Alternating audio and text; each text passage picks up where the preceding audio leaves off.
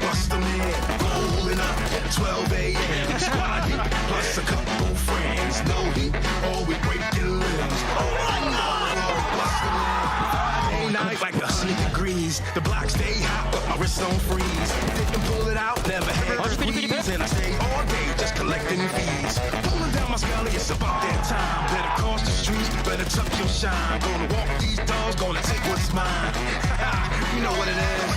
So throw your hands in the air, cause this is what it is right here. You don't want it with us, what you think this was, huh? Yeah, yeah. Rolling up at 12 a.m. Squad heat, and we all brought friends. No heat, or we breaking rims. Open doors, or we bust them in. Rolling up 12 a.m. Squad heat, plus a couple friends. No heat, or we breaking limbs. Open doors, or we bust them in. Bye,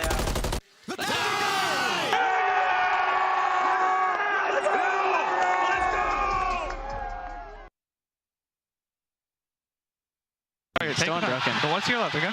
You got this.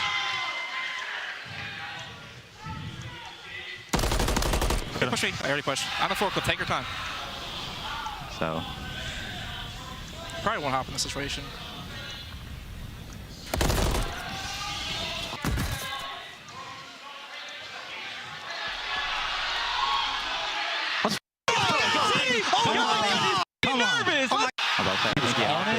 I think he hopped it. Oh, I see that, dude. I couldn't see it either, but I thought it was I thought you'd have my cross there. Welcome back, COD fans. It's day 2 of Major 1, and things are heating up in Boston. After a day of beatdowns and upsets on the main stage, we now turn to the elimination bracket. Today, every match is crucial. Win and stay in. Lose, and you go home. Clayster and the Royal Ravens faced down the former CDL champions after a stunning upset sent the New York Subliners into the Elim bracket. And it's the Battle of LA as the Guerrillas and Thieves square off in a West Coast grudge match. Plus, the hometown showdown. Boston Breach take the main stage for the first time to fend off the surge. Who gets sent home and who kicks off their epic run through the elimination bracket? Find out now. This is the Call of Duty League.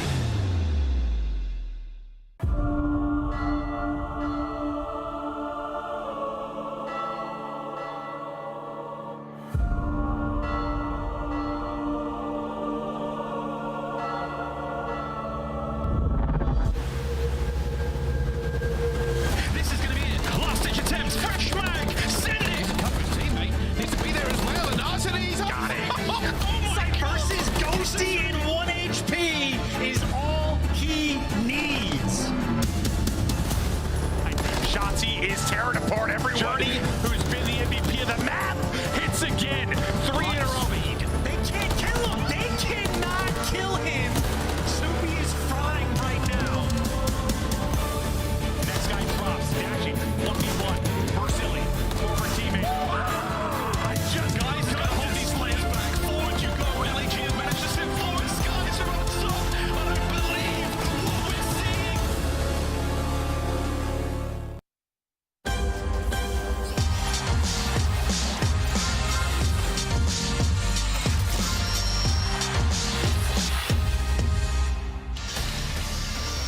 What's up, Boston? Are you guys ready to party?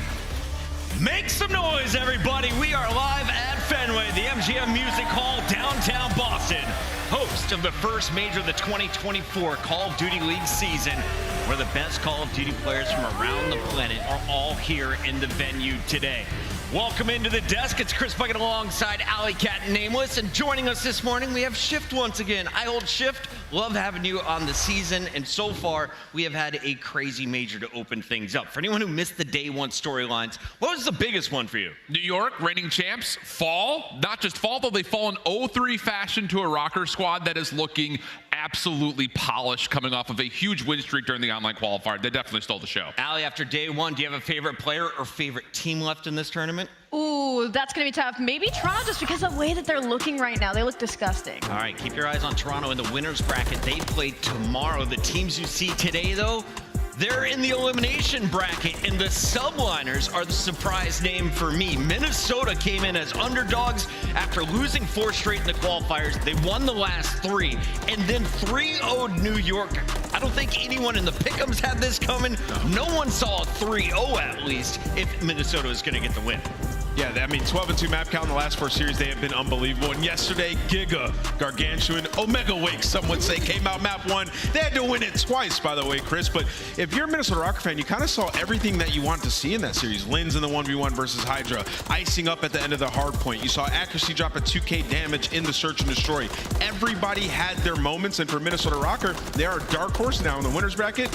Who knows how far they can go? Lynz making an early case for Rookie of the Year there for Minnesota. On the other side, we've got some veterans for OpTic Gaming. They came in against some veterans in their own right for the Miami Heretics, but OpTic, after losing 3-0 online, Allie, they came out and got revenge. Pred able to meme on his opponent vehicle at the end. Yeah, no, it looked incredible. For me, it was kind of the fact of how well Shotzzy turned up yesterday. I felt like he had been pretty silent as far as being Shotzzy goes in the beginning of the season, but yesterday, I mean, he was simply that guy, especially that map 1. I feel like that skid row was so important, and Shotzzy gets the god kill on Lucky that leads him to the 2-piece, which allows them to secure the map 1 win and go up 1-0 in the series. So for OpTic Texas fans, you're feeling good right now. 5th seed moves on to winner's bracket round 2. They play on Saturday, as will Cellium and Atlanta FaZe. They played LAG. This was number 1 versus number 8.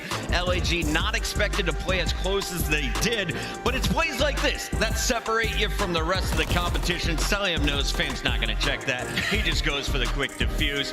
They ruin all the momentum for the Guerrillas and finish the 3-0. And Cell just continues to put up astronomical numbers. It cannot even feel like it's human at this point. Watching him map in, map out, series in, series out, online versus LAN doesn't make a difference. A 1.78 yesterday, which is wild because he actually didn't even have the best KD overall in terms of individual maps, but the guy's unhuman, man, I'll tell you. We have a lot of fantastic players, and we had a number of 3-0s yesterday, but who's on top of the leaderboard? It's this guy, Mr. MacArthur, a 1.31. You look at the next closest, it's his teammate Simp at a 119.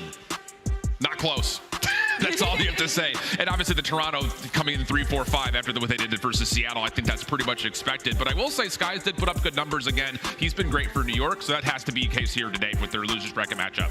Allie, you mentioned Toronto may be the scariest team in the bracket. Yes. They have 3 players in the top 6. Let's talk about the one who dropped the highest KD in a hard point. What did Kleenex do yesterday? He dropped a 4.115. I mean, 17, excuse me. I could not believe this. This did not look like a professional match whatsoever. What joke were you guys making yesterday? It looked like the round 1 of a 2K. Literally. This was absolute destruction. Like, I have not seen a pro team do this to another pro team ever, I think, in the history of Call of Duty. But, like, they're just so confident in each other, right? You see Kleenex, he was sprinting from the start of the round to the end of the round in search and destroy. These team pushes, 4 through garage, up gold steps, and everybody's finding their kills. Like, they are on point right now fundamentally, but also having fun with it, which is terrifying for the rest of the league. Taking a look at some of the numbers for Toronto so far. Which one of these statistics is most impressive? They're getting it done across all the respawns, but their hardpoint differentials are ridiculous. Not only are they the best team in the league at holding hardpoints, but when they need to break, which really isn't all that often, they're also doing that super successfully. So you're dealing with 86 points on average or so per map that they play. That's ridiculous. And I will say, historically speaking, Toronto Ultra has always been really good at hardpoint. They've always been a pretty dominant respawn team. I think for yesterday, the most important map for me had to be the search and destroy, because the search, if they had any strength, it was an S&D, and Toronto Ultra made it look way too easy. It's day 2 of the major. You know it's elimination day. Here is your bracket. We start with 12 as we close the show tonight. Well, we're going to be down to 7 teams. 4 of them will be sent home in our opening matches. And as we take a look, it's not going to be easy if you're already in that elimination bracket. You got the Subliners down there. You got the Heretics. Anything could happen in that Battle of LA. And all of them, of course, are playing for this. The brand new Boston Trophy here at Major 1. 100 CDL points. That's a big jump from the 65 last year. And $150,000 if you take home first. I mean, that's a lot of cold, hard cash bucket. But for all these teams, it's do or die, as they have to go into round 1 elim. And a couple are going to be sent home today. You will see your hometown team, though, at 6 p.m. You're facing a go off against Seattle Surge, who got swept last night. They kind of got abused in that hard point. Today, you got to think Snoopy and this Boston crew could do some damage, Alan. Yeah, I think so too. And I think the thing about this Boston team is that they kind of like, in a certain regard, remind me of Minnesota through their online qualifier. Their SMGs are running, and often they are gunning, but the ARs have been a little bit on the slower side for this squad. Yeah. They have picked that up though in the last couple of online matches, and I think this head-to-head game will really be an establishing point for what this Boston team could do for the entirety of the weekend. I agree, Alan. I mean, I think Boston, you know, they're dark horse in this tournament. They were very close to making it into the winners bracket. Like, they have 2 Game 5 losses. You talk about the Atlanta and the New York series. They also had a very tough schedule. I just said they played Atlanta, New York. They also played Toronto and Miami, right? Yep. So, you know, it's a slow burn with some rosters. I've been talking about it with Slasher's team. Sometimes it takes a little bit for them to get on point. He's trying to teach these young guys. But from what we've seen, Snoopy has been incredible, and this team in Respawn has been solid so far. Search and Destroy has really been their Achilles heel, which I expect to get fixed here in the Boston Major. I would not count Boston out whatsoever right now in this tournament. Keep your eyes on the crew representing the hometown, a squad that has had no luck in their last 4 matches. LAG is on a slide, just 2 wins on the season, but one of those is against their opponent they find here in round 1 of the elimination bracket. What do you see going down in the Battle of LA, round 18? I mean, you can give them that they do have kind of an advantage in this matchup simply because they've played LA Thieves and beat them before online. However, we've been way too kind about LAG. I've been too kind to them, saying, you know, it's just a couple of mistakes. If they just did a little bit of VOD review and, you know, tweaked a couple of things, they would be fine. Well, we're here at the Major and they haven't done any of that. They are still making these giant blunders in these series that are costing them momentum that should just never happen. So for LAG, they have to really show us something special today in this series. Big shout out to our stats wizard. 6-1 is the total score in favor of the Guerrillas. That's across all of the rosters, across all of the seasons. And this is what happened most recently in MW3. Yeah, I mean, well, you would say that this was sort of before LAG hit their regression. You know, I agree with that. I think everybody's been a little bit too kind to LAG, but on the flip side of that, LA Thieves have also been very bad, right? They're 1-10. You guys heard me, 1-10 in hardpoint. That is unacceptable, and they're going up against an LAG team that has not been able to win Search and Destroy. So, I mean, statistically, in almost every hardpoint statistic, neither one of these teams are very good. So this is really a battle of the worst teams in the league, but we'll see, man. Some teams just need that spark. Top 8 gets paid. That's all the motivation I need. You win here, you are guaranteed cash, and of course, more CDL points. And we get our first opportunity to score points if you are the Subliners and Carolina Royal Ravens. That match is kicking off here at 1:30. A quick commercial break. When we come back, we'll break down the battle between the world champions and the oldest remaining player in the league. It's Clayster and Carolina coming up next.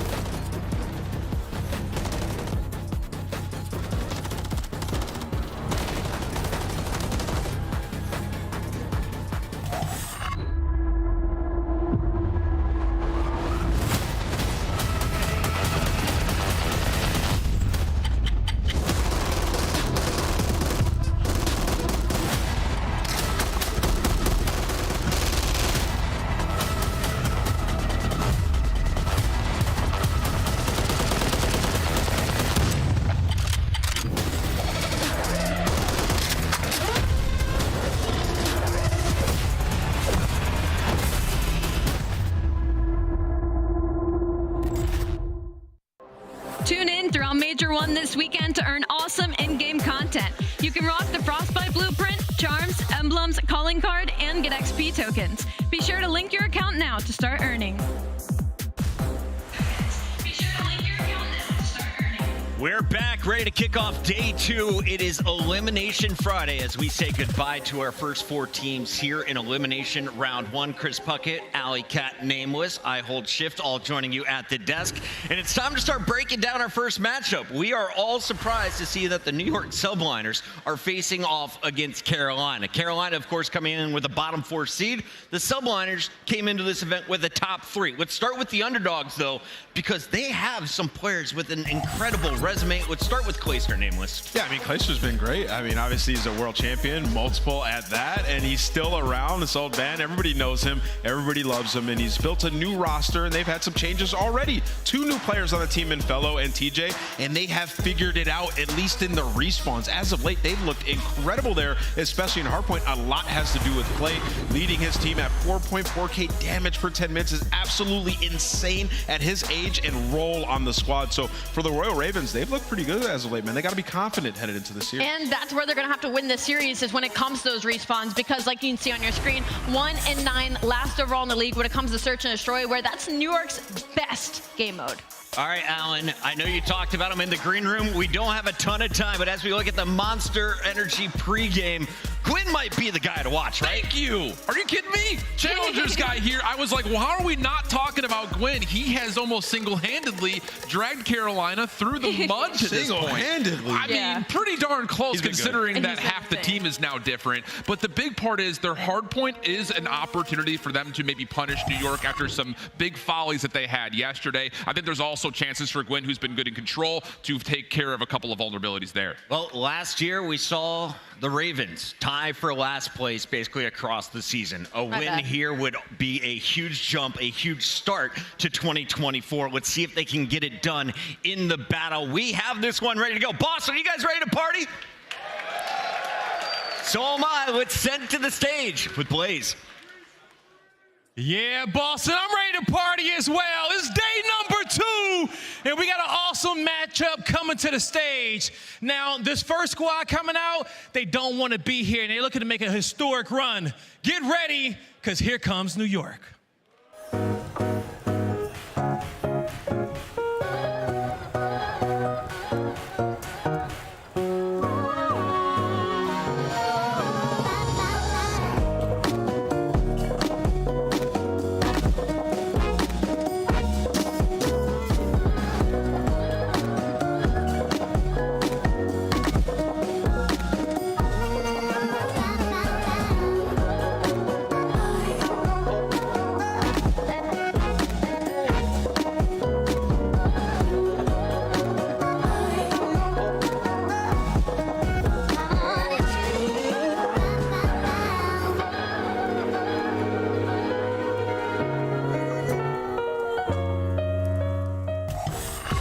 Boston, get loud for the New York Subliners. We got Kismet, Simp, Skyz, and Hydra. The dog pound looking to get it done. The New York Subliners. These are some world champions on that stage, and you got some big guns and some damage dealers, but it has not translated to respawn success. They have to put it together here, and they need to justify making a roster change after winning a world championship. They need this dub. Let's bring out their opponents.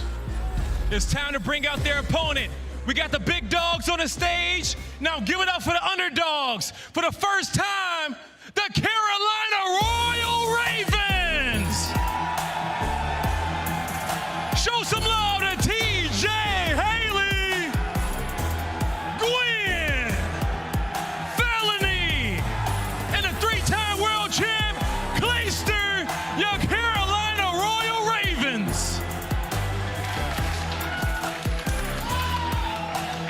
Just a couple of vets and a rookie. They are not new to being in this position, starting in the elimination bracket, but I'm sure they were caught by surprise to have the world champ standing on the other side of the stage. Carolina Royal Ravens are looking to upset, and they have to start it here. Let's get it started, Blaze. They definitely do have to start it here, Allie, and I can't lie. I got the biggest smile on my face to kick off day number 2. Boston, you ready? Merc, Maven, let's go. Here we go, baby. Listen, you got to hear it right there, like the Clay effect, right? Like he is gonna get this venue behind him. You heard the boos right away. It's like New York was coming out. Well, we are in Boston. Yeah, we're gonna boo. We're gonna boo New York. That's fair. That's fair. But like the Clay effect a little bit, like even when he was on Legion, now he's on Carolina. Like the fans are gonna get behind him. Seems the way they're leaning. Yeah, I mean, listen, this is probably not who they expected to meet in losers round 1. It's always tough starting in losers. We're gonna take a look at our maps and modes coming into the series. I mean, listen. Worse right now if you are a Carolina fan. A couple of Karachi respawns, which with this newer roster, you've looked pretty good. You've beaten LA Thieves on Karachi Hardpoint. Karachi Control, you have beaten Atlanta FaZe. That's what Clay was popping off The question mark is going to be around the search and destroys. Invasion, search and destroy, New York has not played the entire year officially in a match. Now, if it does go to a Game 5 high-rise, that is where they have looked so darn good. And for our Monster Energy pregame for the NYSL, the respawns have to be better, right? 5-8 since the break, 1-4 in the last 5 map number ones, and then staying strong in their search and destroy, especially on attack. Their S&D has been their savior throughout the year. It needs to be the savior right now because this is a team that make a change. You know, the whole pack-a-punch thing we hear, you know, you're coming off a champs win. They want to get better, be able to hang with the likes of the OpTic teams being made, the likes of Drazah going to FaZe. They want to be able to pack-a-punch and deal with that. You get 3-0 bopped on a Friday. I'm already starting to think, where's Priestahh at? I mean, Simp has had that power. He has been that guy at times. A couple of matches, but not yesterday. Yeah, exactly. And like, you're not getting wins. Like, you got to come out here and answer back. Like, I feel like this is a test. This is a massive test. Yeah, I think honestly, what the best thing for them is their search and destroy. I think the confusing part is kind of map number 3 for me. Their control has just been so off throughout this entire year, and that was one of their strengths last year, right? But behind the SMG duo of Hydra and Kismet, it just felt like they always found so many openings. Well, how much do you put it to the title, and how much just the team change? I think it's a bit of both, no doubt about it. Gotta be. Well, we get ready to go. I already hear the "Let's Go Clayster" chants in the venue. Felony on the squad now. Gwen been looking so strong. TJ back in the mix. And this Carolina Royal Ravens team, Joe, for the last couple series we've casted for them, they have come out and fought. Now, they've gotten to a map 5 each time where they have fallen short, but they've been playing people tough. The respawns have looked good. We'll see if Felony and the lads can get going early. Yeah, well, just get going early. It's exactly that. Clay with 2 kills, Fellow looking over him. And I think what Fellow just does to this roster, he brings a calm presence on this stage. We hear it in the comms. Keeps everybody, hey, let's stay focused here. Doesn't get overexcited. And I just think it helps someone like Clay, right, to have that balance on the team. Because Clay is the absolute complete opposite. He is playing with so much hype, so much energy. And you know he wants to beat Hydra in the subline. Well, and he's just one of those guys, dude. I've said his whole career, one big play away from just throwing a game on its head, just completely shifting it and going nuts. And speaking of going nuts, it's Gwen with the pistol. That is banging right now. MCW into the mix as well. 3 in a row for him. Clay was on 4, 5. Finally, Gwen's gonna get shut down, but the pressure into the hard point here, looking to rack up some time early. I mean, this is just like, you know, you're controlling, sort of be control, but Simp and Skyz with the MCWs, that is 3 in a row. So a chance there for Carolina to really build this lead. But New York, a team they ain't going to land. It happens to the best of us, even our pro players. Does look like TJ's able to sneak on through.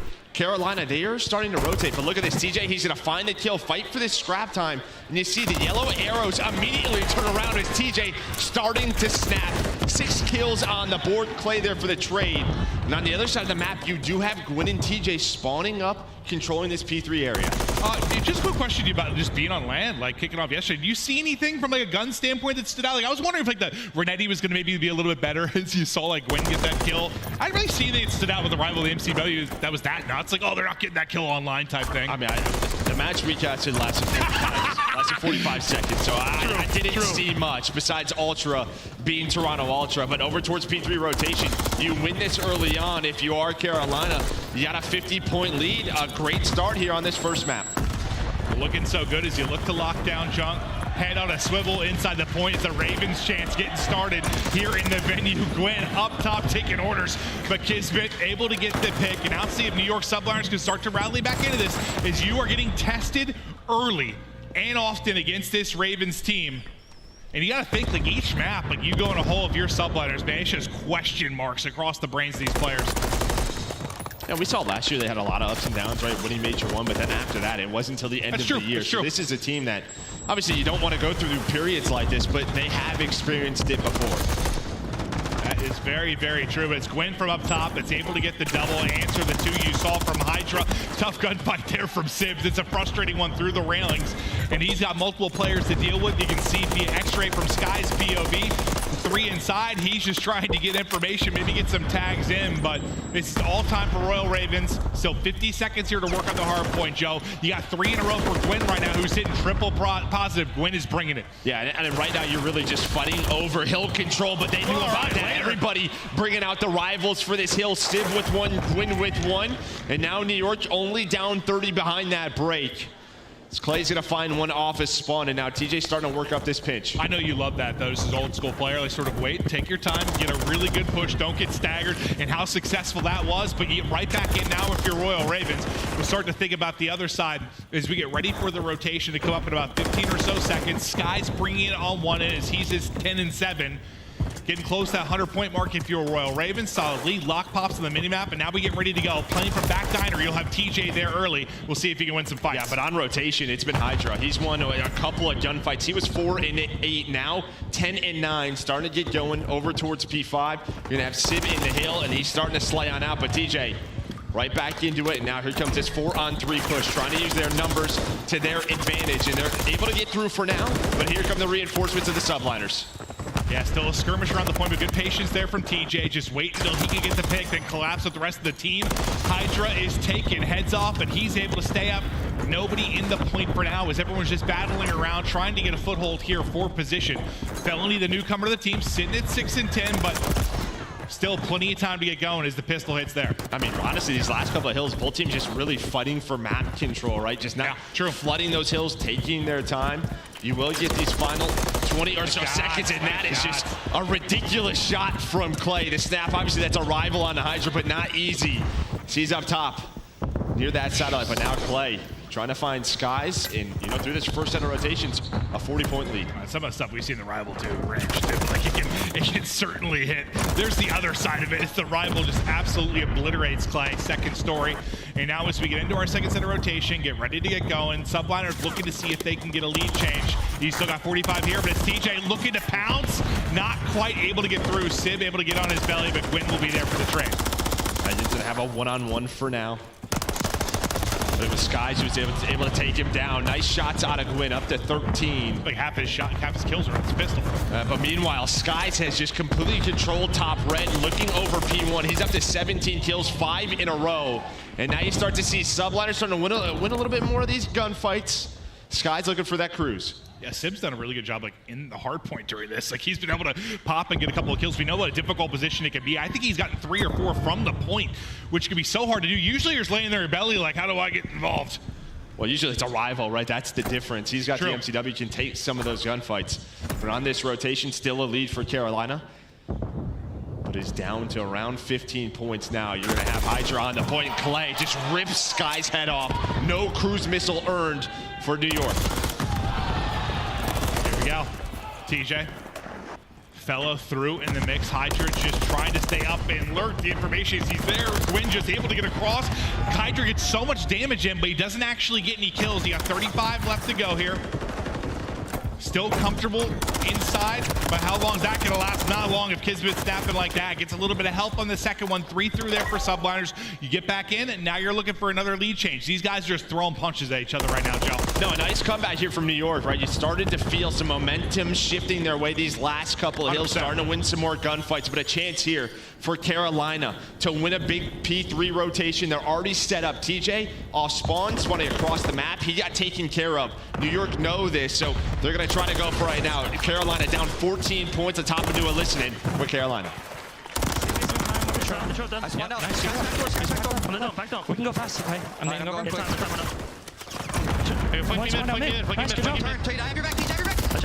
I'm getting your back right. He won't Take this time. I have your back right, bro.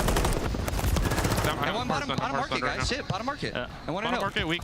He's getting on market. Market, It's a huge 30, guys. On time. Market 1-5. On time. Market. There's 2 on time on me. Let's go on time. 2 on time. Make sure we roll, guys. Yep. 2 on hold. It was Kiz and one other. Kiz and Sip, I think. Kiz dead at all. He's on me post pillars. He's going to open. Top new. Top new and old. Last 2. Paco dead top. Top new. They're going to spawn diner, no? Yeah. Diner. Yeah, so Skyz it all. Alright, we're good. Alright, I'm in new. I'm They going played top. mid last time. They're trying to one me. They might hit it quick. I heard. I'm trying to get you. Yeah. They stunned open the doors. I naded it. I'm holding your top. Our pinch is open. Trust the nade, bro. Our pinch is open. I'm trying to get pinch. Okay, I'm just holding our top in the corner. I don't Whoever's top 3. Yeah. Yes. I can look back door. He's on me market. He went top market, Skyz. Top on me weak. And back door. Top, challenge. I spawned right. Top in. Top market. He has a trap bridge. Top drop down time. We spawn P5. He's top 3rd or something. Top trips, Skyz. I kill trips, maybe. Paco's yellow card back alley. Paco's yellow card back alley on you. Back out. I'm one shot split.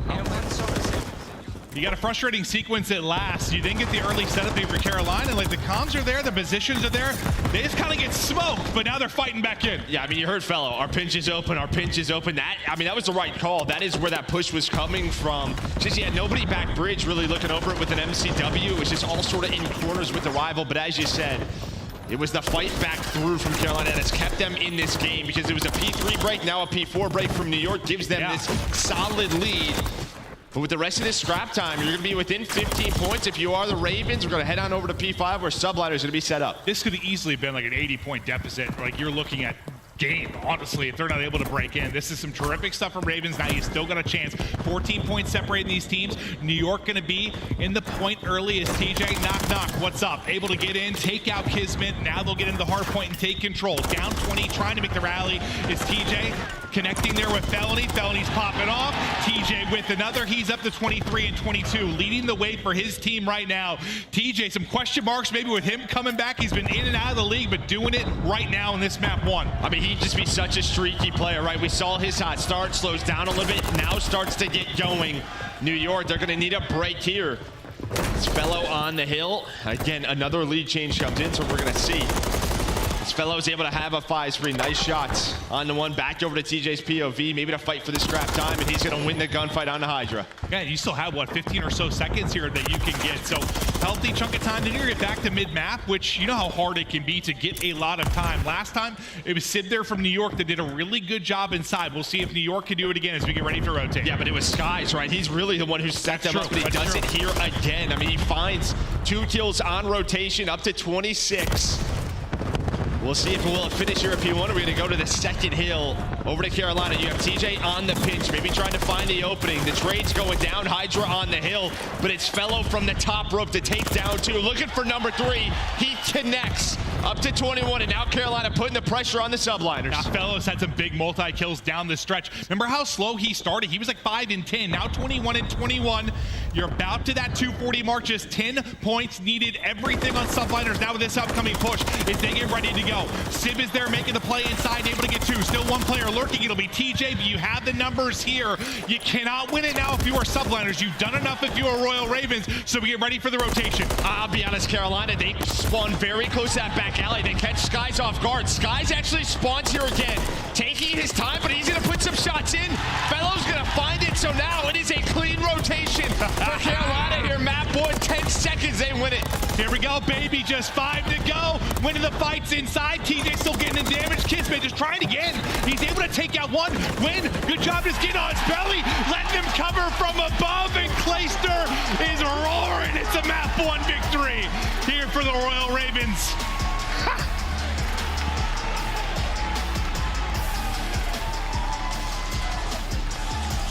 This is what we talked about with this team. They have looked solid since adding Fellow, since adding TJ in respawns. Yes, in respawns. Yes. They have looked solid in it, and they continue here. I mean, you know, again, they beat LA Thieves on this map, but just a great job. They get outslayed, but they kept it messy, right? It just felt like there was a lot of times New York playing for certain map control, just never really found it. And then someone like TJ at that P5, able to just walk on in, get a couple of kills, and that setup is gone. It's a 12-point win.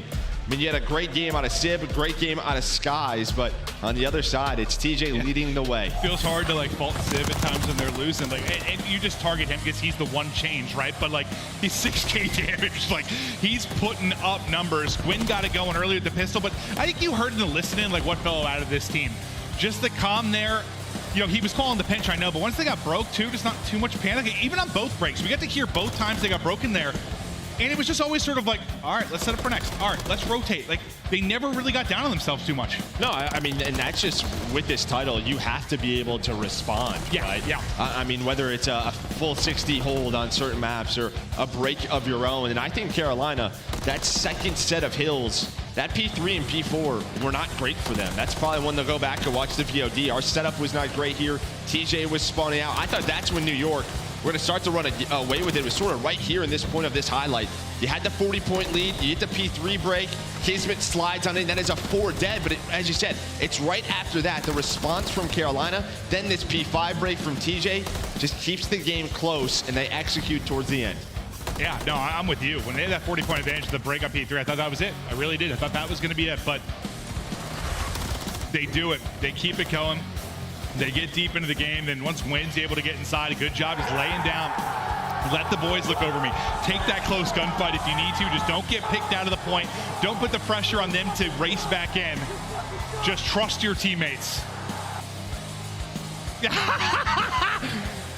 Oh, I think I clearly heard what he said there, Joe. He had some thoughts about the Subliners. Yeah, well, now the problem for them is we're going to a search and destroy in game 2. Again, the search has been fantastic for New York. You're going to an invasion, though. You have not played this in an official match, right? So Carolina trying to find something, and Carolina, with this new roster, they are 0-4. They've gotten to a couple of game 5s, just haven't been able to execute. Yeah, I think we were chatting in the green room. One of the guys, I know they talked to a fellow, but it's like they haven't really got many search and destroy reps, right? It's like we've got like one scrim. Yeah, I mean, just focused on respawn for now, and they're just going to wing it. I mean, some great S&D players on this team. It's just you're going up a juggernaut in S&D. How does it change, though, for you, like, once you get the land? Anything for search that's maybe going to help you a little bit? I mean, I think a map like Invasion, Search and Destroy, one thing that's tough for them, there's no VOD to really hard counter New York, kind of the way they like to play it. But Invasion is a map that we've seen sort of on offense, sort of taking it slow, trying to find a pick.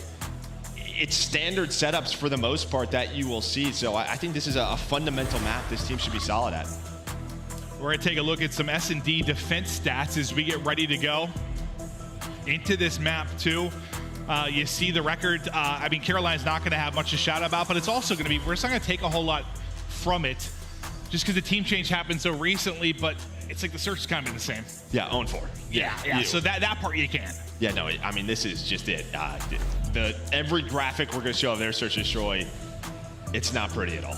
But the good thing is you said, like, haven't played it in the official match, so probably in the early going, it's going to be, I don't know, who might catch somebody off guard, and then as we get deeper into it, who's going to make the adjustments? Yeah, no doubt about it, right? And yeah, we'll see if New York can kind of bounce back. You feel like you go down 0-1 in the series after getting 3-0'd. This is when you need guys like Kismet, the leader of this team, to stay locked. Because it feels like, we saw it all last year, when he is playing at his best, he's the X factor. This team does not lose. Yeah, and he just hasn't really been able to get in that rhythm often this year, it feels like. And I'm not to take anything away from him as a player, some of how this game has been played, like how it is right now at the MCWs. Yeah, that's still play. Tough. It is, but like I agree with you. He is the X factor 100%. When that guy's taken over, it looks like aBeZy on the map. Like they are so frightening.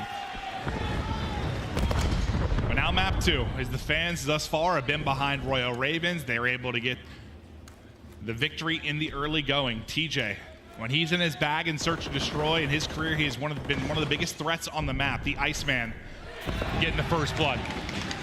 No, Observer teams should be a little mad about that one. Yeah, I was speaking it into existence too. Yeah, we were on his point of view, and you had this very aggressive setup from Kismet and Skyz inside a cafe, and you saw the crossfire come in from Skyz, and then Kismet just wants to make sure nobody was getting aggressive. He gets caught, but the trade's gonna work on out now. Clay is all the way through the defensive base, and he's gonna find a second one.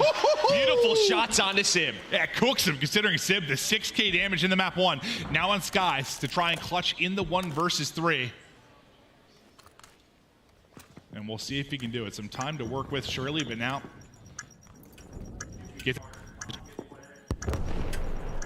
to work with, no stun, so every gunfight did be straight. We know how difficult it is on this site. It's just DJ with 2.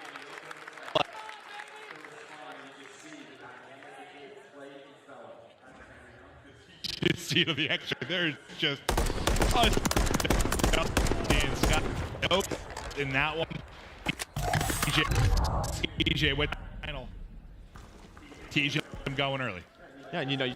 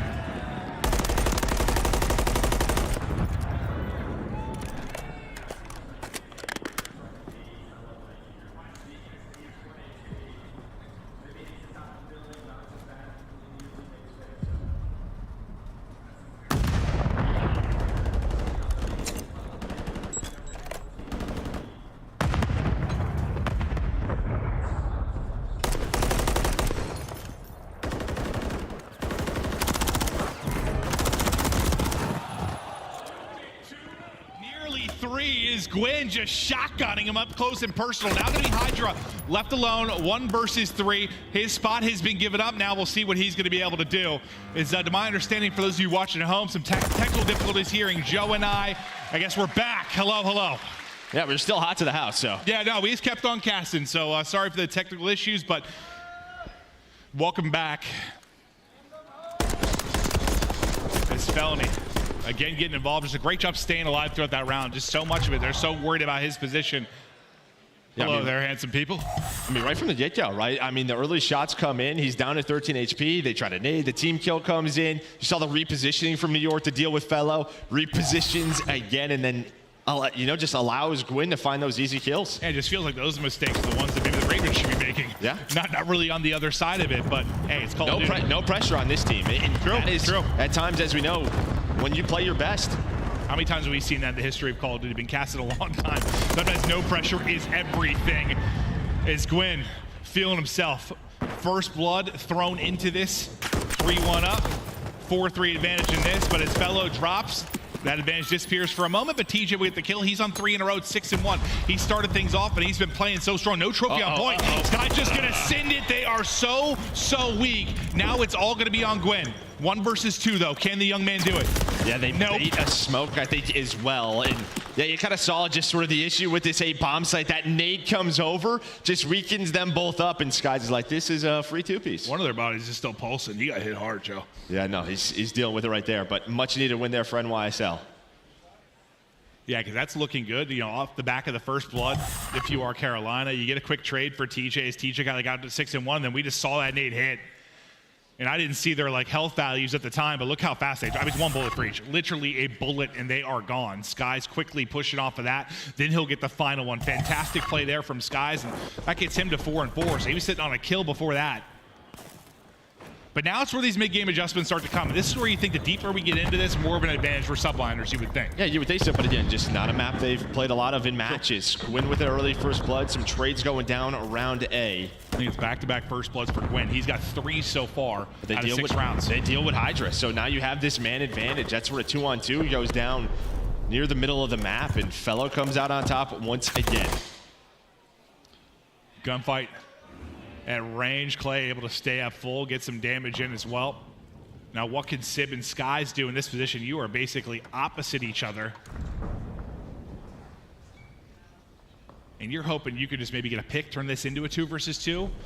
But plant your feet right now if you're Royal Ravens. Just don't give up. I mean, this is where he's had one of those bad deaths, right? Like, don't give him a one-on-one without a trade. Yeah, I mean, I was going to say the one player maybe to focus on would be like TJ, right? Because we've seen that solo player around Broken. When they die, they typically lose a round, but they heads up over towards the A site, and that is just where Fellow has been consistently. He's been so darn good. Even that right there, just finding the info. Clay with the stun gonna hit and the pre-fire. Here comes the rest of the team. Fellow with another one. Sib's like, I'm going through it. The Ravens are up 2. I mean, Fellow, we know how impactful he's been at Search at times in his career. This is just a little bit different. He used to be the guy. It is just flying up mid-map, you know, call him Mr. Mid-Map at times now. A little bit slower, but still, when he needs to make a play, you know he can do it. Yeah, but making a play with this team, finds that 1 kill with the crossfire, then gets the info, just a nice little shoulder. And then that stun just immediately in Sib's pocket. That's where you're like, I'm dead, boys. Yep. Up 4-2. Again, 3 in a row for Felony. You got 3 first bloods on Gwyn. You're winning the first blood. We're 4-2 right now if you are Carolina. And TJ's maybe looking for another. Not going to happen. Gets a wee bit aggressive. Players on both sides. Sets one up for Sib. Sib's second first blood here in our map 2. Yeah, when trying to get aggressive, but you had the crossfire set up. So Sib able to give that call out to Kismet. Play though, able to bring it back. And Fellow, they get a little bit too pushed forward. Give a couple of 1v1s up. And now from a 4-on-2 into a 2-on-2. Kismet though does not matter. He's gonna take the gunfight. Give them man advantage now down to Clay. 1-on-2. And this fight can be this fight's hard. Has the read. It's like if you hit your shots, they're all gonna be headies, but he hits them all. So tough. I mean, heck of an effort there out of Carolina, because you turn that into a 2-on-2. up. A nice early round start for the Subliners, but as you said, you see the players talking through it, what they want to do. Especially offensively, the Subliners just trying to find anything right now. Yeah, no, 100%. You took a little bit of a gamble there, maybe if you're Carolina, and I mean, keep them honest. I'm with it. Still got the advantage right now. Felony leading all players at 7-3. Who's going to step it up for Subliners?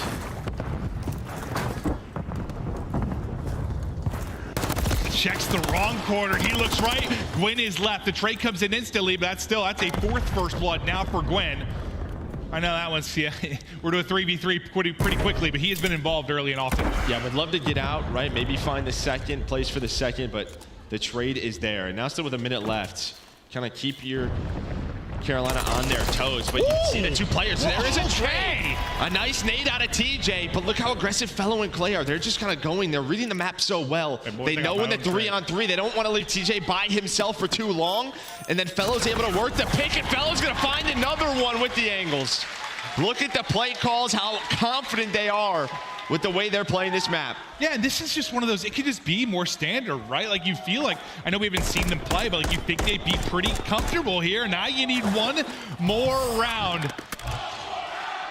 Can Carolina go up 2-0? Can New York win a map this event? I don't know.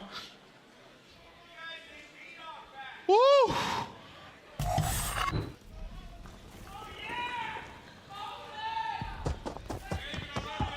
I love you too. Here we go.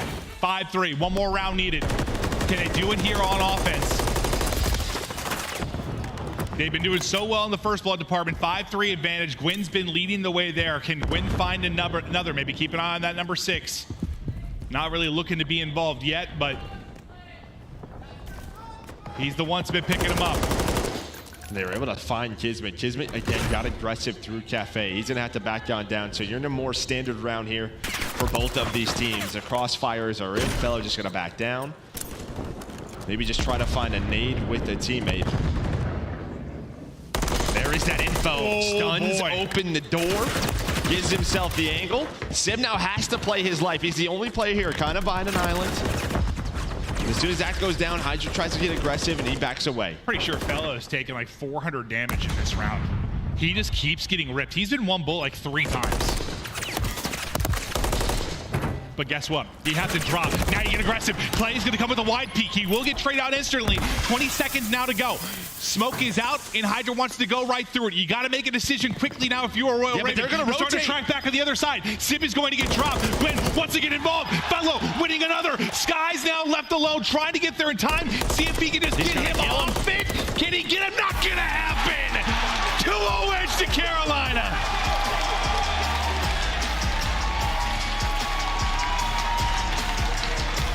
And that is just understanding the map that they are playing. How much time do we have to execute? Right, we saw the smoke go down. Hydra's thinking this is an A-hit no matter what. Simp has been on an island the entire round.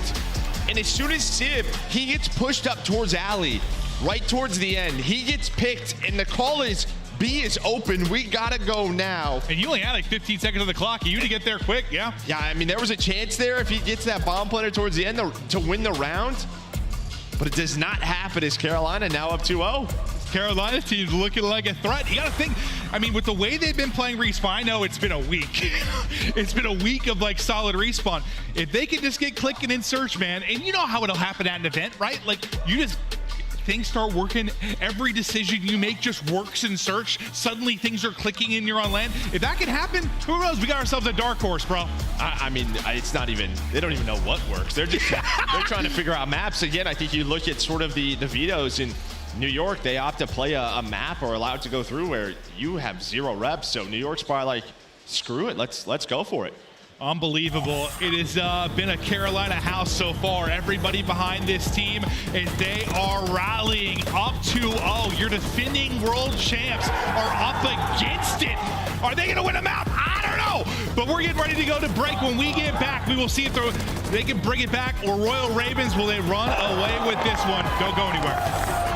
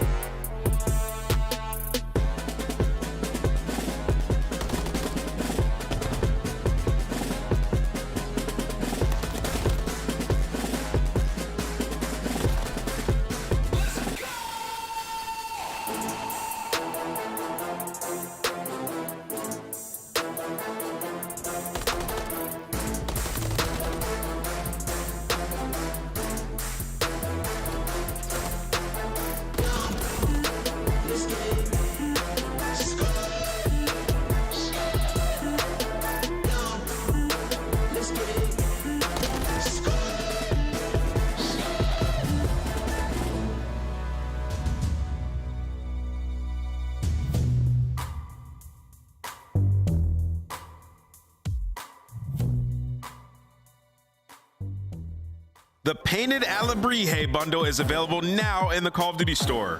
Inspired by the folk art of Oaxaca, this stunning bundle offers colorful, vibrant, and mythical items you gotta check out. Start the season strong with the Call of Duty League Pack. Grab yourself the CDL Operator, Weapon Blueprint, and so much more. Check out the Call of Duty store in-game now.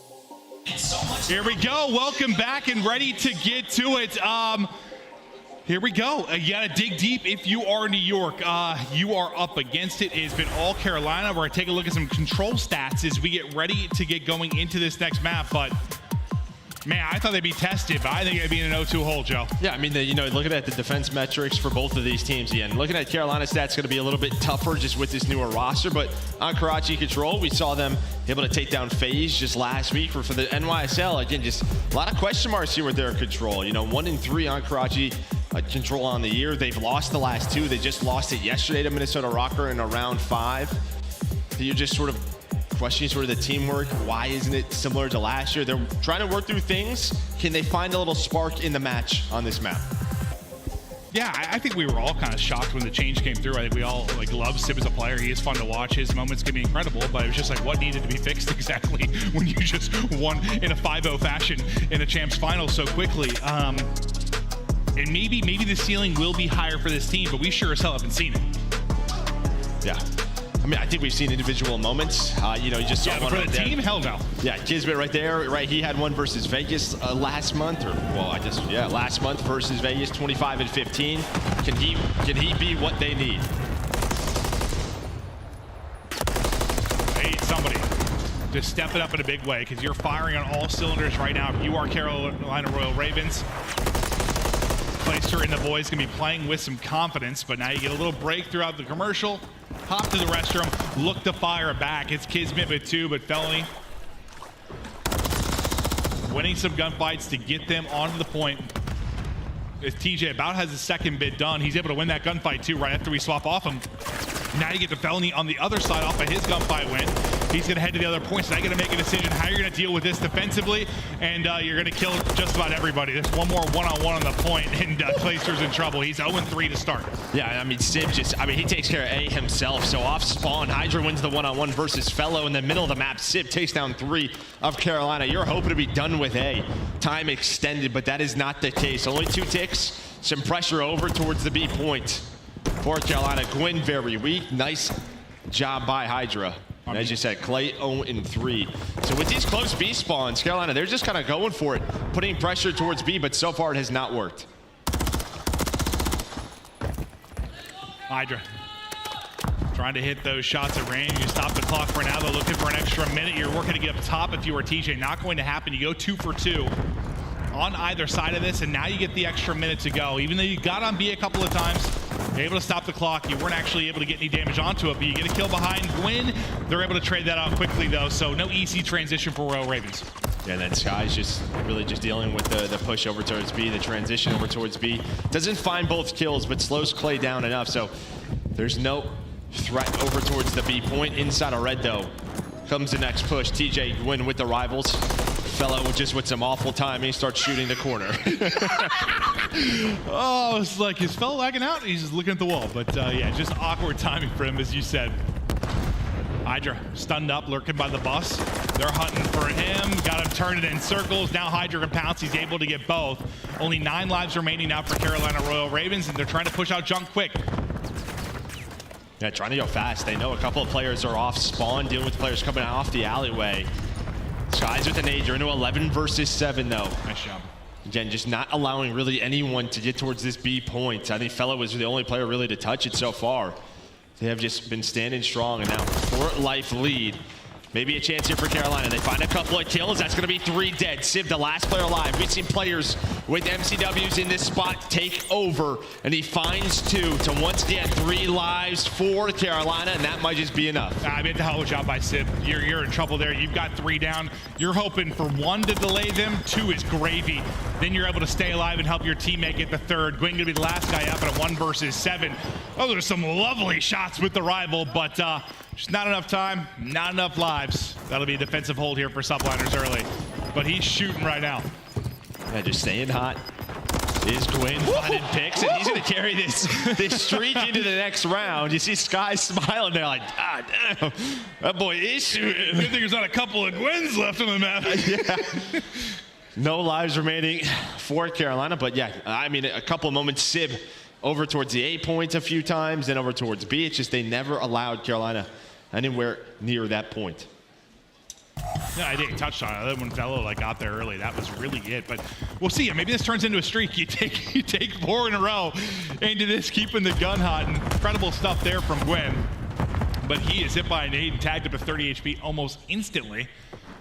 Able to get back to full, and the snapback is there. That's going to be a tough one, though. The trade is there. Simply too many people for Gwyn to deal with, so no streak going to be coming into it. You saw what a great job Sib did in the hard point from that position. This time, not going to be up to the task. His Clay's just trying to get going. He looks a little flustered. He's 4 and 10 right now. He's got to step it up. And this is a map we saw online versus FaZe, where he just completely took over, right? I mean, it was like prime Clay. Did he start a little slow, and then he had a big play and really heated up? Just really heated up. But we'll see if he can find that momentum and get back on defense. Maybe when things start to work over towards B, maybe he can play that sort of Sib role. But right now, speaking of Sib, he is starting to cook. Another play on the objective for him, and this should get A done.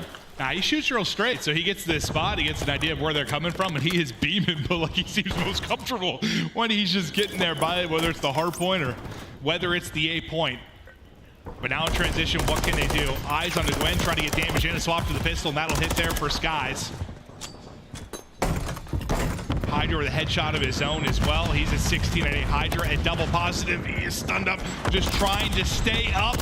Hydra not quite able to take down a third in that sequence, but still significant stuff done so far within this map too. Yeah, the problem is though that one player was Fellow, right before that death. He was the last player over towards B on the transition. He found no kills. That's when Hydra was able to win a one-on-one. So all of this is given to New York, right? They deal with all Carolina off spawn. Now you're gonna have 2 players on the point. They are dominating this round. The poor Clay's in a body bag right now. He's 4 and 15. They have not been able to unlock him at all within this one. You're onto this quick. Last point to go. It is a fast one here. It's New York. Maybe finally coming alive. And we've seen this at times from this team. Once they, I don't know, just find that emotion, realize the scenario. Like, hey, we are down 0-2, about to be out of this tournament. We got to get angry. We got to get pissed off, whatever it is. Starting to play with some fire. Maybe we're finally starting to see it. Yeah.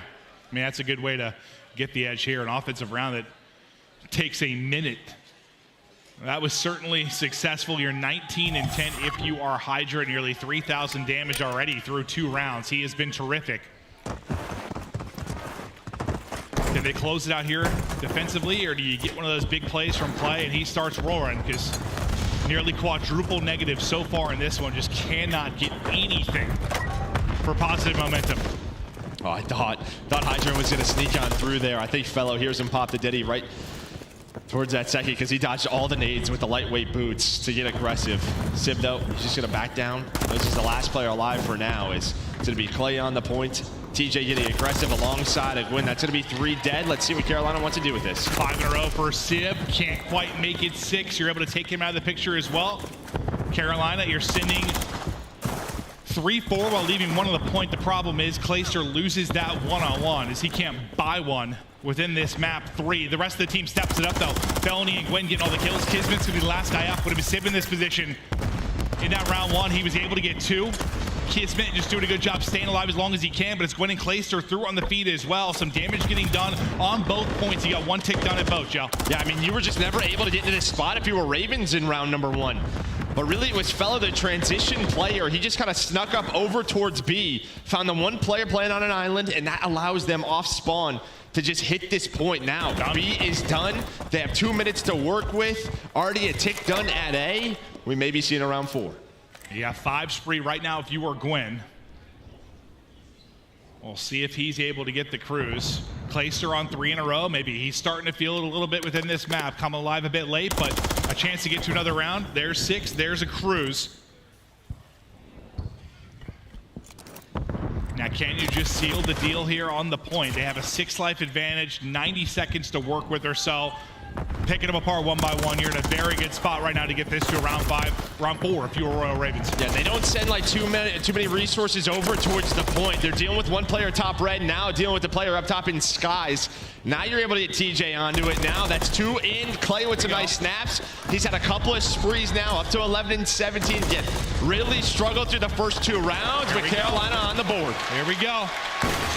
And I think that's huge too. Like, even if you don't end up winning this map 3, just to fight back a bit. Like, just don't give an easy one, like a quick one to New York, where there's like, all right, boys, here we are. We're back into it. Let's slam these guys. Like, make it competitive. They've done just that by getting it to a round 4. And I just love the way Carolina set up that play over towards B. Just leaving one player on A, just thinking, you know, having New York think, all right, they're going to go for A. That's where they're going to finish, and then they're going that offense. But they sent Fellow over there. He's able to find the kill.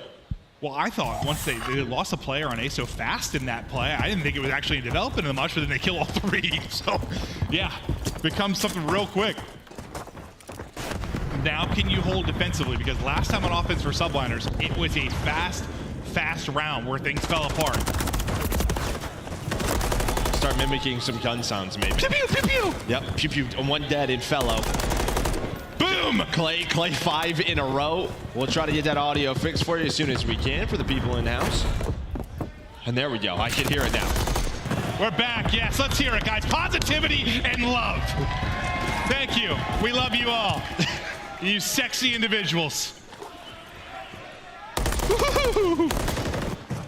Simp with some nice shots. Skyz hanging out. And you can see Carolina, they're just like, let's just not give up B early on in this round. Kind of what we were able to do last time through. Yeah, keep it a little bit cleaner. Off the capture today. Second bit of progress is done. Kismet patient with the shots there and able to take it and just able to get away with 12 HP. As he's going to start to maybe work over towards back alley. Holding that was Gwyn for a second, but now some awkward time as they're going to ring around the rosy. Gwyn's going to need some bad timing. This is actually not great for Carolina because Clay's going to have no clue, no idea that where this player is. And Gwyn off his spawn, maybe thinks, all right, Hydra's the first player through, but here we go. Kismet, he's going to be onto the point. That is going to be 3 dead. Nicely done from the Subliners. Last player forward's going to be Fellow. Clay spawns like in Hydra's pocket. Able to get the pistol out and get the kill. Bit of progress already to be done, just trying to get over the dumpsters. Gwyn's gonna call the streak in off of this. Simp is at top bus. Trophy's gonna be able to eat it as he will stay alive. Getting back to your spot is Kismet, but he's gonna get cut down. You are in trouble right now. You've got to get a clearance around the point.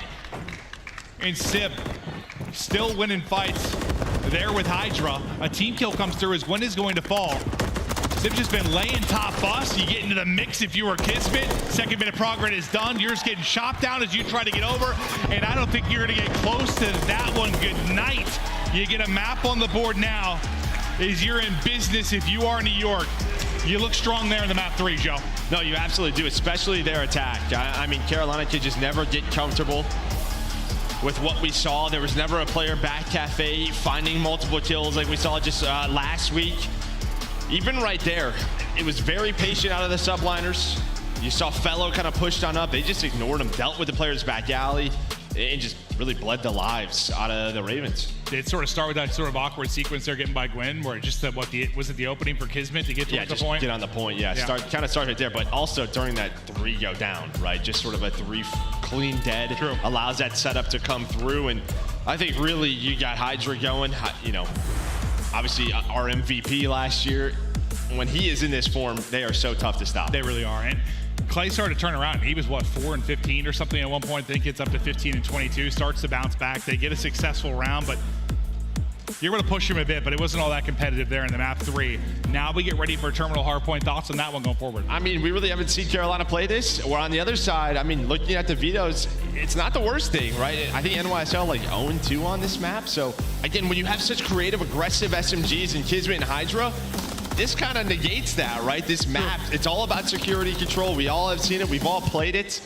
So it just doesn't allow them really to make those kinds of plays that they want to on the map. It's pretty rare. You don't know where people are when you're playing Terminal Hardpoint. Yeah, you know where they're at. Yeah, you usually know right where they're at. It's just a matter of, can you win the gunfight? Can you use your utility? Do you got a trophy? Have all the little intangibles, but yeah, just making those individual plays where you get lost, you finesse, you do some wild stuff. Just not a lot of playmaking ability here.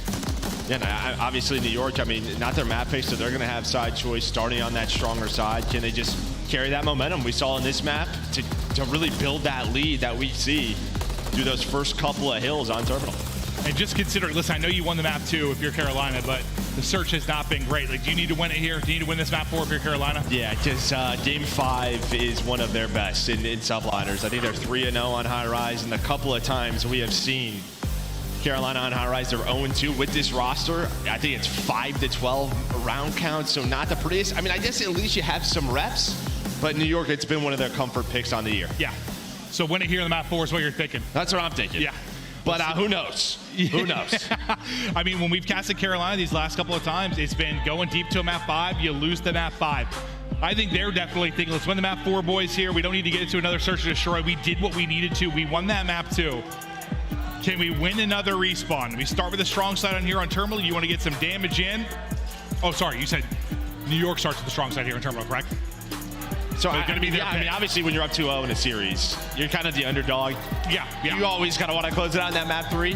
But, I mean, the fact is damage is done. You're up 2-0, right? Yeah. As you said, kind of damage done. Let's just get this over with. That's what you're hoping. We'll see if they're able to do it. We'll take a look at the hard point metrics of where we have been sitting. This is coming into the match for the last 3 maps, and I think you see there where it's turned. You know, if this was going back to the beginning of the year, that margin's probably now a -2.8 to -50 or something when you're looking at maybe the hard points earlier on. But as of late, they've been so competitive. They look so much better. Clay, TJ, Fellow, these guys have died it back, looking like prime time in their careers and moments.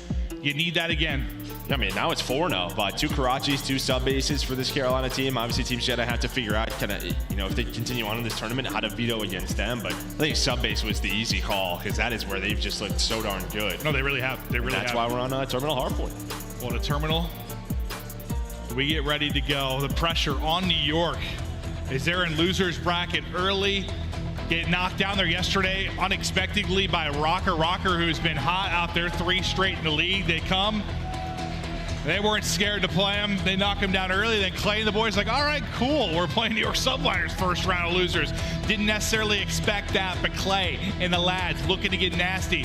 This is Mr. Map 4 with his 31 and 23, 1.35 KD that he was able to put down against Atlanta FaZe. Can he do it here? Map 4, Terminal, underway.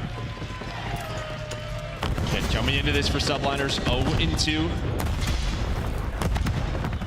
On Terminal Hardpoint.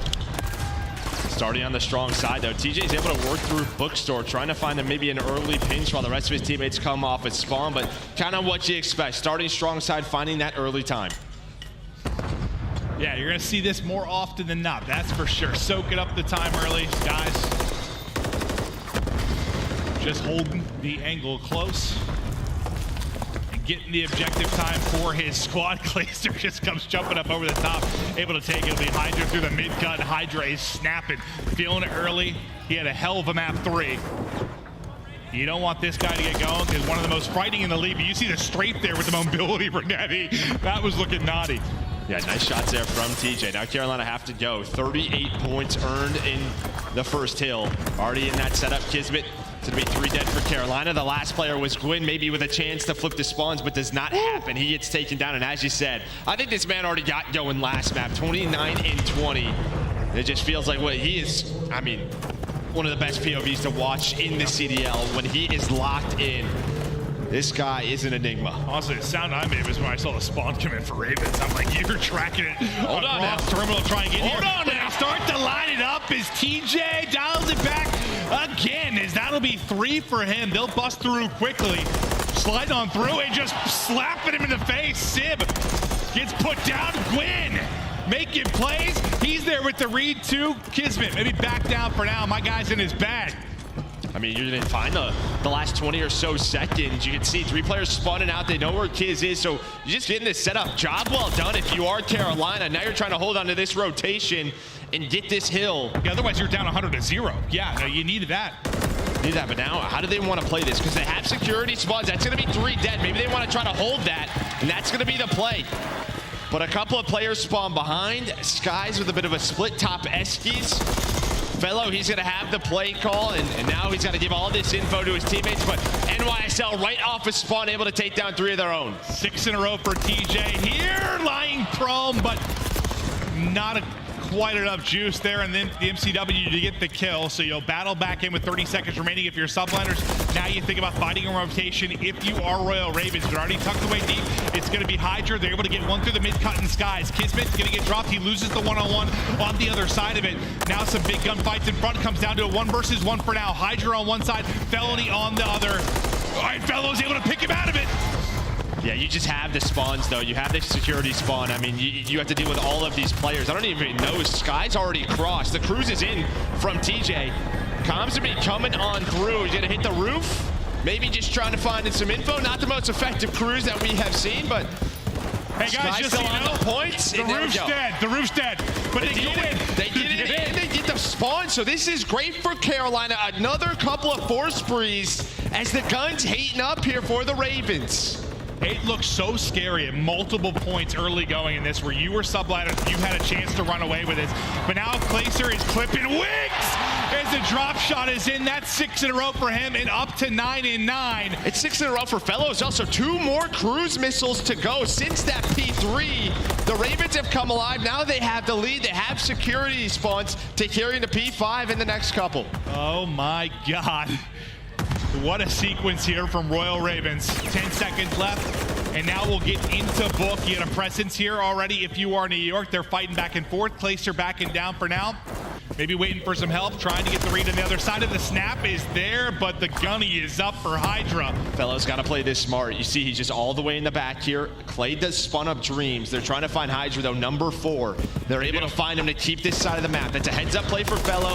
Very calm, again, just waiting for his team, and now they are going to go. That is a veteran play there from Fellow. Hydra right off spawn, right back into the midst. It'll be Esky's side here for Subliners. 20-point advantage for Royal Ravens. The streak is still going for Fellow. Still on 8 in a row, locking down book with TJ.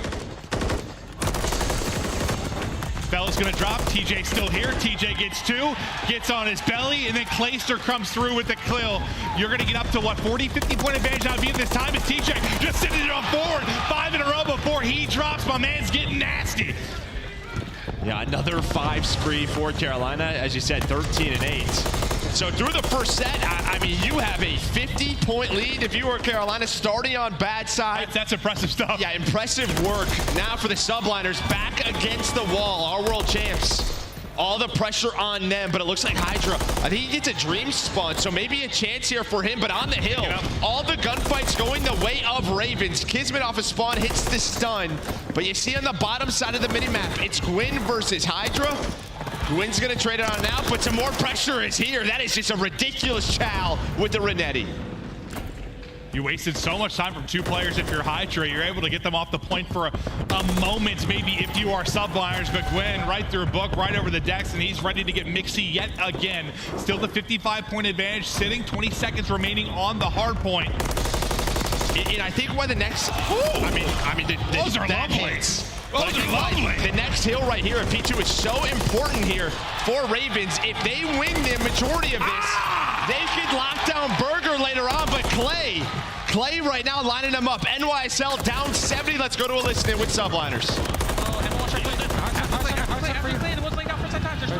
I spawn plane. Yo, 2 elevator, 1 time. I don't see him out. I spawn D plane, bro. He spawn in plane.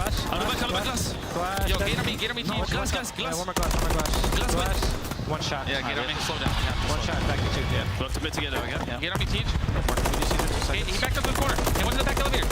And one's close right corner on me, Teach, in the hall. Close right. I stunned it. Guys, good job. On time.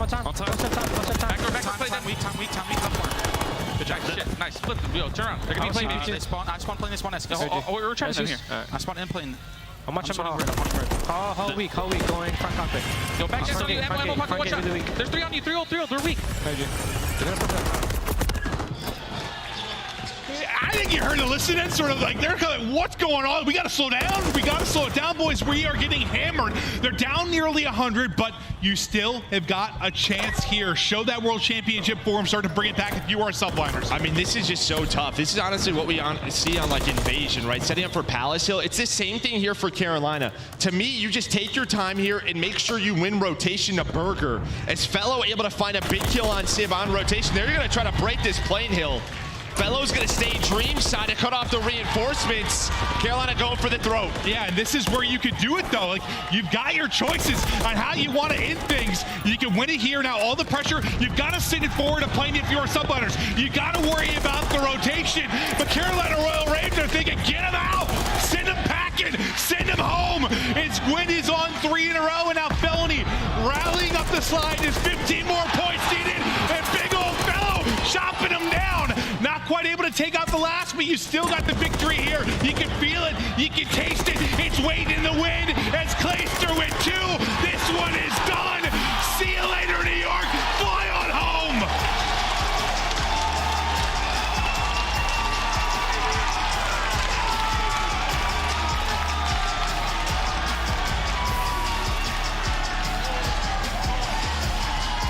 Did not see that coming. I feel like you and I kind of did in a way, though. Like, we've been casting Carolina so much since TJ came in, and like they've been so close, right? Like, they push it to a map 5 and lose. They push it to a map 5 and lose. But like, we're watching this team improve. You're watching them improve, and now you get to land. There we go, baby. Woo! This is just losers round 1. Yeah. I mean, everybody in the crowd just happy we got to see a map 4 on the day. Hey, we didn't have to restart either. Yeah. What do you know? It's all about the improvements, baby, for the Carolina Royal Ravens. And on the opposite end, NYSL, some big question marks heading into stage 2. Because, listen, online, was it shaky at times? Absolutely. But nobody expected them to go home and lose this round 1. World champs pack a punch. You're looking at the world chumps. Like, you just, I don't know what you are right now. And I know last year they had up and down moments, but double bop, you win a map? Yo, Priestahh is in the back like, well, he's in losers round 1 too. True. Yeah, he's focused on his game, but this game flow, I just think the early start here for Carolina, starting on bad side, you see P5 being up 50 points. You are in control. What it does for the rest of that game puts all the pressure on NYSL on a map where it is just so hard to be creative. And we saw 5 spree after 5 spree, multiple streaks as Carolina get us to losers round 2. Yeah, we got 2024's sexiest man alive on stage. Let's get it to Clayster. Thank you so much, Maven. Boston, give it up for the Carolina Royal Ravens as they send the world champions home in their debut matchup on the main stage. Clay, how did that feel, man, with the squad? Felt good, man. I mean, obviously coming to LAN, getting our first win as this squadron, I mean, we're getting the momentum going. Exactly, and as getting that momentum going, you're getting more games in with the boys. You guys just hit that recent team change. How does it feel to be playing with them, and how's everything coming together? Everything's coming together pretty well. Fellow's doing exactly what we need him to. TJ's going off. Isaiah's playing like Rookie of the Year, and I've finally elevated my gameplay a little bit to where I can kind of keep up. So it's all just gelling right now. Every day we get a little better. You know what? You speak about elevating your gameplay, and did he look good out there, Boston? What's the secret, man? What's going on? Is it the new game? Are you just in love with it? Yeah, I don't know, man. Maybe it's this crowd. I think this crowd definitely got us going a little bit. We got a little crowd buff. I'm down with that. I'm down with that. Well, talk to the crowd at home and buff these guys up a little bit more. What you want to say to them as you get ready for your next series? Hey, that's just one. There's a lot more coming, boys. A lot more coming, and that's going to do it for me and Clayster on the stage. Chris, take us away. Clayster, in his 15th season, has a fan base no matter where he goes. And the Royal Ravens, who had basically no fans in the chat, they won't shut up in the chat right now. World champs are done, and here's how it happened. All of us predicted this on the desk. The Subliners, the world champions, were going to lose.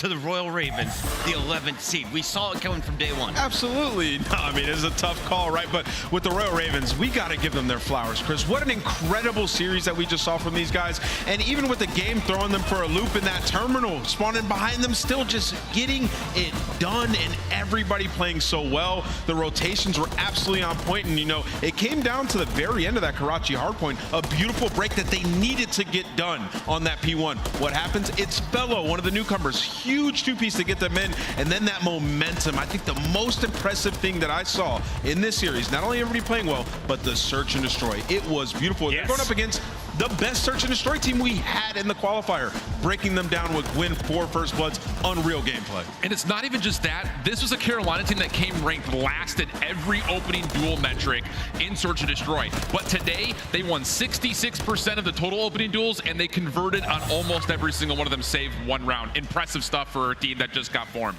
There's too much to say about this series. Like, there's so much that you can talk good about Carolina, but also the mistakes on the side of New York. It looked like Carolina made New York feel uncomfortable. And that map one out-rotated the entirety of the time. Every time that somebody would get a kill or get lost behind the scenes, New York, everybody would turn. That's when Carolina would collapse and get the kills. Even map 2 on Search and Destroy, it just seemed like the longer the round went, the percentage of Carolina winning the round went up because New York was uncomfortable the entire map. I'm baffled right now. New York, the world champions, are knocked out of Major 1. The first team. That's insane. First team out are world champs. It's 2024, a brand new season, and it's only day number 2. We got to go to a quick break before we do. A reminder, sync and earn. You can get a brand new calling card and sync up your calendars to find out when your favorite team plays. You got a phone, bust it out, take a little screenshot of that bottom left corner, go to the website, and you're all done.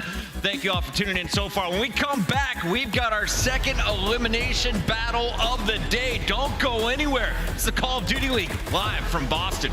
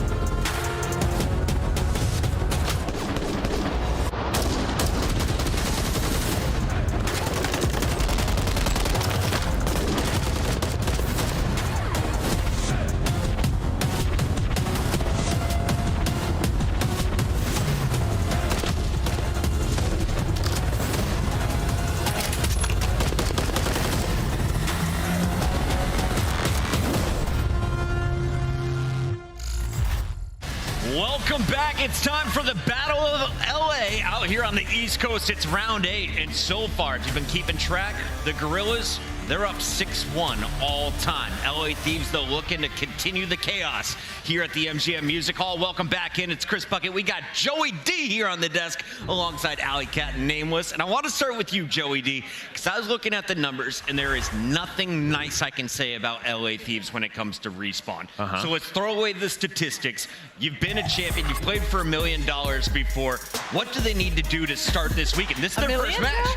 I mean, honestly, they just gotta get the guns going. I think if you look at the respawns, like, we just gotta play some simple Call of Duty. I mean, you look at the respawns, the stats are just not there. Even just from a slaying point, it's not like they're, I don't know, competing and throwing some of these games. They are 1 in 10 in hard points, right? And this just has to be better. This is a mode where you're hoping to be around 50%. They are just the complete opposite. Yeah, it's for LA Thieves in this series, it's just got to be about, like Joe said, slowing down and just focusing on the fundies in this series. I don't doubt that the slaying can be there for the LA Thieves, but as you can see it on your screen, I mean, pretty low in about every category, 1 in 10 in hardpoint, and y'all are not going to like the stat I have when we pull up maps and modes, because they're 1 in 10 hardpoint, 5 of those losses come off of Karachi, and that's going to be map #1 in this series. Keep doing it. Just keep going for it. I'll tell you, I mean, with this Thieves team, like, I keep talking about the construction of the roster just doesn't work well in this current meta, but you got to make do with what you got. You know, for these guys, a simple fix in hardpoint is just start rotating a bit better. You know, they're 10th in rotation percentage, as you can see here in our Monster Energy pregame. You know, good thing for them, though, is they're going up against LAG, who is dead last in that same regard, right? So, obviously, that's the main focus for them to improve going into this one. And then as well as the 49ers defensive control. So they've been good there on defense, 12-1 record. Everybody knows they've been the invasion merchants throughout this game so far. Unfortunately for them, we don't have that as control in this series. On the other side of this battle, we've got a purple squad. They go by the name of the Guerrillas, and they've been retooling the roster for a while now. Assault returns with the team, and now they've brought in some extra firepower. Fame came in from Minnesota. DiamondCon moves up from Challengers, and well, the team has had mixed success. They've taken the top teams the distance. They haven't pulled off any major wins, though, Joe. Yeah, I think really the problem here is earlier in the year, they were just competing with some of the best, right? They were able to find a couple of wins, one over LA Thieves, and you just saw glimpses of the potential of this team. You know, they're able to sneak through with that 8 seed, start in the winner's bracket. I think we saw some good things yesterday versus Atlanta FaZe, but there were still some of these moments in the Search and Destroy, for example, where the comms were a little bit off. There wasn't that trust in one another. One guy I'm looking at is Fame, because it feels like when Fame gets going, this team is tough to beat. And when it comes to Monster Energy pregame, on the wrong side of streaks are an 3 straight 0-3 losses, and on top of that, they're on a 5 S&D loss spray. I will say, though, for the bright side of LAG, that they are really close Search and Destroys. They're going to round 9 versus Atlanta, 2 back-to-back round 11s, 1 versus Miami, 1 versus Minnesota. So they're getting themselves to the distance. They just can't close down. And unfortunately, I'm going to look at Assault, who has a .51 in Search and Destroy right now. It's just kind of unacceptable from the veteran to step it up here today if they want to have a chance at map 2. Nameless, LA Thieves entered this tournament with just 10 CDL points. You break into the top 8, you're in at least 15. You're in the running for the 100 points in first place. Who has the advantage looking at these 5 maps?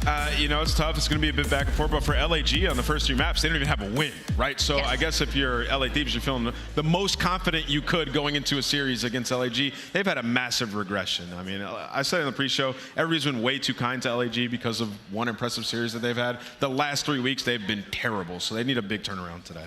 All right, so we kind of set this one up as it's a win-win for both teams. They need the momentum. It's going to start right now. Let's lock in the official predictions as I try and make up some ground. I'm going to go first with the purple squad, LAG. I'm going purple. It makes no sense to me, but they always win this series. Guerrillas again. Yeah. I'm going to take the weird angle here. I'm going to go with LA Thieves. LA Thieves getting their second of 8 wins. Hey, analyst duo.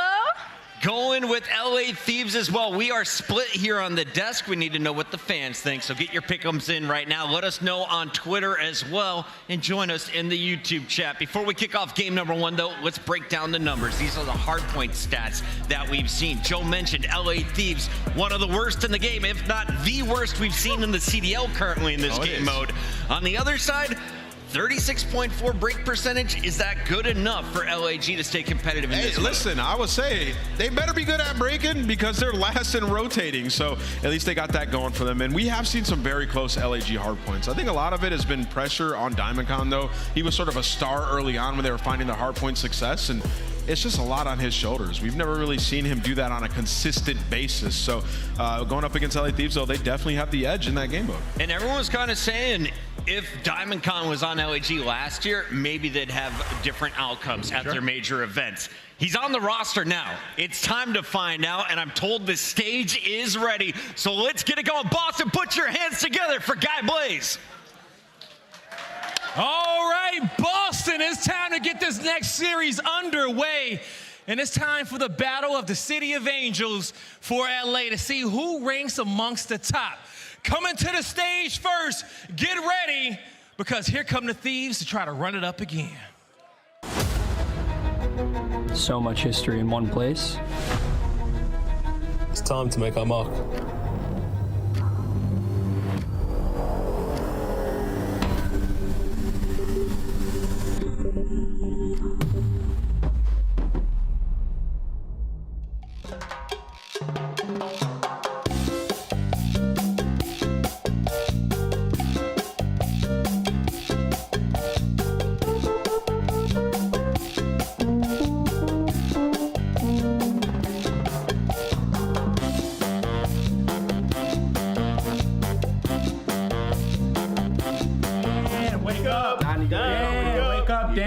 Get your goofy ass up. We're about to play.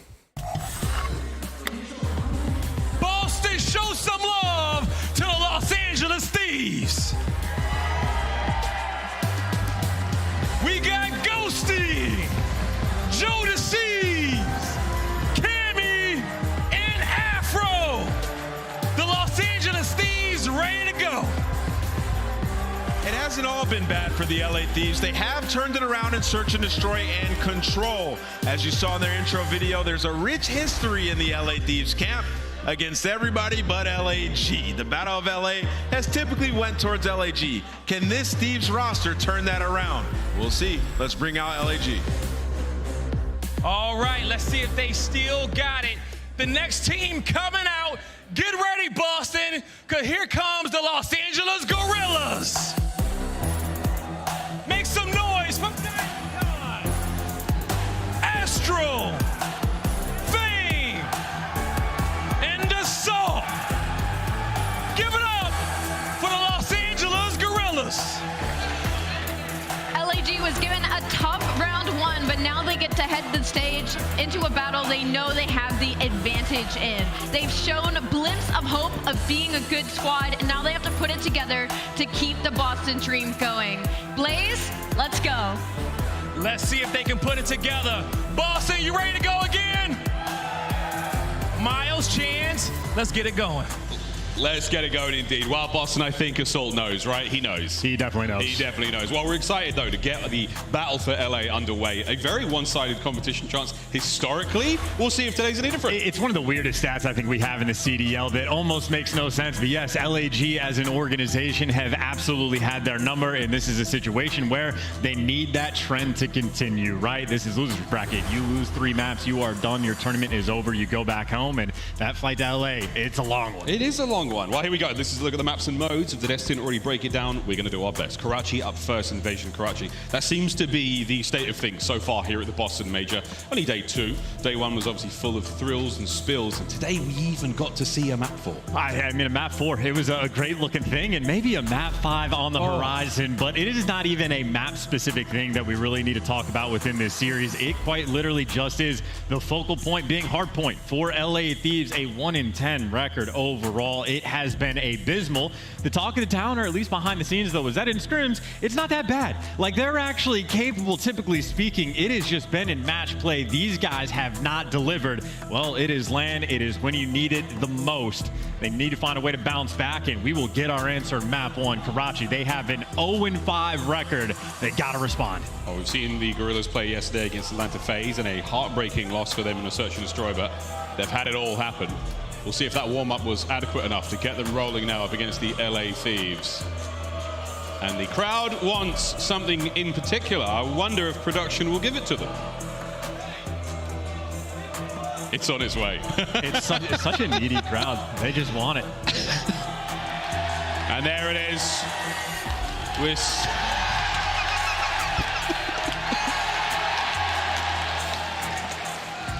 We are simple creatures here in the Call of Duty world. What a treat. I would change nothing.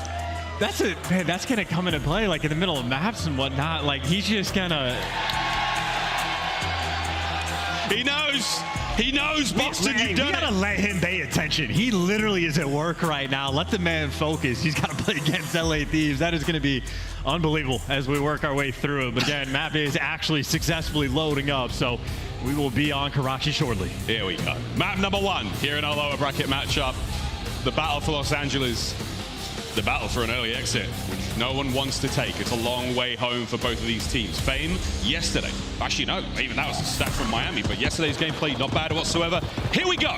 Now, FaZe was the one true shooter on the team when they needed him to yesterday. And we'll see if he can bring something into the mix, or we'll see if aBeZy can lay the law down on Karachi, overlooking his boy and looking for the first blood. A couple of his teammates deliver. Diamondcon actually picks up 2. If you get to hill time, it's looking free. It's so far so good for the purple side of Los Angeles. They've got themselves that opening hardpoint time, and they're going to keep a hold of it until the next hit from LA Thieves comes right about now. And they're just getting every single kill. You have not bought a single kill if you are on Los Angeles Thieves. This is perfect right now for the Guerrillas. Maybe even set themselves up on a rotation, but as far as P1 goes, that is going to be as good as it gets. LAG now plenty of time to go on the roto. Yeah, top left, second hard point. They've got that under control for now. Estriel trying to make a case for that control. Here comes Afro right into the fight, and he walks away with nothing. No seconds, no time, no problem though. New hard points up in a moment. Can Assault keep the spree going? And keep in mind for Afro, he's going to spawn out all the way across the map. So these might be dagger spawns for LA Thieves Guerrillas. This has been a perfect rotation. Almost every single kill going their way. They get their trades, they get the hill time. And right now, LA Thieves firmly on a goose egg. That's the break, that's the hard point now. Once again in the hands of the Guerrillas. That scoreline is only getting bigger. Afro now on Joedecieves breaking through the back door. Assault up front. Can't get any more out of it. There's the contest for a moment. Fame taken down on the point. That's the break. LA Thieves. Yeah, finally able to get at least a little bit of time. Trophy's inside the hill. Estriel, though, gonna rip a couple heads along the way. Ghosty getting great tags in, but he gets traded out. And just like that, the scored lead continues. Guerrillas right now doing whatever they want, popping off. 20 seconds left on this hill as well. Talk about a situation for the Thieves where they're gonna need this rotation to be perfect just to get back in the game. And they held that hard point for 8 seconds before the second break came upon them from the Guerrillas side. Across the map we now go, from the restaurant to a little cafe, to a little market stall. Cammy v Estriel takes care of business, trying to keep those members of the Guerrillas in their side of the map. Spawns are going to be a little bit squirrely looking at that mini-map. The Thieves are all over the place. It all comes down to Joedecieves here. And they don't even have a trophy, though. This is just a cakewalk into the point for free. Joedecieves is going to have to make the big play. Good news is a free kill just to shoot a player in the back, but this is a hill you can get a full 60 on, and right now it is Mixy. Assault still living on the back line, so Assault is at least going to be blocking these spawns and dragging that attention towards the back. And this is a rotation Thieves won. They can't get any time. They are getting stopped once again. It's nearly a 7 spree for Assault. It's full streaks now. Nearly. Joedecieves ends it. Not enough to stop the real damage, though. Hardpoint battle continues. Last man Estriel there. LAG wiped off the map. 20 seconds to be had now for the Thieves. No, not even. They can't get the final 20 seconds. They can't snip the hill. They are 0-5 on this map and on land. They are showing us exactly why. They can't get kills. They can't win rotations. They're going to be down by nearly 100 points. And right now, the ARs on the flip side for Guerrillas can't be stopped. Diamondcon and Assault, what is that? 19-7 combined. Thieves yet to start shooting back. Indeed, well, you're not pulling your punches, nor are the LA Guerrillas. Fountains up. Diamondcon from upstairs. This is the power position to be in. Finds the kill on a Ghosty. Fames to back him up now. Over to the hard point we fly, and it's a kill box downstairs. Joedecieves the off angle. Stays alive for a moment longer. Still keeping hard point in the hands of the Thieves. And the first good play someone off Thieves has made basically this entire map, collecting a little bit of time and trying to get back in the swing of things. And maybe a nice little one pump coming through that at least the nade is going to get that trade. And Thieves still inside of the hill, but they've got no control over this top fountain. And Diamondcon right now dancing with them. Might deliver the kill. It's elongated. He gets it. Now you got to get that time. That was a long fight. Wins it in the end. An open hard point for a few moments. As the LA Guerrillas are doing everything they can to keep the Thieves away from that time, to keep them as low as they possibly can on the scoreline. And Diamondcon nearly. Streak still, though, for Assault. We'll see if those final few moments go their way. New hard points up. And once again, it is going to be the LA Thieves that make it there first. We talked about the Guerrillas' break percentage, though. They're one of the best teams in the game at it. They got players nearby as well. Fame just waiting for the reinforcements from Estriel, and it's 3 players right now for Guerrillas stacked up, about to make the move. Here we go. Estriel, all the timing can be so good on this one. There we go. Finds one. The immediate turn. There's the burn. Estriel with 2. All 4 members of the Thieves down. They've been taken care of. And that is as easy as it gets. That is a perfectly clean break. And again, for Thieves, a situation where nobody shot back. Nobody shot back indeed. Here we go. Thieves doing what they can to hold on and see if they can pull some magic out here. We'll go for a quick listen in with the LA Thieves.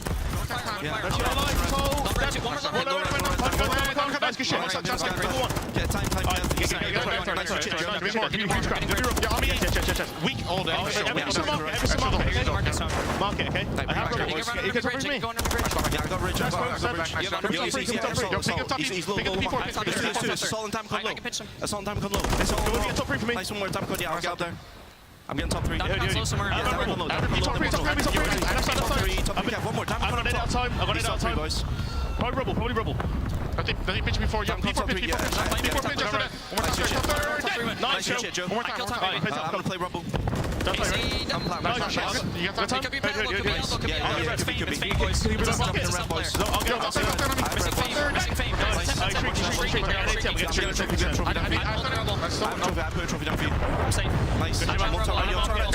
He's weak. In top red. Left market. I've read few. We cover left side. They're going left now. Yeah, he's weak close. Astral. One shot. One more on me. Well, Gun's getting a little bit hot, and maybe that rotation as well. Thieves, again, the setup is there. They are winning the rotation battle. They have to win the gunfights and stop that pressure from LAG, because, again, players like Estriel consistently picking them apart. Back again to P2 we go. Thieves, this time, they're going to get a few more than 8 seconds, I would imagine. Damacon through the front, cuts down Cammy. Joedecieves holding it from the hill, and again, you want to get these kills away from the point as best you can. Can Ghosty pick up a few more here? Up close and personal, gets to second. Fame now keeping the play alive. That's the backside of the hard point wide open now. Afro, the stun check. In we now go. There's nobody on the time for a brief moment, and that may hurt later on, but we'll find out. Still a Thieves hard point for now. I mean, it's just the thing. They have been able to get like trophies around these hills. It's been a struggle point, but the gunnies there from Afro able to pick up 2. Ghosty there for the trades, and the final 25 should be going their way. So the best chunk of time LA Thieves have gotten the entire game, but that was testing their holds. Now it's about testing their break, because LAG, they have the fullest of full setups. Yeah, Joe knows not to take that fight. Waiting for Cammy, hoping for the trade play here.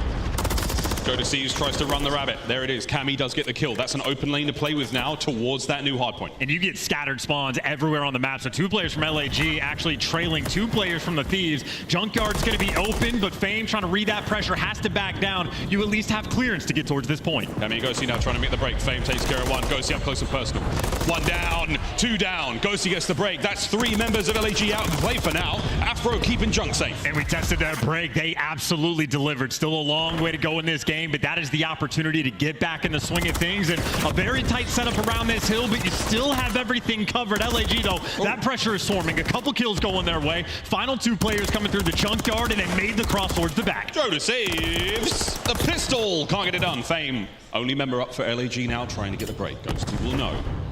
With strict confidence that he's the backline. Will he count for the next 3 players, though? Oh, my word, the turn, the burn from Ghosty. No more in the life. And a late break and a 10-second grab there from the LA Guerrillas. And that's surprising how long Ghosty just lived for. That bought his teammates all the time in the world to go and set up towards new. Cammy up top. You got Afro down low inside the point, and they are both just looking through one tiny doorway.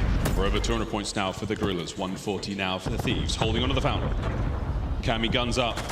What can he hear? What can he see? Waiting for the play.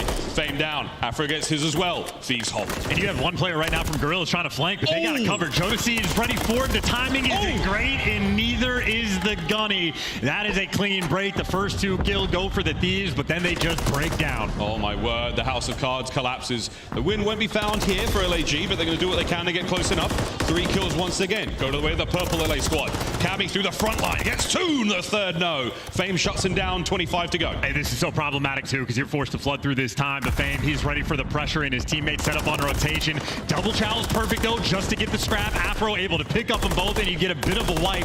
Diamondcon, though, just needs to keep it slow, back these players down, and he does exactly that. Picks up the extra kill, and LAG, they can win on this new hill. Bottom side of Hotel, maybe the last hard point we see here on the first map. Thieves are going to break through the front. Desperately trying to make their way forward. Every single second wasted is one closer to the victory for LAG. Now through the back door, here comes the hit.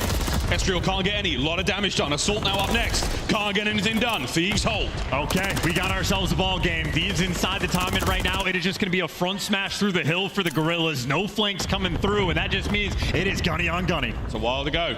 You're still holding on with an iron grip, the LA Thieves. It's Diamondcon waiting for an opportunity. Ghosty softens up the attackers. Back and forth we go as we chase red dots. I mean, they are just feeling this pressure right now. Diamondcon taking his time, has the rival 9, and Joedecieves might take that fade. The trades are coming through. You get the pressure near the point. Trades back and forth, but it's Estriel. It is a 1 versus 1 potentially for the scrap, and it is certainly scrap that the Thieves are going to want. And Estriel cannot take it for him. Now we go to new. Fame does get it. Final few seconds. Again, all very, very important time. But back to P1 we now go. Smack bang in the center of the map. Here it comes. In the power positions right now for the LA Thieves, right? Get a player around top third. The reinforcements are in. Your flank is covered. LAG, everybody flooding through mid. One web of kills is all it's going to take. Cammy, the headhunter, takes care of Estriel. Clock still ticking. Over 200 we now go for the LA Thieves, and it's 1 kill at a time as the Guerrillas have been somewhat silenced. They're holding him, and they are gunning him down. LA Thieves, it is a slow trickle back into this game, and that team kill might help them. An extra man down. Guerrillas, they cannot find their way to this time. The clock still ticks. The LA Guerrillas are now waiting for the perfect moment to try to get the break. Nobody quite there. 30 seconds to go. You have to see something happen. Diamondcon being the man to start the play. Joedecieves at range. Forced back. This could be the break. Joedecieves, the double dip. It's bad manners normally, but he's getting a lot of job done. It's the exact same setup too. Finally, you're getting around the point. You only need 12 on the clock. They made a way to their time. Afro trying to back them down. They finally get in the point, but they might have done just enough to at least force it to new, but look who's there first. The final few moments. Again, no win here. Big damage. Cammy can't quite get the kill. Assault on a force spree. Into new we go. LAG are there first. Joedecieves, you must break. You must break now. Here comes the play. Through the back door. Will he get the kill? The contest? No! It's Assault. It's Estriel. It's map 1. And that is a map 1 that it felt like it was almost inevitable by the Guerrillas. Built themselves a massive lead. And that guy Dicey towards the end, that is a P1 break that took a year and a half to orchestrate. Maybe 3 full hits they try to make on the point, but the good news for the Guerrillas, they kept the spawns the entire time. Makes that rotation that much easier, and they get the job done. A bit of a nail biter towards the end. Got to tip the cap to Ghosty. Man actually turned up in the slaying department, but it was simply not enough towards the end. 36 kills, but that's for the L. The slow start that they had bit him in the end. Long hard point. That one felt like 11 minutes 19 total. And a close scoreline. A little bit too late from the LA Thieves to certainly get things going. And for the Guerrillas, man, a super strong start. It's getting egregious. And you can see some of the moments they had for Thieves of like why the hard point isn't working out. When they had this setup around the Fountain Hill, it was perfect. 2 players back on the Coop side of the map around the bridge, and it's just 2 guns down through the small door. Everybody's looking at the right thing. They just couldn't actually execute on the play. So, I mean, I guess maybe credit for the fight back that LA Thieves had. You see the lead disparity that they were working with, but again, it is just key mistakes. They're making a hard point consistently, and they're already the worst team in the league at the game mode. The record falls even further. Even further indeed. Well, highlights from map number 1. Really only got going towards sort of the second to last hard point. That brilliant hold from the LA Thieves. Again, a little too late. As we saw it all happen there. Ghosty, great stats from him. Diamondcon, 31 kills. Really solid work across the board. Diamondcon all map long. It was 21-9 for a moment there. He's a player that's turned around immensely chancellor. The first time we saw him play in Cold War, way back on the New York Subliners, he had a single land under his belt at that time. Well, not really turned around, just sort of kept it up. Like when he was playing back in Cold War, he always looked like a solid contender. And what we've seen this year, just a shooter, one of the better players in the game. Him and Assault got off to a massive start, but maybe you can see where Ghosty started to heat up. Assault dropped off a little bit, but either way, nice and secure in the end. And again, it feels like the hard points are almost freebies right now against LA Thieves. So you're coasting through that map 2 with the 1-0 edge. Well, first map done.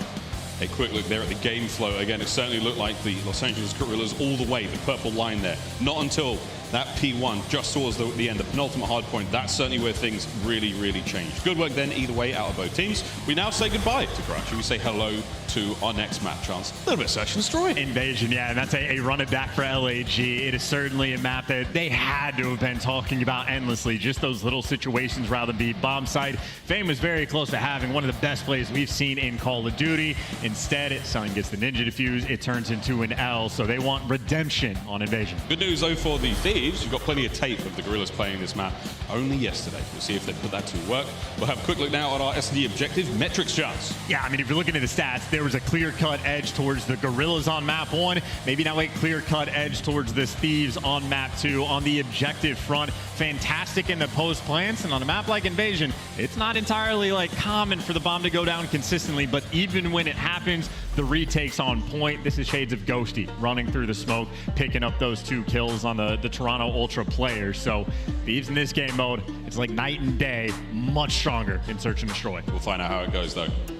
Everything seems to change when it comes to a major tournament under the bright lights, the pressure, the noise of the crowd, keeping those hands warm indeed. If there's one thing we know for absolute certain, it's Adam Assault's hands are red hot right now. I mean, Ghosties as well. You got a couple of those, the hand warmers on both sides. Not necessarily as active, but if you want to keep the vibes flowing, I think Assault might have the key. I just love that the crowd's doing it too. You can't see this at home, guys, but the view we have from the cast is this. There's a sea of hands in the air, also warming their hands. So it's not the same when Joedecieves does it, clearly, is it, guys? What a weirdly specific way to like win over some fans, you know? It may have never been done before, it may never happen again, but there's one thing we can be assured of is COD fans, oh, they love to please themselves. Here we go. Map number 2, Invasion, Search and Destroy. Yeah, Diamond Khan getting close and personal with his monitor, ready to be staring at that middle dot, centering in a snap on point from him, but it is going to be a massive change of pace from what we saw in the first hard point. Things are being taken slow on Invasion. Afro, though, always going to be a lethal threat, playing against Carolina, popping off in Search and Destroy. And again, we now have 3 players tied for the first blood kill record. Afro in that conversation. Off the opening break, though, will be LAG on the attack first. Big time change of pace from that last one. We said fond farewell to Karachi and hello to Invasion. Ghosty, the first man to discharge his weapon here in the map. Doesn't land a bullet, only information. And Joedecieves actually in the perfect spot. You have number 3 and number 4 now know for a fact the play is going to be over towards B. Smokes out, though. Afro on the cross. A couple players get by. And now we get to truly test that post plant. They had a 92% rate. That bomb is now down. No nades, no nothing. Joedecieves' first blood gives him the man advantage for now. And the pinch is set up. How will the Guerrillas hold on to this one? Pressure is now already on. Yeah, you saw Diamond Khan looking to the flank, but now the pressure's coming from every direction. LA Thieves taking their time on this swarm. Mistral now, guns up at the ready, Fame on the other side. Big win from Ghosty, now the pressure on. Yeah, taking the time as well. Looking at Chow coming through. Estriel shot from every single direction, and Diamond Khan cleaned up as well. Communication on point, and again, the post plant retakes. The best in the game right now are the Thieves, and that is perfect execution. Nobody making the mistakes. Joedecieves, by the way, the main guy on that front. As soon as he picks up that kill on Adam Assault, you saw what the heads of LAG players started to do. Everybody on a swivel, getting tagged up from every direction, and there's simply nothing you can do. Perfectly playing the trades, playing the numbers, playing the advantage. They line up for Diamond Con, though. That's a scary moment for many COD fans. Scary moment for everybody but the players on LA Thieves. Had it in the bag. Again, the timing and the coordination completely on point. Now their opportunity to attack. Here we go. See what happens now with the Thieves on offense. Bomb in hand, 2 bomb sites to choose from. They've emptied their pockets over towards B. And you got the trophy for the Guerrillas. They're playing aggressive as well, and aggressive for the first 2 kills. They just ran at you. And Estriel might be trapped in DVDs, but still for a 2 versus 4, there is no pressure on Estriel to make a move. Cammy going to be forced to make this play. Oh, he doesn't realize there is a player terribly close to him. Just up the stairs as he's now on the hunt, on the prowl, spots him out. Diamond Con, wicked reactions. But does he see where Cammy's gone? He does not, doesn't matter. Teamwork's there, 4v1. I mean, that is just a hyper-aggressive round on defense. You just slammed the door in their face. And Ghosty, there's number 1. This would be a long 1v4 to take place, and you can just see every single angle that is covered. 3 players trying to laser him down on that cross. Let's see what you can do. Oh, no. It's starting to get ugly. Stunned up. Those arrows moving. And they're moving together. They're going to play the trade. No one is going to be isolated in these fights unless Ghosty can will it. I mean, someone has to be able to see him in DVDs, right? Assault might get the angle. Yeah, Fame's gonna turn for it. You know where he is, and finally able to take him down. That is a ballsy strat as well for your first defensive round. Again, they threw the trophy out of dark, and they just ran at them. Final kill that goes to Fame. Some good timing, some great team play there. Jesus, Boston. Jesus. Tied up 1-1, round 3.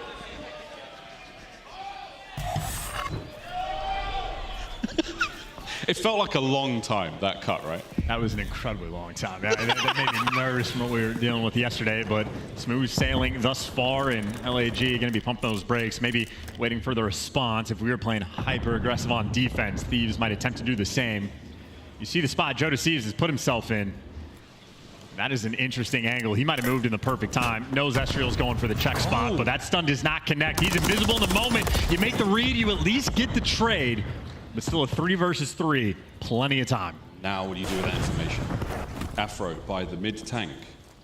An extremely powerful position to be in. A lot of angles to cover, but he has to move. And for the moment, Diamondcon is going to be out of this play. Thieves have just fully rotated over towards the A site. Ezreal effectively by himself. He's going to be dancing with death because it's just an extra man that's around the point. The extra man delivers. Man advantage for the Thieves. 3 versus 2, and this is an easy read here from Afro. Diamondcon forced to back down. Very, very tough situation to be in. Assault tagged up. Oh my word, stays alive.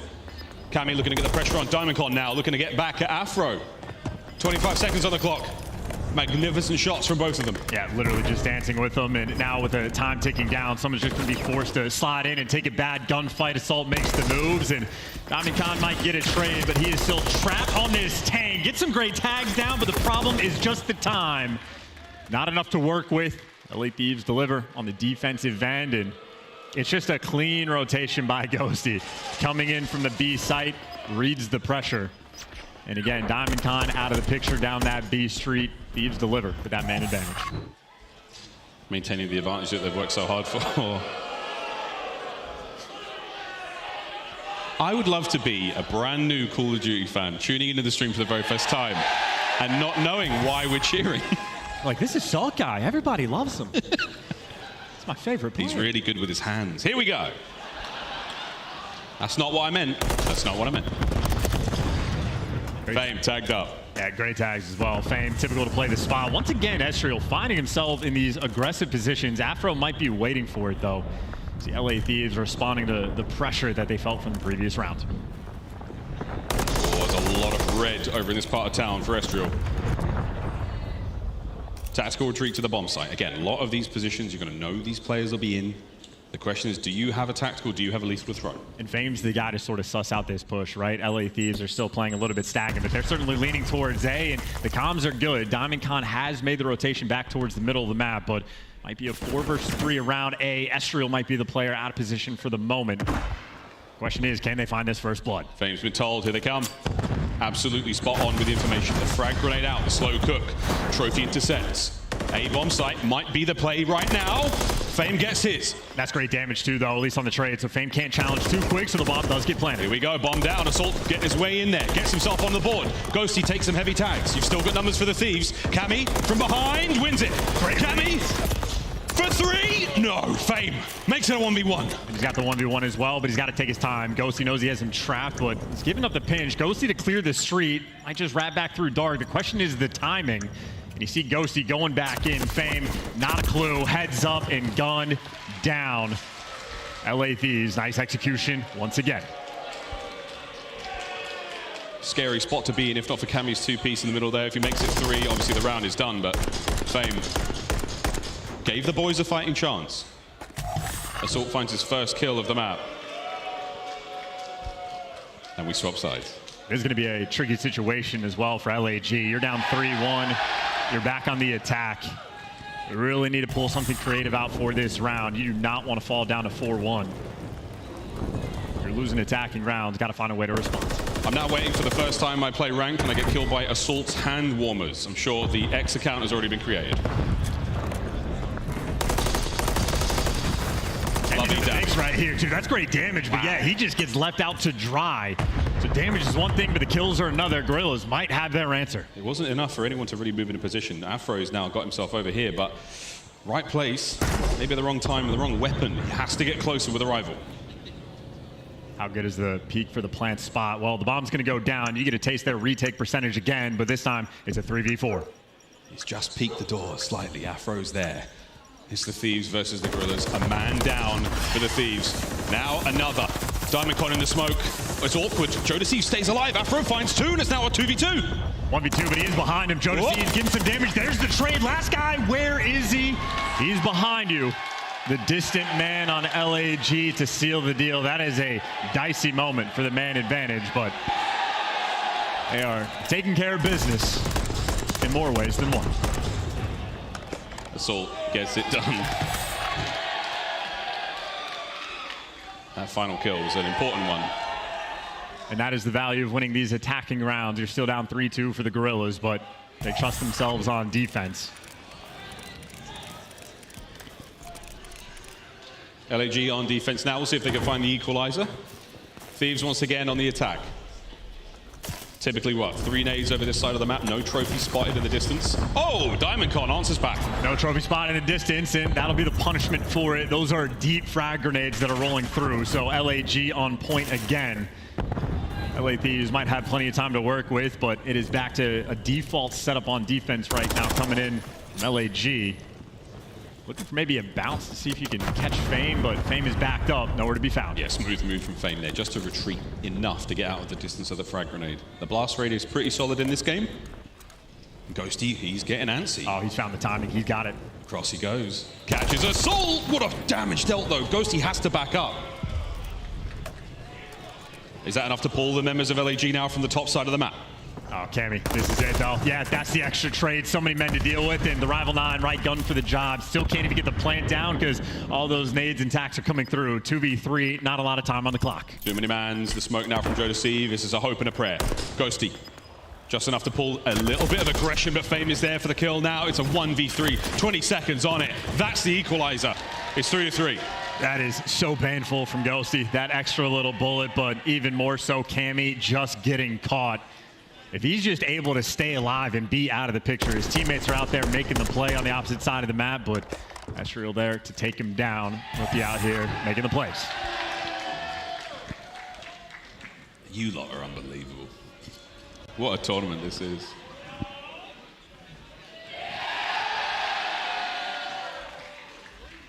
What are you guys going to do if LAG get knocked out? What are you going to do? Some guy shouted, I'm going home. Here we go. Another Kobe as well. Hey. Look at how far back in the spawn Fame actually just fell. That is maybe the least amount anyone's able to get out of their spawn before they die to a first blood. So already strong advantage for the Thieves. Afro patiently watching this cross.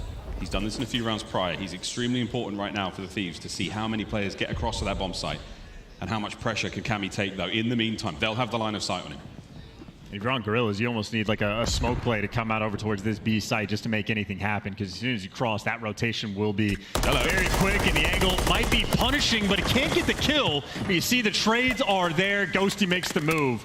That might be the nail in the coffin. 4 versus 2 with a bomb down. Assault in the middle of the map, but now he's trapped. Oh, it ain't over until it's over. 30 seconds. Damage dealt to Ghosty. Has to keep his head down. Assault now on the prowl.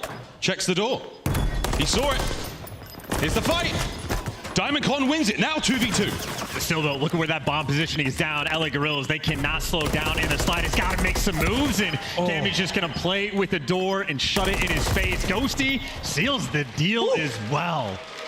Aggressive on the chow. And again, that is off of the back of the first blood that came through with a frag very early on in this round. No Fame to worry about in that round. And a nice bait and switch play up close with the AR players there, just to take care of at least one member of the Thieves. This has been a spicy map. We're seeing a lot of very different looks here. New nades, new plays. Thieves up by 1. Thieves back on the attack as well. Anytime there's been a call, Guerrillas have been able to respond. Looking for it on the defensive round. These are early frags coming through, and they're gonna get it as well. Mixing things up to find these frag grenades, first bloods. Bomb recovery, the LA Thieves are barely leaving their spawn. They're in the rugs building now, laundry. They've got that bit further forward. The only good news for them is the Guerrillas aren't that much further forward either. Well, the last time what happened for the man-down situation, Ghosty swung through A Street, made the play. Assault right now just has it on lock. So the early first blood, I mean, you're shutting down almost every avenue of attack. Maybe you can sniff out Fame in this corner. He does not have a ton of support, and they're looking for him. There's a good chance a stun off of the inside of that door will get the job done. Diamondcon, perfect timing. Assault's there for the coverage. Another for Diamondcon. Outstanding round out of the Guerrillas. Lightning fast rebuttal. Yeah, that is quite literally from the jump. They've gotten the first blood with a frag all the way deep East Street. Maybe an extra 15 feet further than you ordinarily throw it. This time straight down the pipe, middle of the map. And it is these little adjustments Guerrillas have been making that have kept them in this game. Still though, tied up 4-4. Thieves now looking to be secure on defense. The real standout players in the stats department is Fame at the 8-5. When he's eliminated early, it typically ends up as a successful round for the LA Thieves. We'll see what happens this time, though. Trophy's down. Oh, unfortunately, Cammy still gets caught by that. He's taking an aggressive route just to wrap back towards the tank, but B Street, Thieves keeping the pressure on, but the play is going to be towards A. Ghosty, big responsibility just to keep the tags down, but through P1, Joedecieves will be the man on the A bomb site. Only 2 players right now for Thieves on defense. You see 4 and 3, though, starting to wrap over. Oh, this is an awkward moment for Joedecieves. He's looking around a lot. He needs to focus on a single target, because here come the Guerrillas. Estriel up close, just on the other side of the wall from him. Massive amount of damage dealt there as the rest of his teammates from behind. And Ghosty's also getting so much intel down the A Street. He saw 2 players in showers, knows that they're swinging towards P1. It is straight through this door. Massive win. So much damage. Joedecieves wins both. Got the nade in as well, ready for the retreat. See Assault trying to make the play for the trade. But Ghosty playing with them. Might have just let his boy die, but he still demand advantage. 30 seconds on the clock. Melon's on that man. Diamondcon now trying to get involved in the fight. Will he look left and right? Afro. Oh, that's the pinch. That's the teamwork. It's now all down to Assault. That's the round. Map point, LA Thieves. Shutting him down. Ghosty just out here, the intelligence man. Spotting out all the pressure that's coming through the A Street, tells Joedecieves, hey man, they are all in towards P1. Sets his teammate up for the easy kills. LA Thieves 1 round away. This was the 2-piece from Joedecieves. I thought it was a nice 2-piece. You'll take it. That's 3 first bloods for Joedecieves on the map, by the way. Key component now for the LA Thieves' success here in Search and Destroy. Map point. LA Thieves need 1 more. And where are these frag grenades going to land? Are they being saved? I heard an explosion off in the distance, but there it is. Again, they mess with the timing. The devil's in the details. Another frag grenade first blood. Such a stinger. He's done a lap around the map, and Joedecieves has still been caught. Man advantage LAG. What will they do with it? They've drawn a massive line down the middle of Invasion.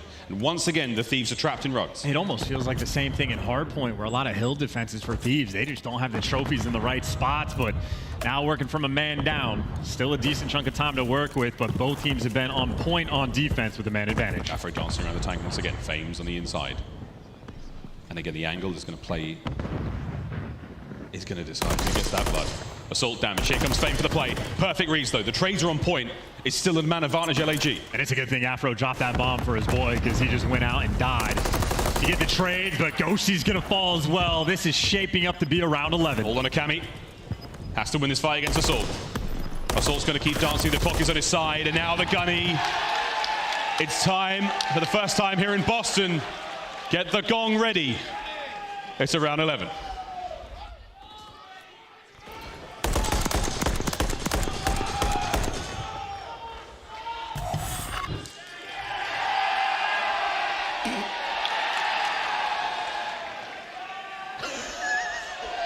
This is so strange. Guerrillas have pulled defense for this final round as well.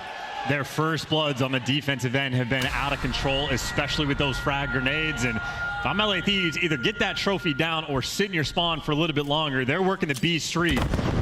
That intel is coming. You have to be able to dodge these. And it looks like nothing is connecting. LA Thieves finally adjusted for this final round. Back on out of that typical splash zone. Nobody's getting wet. Everybody's staying dry, getting ready for the next fight. Empty pockets for now. Trophies have all been played. Lethal's tactical's gone. And it's Diamondcon and Estriel right now, worried about this B site. The cross is going to be covered. These are the moments that LAG, after their match yesterday, they're talking over this exact situation. They're very, very spread. There's not a lot of interlocking fields of fire, so it's going to be 1v1s. Slow and steady. The Thieves are winding up for the punch towards B. And this is so many players from Thieves stacking it too. They are just waiting to make this move. Got to cover the cross, and you got to take down Estriel. Again, not a lot of movement out of the Guerrillas line. Thieves etching closer. Here we go. I mean, you can feel the pressure. Estriel, he's worried for it. A couple players on LAG trying to make moves down the middle of the map. They're going to get caught, though. FaZe trying to dance in. There's the trade for the... Oh, my God! Disgusting! Fame out here making plays. I don't believe what we've just seen. Fame has somehow picked up all three. No ace. Dan Ghosty now, 1v2. Can he find the pressure? Ring around a Rosie. Can he get the kill? 1v1.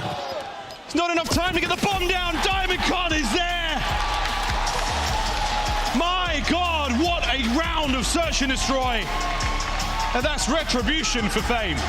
And that all started, by the way, when Joedecieves gets the first blood in the middle of the map. So Thieves had that initial advantage, but all of the damage and all the tags that were coming through, Fame, like a wrecking ball, delivers you for 3. It was a single bullet under the player on the ground. I mean, he turns, snaps in the first. I'm sure we've got a replay, but that is an unbelievable way to go up 2-0. The Thieves certainly hurting after that one. We now test the mental game. We test their resolve. You've got to go backstage, take a deep breath, come on out, and try to win that control. And that is going to be a dagger as well, because keep in mind, it's not just the control. There is a hard point for the map 4. So Guerrillas singing sweet for the moment, 6-5 win. They're going to be feeling good on the main stage. We'll see how it goes. My word, what an invasion, search and destroy that one was. Again, a very long map, nearly 13 minutes. We're playing for a long one here, but the Guerrillas once again running the battle of LA. Karachi control coming up next. That's going to be the decider. We could be looking at another 3-0, brother. An interesting look about that map as well. This is actually the first time that we've seen Thieves play it. It's not a fantastic record on the flip side for LAG, but they do have more reps. We'll see what's going on here, guys. We're going to take a very, very quick commercial break. When we come back, we're playing control on Karachi, baby. Let's get it. We'll be right back here in the CDL.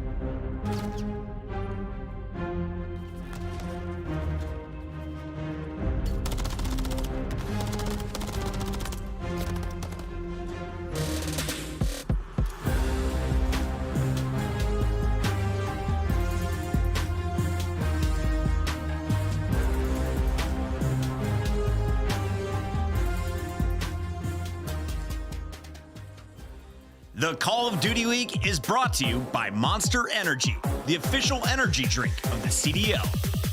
The Painted aBeZy bundle is available now in the Call of Duty store.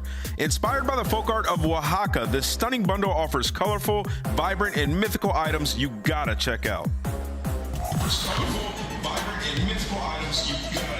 Welcome back, ladies and gentlemen, to the Call of Duty League. We're ready to rock and roll nearly into map number 3. Control up next. And chance, I don't believe my eyes, but it's nothing from the LA Thieves. It's 2 for LA Guerrillas. Yeah, I mean, they're looking fantastic right now. And again, it was like a late, deep moment round when it was Fame earlier before that dropped the ball yesterday, made up for it here and just guns 3 players down. The beauty of that bullet connecting and absolutely guns that final guy. You see no moment to react from anybody on Thieves. And this is perfect coordination from the Guerrillas as well. eBeZy spots the first guy on the cross. It's Diamondcon that got tags in the second guy, and well, the third one. Just a hard read from Fame, letting everybody know. Oh my God, indeed. Map number 3 is on its way. There's a great moment where he almost checks to make sure. You know, did I get that guy behind the tank of the truck? I did. That's crazy. I also love the chow on the guy towards the end, looking for the ace. Like, you know, you're just looking for that big moment clip. So Fame delivers. Second year on the main stage for this young man, but he certainly has that pop-off potential. But towards control we go. An elimination time right now from LA Thieves. You get 3-0'd in the only round you play. That is the quickest flight home. Oh, indeed. Here we go. We're playing control. First to 3. The LA Guerrillas, they're looking to close this one out as fast as possible. And this might be a B hit off the rip as well. Fame just going to be maybe not soaring in for it, but taking your time to make sure you guarantee these kills. And he's got the angle to be underneath the guy. They get the first 2 as well. You've already made it through. This could be a potential triple stack on B. Well, the opening gambit goes very well for LAG. 2 players on it for now. Nades are out as Fame and Assault in the feed. They're doing a fantastic bit of work. There's the first segment gone. And the nades might do a little bit of damage, but it's not enough to stop Fame. It takes 2 to trade him, and Assault's still alive. The reinforcements are going to be quick. Already 2 ticks gone. Second segment gone. That's going to be massive work out of LAG. Can they get the players off of it before the one closes out? eBeZy's there. Joedecieves staying alive as best he can. Pistol up ready. Wow, Mining finally managed to get that player off the back. Diamondcon, though, they're going to pressure on. They should be able to finish the point. Yeah, well, the opportunity here for the final kill. Joedecieves still trying to make the big play, and they are getting juked out of their shoes right now. So they just stopped that B pressure. That was nearly a guarantee for the Guerrillas, but back to square one. They want to keep the pressure on, but Thieves on defense. Joedecieves has been on point. This could be his cruise. Got the hot hand. There's the cruise. Beautiful work there with the Rival 9 up close and personal with eBeZy. Oh, eyes on another towards the B point. 44 seconds to go. Joedecieves still alive. Can't be stopped. This is the one man trying to fight. Finally, Diamondcon's there to take him down, and none of his teammates can get the kills. Maybe Afro could be the final player, but it is Joedecieves versus the world. Ghosty stopping it in the nick of time, but here comes eBeZy for the gunny. The Rival 9 on point, and again, barely. It is Joedecieves, the hero of round 1. Another goal line saves. Joedecieves defending this one alone. Here comes the cruise. He could have done that one in the point to possibly keep himself safe. Will there be a trophy overdone by A? We'll find out. No. 2 clean kills for Thieves. And he isn't actually wrapping back to sort of decap that progression, but at least they are flying forward and maybe just pushing them in their spawns. They went for B for so long that the time is now going to be against them. 22 seconds for any capture. Great setup though from Thieves. They have all angles covered. There we go. Final hits. Afro. Nice work on the first. Ghosty taking care of as well. We do have a clock stoppage at 15 seconds. If Joedecieves goes, he might be able to get him off. I mean, he was the only one that could do anything. Every single one of his teammates just lets him down again. So there's the extra minute to the clock. But keep in mind, it is also the life count right now. Basically 10 lives for either team. LA Thieves, they're going to be turtle up, and they're going to be taking this slow. They are so close to the point, though. If they die there, it's essentially a cap for LAG. Uh-oh. Diamondcon. Nades up. Trophy saves the day for now. The rest of his teammates moving their position. And you got to be quick, too, because Cammy is going to be coming off spawn, but if you're too fast, Joedecieves will just drop you. Now Afro showing up in the feed as well. Gorilla's going to have to regroup. No flanks coming through. Take your time. You get one true push at this. It's going to end up getting mixy, but you can see sending a couple players through mid. Players in red are waiting. This is a stationary game to control right now. Oh, my word, eBeZy. Damage dealt. You've still got about 15 seconds before you really have to make something happen, boys. And you see Diamondcon not going on the full flank, so right now position, Afro's in. He's a level out of the play. Got to get back in the mix quick. That might be it. The dinner bell's been rung, and here come the hungry Guerrillas flying forward. Afro finds another one on the back line. Ghosty assault. Trades are abound. Onto the point we have for a moment. Cleaned up by Cammy. Last man on the back line. Gone. Thieves should hold for now. Yeah, that is unbelievable too. They're going to get the deep spawn out as well, so there's just simply not enough time for these guys to work with. 10 seconds, it's a foot race. Diamondcon leading the charge. The question is, do you even attempt to commit? Looks like they're toying with the idea, but simply too far away. Gunned down anyway, and Joedecieves absolutely saving their lives in round one. Just a sliver left on that B zone, but Guerrillas, again, a couple players looking the wrong directions, could not execute. Clean work out of the Thieves. The spree from Joedecieves as well. I'm sure we'll be talking about that later. He really popped off there in the first round. We swap sides now. We'll see if the Guerrillas can defend.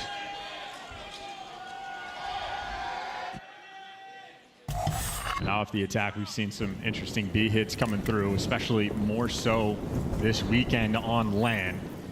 Team's doing the more difficult thing first. LA Thieves, though, keeping things simple. Straight down the pipe, right through mid. Got the trophy out, and might be a bit of a stack as well, or just going to leave Joedecieves on it. Everybody else setting up for the kill. Lovely work, the two-piece. Only one player alive on the point for now, getting the stack done. Possibly now you've got the numbers to work with. And if it's only one guy on the point, that means they're going to be looking for these spawn kills. Afro knows they're all going to be funneling in through B. And timing might work against him, though. The gunny will be on point. That was for the cruise. Now everybody else is cleared out. These spawn kills might continue. Guerrillas haven't got a kill yet this round. No way. So Afro's challenging that, and it works out. 6 spree. Ghosty in the feed as well. Here comes the attack towards the diner. Estriel towards the back alley. Fame on the heady. Gone. 3 clean kills, though, for LAG. A few moments to breathe. Afro is an absolute maniac, but with a shot like that, might as well be. Still keeping the pressure on, pouring through red, and no way. Shut down as well. Afro ready for the trade. No the way. Trade too slow, and he is gunning in this second round. Unbelievable. He is heating up. Is he overheating, though? There's the crossfire from LAG to stay alive. Ghosty picks up the trade. 2 minutes to go, and loads of lives to get in the beat. Might be right about the overheat, too, because Afro no longer with his teammates. They're trying to flood in through the front. Joedecieves for the cutoff, and awkward timing around that dumpster. We'll see right now the first man in, and he's going to deliver. Him and Afro attempting to work together. A 1v1 for the final second. Ghosty knows where the push is coming from. Adam Assault shuts him down. Take that full burst from the Renetti. That's a lot of damage. Didn't seem to slow down Assault whatsoever. Second there in the feed for him. 19 lives to go. LAG are holding on well. Cammy looking for the Aaron kills. It's a couple players hunting him, and Adam Assault, there's number 5. He's got 14 kills. Soul Man leading the charge for Guerrillas. And this is what you want to see. Joedecieves stops the play immediately. The front line from LAG push forward. Joedecieves pumps the brakes on that, and open play now towards B. And for Thieves, you need the teamwork. No one can throw away their lives. Up top, Afro waiting for the doors. The timing might be perfect. Estriel, though, well, here's that one from a mile away, and Fame wins the gunfight as well. Back to a staggered push for the Thieves. Trying to group up and reposition, but they afforded nothing on that push. A little bit of magic there from Estriel. Slows the play down massively. Trades once again. Diamondcon, how many can you get before being brought down? That might determine the next minute. Goes to check the corner, just didn't win the gunfight, and Diamondcon doing the smart play. Heads up in that moment, repositioning on point. Diamondcon to use any gun. Coordination for Thieves right now, can't quite get it together. Estriel there in the top bedroom. Here we go, trying to make the play happen. Assault back at it. Too many members of the Thieves down the hotel. 2-2 split. They're on to the point. That should be the B zone. In a lot of trouble. Fame damage. Got up the kill. Afro. Kale gets the kill. This could be it. Estriel trying to fight for his life. And this is no lives remaining, too, so you can win this one of 2 ways, and that might just seal the deal. Only 3 lives. That initial break from LA Thieves has gone such a long way. Just got to make sure you close. Nades are going to land inside.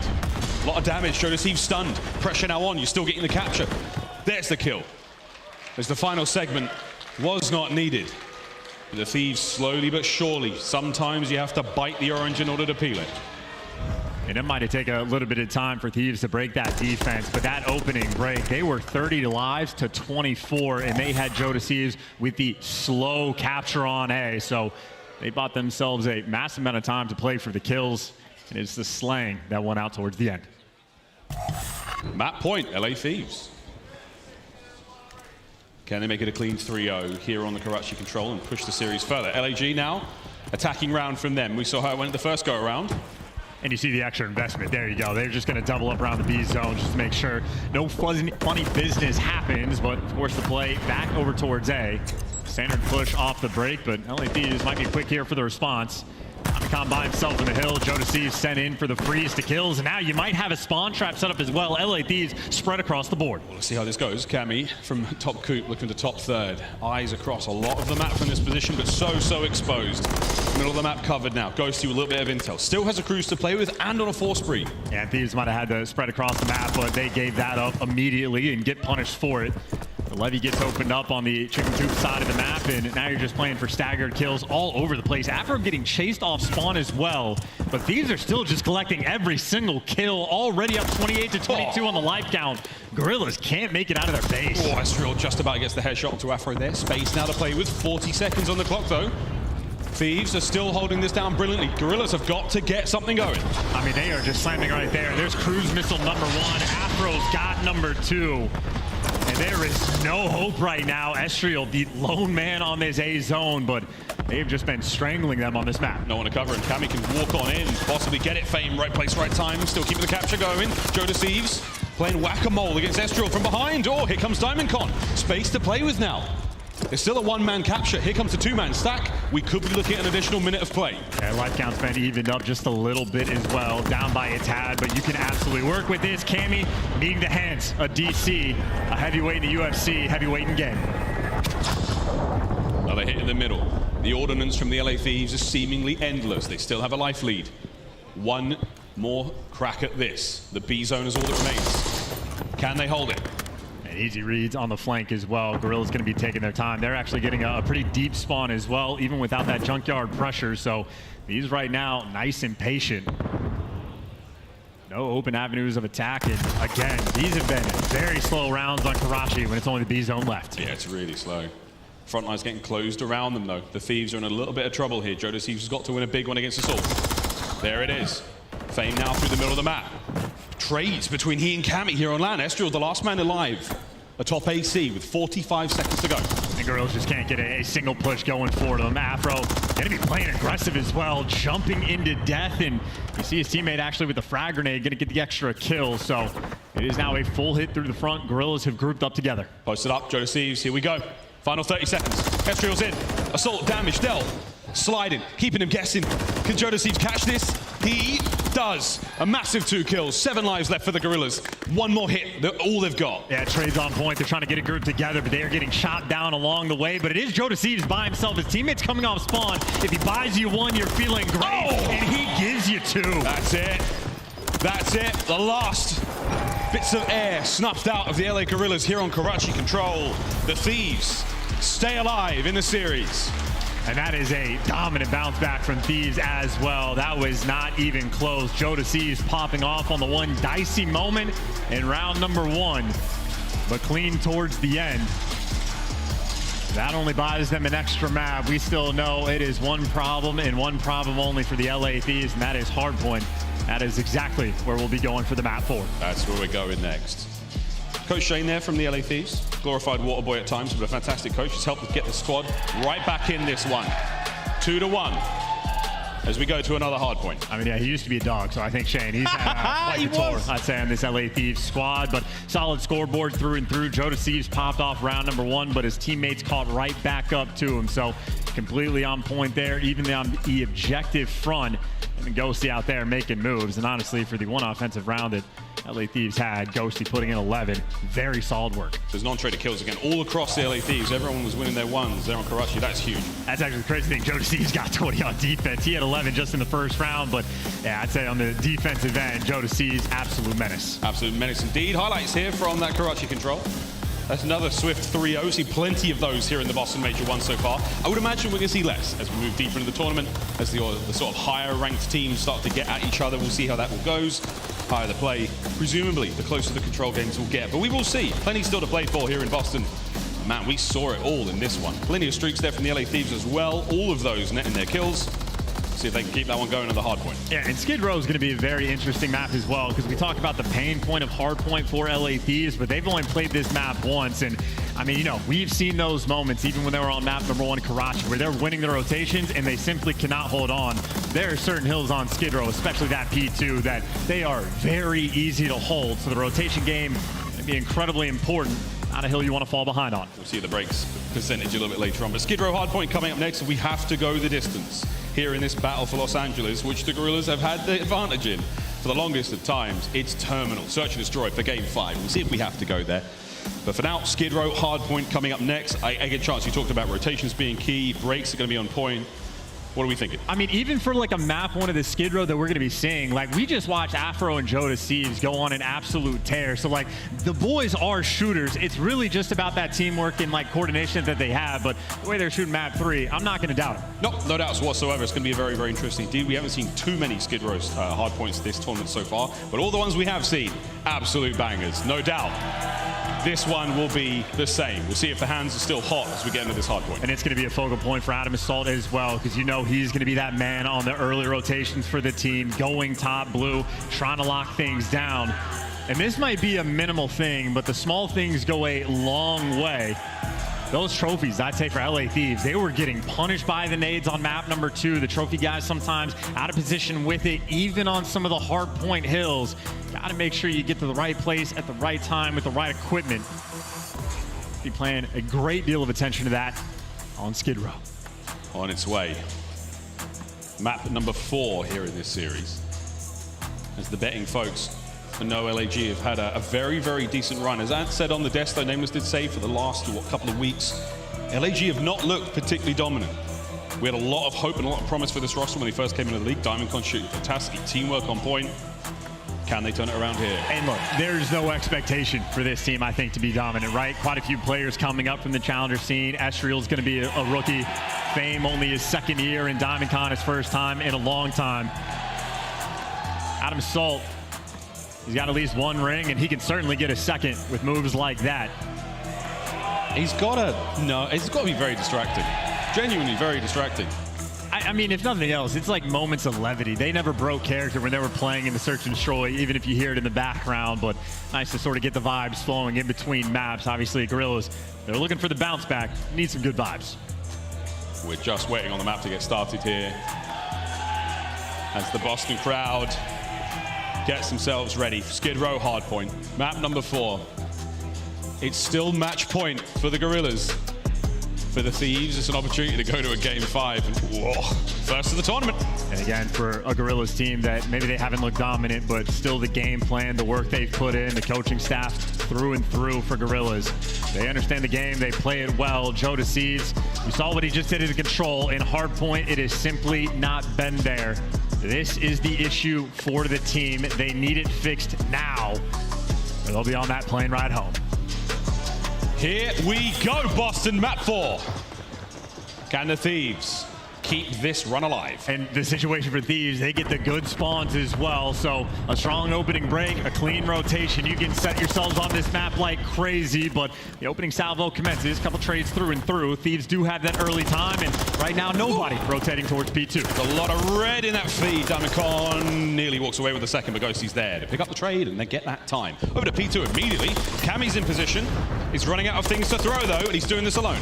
Oh, he's getting some decent damage in, but at the very least right now for Thieves, you're gonna get all of this time on P1. Nobody from Guerrillas even thinking about it, and they're challenging and dying as well.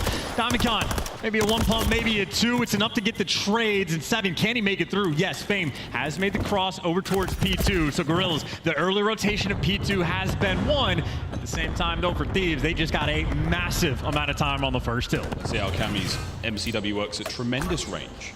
A little bit more damage there. It's still pre-patch. But the guns are at the ready. Fame there up top. Assault from down low. Trophies all over the place. There's no worry about anything landing. But Cammy is winning the battle of attrition there against Assault. I mean, is he winning the battle? He's doing great damage, but look at the team. Absolutely nowhere to be found around this point. So much so that Ezreal has just looped the map and is now shooting them from bottom of garage. But if Ezreal's that far out of the picture, there's your route to get towards the point. Fame, got to make the read. This is for the time, and Fame gets it done. Easy peasy on that rotation.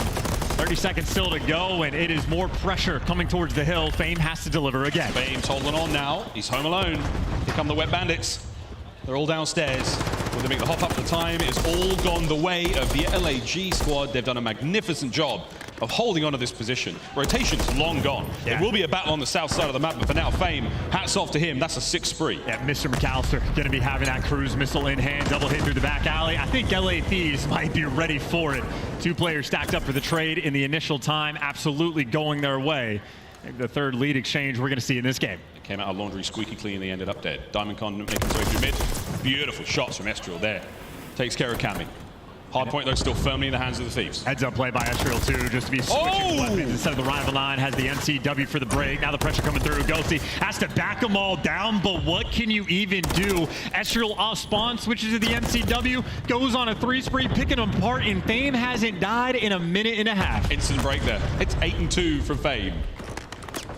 Back over to Estriel. As DiamondCon, the player in the feed for his team, looking towards the barbershop now. Once again, though, the LA Thieves, good job on the rotation. They are there first. Here comes DiamondCon. Doesn't check the back. Fame cut him down through the mid 9 spree. This is about to be a 2-minute life, by the way. The 9 spree as well. Extra guns in hand. He has everything for the right moment, for the right play. Can you read the corner? Joedecieves jumping on top of him. Finally, what looks to be an actual stronghold coming out of Thieves. Right now, Guerrillas very distant on this push. Yeah, they've got that full setup. 2 players on the inside of the point, backstairs covered. The guard heading somebody in apartments. Oh, here comes Estriel, though. He and DiamondCon fighting their way forward. They've made it to the window. There's the contest inside the point. No point throwing anything. Cammy goes through the feed. Assault trades. That's going to be another break. And a hold now. You got to get the last man, though. Joedecieves, maybe the Wrecking Crew. Still going to be a bit of a battle through the window. That was a passive sort of hold out of LA Thieves, but all's well that ends well, and they're going to shut it down. So a very strong hold on the barbershop. They do not get punished, but what Guerrillas have in response is rotation. 20 seconds left, though, for this old time, so Thieves are not in a hurry, but see a couple players going to be falling. Yeah, they're starting to play a lot faster. The Thieves working together quickly. LAG doing what they can to now get over to Nuke. And this is a brutal setup as well, because Fame is going to just be above him. So as soon as he gets the information, he is so far pushed up on the map, has a couple players he could just shoot in the back. Stun's getting the intel. It is 2 players in garage for LA Thieves. Nobody else going to be anywhere near this zone. Here we go. Post it up. Trophies are all in position. That should be clear skies for now.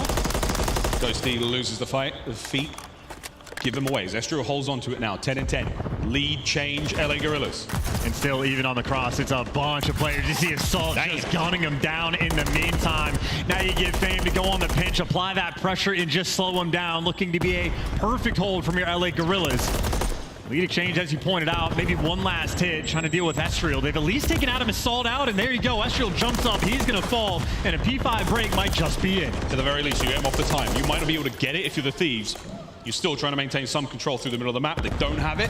15 seconds now going back to the Guerrillas. Yeah, you strip away that extra 10. Little play might go a long way right now. Guerrillas certainly making amends for the bad spawn off the start. They have a nice little lead. Nice little lead. Let's see how the comms sound with a very quick listen in with the Los Angeles Guerrillas.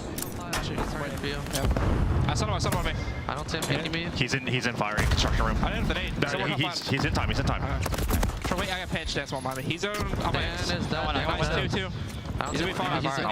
With you. I'm taking shit. I got pinched. He's right side fire. Left side fire in the corner. Trying now. I got me from 6 steps. 6 steps. I'm new. 6 steps of fire. 6 steps of fire. Nice. Last one time. They spawn Zig. Got something. Nice. They spawn back alley too. Back alley now. Alley. Sunny 2. I got one. The one weak to a nade. I have you. Hard stun. There, me tunnel too. Go side. Flat, Joe. Nice. Go side. He's garage. I'll be in time. One shot. He's gonna be out. He's one shot. Yeah, one's gonna be on you. One bottom garage. That's him. Garage already. Might double it. I got naded. Garage dead. Last one. Get to me. Last one. Cammy's small. I have tunnel. I can get tunnel.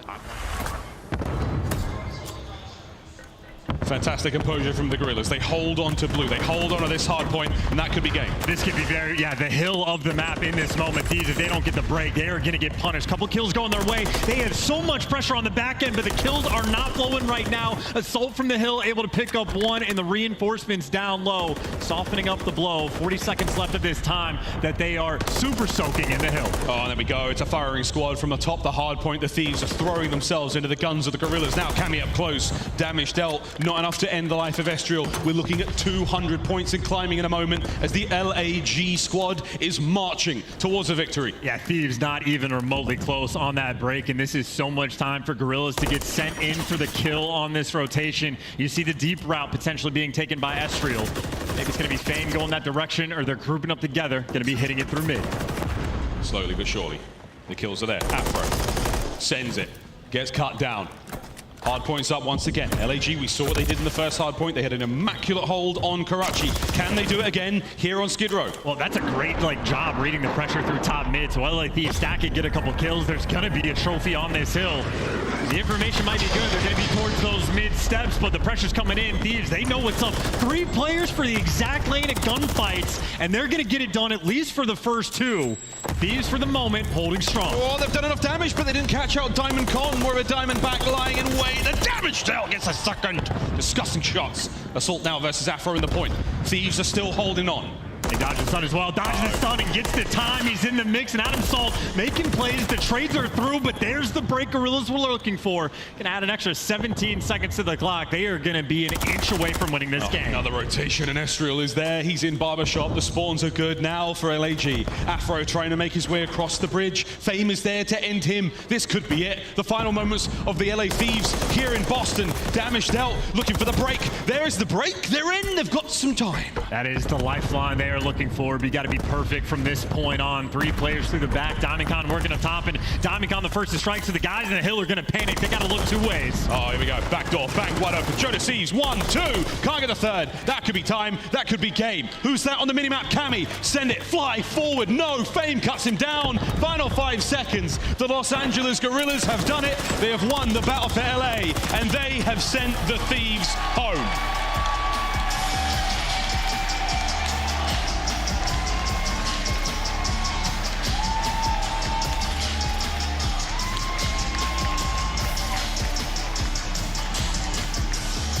Out with a whimper. LA Thieves, that is lights out for them on that flight back. A team that seemingly just cannot win hardpoint. Never going to see success on this stage with a performance like that. Guerrillas taking full advantage. And all honestly, that round 11 from Fame might have been the play that sealed the deal.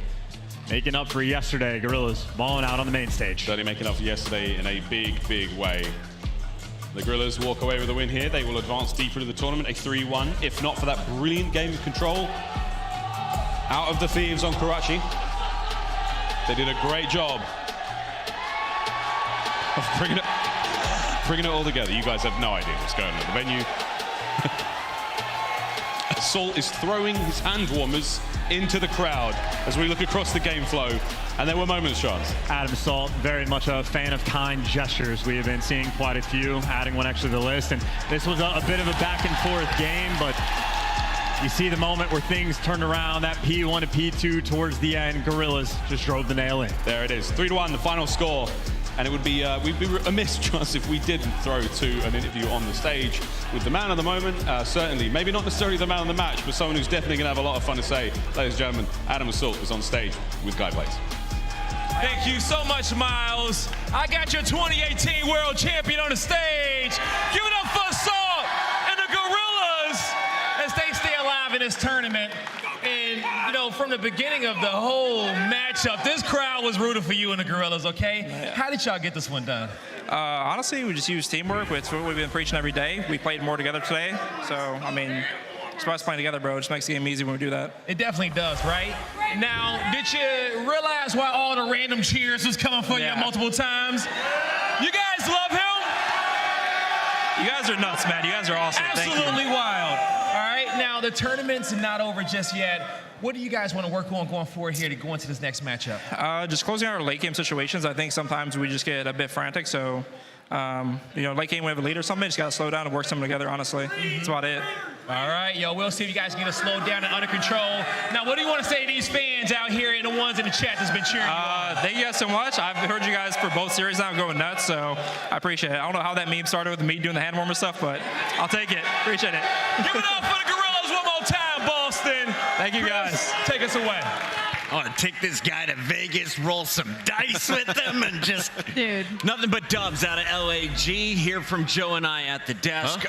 These two incorrectly picked the team. In the battle for LA, you win with the Thieves. They never win it. Why did you feel like they could today? Because of how bad LAG have been, honestly. It didn't really feel like there was a good option in either side of the series, but for LA Thieves, man, like, I got to commend Ghosty through maps 1 and 2. The man was absolutely frying, but crumbling at the end. They had a crazy comeback on that map number 1 and almost a perfect hold on P1. They end up getting shut down at the very end there. Joedecieves just not watching the left side street, but you got to think back to the search and destroy. That's where they had the opportunity to get themselves a foothold in this series. And FaZe, a one-man wrecking ball, comes in and probably the most ridiculous three-piece that we've seen so far in this game. Use that momentum going forward and clear the series.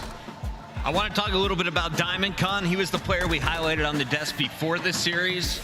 What is his experience in Call of Duty? Are we saying he's in the rookie running? Is he a 2nd year, 5th year, 8th year player? Where's he at right now? I mean, I don't know what to classify it as. Obviously, I think we all go back to Cold War when he had his brief stint with NYSL, and they performed very well, right? They get to a top 3, and then, I mean, he's got to go back to Challengers, does extremely well in Challengers, and then last year with the whole LAG situation, obviously you have RCs on the team, and he's just the one player left out. But then he goes and makes a statement. He dominates Challengers, and at that point, it's just sort of like, we have to give this guy another chance in the league. And so far, I think he's showing what he is capable of. And this LAG team, as Assault was saying, they just have to work on some of these late game situations. We saw it yesterday versus FaZe, but he was this crazy play. This made no sense. Out of Fame. I mean, he hits the hip fire on the player prones.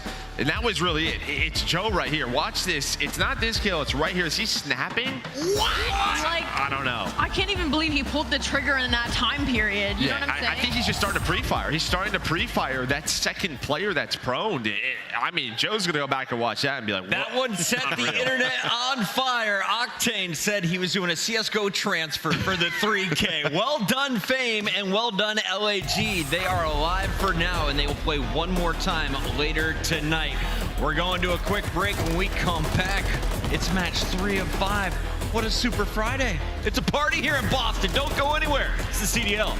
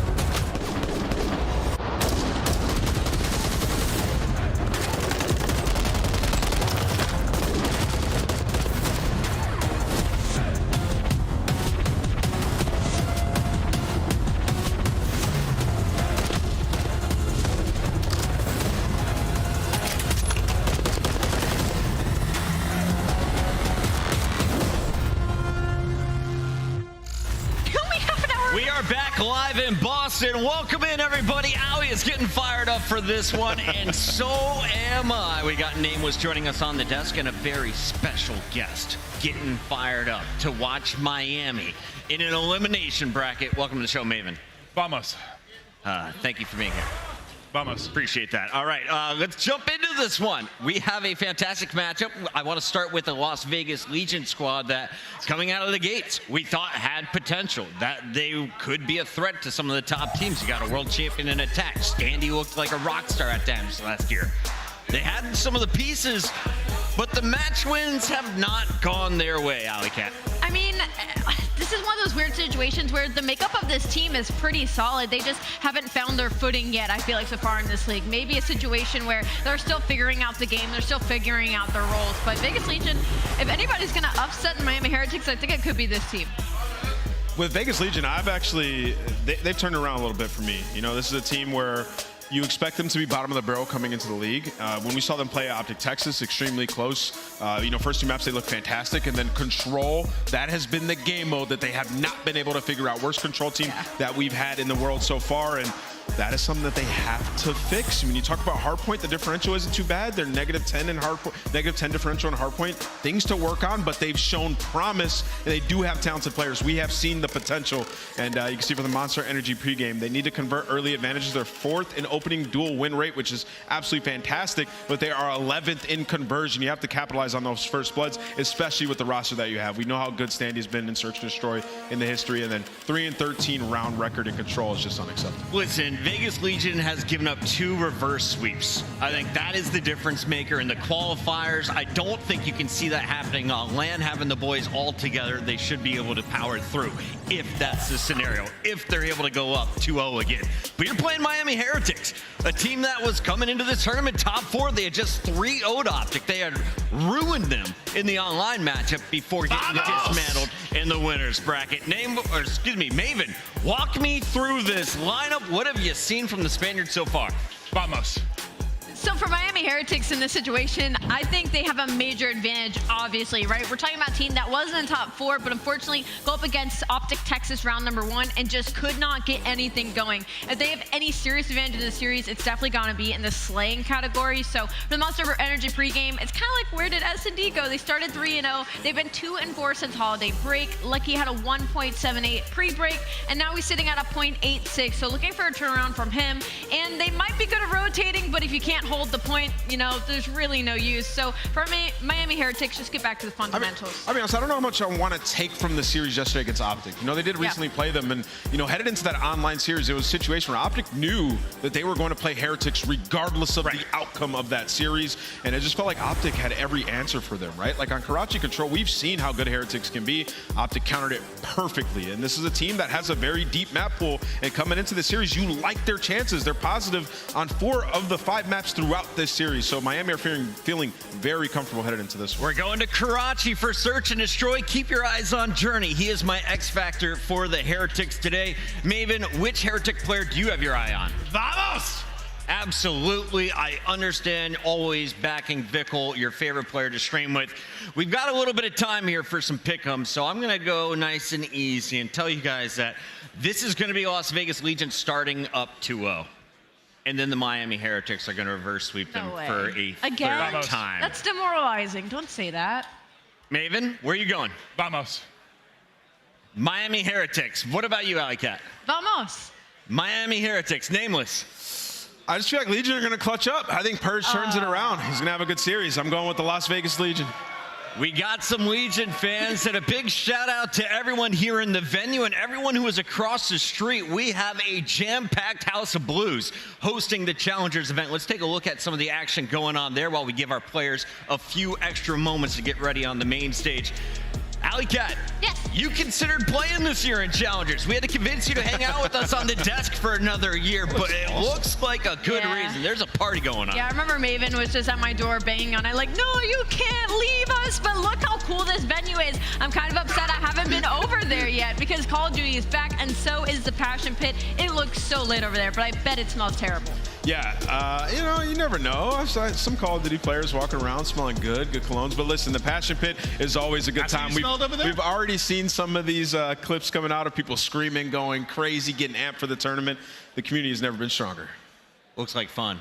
I'm gonna go join in on that, and we're about to have the fun starting here on the main stage. So everyone went Miami. Can we get some map predictions? Nameless, you gave us what? He's been saying Legion the whole time. Yeah, I think Legion. Sorry. Yeah, you went Vegas. So what's yeah, I'm back. What's the map score? I thought I was gonna get away with saying only Vamos the entire death segment because I had very little to add. But now that we hit the fill, I was like, all right, I can talk now. Thank you. I actually do think Legion turns it around here. I mean, they've shown us some good things, right? Like in Hardpoint, they've looked pretty solid. And then in Search and Destroy, I expect this to be a fantastic team. They've shown moments in like everything. It's in just every like, series, can they click it all at once? Yeah, and if there's close out the map. Yeah. And towards the tail end of the online qualifier, a lot of these bottom teams, they had way more competitive series. You know, everybody wanted to write off Carolina coming into this tournament. Well, they looked absolutely fantastic. They want it. They need to perform. And a guy that I'm looking at is Purge. And he's bottom 2 statistically in the CDL. He has to turn it around for them. And I think he can do it in this atmosphere. Let's see if he can hang on the main stage. We'll see what he's got for us as we take a look at our hardpoint stats coming into this one. Remember, we're going to see hardpoint every best of 5 at game 1 and game 4. Walk me through these, Allie. The biggest struggle right now for Vegas Legion is they haven't had the slang when it comes to hardpoint to keep up with some of these top teams, and they're currently on a 4 hardpoint losing spree. So they might be 7th overall, but Miami Heretics still technically have the edge despite being 12th when it comes to breaking. So if somehow Vegas Legion can come out and win that map number 1, which is looking not so likely just because that is Miami's favorite hardpoint map, Invasion, they are 3-1 overall, then Vegas Legion could set themselves up for success pretty early. Nameless, we got a few more moments here as the players are just getting finalized there from Vegas Legion. Can we real quickly hit what went wrong for Miami? Because in their losses, they've looked like a total different team than their 3-0 victories. Yeah, I mean, like I said, I attribute a lot of that to the matchup that they already had against OpTic. Like, that's a tough team you're going up against. It's going to be difficult to beat them twice. I mean, obviously, OpTic has crazy performers over there. Shotzzy had 5 First Bloods in the Search and Destroy, and then they played 2 of the same maps that they had in that exact series. It's not always going to go your way. I still have a lot of faith in this Miami team. I think they're extremely solid. Yeah, I'm not like super worried because you kind of came out very strong. You know, your record didn't really exemplify how good you were because you didn't have a very hard schedule early on. Then you got a wake-up call. You got a loss. You kind of got reality checked a little bit. But then you answer back quickly with that 3 over OpTic. Like, you're like, all right, we're the real deal. You've already been reality checked once and bounced back. That's why I'm not that worried about it. Like, I think they know what they're capable of. I think they know they can get caught. They're putting that one in the rearview mirror. They're coming out firing. Boston, you guys ready for us to start the game? Vamos! Let's send it to the stage with Blaze. Thank you so much, Chris. Boston, it's time for another heated matchup, and these two teams know how to handle this pressure all too well. But who's gonna tap out first? Coming to the stage, give them your vamos. It's Miami Heretics. Make some noise for Metals, Lucky, Vickle, and Journey. Vamos, Miami Heretics. These guys are looking to make a statement in this series. They haven't won a map yet here at Major 1 after being absolutely stunning online, taking over. They have some players who can light it up on that stage, and I can't wait to see if they can go off. Vamos! Let's bring out their opponents, Blaze. Definitely ready to make a statement, and they're going to need all the energy at home and in this venue because this next squad coming to the stage, ready to level up yet again. Make some noise for the Las Vegas Legion. We got Purge, Attach, Standy, and Narrow. Looking to get sinful, the Las Vegas Legion. A franchise that are used to being underrated, are used to being overlooked and put in this situation, now has some star-studded players on this roster. We've got Purge smiling on the main stage, as well as Nero, and we know what he can do on the map once he gets going. With the leading of Standy and Attacks, there's no reason they shouldn't be able to upset this match. Let's get it going, Blaze. I'm ready to get it going. Boston, send us off. You ready to go? Same here. Whole shift, study, let's go.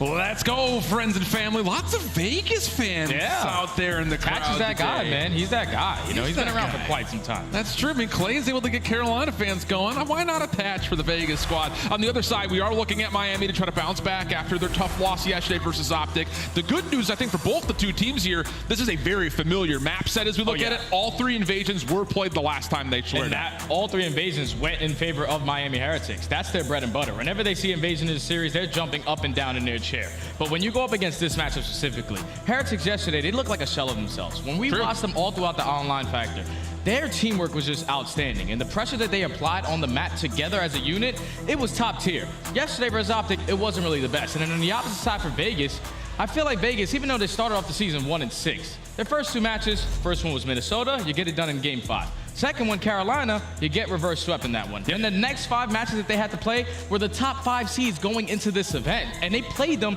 fairly close in all the HP. So I feel like Vegas Legion, it's a good thing and a bad thing that they are starting off 1-6. Good in the fact that they got great practice versus some of the best teams. Bad thing because obviously you need the points going to the later half of the season. So I think Vegas Legion are a huge question mark, and a lot falls into the hands of this young man right here in Purge. I like that. I mean, yeah, he's been bottom 2 KD pretty much across the board in the league for every single mode. But look, watching this guy play last year through when he was on Omit, especially during the grand finals, he was a key reason of why a lot of teams were looking at him saying, hey, he could be our pivotal AR pickup going into this roster mania period. And there were a lot of teams that were fighting to try to get him on the roster. But he has to show up here in this matchup. We saw Miami, even though in the loss, they were squaring up really nicely. I think in particular, that AR battle is going to be a really interesting one to keep our eyes on. Yeah, Purge is a guy that obviously people have been talking about. Yeah. Before the offseason came in, there were multiple teams fighting for this guy. So obviously he was doing something right on the map. So far when the season started, he hasn't really been having the best performance. But now this is your first pro match on the main stage, going up against familiar players in Miami Heretics that you played in challengers years after years. So you know exactly what's going on. So I don't want to completely write the rookie off yet. This is your opportunity to really make a name for yourself. And I think the thing about it is not only are we getting all 3 invasions back, so you have some homework you could go back to and say, okay, we know what to expect that Miami may pull off. But at the same rate, you look at the Karachi, could be an opportunity for them. And I think also looking at the Skid Row, we've seen Standy and Nero absolutely dominate at different moments in time. Those could also be big factors for this Vegas team to pull an upset here. Yeah, the Karachi Search and Destroy, neither squad has played it. So it just comes down to what kind of strategies we're going to have going into that map number 2. And a lot of it is going to be based off of what you get in momentum-wise in map number 1. Like come out and absolutely dominate, you're going to go into the map number 2 really confident. All right, there's the terms. Now it's just down to figuring out who comes out on top and continues their potential run through this tournament. A lot of eyes on what Miami can do to bounce back, in particular in the matchup versus Vegas. Last they played, medals popped off 1.7 in their opening map. That was actually for the loss. Keep that in the back of your mind. So if he could continue to reap this Vegas team, could be a great start for Miami. But we'll see how things go. It's a grudge match rematch here for Miami and Vegas. Let's get it on. Here we go early into the P1. Vegas Legion, Miami Heretics. Miami on the bounce back, starting off on the bad side. So Vegas Legion going to be the team early on in towards this P1 HP. Just want to slay around, keep your teammates protected, and that's already 3 dead in the feed. Vegas coming out swinging. Journey, the only one left standing, has to wait for help, so he'll just finesse his life a little while longer. And actually, Vegas are on the hunt, seeing if they can get Journey taken care of before this next hit starts to develop, and successful in their endeavor. So great start here for Vegas. First 25 seconds looking good, and Miami need to try to find a way to hit through hole. Yeah, and if you are Miami, you have to find breaks. They've had 13 attempts on this map and have not had any success on either one of those. It's already a great start if you are Vegas Legion. Almost 30 points collected at this P1 HP. They're trading effectively, and they're already thinking about that rotation. The only player here for Miami is going to be Beagle, slowly working his way, just trying to hold these cutoffs those teammates get to. A lot of the tight maps that Vegas have had throughout the course of playing up against some of the best hardpoint teams in the game have been by way of, can they rotate better? So far, so good. 40 seconds on the first. You thought for a moment with the numbers in place where they were that Vegas was going to open up construction to their name, but not the case. Miami gets the quick break, and now a chance for them to earn some time of their own. Yeah, Miami's not going to get contested for another 5 to 10 seconds. You see all of Vegas Legion, their game plan right now is to flip these spawns. We don't want to get trapped in towards the backside of Palace, especially rotating over towards the next hill. So everyone conga lining right through the middle of the map. Doing a great job of at least finding that first kill, and that flips the spawn now for Journey. So if you are Vegas Legion, job well done. Now we got to get him off the point. Point will go neutral for now. Metals up top has a good look at everyone down below. Off the reload, the beatdown comes through. And Metals starting off where he left off last time he played Vegas. Nice little 3 spree for him. Miami take their focus over towards not just the scrap, they're also rotating in towards new. Yeah, Vegas Legion, they thought they made the heads up play. You find those kills, you go for the pitch, but you just do not tech top treehouse. And that's what Metals finds 3 to keep Vegas, again, spawning all the way towards back palace. They are in the trap. You have to get out. You have to get past Lucky, and at least a couple shots come down, so he's able to reposition himself, but he's still here to cause problems. Does he have the read on the Nero? Oh, he may have, but doesn't make much of a difference. Nero with the kill. Now you start to look over towards the hard point as Vegas continue to stretch across the middle of the map. Only 2 players in their way, but Miami trying to get themselves set up off of spawns, looking to try to find some way to assist Beekle, who's kept his head down. Trade starting to come through. Now it's the hit for the hard point, and Beekle is good for 2? Okay, surprise, surprise, Miami with the hold. Yeah, that's just a moment right there where you have a 2v1. You're sending from both sides of the hill. You have to find that trade. Beekle makes it happen, and now Miami are going to find themselves up by 50 points. Vegas Legion, again, losing another rotation to start this one off. They have more bodies on this side of the map. You just have to win these trade gunfights. Where are the players from Miami? Metal takes down one, but Standy's there for the trade. So now they have the opportunity. You just have to take down Metals. He keeps on finessing it towards the treehouse. Yeah, really well done here for Miami. Again, talking about their rotation percentages, it hasn't necessarily been the worst part about their game. It's just down to can they actually get time off of these rotational setups. So far, so good. Vegas now setting up for their break attempt. Not really finding much success through street side. Standy will at least confirm 1 trade front side of the hill. Allows a chance to contest, but it's in pieces. Individual hits has Vegas reeling. And this is where you have to make that decision if you're Vegas. We're not trading effectively until the treehouse. Finally, they find a break. That's a much needed 40 seconds because if you allow Heretics to get all that time and you commit towards the rotation at next, basically down by 100 points, but still gunfights going left and right. Nero with a huge one in towards the top treehouse while his teammates are holding down that next spawn. So this is the opportunity for Vegas to get back into the game. How messy can Standy make the exits here for Miami? Answer, not very, as the quick kill comes out for Lucky. Where does he spawn up at? Yeah, he'll be right there at Palace. So Vegas will be fully set up, ready to go for new, but a lot of scrap time given away for free. The gap is wide as Miami now take the reference over towards Palace. And if you allow Heretics to break this hill, they're basically going to be able to call a game right here. Vegas Legion, whenever they are set up properly, they average about 40 seconds in an HP with a proper hold. So if you are Miami, just got to take your time, work a couple kills. Attach is starting off with the first holding down that right street. Just full on 50-yard line. No one cannot cross. Vegas holding on strong. Everything being watched. Miami taking their time, trying to get a couple of players off the region. Where is this focus hit going to come from? Well, nowhere is where it's coming from. Quick kills come through for Vegas, 3 in a row. Lucky also seen over towards that ice cream location. No chance for him to make a play. The first 30 seconds are free for Vegas. Yeah, and they're not even going to contest this anymore. Heretics know, like, this is impossible. We don't want to feed any potential cruise missiles, so let's set up back at that P1 HP where they did dominate us the first go around. So they're going to be the team early on. Just got to try to trap him in towards back palace, not let anyone slip on by. And Nero making it to that mid tank. He's the first line of defense that you have to focus on. Big moment here for both teams. Vegas, you find a way to break. All of a sudden, you find yourself at the ascendancy. Whereas for Miami, chance to bounce back after what was a very liberal 60 seconds given for free. Attach also on 4, looking for possibly an early cruise missile, and Lucky gets caught playing up on top of the rafters. Metals with 1 trade, but Vegas find the break early. This is a nice early break for Vegas Legion. We just get a full 60 at Palace. You force Miami to hit that early rotation with about 30 seconds left, and as soon as that hell pops, your team is in it first. Attach walks away with his life. He's on a 5 streak, can potentially earn a cruise missile, pick up the SMG. He can do it with both weapons. He finds himself a cruise, and Lucky finds 2, so the hill is still contested by both teams. And he should have him dead to rights here in the corner. Finally, the kill comes through. Miami quick to try to re-break this, though. 30 seconds still to fight for, plus the rotation needed for the Heretics. Contest on the way. Standy's trying to find a way to hold things down, and as they do, we'll head on over to a Vegas Legion listening to see if they can finish off the hill. Nice, good shit, good shit. Get this time. He's on you, one shot. Last guy's on you. He was on a P2 tank, okay? He was on a P2 tank. I don't see him square. He didn't square yet. I'm just swinging down. One shot. It was Lucky. Okay. So hit him with nade on square. He's behind the square. Hit him with nade. Okay. Hear that? This guy square. Square, daddy. I'll get time. He's gonna be close left. I'm flanking that. Square. Get behind square. DVD one shot. You have to get time. I'll get time. I'm going. Oh, no. Gas. One shot in. Nice. I'm looking dark. Info Lucky. I know one's Lucky. Paint dark. Lucky dead. Nice. I started your P2 tank. Square. Nice. Looking for one. I need help. One shot. We're going. First guy. Yo, get in time. I'm on a shake. I have your pillars. Go on the pinch yet. Yeah, close right. Yo, close right. Dark pillars. Guys on the control heady. Close right. There's 3 there. There's 3 there. Close right. Take your time. Lucky one shot. Pillars. And right side, pick the tank again. Lucky one tank. P1 tank. Get alright. Can we send this guy? He went in on P tank. P1 tank. One shot. Absolute P1 tank. I need it. Nice. I need old. Be dark.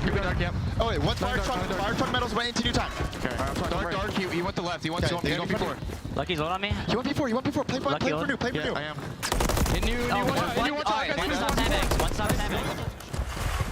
Great stretch right there from Vegas, able to find themselves a lot of time on P2 and the rotation to 3. And I'll tell you, Jay, we got a tight game of 3v3 going on right now. Journey and Purge have not really been able to participate to the levels that the teams would expect. And the way that Miami's playing that, like, first P2 went all to them. The second time, Vegas Legion held that from the back end and then win the rotation over towards next, because the only player on this point was Metals. You go for the trade, you flip the spawns, and now Vegas Legion have blown this game wide open. Keep in mind that they have those cruise missiles to work with. They no longer have to focus on maintaining palace spawns. They can win the game at the next hill if they continue to hold. You just got to be the team air early, and it falls into the Røkkr, who's currently sitting at 5 and 15. This is the play to win the game, and he finds 2. Vegas Legion win the rotation. May not have many, but that double could have confirmed the map right here, right now.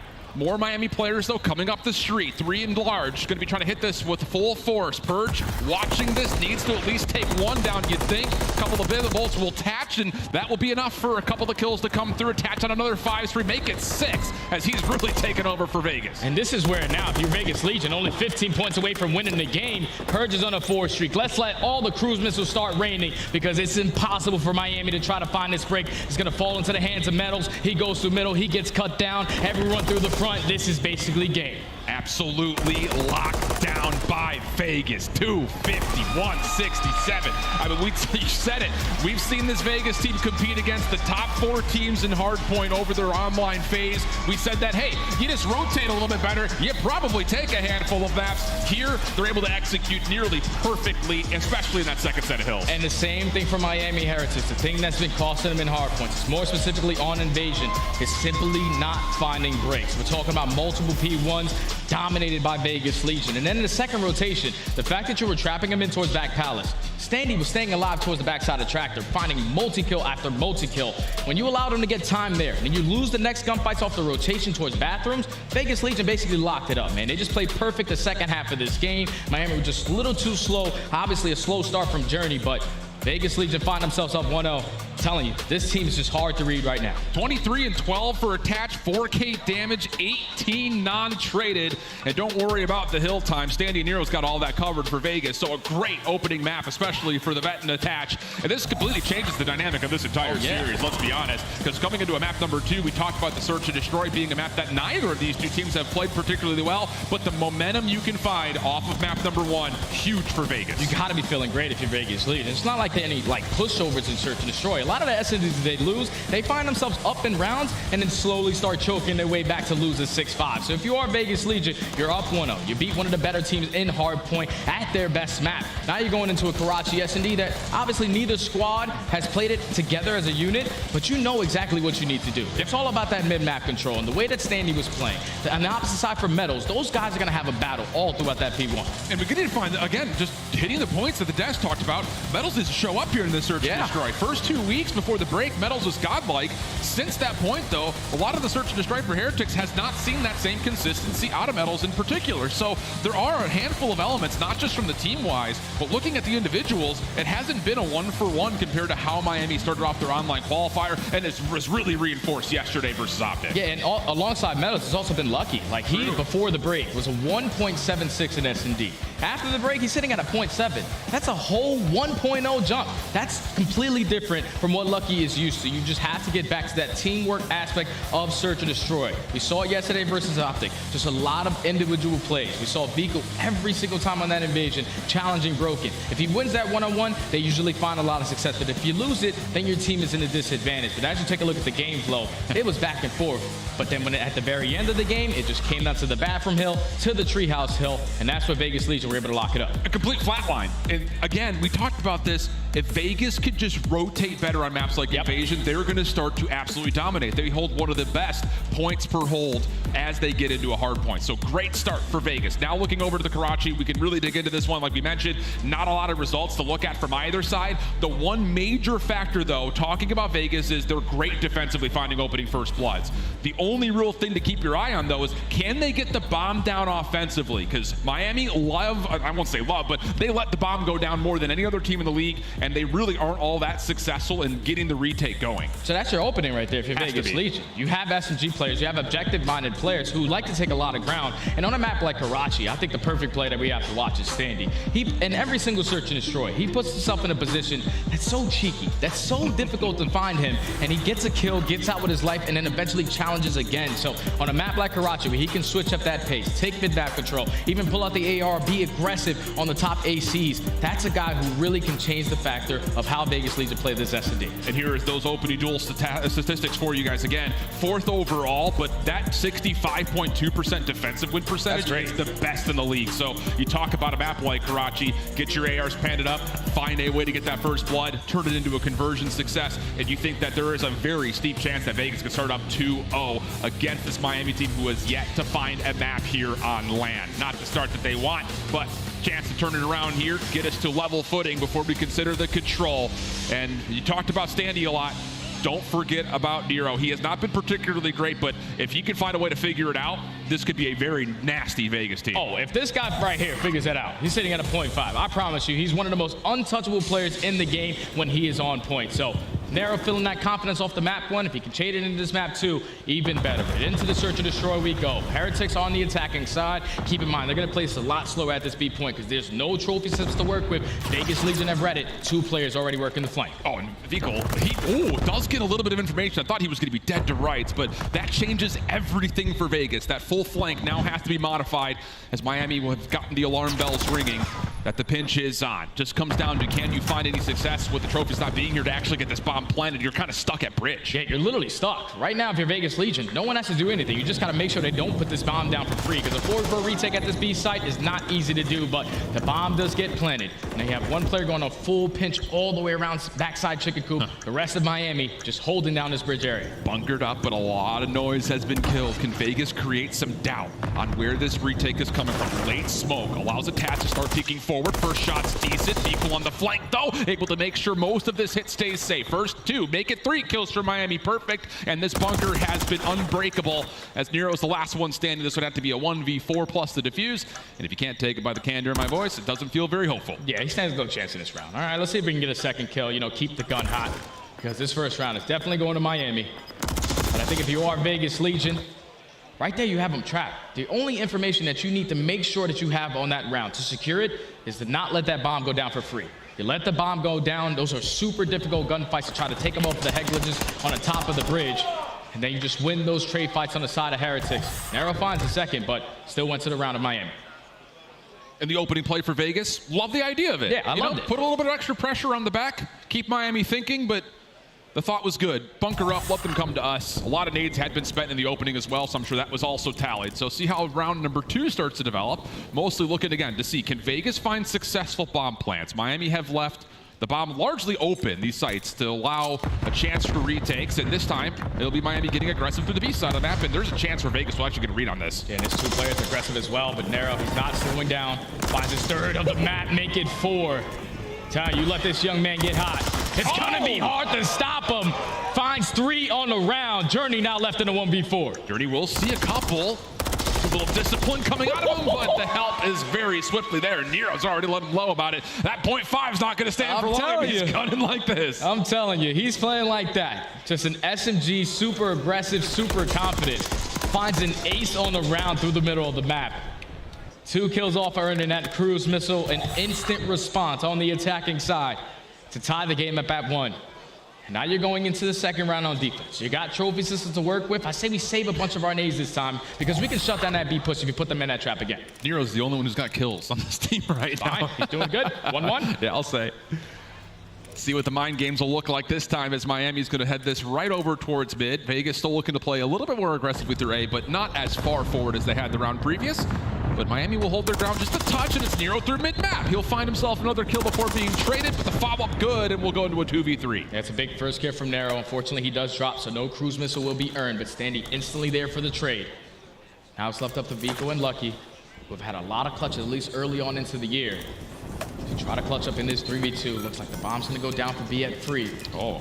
Vegas Legion, 3v2 now. And there must be some doubt that Vegas thought there was going to be a re-wrap back. Both defenders over towards the top side of the map, wrap back over to A. So now this wrap coming all the way over through the offensive side of the map is going to take forever to get here, and it's all being watched by Lucky. Can he find good contact? Oh, he may have just had the worst piece of COD timing ever. Here comes the hit from behind, and Miami just don't have a look at it yet. Yeah, they have no idea what's going on. Lucky's getting some really bad COD timing, but the entire time, Purge is holding down their spawn. Knows that no one's on that side of the map. Lucky eventually takes him down, attached there for the trade. 2v1, 12 seconds. Sandy with the opening shot, but doesn't wait for his teammates. So that's a free kill for Vico. 1v1 with attacks. The snap is in, but not quite good enough. Doesn't make a difference. The time has been killed. And with that, Miami will find a successful 2v3 conversion. Matches can't happen again. That's another round where Vegas Legion have the advantage. Once again, they get costed on the round because we're just simply not watching any crosses over towards the B bomb. Purge was a sole man on the backside of Palace. You got to put yourself in a position to watch that cross, especially knowing that your teammates have everything at A. If they don't get the bomb down, at least you're able to call it. They're able to play a lot faster. It's just it took too much time to locate what the players from Miami were, and eventually leads to Miami win. Next up, Vegas trying to find a way to get the offense, continuing to find success from both sides' perspectives. Miami coming out of spawn with something a little bit different. A hard focus in the middle of the map and a lot of nades tossed to Tatch's direction. That'll be good for first blood as the bomb starts to kind of lean over towards the A site, which to be fair is completely vacant. Yeah, you're okay. Standy already found himself in a great position towards top grab, and unfortunately he jumps out the window right into Metal's pre-aim. So now it's a 2v4. The young Røkkr and Nero. So having himself a great search and destroy so far to try to clutch this one up. Got to go big here if you're Purge. You'll likely be first contact as Miami starts to get this retake going.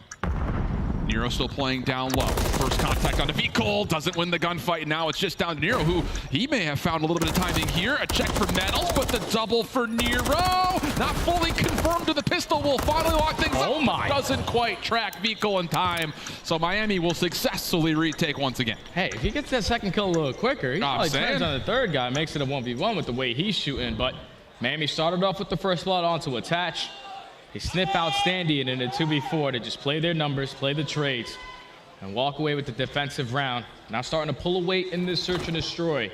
If you are Vegas Legion on the defense, it's been all about B. Yep. You send 2 players every single time through that red side. You get those trades, but we just got to shut down this B plant. What adjustments come through, though? That's the question. I mean, when you don't have a lot of participation on a Purge, do you look to the SMGs to have to kind of take over the map? Yeah, because right now you have Standy and Nero working up that red side. I think you just switch the positioning of one of them, have them be aggressive up towards bridge so they can put themselves in a position to shut down that play. Well, it's going to be Nero by himself. A 3-man hit for Vegas over towards the B side of the map. We're going to get some conflict here early as Attach will respond to the opening nade, almost in the exact same position. Vico now the one to fall. And once again, Vegas continuing to find great success in their opening defensive kills. And you see Journey across the map. He's just waiting for his teammates to try to get something done, some kind of information gain so he can be the island player, and he catches Nero to make it a 3v3. But it's still Standy in a great position. If he just checks the bomb, you're going to be good. Metals is going to sneak this one off for free. Lucky just watching along the route, but on the exit. Oh, man. Standy's got Metals down completely to one shot and eventually just gets the pre-fire out to find the kill. Smoke not going to allow him to get an exit, and Standy, similarly so, will also find a bit of an escape. Just keep your eye on Journey. He has to come here and help as the bomb's already being defused. Purge trying to stick for it, and Lucky getting taken down means that Journey will not get here in time. No retake this time. Bomb defused. There you go. You make the adjustment on defense. You put Standy in position to instantly take that bomb carrier down, and then once Journey finds that kill across the map, Lucky puts down a couple shots from Coop. You have all the information. Journey has to work his way all the way through mid to even contest it. We take down Lucky, we will be able to stick the defuse, and that's exactly what Vegas Legion do. Adjustments on defense leads to the W, now down 3-2. Little game of chess starting to come out for both these two squads. One round the difference at the moment. Back over to seeing what Vegas can find on the offense. It'll be interesting, I think, just to see if Miami's going to continue to kind of stack the box. They had 4 members stacked over towards mid. They're allowing the bomb to get planted, just trying to overwhelm with numbers for retakes. And that kind of seems to be the idea once again. 3 members stacked down towards the bottom side of the map, still using the middle to their success to rotate. And it's just Journey by himself over at A. He's journey by himself, but Lucky's able to find that first one onto Purge. So now they have information on 2 players, because Nero did put down a couple shots through mid P1, but already an advantage is Miami. As Vegas is slowly starting to work their way up for this B plant, but Nero's in a great position to make something happen. That sure is. Just comes down to, does he want to actually dive in and get involved? He's seen, I believe, both players over this direction. Yeah, that's enough for Stadia to hop over towards B and commit for the plant. Nero making a mess of things mid-map, but only finds one of the 2. Oh, and Stadia actually hops off the plant. The help coming so swiftly for Miami means that now there's no post-plant for Attach to work, and this would be a 1v3. But you can never count Attach out. One of the best S&D players to ever live, and he definitely has that clutch gene in him. 30 seconds remaining on the clock. Bomb down on B, but now his position is known. Miami's going to reposition themselves, take control of chicken side, and make this a lot more difficult for Attach. They absolutely know the bomb's down over here towards B, so yep, just don't put yourself in the line of fire. Little shoulder from Vico will confirm that Attach is nearby, but gives up the first shots. Now he's got an idea on Lucky. Lucky's just going to bounce off, Attach, hops, collects, and now it's just down to how the 1v1 starts to progress. Lucky will allow the bomb to be planted. Challenge starting to come through. Stuck just on the other side of the archway. Attach right over the top of the car. Oh, it's clean. A 1v3 for Attach. Stands up and lets the whole venue know you got a challenge if you're going to try to let me stay alive. I told you, that guy's got some ice. He's got that clutch gene in him. The fact that Vico commits to that one-on-one gunfight and doesn't throw a shoulder, that's a misplay out of Vico. Agreed. And then in the 1v1, there's 11 seconds still left on the clock. It's not like Attach is going to chase you down into a chicken coop. No, he's been playing Search on the Shore for years. We still have time to work the bomb plant. You get it down, you know that Lucky's going to be aggressive on you, and you hit him with a nice low one pump at the very end to clutch up the 1v3 and tie the game up at 3. What a play from the world champ. Unreal. 6-3 for Attach, 3 in a row. Nero still at 10-5 after the electric start he's had. And Vegas get us locked into 3 apiece. Miami focus over towards mid-map once again. Delayed out of Lucky over towards the B side of the map, and the focus to isolate Standy will come true. Attach in a little bit of trouble will also forfeit his position and back up. And now it's free. A free bomb plant again for Miami if they decide to take it. But the bomb carrier is going to be Vico, who's playing a nice little spot and catches Nero to now make it a 4v2 scenario. Purge going on a deep flank, but Attach just has to hold his position. It's going to be another 4v2. You have to retake at B. Yeah, it's real tough. He's got to watch 18 things at once right now. Did see, I think, a part of Metals. Trophy will make sure that nade doesn't land. So Attach will have a little bit of information. I don't know if he fully saw Vico escape back over towards market side. So once again, the problems are numerous. He's got to find a way to get a first blood, and surely there's a call out over towards Lucky, and there is. Purge now dropping down low. Almost takes care of Vico. Not quite able to find it. Now a second 1v3 opportunity, but no fireworks here as Attach quickly dealt with. Yeah, a lot more difficult to try to clutch that 1v3 up. Miami do exactly what they need to do. This time, make the adjustments, catch Standy as the only player crossing over towards that B bomb, and then read Nero on that deep flank. He's hit it multiple defensive rounds now, and Vico's able to catch him. Just a 4v2 retake at B. It's never going to lead to a lot of success. Miami, 3 attacking rounds so far in this map.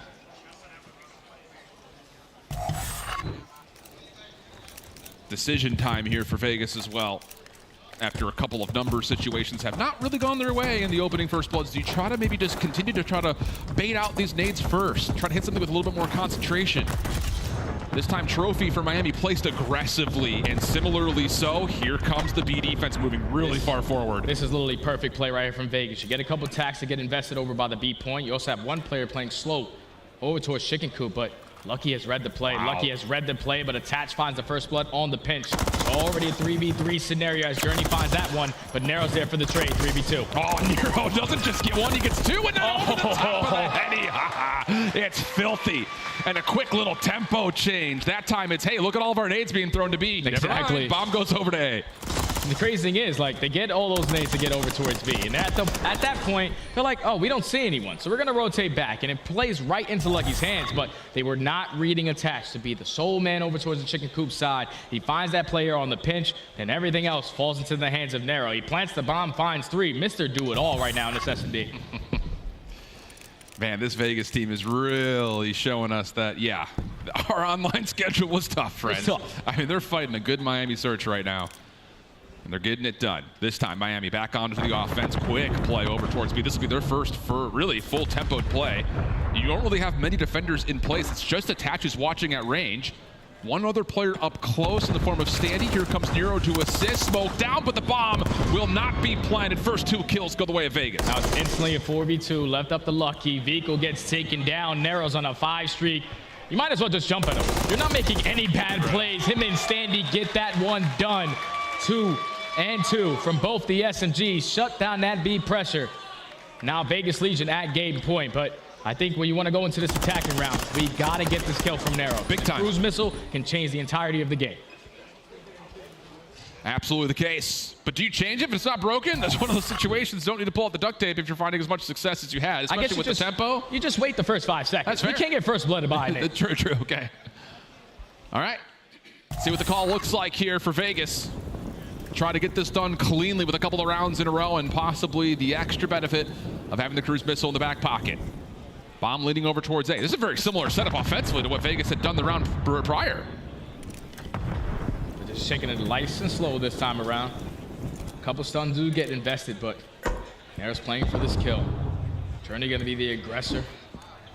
And Attach finds the first blood again onto Metal's instant 3v4. Bomb making its way over towards A. Miami's looking for kills here. They have completely missed this play over towards A. And now with players deeper towards the offensive side of the map, they got to be saying, wait a second, we got to get back over towards A. Purge over the top side of Junk will find the first kill. This will be a 1v3 for him. Bomb planted to his favor. And he's going to change the angle completely. No one's seen him make this move. How much ice could this be for Purge again to possibly win what would essentially be 2 maps in a row? Sees no one's on for now. Extra time now in the pocket. Lucky starts to check. No way, no how. Purge now for the 1v1. Vico on the other side. Has to check it just one more time. Vico shots come through, but there's not enough time for the defuse. Wow. And Vegas will clutch again. Purge, once more, not a lot of kills, but the final 2 once again confirm a dub. We're talking about a clutch train hard point by catching a 2-piece off the rotation. Not the best start in that search and destroy. He was sitting at about 1 and 6 going into that final round. But the way to get it done, the rookie gets it done in a 1v3. It was just a repositioning out of him. He was so quick on his decision making there. He goes from Junkyard, finds the first kill. The fact that he's able to maneuver his way through Ticket, slide on out, make his way behind Cafe, and no one is able to spot him. Miami just simply had no information on where he potentially could have been. And then once he finds that kill onto Lucky, there's only 17 seconds left on the clock. Vico has to make a decision. Am I going to be aggressive? Because he's just going to throw shoulders, just try to play his life, let that game clock wind down as much as he possibly can. But he plays it from sight. Purge checks it at the perfect time and clutches up in the round. I know he hasn't been having a stellar series. That's 2 clutch plays from the rookie to now be up 2-0. And on top of that, the 15 kills from Nero ties the S&D kill record, so it's just all going right for Vegas at the moment. Invasion Control coming up next. Again, this is a rematch from when these 2 teams had played. It went all the way to round 5 last that they were here. So again, we're only looking for small adjustments out of Vegas because honestly speaking, they're playing pretty polished and they're looking real clean so far. Miami struggling, need to find a way to reset as they head over to the break and see if Heretics can find at least a map win here at their first major. We'll join you at the backside of the break. If I had to call one person and they had to answer the phone. One person answers the call. One person to answer the phone, I feel like would be Fellow, easy. Cellium. Insight. Ghostbusters.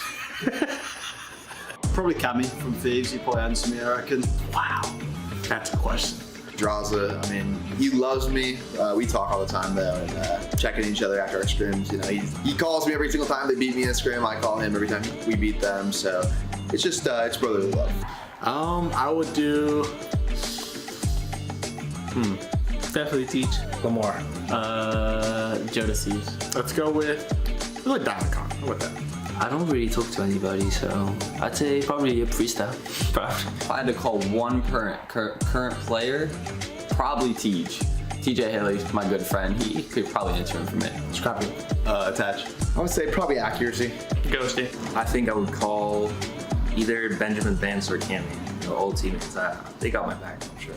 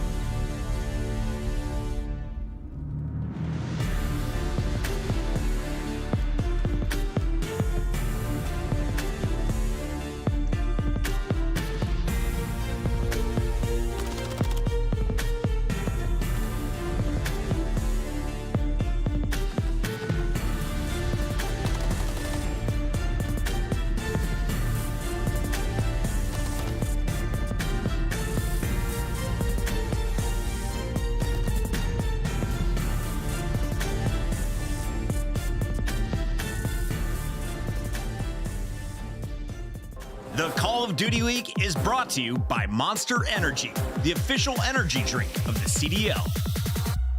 Tune in throughout Major 1 this weekend to earn awesome in-game content. You can rock the Frostbite Blueprint, charms, emblems, calling card, and get XP tokens. Be sure to link your account now to start earning. To Boston, and well, not just the players and of course the audience here in the venue, but Scumpy and the boys also in town with the Scump Watch Party. Make sure you guys check them out throughout the entirety of the event. Looks like Boz is staying nice and hydrated. Those are the boys right there, man. They're definitely a lot less stressed. Their squad does not have to play today, so they're enjoying themselves some good Call of Duty that we've had all day so far. And now we find ourselves in a series where I thought it was going to be an upset. We've seen 2 upsets so far. Yeah. Obviously, New York getting eliminated the way that they did. But Miami, they were one of the top teams going into this event, and they're playing one of the lower teams. And Vegas Legion have just come out swinging so far. And how about the veteran play from Attached? Nero gets the kill record tied, but this 1v3J, unbelievable head games being played here by Attached. So he finds that first kill, and now the repositioning from Miami was perfect. But there's only 15 seconds left on the clock. You know that he flips the side of the map. The fact that Vehicle commits to that gunfight, you make it a more manageable play for Attached. When he grabs that bomb, there's about 9 seconds left, and Lucky doesn't put himself in a position to instantly chow and try to catch him off the site. A little shimmy, a little dance from Attached. I told you, he's got that clutch gene in him. He's been doing it for years, and he showed it again. And that's the thing. I'm glad that you highlighted the fact that what is Vehicle doing without Lucky helping him in that 1v2 when you know for a fact the bomb's on down on the site. Exactly. And you've got high ground positioning. Exactly. It just felt like, again, that's another moment we've seen from Miami where their teamwork that we saw online has not necessarily showed up on land. The good news here for Heretics fans, you're still one of the best control teams in the game, and you're going to an invasion where we expect this to be a defensive slobber knocker, and let's be honest, both teams have not really been all that great offensively. Yeah, both teams have not been great offensively, but Vegas Legion more specifically has not been great in this mode, and already starting, that's a clean 2 dead. One with the nade, one with a headshot. Vegas Legion are not going to try for anything fishy. They're not going to go for an early A push. They're just going to try to commit towards the B point. And Miami, they're ready. They have the nades. They have the stuns to contest it at this time. And Vegas just needs to start finding success on the objective in particular. Yeah. They rank the lowest in the CDL, only averaging 2.9 ticks per offense. That's not good. Every single series we see them, they rarely capture even 1 full zone per round of offense. So that has to change, and a couple of good kills will at least allow entry for Vegas to jump onto the B point. And I think the biggest turnaround that they can do to get that objective better is just simply keep up in the slaying. We're talking about a majority of these rounds. They always found themselves down by 5 to 6 live in every single control round, but that's already 2 segments in. Metal's going to be the aggressor with that SMG. He catches them off, and now you are trapped. You have to get out of back palace. They should know that Lucky's nearby. Yep, a couple of the tags already came his way. Trophy system down also kind of alerts Vegas to where he's positioned. So the spawn trap affects a lot of the clock, but it doesn't fully keep Vegas from being able to approach one of the zones. And actually, they get free avenue over towards A. Miami's so invested in this B defense that now all of a sudden the clock stops and Stadium's making work on A happen. Yeah, now you just got to stay alive. Have your teammates watch your cross, and unfortunately, Purge cannot win that gunfight. So now it all comes down to Sandy. He finds the first. I don't know if the first segment is going to be complete. No, it is not. It's only 30 seconds left. Vegas all coming back off spawn. Only 5 kills on the round for this squad. They got to keep up in the slang if they want to stand a chance. That's been the story all year long for a team that's only seen 1 control win so far in the CDL. Over towards B. Finally, Vegas get on stop it at 14.6. Double stack is in, looking for the extra 60 seconds. Miami seem like they want to give this a little bit of a contest, and, well, they do at least get some positioning, but not enough to confirm any retake of the zone. Extra 60 added. We have a 5 life gap with just a minute on the clock. And this is the opportunity for Vegas to maintain the map control. Standing gonna go for the one-on-one chow. Purge finds one across the street. Now he's just dancing around this bathroom hill, but unfortunately walks into the Renetti of Lucky.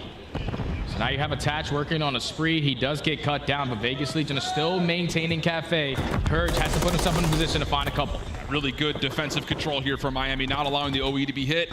Good focus from the front as well. So problems starting to amass here for Vegas. A lot of this going through the previously captured zone trades continue to come out in favor of Miami. Standy only able to find 1 through mid-map. 30 seconds remaining, 8 lives. This is the last chance to win for Vegas offense. Yeah, this is going to be their last push. You got 2 players going on a deep flank.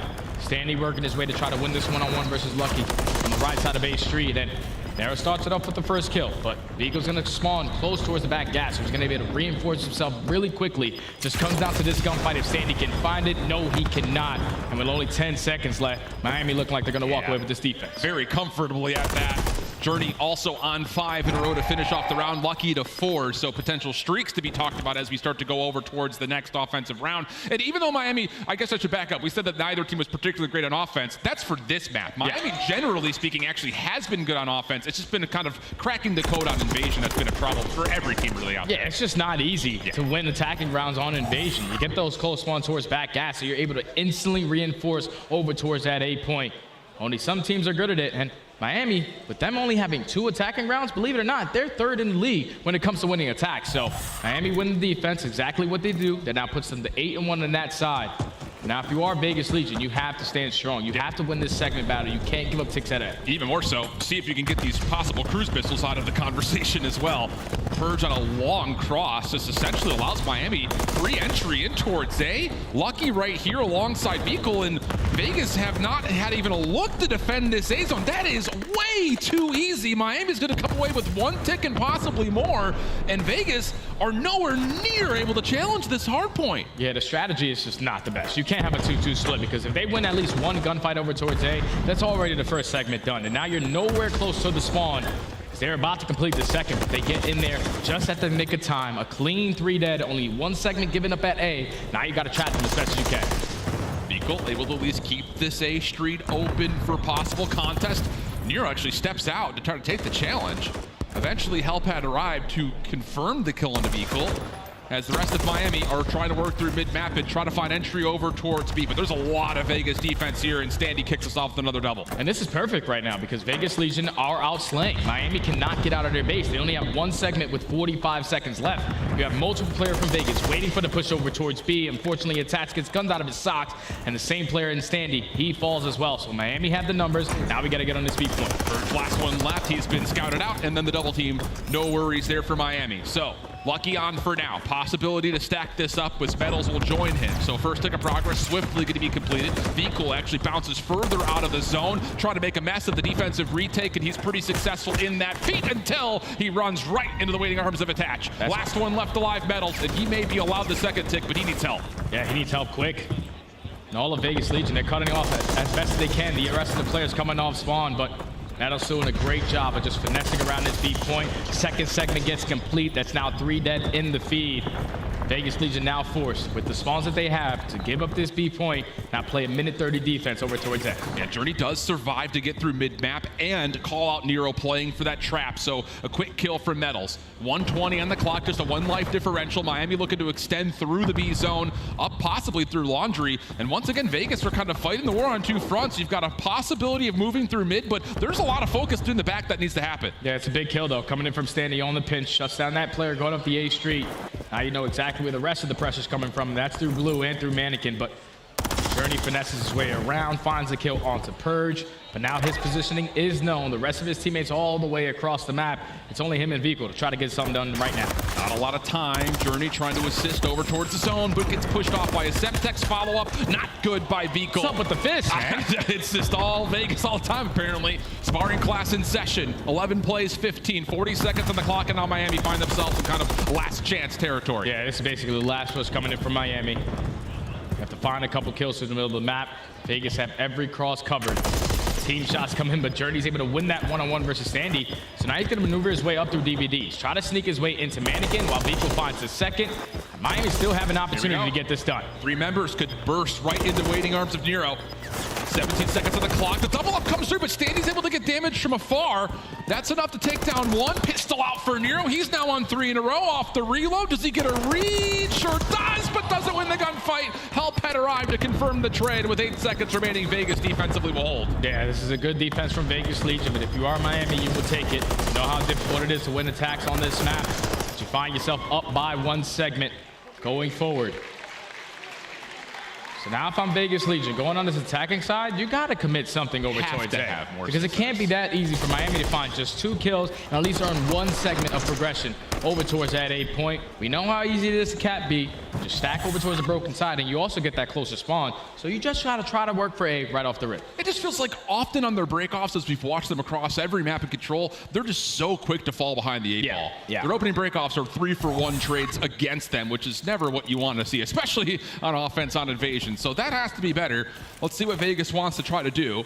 A lot of focus actually over towards the middle of the map and to B quickly. And you do get Standy up pretty aggressively in towards P1 with 1 player watching for a flank, so clock is stopped at 120. And I love this play right here because right now it's the mind games for Miami. They're thinking, all right, they went towards B, they're probably going to do it again. And now this allows slowly but surely Purse to work his way up the street. He can't find that kill through the mid AS and D as he tries to recommit and actually loses that fight. So it would look like to be a great start from Vegas. Instantly gets shut down. Now we got to go back to the bread and butter. Let's go towards B. First tick of progress, good. Help on the way. Not a lot of Miami Heretics members nearby as there's an aggressive gunfight over the middle of the map. And Heretics actually need to kind of get up and go here. We've got 3 members stacked for Vegas. Second tick quickly going to be earned. And Miami looked like they very well will have to concede this B point, look to play for exits. Gotta play for exits. They're not finding any kills. At least they found a trade onto Standy. The guy that was trying to make a play happen through Cafe area, but that's already be out of the way. Believe it or not, Vegas Legion are up in the lives remaining currently, but does it stay that way? Now that they have 2 minutes to work with to work towards A, you just have to get out of the trap. Eliminate these Miami players who will push up in your base. They try to start off with Vico. He gets cut down. They find the other 2 going for the flank. Already a great play, but look at Nero on the minute. Number 8 White all the way on the back. Vico got at least some idea that this could possibly be a play, but does get gunned. Looking for the trade is Journey. Very politely opens the door. Nero's right there now on 4 in a row. And Miami's nowhere nearby to try to deal with A. A really strange spawn for Attach. He can actually get to A to assist. Does Lucky have an angle at this? He's so deep over towards Palace Wall that all of a sudden the clock stops at 126. And Vegas have members that can deal with the trap. And Attach is able to stay alive as well. He stays alive long enough to where he finds a kill, sets up Standy. And now Nero is still on the point. Already job well done. First segment complete. You just have to clutch up on these fights. They don't find any. Now it's all on Nero. You have to find at least 1 kill to earn a cruise missile, but the stuns, everything coming in to take care of him. Now it's 19-15 in lives remaining, a minute 20, but all of Vegas Legion hitting that reset. Yeah, that feels like a possibly missed opportunity right there for Vegas with the very strange spawn for Attach that they're narrowly able to turn into a very successful moment. But Miami off the bounce back good. Now a 5-life lead down to a minute 5 on the clock, and Vegas are all 4 men hitting over through the old zone. They got a minute, so they have some time to work with. You don't want to wrap back and fight that player out of the street because if you don't win that gunfight, it just takes a lot of time. So we got to commit to the overextension. Fine journey in towards DVD. Unfortunately, the trade is not there. So 2v2. 2 players already pushed out towards back gas. Vico reads it though. He takes down Standy. Now you take down Purge. Another reset button push for Vegas Legion. And once more, we find ourselves in kind of the last chance territory. 37 seconds on the clock, only 8 lives remaining, and Miami is all over the map. Not going to let anything go uncontested. You've got Vico locking things down towards Bridge. Journey here at DVD Alley. No worries there whatsoever. Plus support from Lucky. Kills are good for the Heretics. And really, there's not a lot of members even remotely close for Vegas to even have a chance at this A zone. With only 15 seconds left, it all starts by taking down Vico. He's just dancing around these Humvees, finds the first gunfight win onto Attach.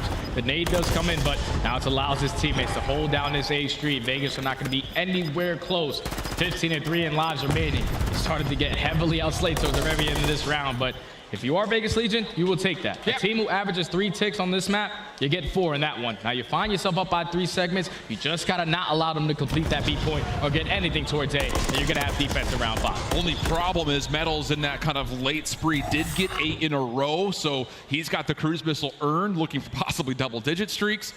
And that could be a tool that Miami may try to invest here to at least confirm an extra tick of progress. It definitely will likely guarantee you a round 5 defense, so could be an opportunity to strategically pull out the cruise missile here in round 4. Could definitely use that as an idea. So far, they're just going to do the easy work. All right, I love it. They know that they're down by 3 seconds. We complete lead. We're already outslaying them. We're going to guarantee ourselves defense if it does go to round number 5, but we just get B out of the way. So even with Metals on an A streak, working his way around the broken area. Now make it 9, trying to go for the 10th, but clock eventually does come to a pause. They're on the B point. First tick of progress being worked on by Vico. Metal still kind of overwatching just above him. Lucky also down low to assist, and the only responsibility for Metals is to make sure no one cuts through DVD, so he'll get to double digit on this streak. And with the first tick being locked in, Vegas now need to make a decision. Off spawn, they're giving up a lot of presence over towards A to try to reclaim this B site. It has to find success, and Standy does turn a double into an opportunity for Legion to reclaim the zone. But it's still Metals on a 10 streak, potentially going to drop a nuke. Got to locate where he is. Finally, attached does that. 2 dead, make it 3, and this is the opportunity where Vegas Legion can potentially put him in the trap, but a big one-on-one gunfight right there from Narrows, and now gonna allow them to be aggressive over towards A. They get 1 segment. They're currently down by 2, but there's only 40 seconds left. It's time to use that cruise. Lots of information going to be scouted out here as Legion had given up a lot of their defensive presence towards B in order to try to play forward. Opening straight comes through, big 1v1 here, side staircase, vehicle, lots of damage. The pistol will finish things off out of attach. Back out of the zone, go Miami. There's nowhere here to contest them either. Vegas League, you need to hit some nades. Something needs to go in your favor, because if you give these segments, you will have attack going into round number 5. Second segment already in. Trophy's already down. Semtex over the top. Nothing connects, and just like that, Miami take 3 segments. Guarantee themselves defense just in case it goes to round number 5, but extend that time. More time to work with over towards that. Standy long route around the backside at B will help Vegas clean everything up over towards that previously captured zone. So minute 8 in the clock, 3 life advantage. Vegas looking to push a little bit further forward, set up a bit more of an obstacle for Miami to work through. Opening nade actually lands on a Nero, so once more Miami get a little bit of free clearance. The only one in their way would be Standy here on the B side of the map, and Purge down low over towards A, and both players finding kills have this Vegas defense feeling good. And you got to outslay them heavy right now. That's the biggest thing that you need to focus on. No one dropping, because the only way we get defensive round number 5 is if we outslay them. It might be mathematically impossible with the way that Purge is playing, but Vegas Legion are turning up, finding all the kills. If you can potentially earn a cruise miss on the back pocket of Standy, that could play wonders on your next attacking round. But with only 30 seconds left, Miami has yet to leave the base. Yeah, there's no routes anywhere to find. Nero shutting things down from the quick wrap in towards mid. The rest of Vegas still very firmly in control of this map. Standy up to 27 kills, 27 and 22. He is all over the place with tons of engagements. Miami, last chance to try to cut through, and they need to deal with Purge first and foremost. Metal's not able to do it. Purge, pistol out, not able to beat Lucky to the punch, but not a lot of time here, and Miami maybe just a little bit too far away from having a chance to touch this, and so will be the case. Round 5 we go. Round 5 we go. And Miami, just simply due to outslaying, it was all tied up in segments, are going to guarantee themselves defense going into this round number 5. And that really comes to mind in round 5 controls for Miami. They are 3-0. Yeah. They do not choke these maps in this position. They have to clutch up on the defense to try to force that game 4.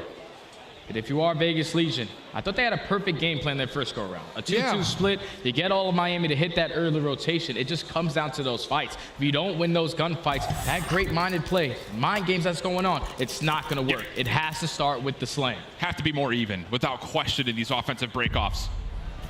3 members through courtyard, all of it going straight over towards B. Purge just playing on a little bit of an island over towards bridge side just to watch that mid cut.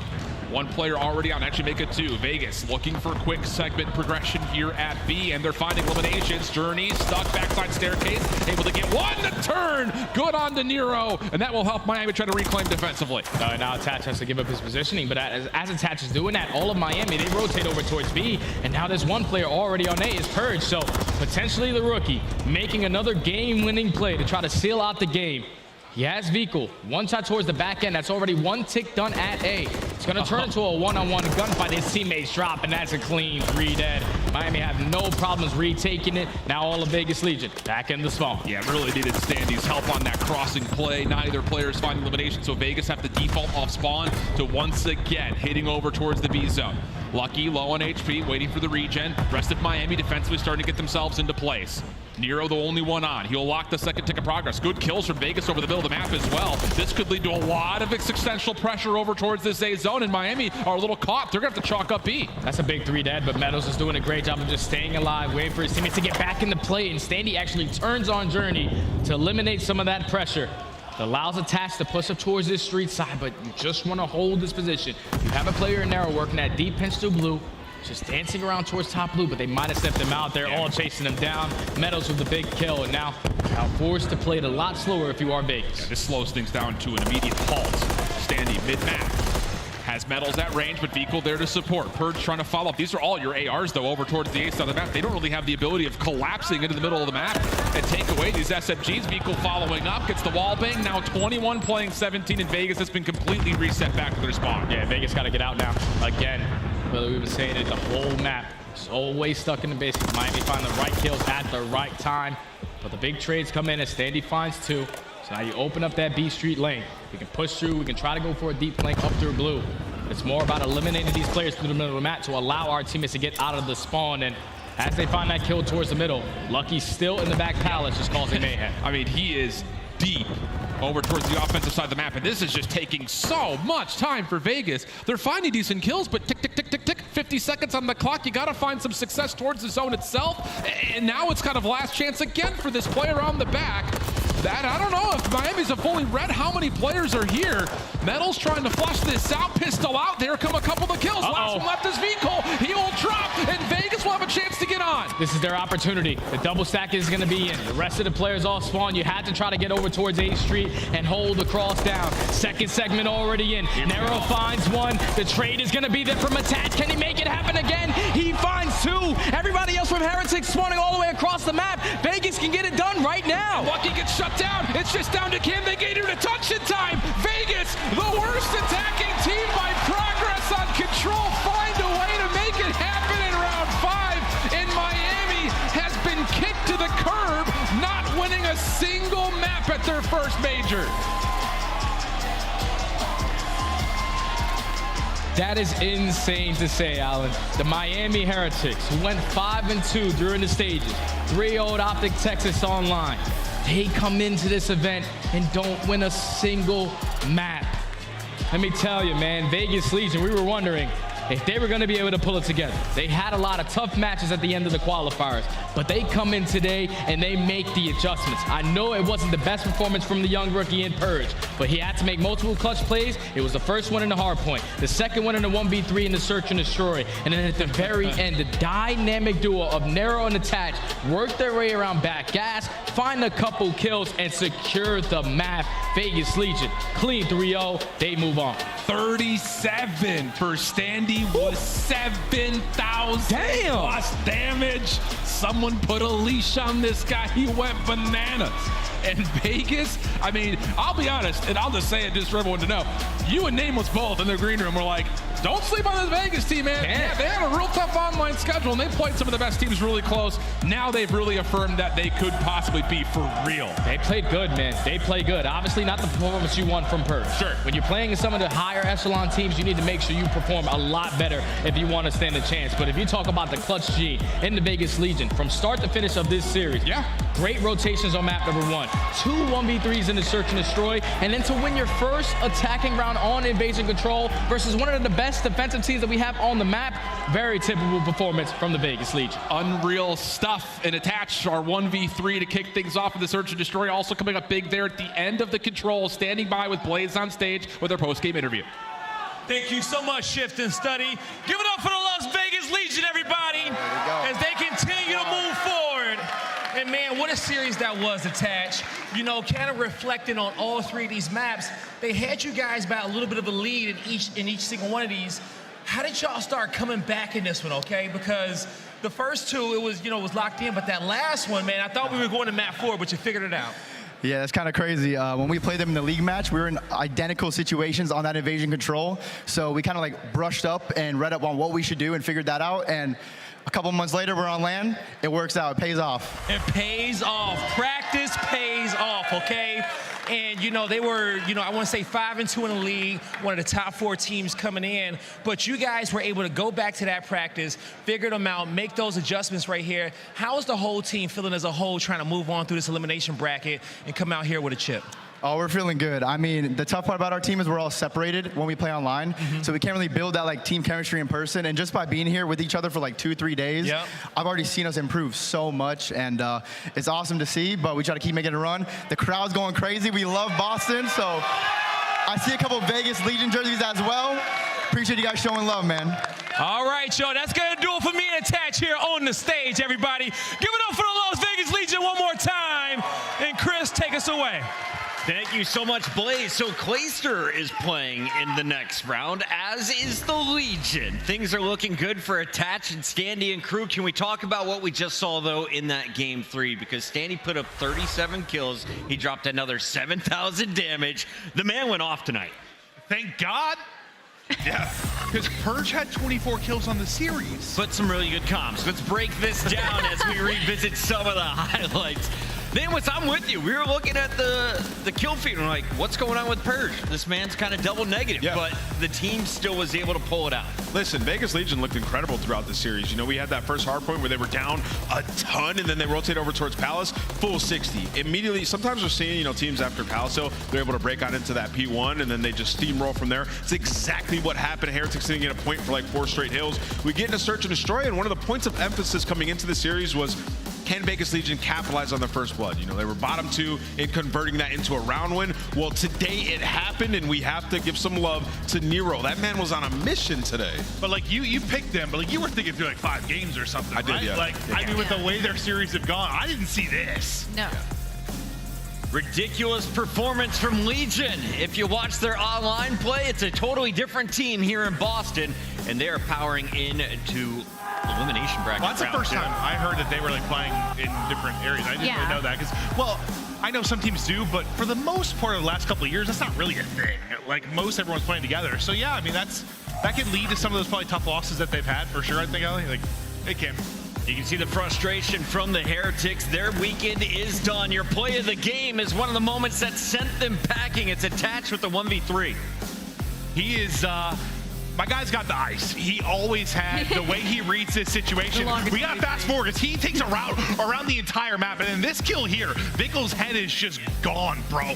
Just absolutely clipped. He's got the read onto the next. He's able to make it happen. But like, he's been doing this for how long now? The fact that he like got that much time to even make that route and then be able to lay the bomb as well without Lucky even deciding to take a look like, hey, there's like 7 seconds on the clock. Maybe I should see if he's trying to lay the plant. Doesn't check, gets beamed. I mean, Attach is one of the iciest players we have in the league. It's been a blast so far, and we still have 2 more matches to go here on Friday. When we come back, Boston, make some noise. Their hometown team, The Breach, takes the stage when we return.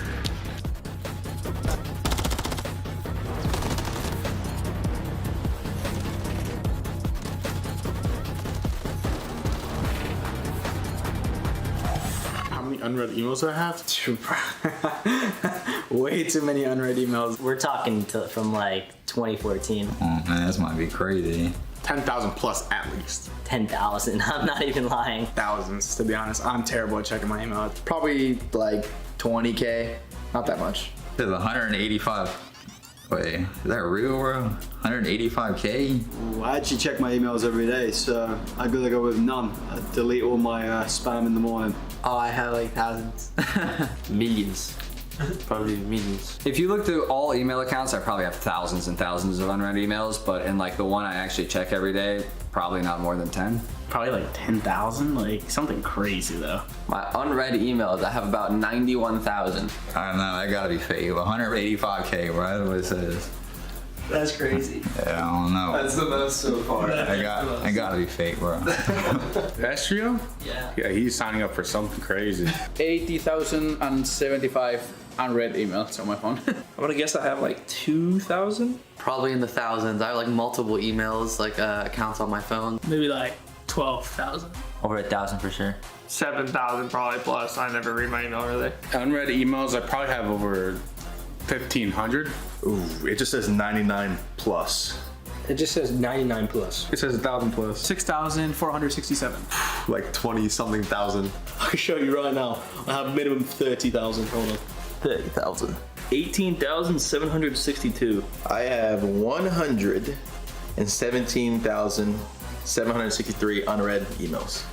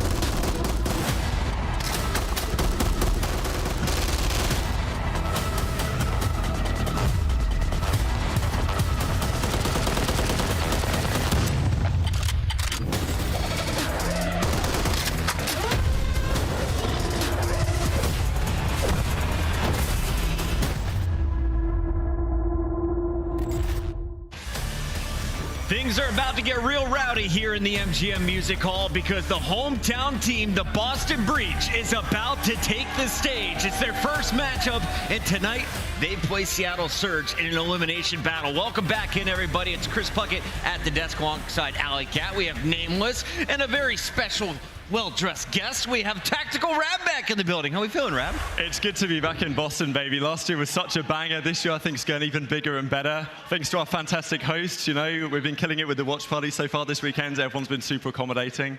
I love this city, man. It's been great having you back in the venue. The vibes are at an all-time high, and your Breaking Point crew is killing it on the stats. Shout out to Easy Mac and everyone behind the scenes. But what's been the best part of this weekend for you? We're only a day and a half in.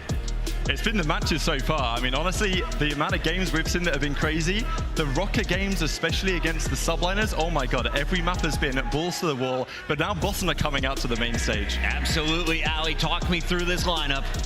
This lineup is honestly, I like the build, right? I love the build with having Slasher as kind of your overall head. You have two young rookies on your SMGs, and then you got a man with something to prove in P-Dog, who has now outplaced his previous World Championship team so far. So for Boston Breach, they're looking to obviously head to the main stage and not disappoint the home crowd. Listen, I like this Boston team. I think a lot of people have been counting them out due to some of their online play early on, but they've had some extremely close series. We can all look back to the Atlanta FaZe series to kick things off, and this is a team we expect to be great at search and destroy. Individually, Capsidal and Snoopy have had some great searches. They haven't put it together as a team just yet. I think that fixes today, and it's served up to them on a silver platter. Chris, they're playing a battered and beat down Seattle. This is a massive opportunity. Seattle, of course, dropping down after that thrashing in the winners bracket yesterday. They've had ups and downs through the online qualifiers. Let's take a look at the opponent here after our monster pregame for the Breach. No objective play in search and destroy. They're 12th in post plant, right? They're 12th in retake.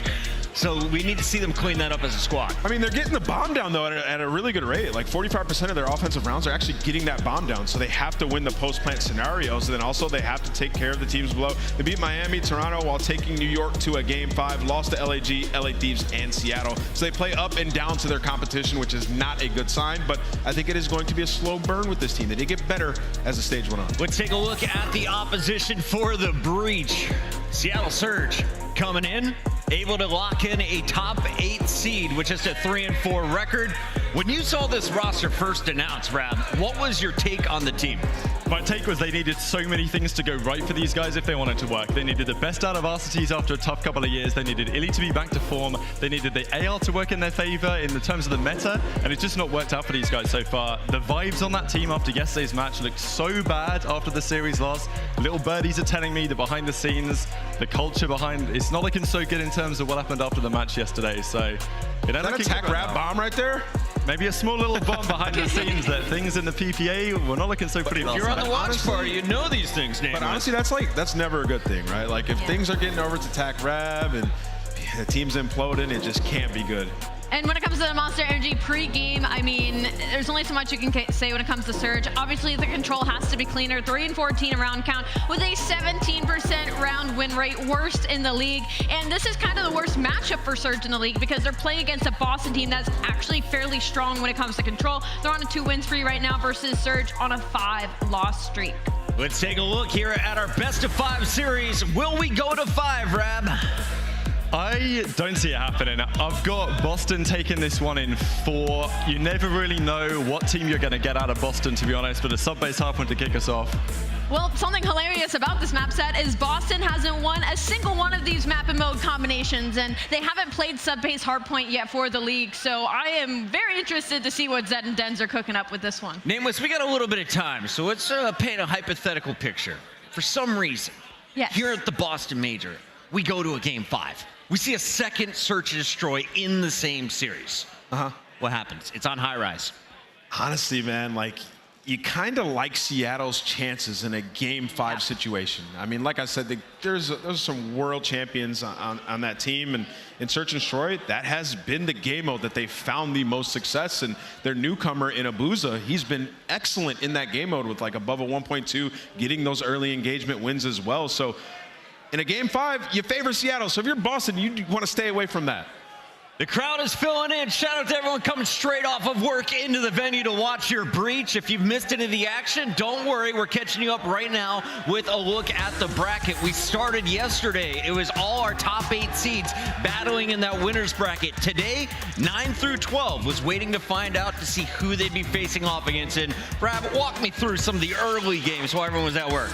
Wow, we saw some crazy games earlier on today. That Subliners Ravens series, that's going to be on the title and the thumbnail this evening because that was a banger from start to finish. And wow, Carolina, man. Clay is a serious beast. The top 12, what a result from Puckett, we lost 2 of our top 4 seeds already. We lost New York and we lost Heretics. That is insane. Double elimed. Bang, bang. Nameless, when was the last time you've seen something like that? This is nuts. I mean, every single major is special, and this one's kicking off great so far. Okay, so we've got Boston about a minute away from being ready. Same thing for the Surge. Can we talk about the coaches here because they had an impact on those maps and modes? And you guys were telling me that Boston hasn't shown a lot of reps, but they could be scrimming these maps, right? Yeah. I mean, absolutely. I think, headed into this one, if I'm Boston, I probably would have did the same thing. If they ended up vetoing Terminal, it's been the only map that Seattle's been good at in Hardpoint. It just puts you in a tough situation. And on the opposite side of that, right, like both these teams, Boston 0-0 on sub-base. We have no idea in scrims how well they've been doing there. And when you look at Seattle, 1-0 on that map. It was really Huke's heroic efforts. If you remember, sub-base, he dropped like 39 kills. So they probably feel confident in the HPs headed into a beat-up Seattle. Players are ready. It's time to get our quick pick'ems in with Rab at the helm. I'm going Boston 3-0. I've got Boston 3-1 in this one, baby. Shout out the crowd. I'm also going Boston Breach in a 3-1 fashion. 3 Bostons. Can we make it 4, Nameless? I want to go Seattle. I just think after seeing the maps, I'm going to go with Seattle. He just picked Legion, right? Is he wrong? Time to find out as we send it to the stage with Guy Blaze. Boo, Nameless, boo. All right, Boston, it's time to get this one going. Another elimination matchup. And the first team coming to the stage got me feeling like I'm in the eye of the storm. But can they keep that eye on the prize? Get ready, because here comes the Surge.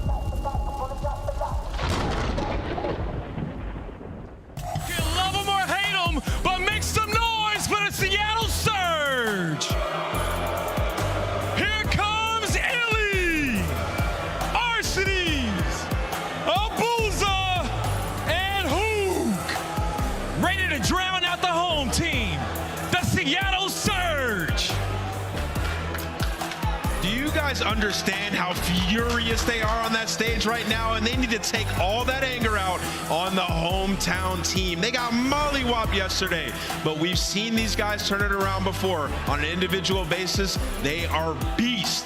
They got to get it done, but it's against Boston and the hometown team. Bring them out, Blaze. Yeah, and it's that time. Boston, you ready? Boston, you ready? It's time for your hometown squad, the Boston Breach. There they go. Up in the balcony. Oh, we've been breached?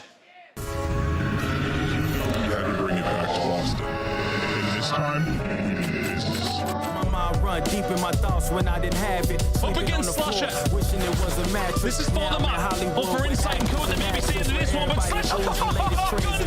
I'd rather keep it a buck, 100 if you ask me. Toronto had some breathing room. They were able to get out of their base after a couple plus kills, but Priestahh makes up for it by shutting down 2 through bottom mid. It's in my DNA to have hope and make a way. Good energy, I hit that MJ fade away. Miss me with the hate, and now, but not today. Stayed in my lane, didn't complain. This is meant for me. Whatever come my way, this is meant for me. I'm trying to show my story. They can't kill him. They cannot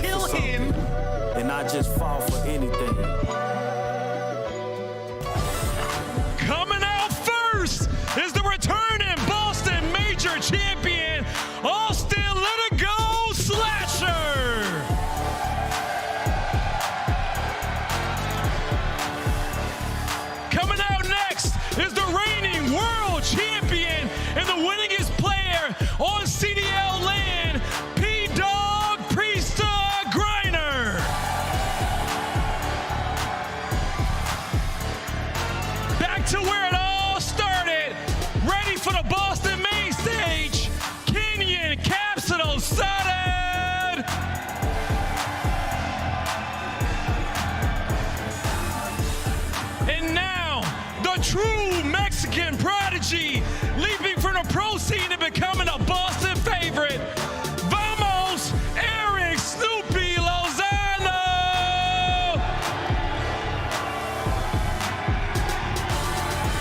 One more time, Boston, make some noise for the home team. Your Boston Breach.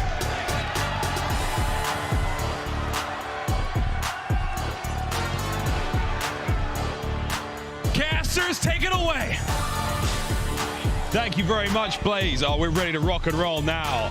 Boston have made it to the stage. We're excited to get this one underway. Of course, an elimination matchup, a tough one to be in for the hosts of the major, but nonetheless, should be a good show. I mean, this might be the most interesting series we've had on paper, honestly, just because the map set that we have. We watched the Seattle Surge yesterday. That was the most demoralized team I've ever seen at this level. Ever. And then Boston coming to the series with the map set. They don't have a win on a single map that is in this series. And for the sub base for the map one, we've yet to see them even play it. So Breach bringing something interesting to the table. It is going to be a spicy start to this series. Well, the crowd is certainly on board already. The last time we saw Slasher here in Boston, he walked away with a win with Atlanta FaZe. That feels like a lifetime ago. For Snoopy, the first season he's now started on a pro team. We'll see how we can keep things going. And of course, Capsidal and Priestahh, two men that really don't need an introduction. And well, Snoopy's the guy who I think we might end up talking a lot about throughout this series. He came through the Boston farm system as well, the academy team. He has thrived in this environment, and we have watched this young man get better and better over time. It was funny in the new montage these guys made for the intro video. Most of the clips are just the beatdown they had against Toronto, and then we got to Snoopy News.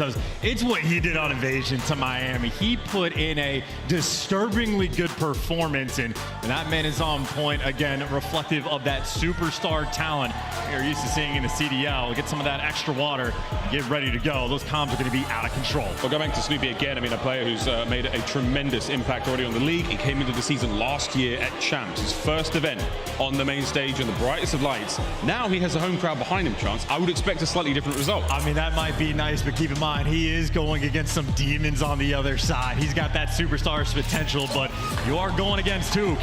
And as chalked as the mental might have looked against Seattle yesterday, Seattle with a player like this, you simply never know what kind of Huke you're going to get in a series. And again, subbase, a map Boston has yet to play. This is the man you are looking to shut down that you need to make sure does not get out of control. Boston looking to come out of the gates hot. Yeah, today we certainly find out what Seattle Surge are made of. If they can bounce back after the loss they took against Toronto Ultra yesterday in this matchup here on Subbase, I think we'll all be tipping the cap. Here we go. Map number one, Boston Breach, Seattle Surge. The loser of the series goes home. Let's get it. Straight into the hard point as well. Both those SMGs with Priestahh going to be going down low, straight into time, and it is so many players working through glass. Snoopy taking some rounds too. You get the top glass control, your teammates got top third as well. This is a beautiful setup for the opening break. Here we go. Snoopy hovering around, looking for anyone who's willing to take challenge towards that opening hard point. 35 seconds remaining on that one. No one's really going for any solid time. We're still trying to play for map control. I mean, this has been such a slow opening break. Snoopy's waiting for the first kill to come through. Can't even get it. His teammates doing the work, and they have already effectively set up that spawn trap. That is the perfect start for Breach, and already for Surge, the worst spot to be in. Oh, this is a nice stun check there from Snoopy. The nade's going to slow him down. The doors only doing what it can to keep him alive. Now the onslaught begins. Seattle Surge fighting their way towards the hard point. Capsidal now. The trap is sprung, cutting down players left and right as Breach retain control. Yeah, but do Breach read these spawns? 3 players spawn in the back. When number 3 Slasher comes up, you got to turn around. So right now around the point, as you actually have Priestahh looking for the cruise, but nope, it is guns in the back line.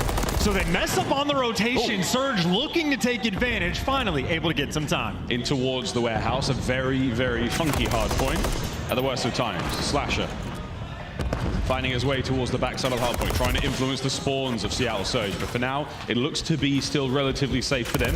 Time still in hand. Abuzah with the kills. I mean, it's perfect. That star was already in the stakes rolling through. Can't read the spawns, and you get punished. Surge turning things around, and now you got to break your way through the front. Snoopy going to be leading this charge, but MCW in hand, absolutely waiting for his teammates. But there's that first strike. Snoopy can't get any more. The rest of the teammates are down. Capsidal now slides in, finds himself a few. Huke from up top. A tough fight to take Huke, though, on the fadeaway. Managed to get his 10 seconds remaining here on the point. We go to Nuke. And Snoopy's flying to hunt this player down. It's actually Priestahh that gets that white, but got to make sure you keep him out of that new time. And easy reads from Free Dog on the flank as well. Number 3 might be in his sights. Arcitys there to drop him, but a rotation won by Boston. Again, one small mistake in this game. Otherwise, these guys have been perfect. There's Slasher for his number 8. My word. Well, there we go. Over towards the submarine. This is a very, very difficult hard point to play with. Those of you in ranked, it looks a little different. We're playing on a previous patch. A wide open point. Spawn still very close. For now, it's an open field. Nobody quite in there yet. Soon to be green. There we go. Here comes Huke on the approach. Turns on a Priestahh. Flying forward still. Trying to soften up those attackers. Can Huke keep the play alive? He can. Still a Boston hardpoint, though. I mean, that's great for the kill, but the time is on the other side of the map, so that is not going to be impactful, and this is a lot of time for Boston to work with. Priestahh already getting a kill in the back line and does get traded. Nice shot and positioning out of Illey, but this is a bit of a turtled setup right now for Seattle. Obviously, Boston, decent bit of time to try to break it down. These are the hot gates right now. This is the hardpoint coming up in a few moments. Arcitys trying to hold it down alongside Illey. Kills in the feed, though. Abuzah's there to join him. For now, you're just trying to find this time as Seattle. Do they have any trophies? That's another major question we're going to deal with in a moment. As Boston breach now, they're coming through the front. Well, they've got the full setup of Boston. Yep, it is going to be all maybe 4 players challenged directly through mid. That is into the funnel system. The nade's actually running through, so I don't know if that's the trophies wearing out, but this is already white time, so a beautiful moment for Boston to get him out of the time. Now it's about those gunfights, though. A couple trades rolling through, and Seattle can't get it done. Boston has made their way to the point. Snoopy cuts him down. Arcitys now trying to find an alternate attack on towards the hard point. Capsidal through mid again. It's all about Boston breach right now on the kill feed. Oh, that can't be killed. Slasher finally going to get wiped off the board, but even still, Boston needed a break. Boston got the break. They're getting all the kills. They're setting up on rotation as well. Priestahh inside the point, dancing with the devil, and he is staying alive. Huke waiting to chow, but Priestahh healed up in enough time. Can't quite do it, but either way, Boston players in the right positions. Power positions covered. Snoopy inside the hill in a massive leap. Final hard point here in our opening set. Snoopy's the man in there for Boston breach already. Here comes Huke, trying to get these players out of it. Abuzah backs him up. Now a Seattle surge hardpoint. Slasher from up high and at great range there with the MCW, doing what he can. 10 and 5 already for Litigo. Yeah, a couple cutoff kills might need to get. Actually just gets a potential freebie. Illey trying to get the smooth moves, can't get it done. And more players just underneath them. This is the power spots of all power spots on this hill. If Slasher is alive, Seattle will not get any time. Slasher keeping the kills going. There's the time now ticking for Boston breach. Other side of the map, getting ready for the next hard point already is going to be the members of breach. Surge now fighting through the top side. I don't think they're going to do too much towards the old hard point. For now, they're just looking towards neutrals. Yeah, if you're chalking up 30 seconds on that P5 time for Boston, this is quite literally as good as it is going to get. Slasher might fall, but all that hill time from Snoopy continues to be collected. Nice shots up top from Capsidal, but it is just a trade fest as that P1 getting ready to pop. No way. Slasher pulled the kill out of seemingly nowhere there. Well, here we go. That's the first set of hard points done. We go back to the center and we do it all over again. Priestahh taking a sub-zero dip now as he takes a very alternate route towards this side of the map. Worried about hypothermia, but worried about that rotation too. He's going to be playing the long game, and maybe a moment for Surge to actually collect just a little bit of time. But Boston, again, they're playing for the routes. You want the power positions. Priestahh, the man to get in position. Abuzah, fodder in the hill. He's going to fall. Boston, not only are they in the time, this might be the guy to get them in position. Oh my word, 30 seconds remaining on P1. Battling for new. It's not going to happen anymore. With breach with a considerable lead. Let's go for a quick listen in with the hosts. Continue. One shot. Let it pull outside. Outside, no, Dashy. This is a good time. I'm hitting right. Yo, on me, top. First time. On me, top third. He pushed me, bro. He's There's P2. I'm in the back. Yeah. I think it's my shot. Mid-lane A1. Lane here. A1. I don't know what this is. Watch your glass, bro. Watch your glass. He's A1 100%. Yeah, I heard you. Top 2, color weak. They know here. Just sitting there. I'm under you, A1. One shot. I had him once.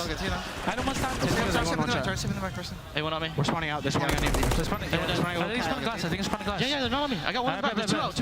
I'm going left. Go left. Tell me when to hit time. Yeah. Yo, close. There's two. Spawn kill Eric. You got outside. A1. Top.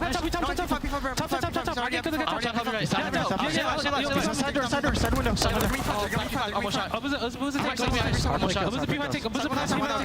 Stay up. P5 take. Trips. P5. Stay up as long as I can. In the back, one shot and top P2. I'm going around right. Run. Are we good? Psycho 2, Alec, one shot, absolute dead. Nice, she's out. 30. I'm going to help you left, Dart. They're spawning in the back.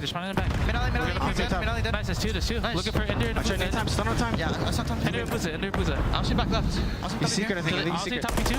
Backstairs, Abuzah. Yeah. I'm working left.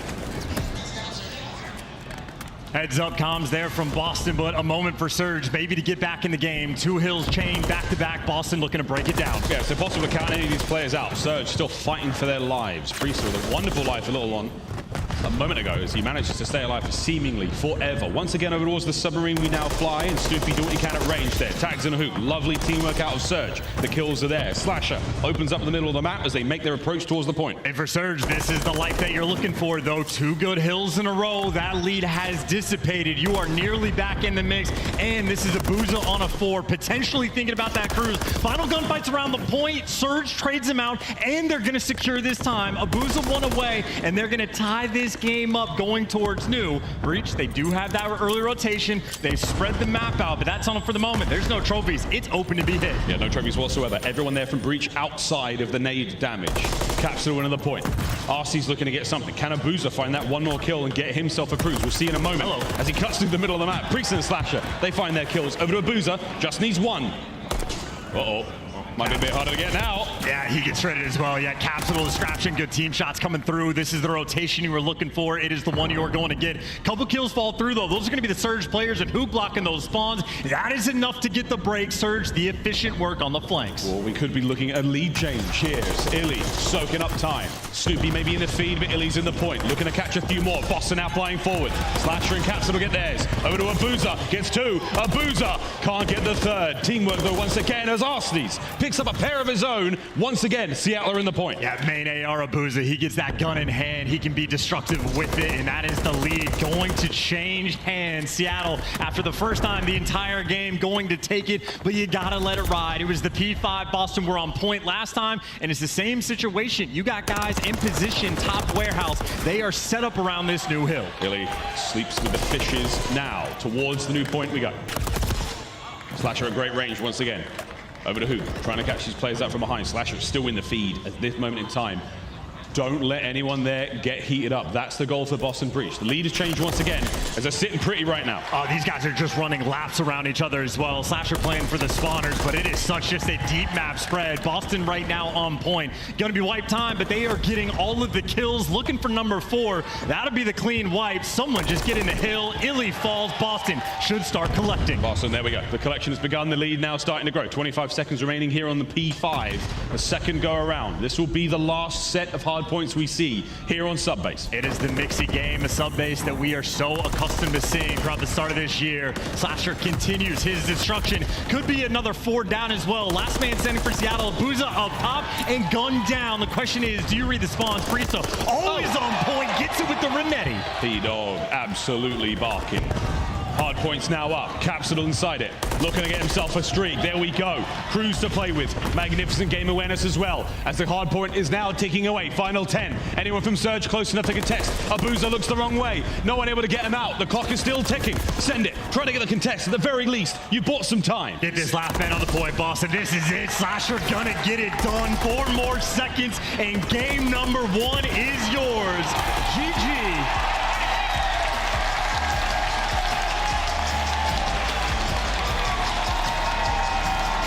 Subbase comes to a close, 250 to 196. There were moments of life from Seattle Surge. Certainly more impressive than their display yesterday. But for now, Boston Breach, they walk away with a dub there. And I must admit, Slasher looking particularly impressive in the individual department charts. We'll see the stats in a moment, but that's a 1-0 lead. I mean, I gotta say, Breach nearly were able to do everything they wanted on that map. If not for the spawn out that happened on that rotation in P2, Breach might have just bullied them out. So a closer game towards the end, but there's Slasher, 5,300 damage, 31 kills. He won on this stage last year, and it was with performances like that. Most hill time as well. Let it go, top form. He's pissing, as the kids say. Surge, though, time to bounce back here in the search and destroy.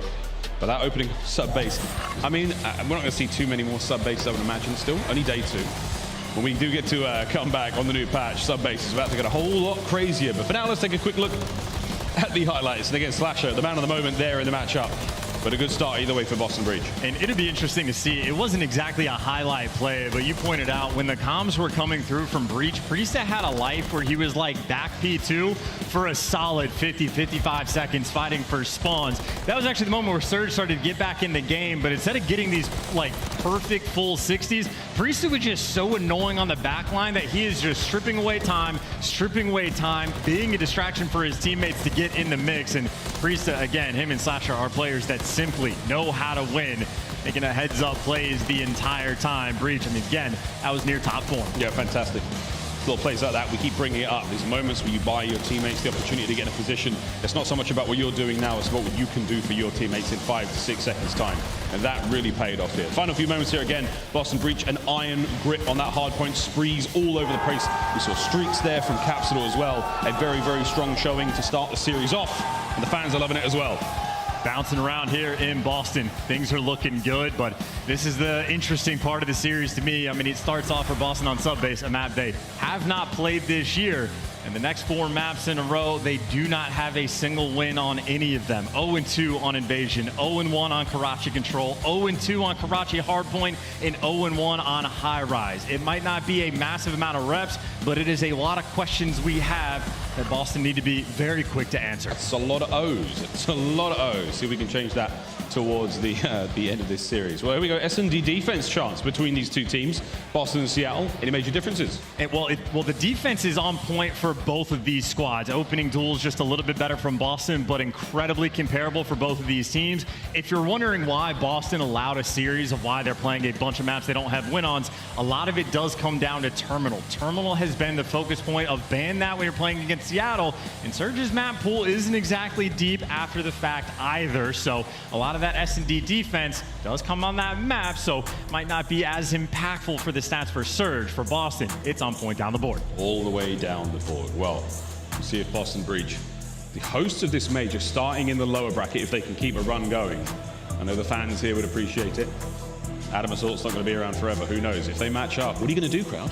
What are you going to do? Assault's hand warmers on one side of the stage and your hometown heroes on the other? Oh, can't wait. For now, though, Seattle Surge stand in their way. Huke chance, a player we talked about plenty, and a man on who we have to keep an eye on. He did walk out onto the stage with his, trademark death stare. Has he turned up yet? I mean, look, if the mental has been checked of the team of Surge, Huke is the player that is almost uncheckable. Every single time he comes out with the competitive killer mindset. I know people have pointed out the differences in his play between online and LAN and just his hyperactive style, how effective it can be when the pace slows down. Well, going to an invasion where the pace absolutely will slow down. See how he's going to be as the lethal threat, but obviously not just to Abuzah. This guy, again, especially when he has that MCW in hand, massive threat. His kills per round towards the very top of the league, and that means he is active and dropping a 1.26 KD on top of it. He's been one of the best Surge players in the game. We'll see if he can keep it going. They'll certainly need it. Seattle Surge looking for the bounce back here on Invasion S&D. This is game 2. Let's get it. And as is typical, that straight hit down this B lane. The smoke actually allowed these players to get in position. The stun on Huke, but doesn't necessarily know that it's in P1. Capsidal, the man leading the charge. This is all about the tack usage, all about the timing. Huke's going to check it. He's got a feeling. Here he comes. That's the nade. Nice moves there. Good feet out of Capsidal. He repositions immediately, and he's the bomb carrier as well. And one thing that these pro players are doing is just counting the nades and tacks that have rolled through. So that nade being down, a little extra motivation for your opportunity to make a move, and maybe moves potentially on the flank as well. A slight stagnation over towards this B site. Number 1 and number 7. Snoopy and Abuzah down low. Might be waiting for someone to bite to make that first mistake. Smokes around, you try to make a move. Capsidal gun down, and that gunfight towards the bottom. Abuzah comes out on top. Seattle capitalize immediately, flying forward with a 2-man advantage for now. Priestahh, slow check. There's Huke, not gonna have it. Reposition immediately, watch out for the reinforcements. You know the communication's gonna be flying in the final 20 seconds here in the round. Slasher finds himself in a 1v3. Will he go down swinging? Absolutely, looking for it. Let it go. Can't get any more out of it. Seattle, they strike first. Big beams out of Abuzah. Again, he is an active player in these S&D rounds. High kills per round, was able to get 2 of them there with the rival 9. player that's playing mistake-free Call of Duty as well. Doesn't overcommit. You see Slasher, the only reason that window of opportunity is open, he catches Huke sprinting. Abuzah not going to fall for that trick twice. The man on your screen, Huke. Lovely work in that first round. Does a tremendous amount as Abuzah. A player made his way here through challenges. What can he bring now on the biggest of stages? It's a 2 spree so far as Seattle Surge now on offense. And it was a slow enough round in the last one that a few trophies might be on the mix. You see Boston using that for Priestahh to be aggressive out through Broken. The trophies help with the nades and tacks, but on the flip side, that is a card that has exploded so many times today. Slasher for the first blood. His third in the game so far. As Capsidal, sadly, again, the first member of Boston Breach to fall in these opening gambits. Let's see if Huke can keep this one going. Once again, carrying that bomb for the squad, looking towards the A and the B bomb site, waiting for the call. Yeah, he opened that door too, so Snoopy's going to call that out. Might be a moment where Slasher is debating on that rotation back towards BA site because the bomb made its way quickly over here. And Huke might just start kicking open doors and go for the plant. You're checking a couple deep angles, smokes out. Is it a bait, or is he going to go for the plant, waiting for the nades and tacks? There's nothing. Site might be free. Whatever it may be, Boston Breach are moving into position for it. Here comes Slasher from behind, hitting the flanks here with the MCW. There's number one. Nearly the second. Huke desperately trying to stay alive, scrambling with shots out of Slasher. 20 seconds to go. Hey, he's just dancing too. He just went for so many spot checks. You know you've got Huke trapped. You put him in a corner in the kitchen, and there is nowhere to go. Slasher out here making plays. Loves that pick style of Call of Duty. Huke left with no option in the round there, but to try to fight his way out. As Boston Breach tie things up.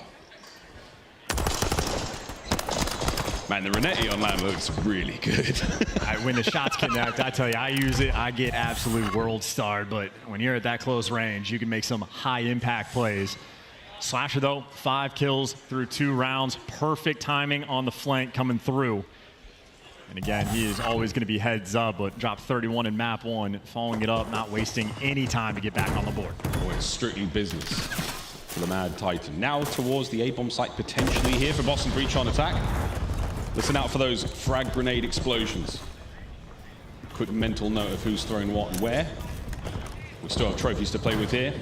That's Capsidal and Co. now breaching through the hotel. Yeah, Slasher's just out here to make a little bit of noise. Play is going to be on the A side of things. Still a default setup. Huke, though, cheeky corner, does get checked. Well, the spot's been revealed, and Huke is flying at 2 different players straight into death. It's a trademark Huke play, lethal in the approach. Sadly caught out by 2 there. Capsidal ripped through the wall from Arcitys. Lovely work there to give Seattle Surge the man advantage. Only for a brief moment, now it's a 2v2. Yeah, on the flank though, Slasher able to find a pick. Him and Arcitys might be having themselves a bit of a duel. 42 seconds, plenty of time to play with. You gotta collect the bomb. Snoopy's got it in hand. And they're working B Street. Arcitys late on the shots. Oh, beats him down though, and Slasher, last man standing for the 1 versus 2. Slasher backs on up. He's repositioned, the clock ticking. Abuzah now at range. Will Arcitys be caught out? Will he check the door as Arcitys finds 2 in the round? One with his hands, one with the rounds. Big plays on the bailout. I think Arcitys is working on the trigger discipline in that situation, letting Slasher run just a little bit to see if number 2 is going to show up. And granted, the shot got a little bit spooky, but delivers with the beatdown and delivers for the round. I mean, in that position as well, he's going to let that player come through the door, take care of him in the rival 9, or he has a very, very tight corridor and a threshold at the end. He puts himself in a perfect position to take those fights. 2-1 for Seattle Surge. And again, any round where you get first blooded and end up converting, you're feeling like there's a nice little slight momentum shift.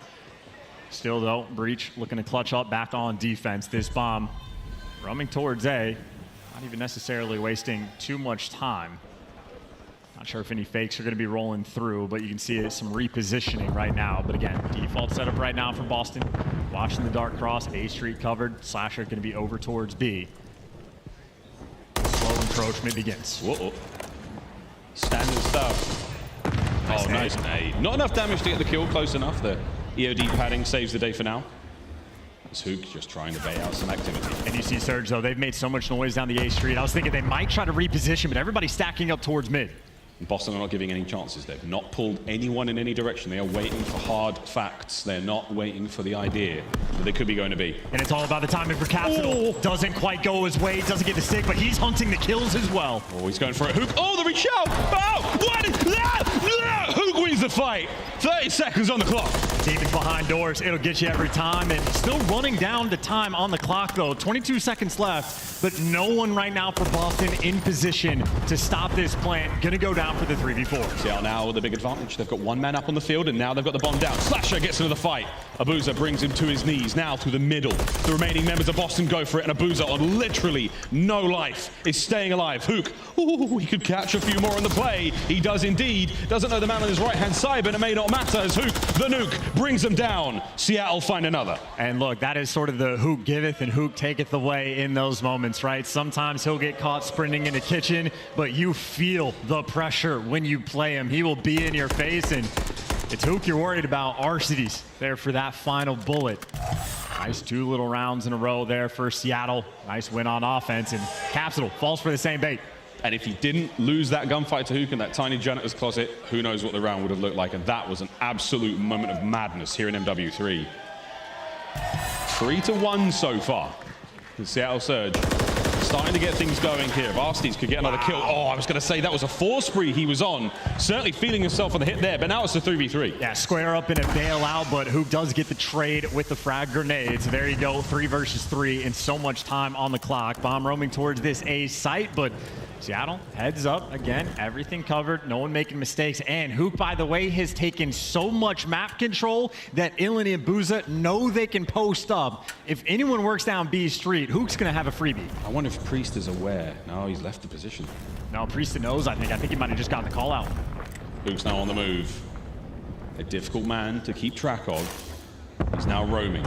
Timing, nearly perfect. Capsidal gets dropped. There's the trade, 2v2. You'll be lucky to take that trade. Huke is out here making plays. Still though for the 2 versus 2. Illey again in an aggressive position. And that bomb down in a very mixy spot. If Surge has done their homework and know who the primary bomb character is, they know they can stay around these spots. Illey's still holding it. Priestahh there on the cuts. They're moving around. Illey might have pumped the brakes just at the right time. 20 seconds on the clock. Have to make something happen here. Abuzah is now calling out those 2 players. Yeah, and Illey's going to be using that information to work in the flank quickly. So much damage from the nade, and it's Illey getting the kill. Him and Abuzah working together perfectly and deliver the 2 final kills in that round. Again, the positioning is perfect. Huke kills the bomb carrier. Illey sticks around. He can send his teammate back because they know that bomb has to be collected. A perfectly played 2v2. Illey held onto his frag grenade for nearly the entire round as well. Able to use it there on those players out of his line of sight, attacking towards that B-bomb site. Brilliant heads-up play from the old SMD wizard. And this is Seattle just looking to get that ball rolling. If they somehow spiral this into another offensive win, first it'll start with collecting the bomb. Abuzah is going to pick it up. But going up 5-1 on this map could be utterly devastating. And Snoopy, decent little position, but all these door fights, Surge have been coming out on top. I know, so many doors. It's a horrifying experience here in Invasion. Seattle Surge fans in the crowd having a bit of a conversation with the Boston ones. Still no major action yet. Towards that B-bomb site we could be going. Slasher says no. Oh, Snoopy's on the other side. I was going to say, I was so confused through the wall. That looked insane, but he's near the tank. I am faded. Players, though, locked in. Slasher's still been posted up on this B site for the longest time. Trophy does get shot out, though. See, Illey's still sitting on the Temtex. Abuzah smokes her out. Priestahh, though, finds the first blood. Plays on B. Slasher delivers. Slasher somehow walks away with a kill there. Priestahh's on the board. 4v2. Illey has been red. He's been measured and he has been bloodied. Now down to Arcitys in the 1v4. And there is nothing you can do with this little time on the clock. He is trapped as well. Capsidal needs to find different walls to hide behind. He has been wall banged out of control on this map, but Slasher there to shut it down. And I gotta say, Surge, long term, if I'm thinking about the game plan, Slasher is not the direction I want to be going on towards the map. That is going to be his 10th kill so far in this game.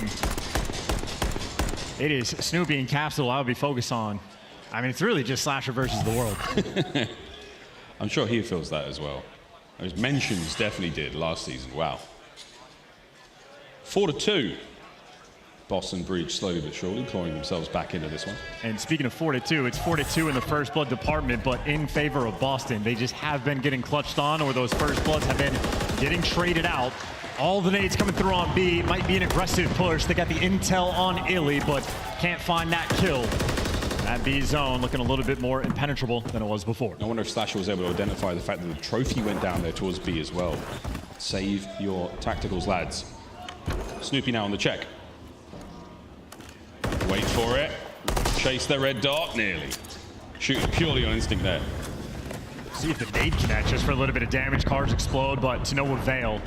And Huke does have quite a bit of help towards the middle of the map. Arcety's going to be looking over, but even with the help, Snoopy finds that first blood. Capsidal's carrying the bomb as well, so here goes the smoke towards A and the plant. Slasher now moves out towards that far left-hand street. Oh, for the coverage! But that's not where the danger was. Illey stops the plant. And now you know exactly where that play is going to be if you're Surge. They are going to be forced to try to collect on that A site. Snoopy can't even check the corner, getting tagged down, middle of the map, in firm control of Surge. Oh, and you're running out of time.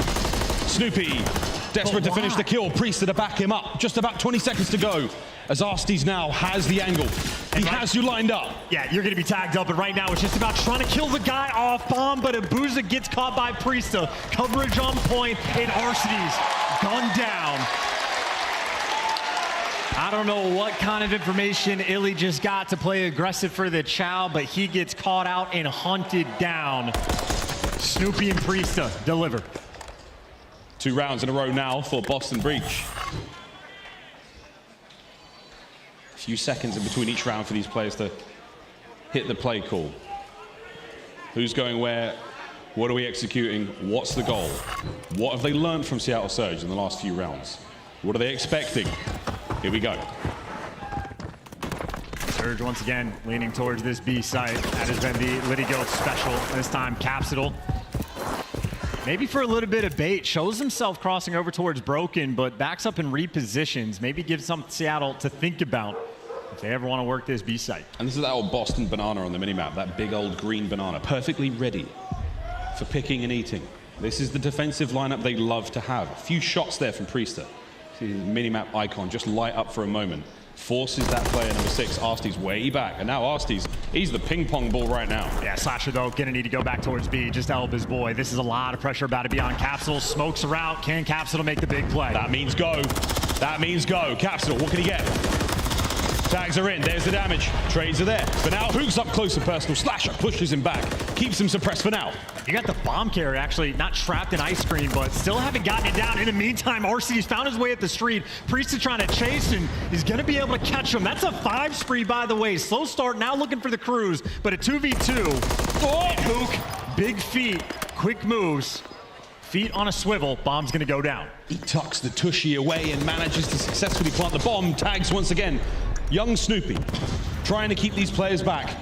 And here comes Huke. Right into the fight. Can't finish the kill on a Priestahh. Stays alive somehow. Can Boston capitalize on this? He's playing with death, but he did enough damage to set his teammate up. Doors open. Here's Huke. Him and Abuzah shutting it down. Huke is a maniac, but so difficult to play against. Just buying his teammates so much time, getting the information on 2, and easy cleanup kills from Abuzah. That is a massive round, and even for Arcitys to find that timing, to work down A Street to pick up the kill on Slasher, Surge are making plays. I mean, Abuzah and Huke there. Abuzah's the sort of tether ball pole, right, in a hurricane. Huke's the ball going crazy all over the place. Left, right, up, down, you name it. Very, very difficult to deal with. And that's map point, Seattle Surge. They're trying to tie the series up. Can they get it done here? Arcitys versus Slasher in this exact same spot. Arcitys is having none of it this round. Well, Huke absolutely got spot on the cross, does the same thing as Capsidal. Just gets out of dodge, gives Boston something to think about, but the play more so over towards this A site. 2 players stacked up inside of P1, but Arcitys is obviously in the spot. He's gonna have a few different angles to work with for the coverage. And Capsidal, be careful about what walls you're hiding behind. That has been the thorn in his side. No, very aggressive spot there from Arcitys, standing upright on top of that dumpster. A lot of gunfire rattling across Invasion right now, but not enough to bring anyone to their knees. Clock still ticking. We've got a lovely amount of map control right now for Seattle Surge. Team number 8, Huke might think about the rat back. Smoke down A Street. Abuzah doesn't find any tags, but that's the opening to get near the bomb. Arcitys, though, right next to it. There's no trophies on this A site. Capsidal does some damage. This is a delicate moment on A. Oily on the flank. This could be huge. Number one. Straight into the second. Snoopy wins it. 2v3. No time, though. No time in the 1v3. And Snoopy's one-shot surge guns him down and jumps on him on defense. Answers the question, do they have the resolve? Yes, they do. At that bounce-back S&D victory, tying the series up 1-1. Seattle Surge have come to play today. Dominance there in the search and destroy against Boston. As Breach didn't really have a whole lot to it, Chance. They were run ragged at times, if not for Slash's incredible individual prowess, which admittedly fizzled out quite a lot towards the end. Surge ran them from start to finish there on Invasion. 1-1 in the series. And the more impressive thing right there from Surge, they were down 3-6 on the first blood count, but it did not matter. They clutched up time and time again. There were certain moments where Arcitys might get blooded by a Slasher. Huke with the frag there from the trades. They were consistent about those 3v4s, even up the odds. And they were on point. Of course, the big plays. You know, if Priestahh can actually get that cruise missile, things might have gotten out of control, but Huke there and Abuzah to close that door. Well, there we go. We say goodbye to the Invasion portion of the series and now say hi-dily-ho to the Karachi side of things. That's where we're going to be playing Control and, of course, Hardpoint after this one, Chance. But first and foremost, we're ready to take a commercial break, ladies and gentlemen. That's right, we've got you well trained. After the search, we always go for a break. When we come back, we're playing Control. We'll find out who takes the lead here in the series. Our hometown heroes, Boston Breach, taking on the underdogs, Seattle Surge. We'll be right back after this. You're watching the CDL.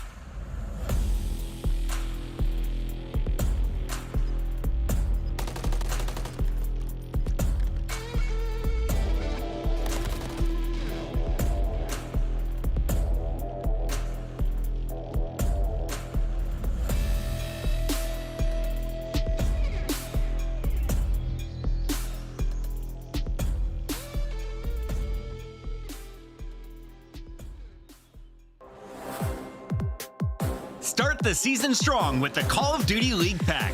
Grab yourself the CDL Operator, Weapon Blueprint, and so much more. Check out the Call of Duty store in-game now. The Call of Duty League is brought to you by Monster Energy, the official energy drink of the CDL.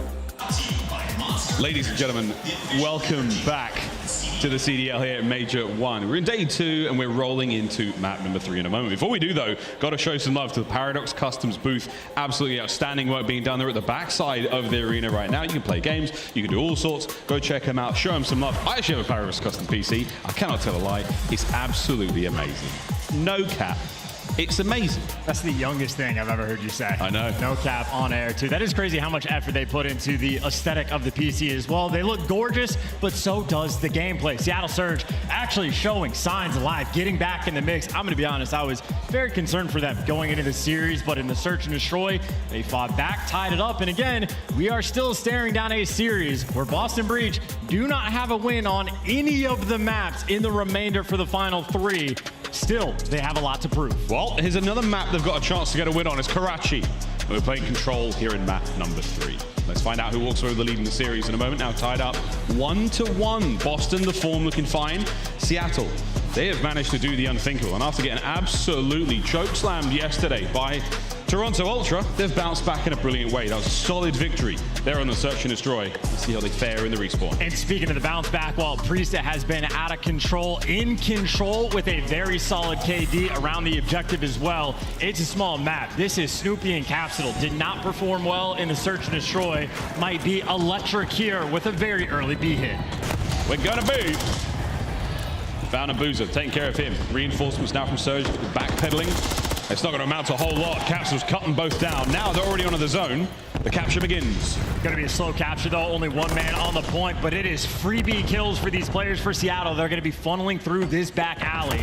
So Boston winning all the gunfights, but Priestahh doesn't hold the L trigger, so it's traded kills for the moment and still a very slow capture. Snoopy gets hunted as well, and a missed opportunity for Boston. Seattle closing the door. Surge win all their ones, and now they have a moment of quiet, but they haven't accounted for Slasher's position.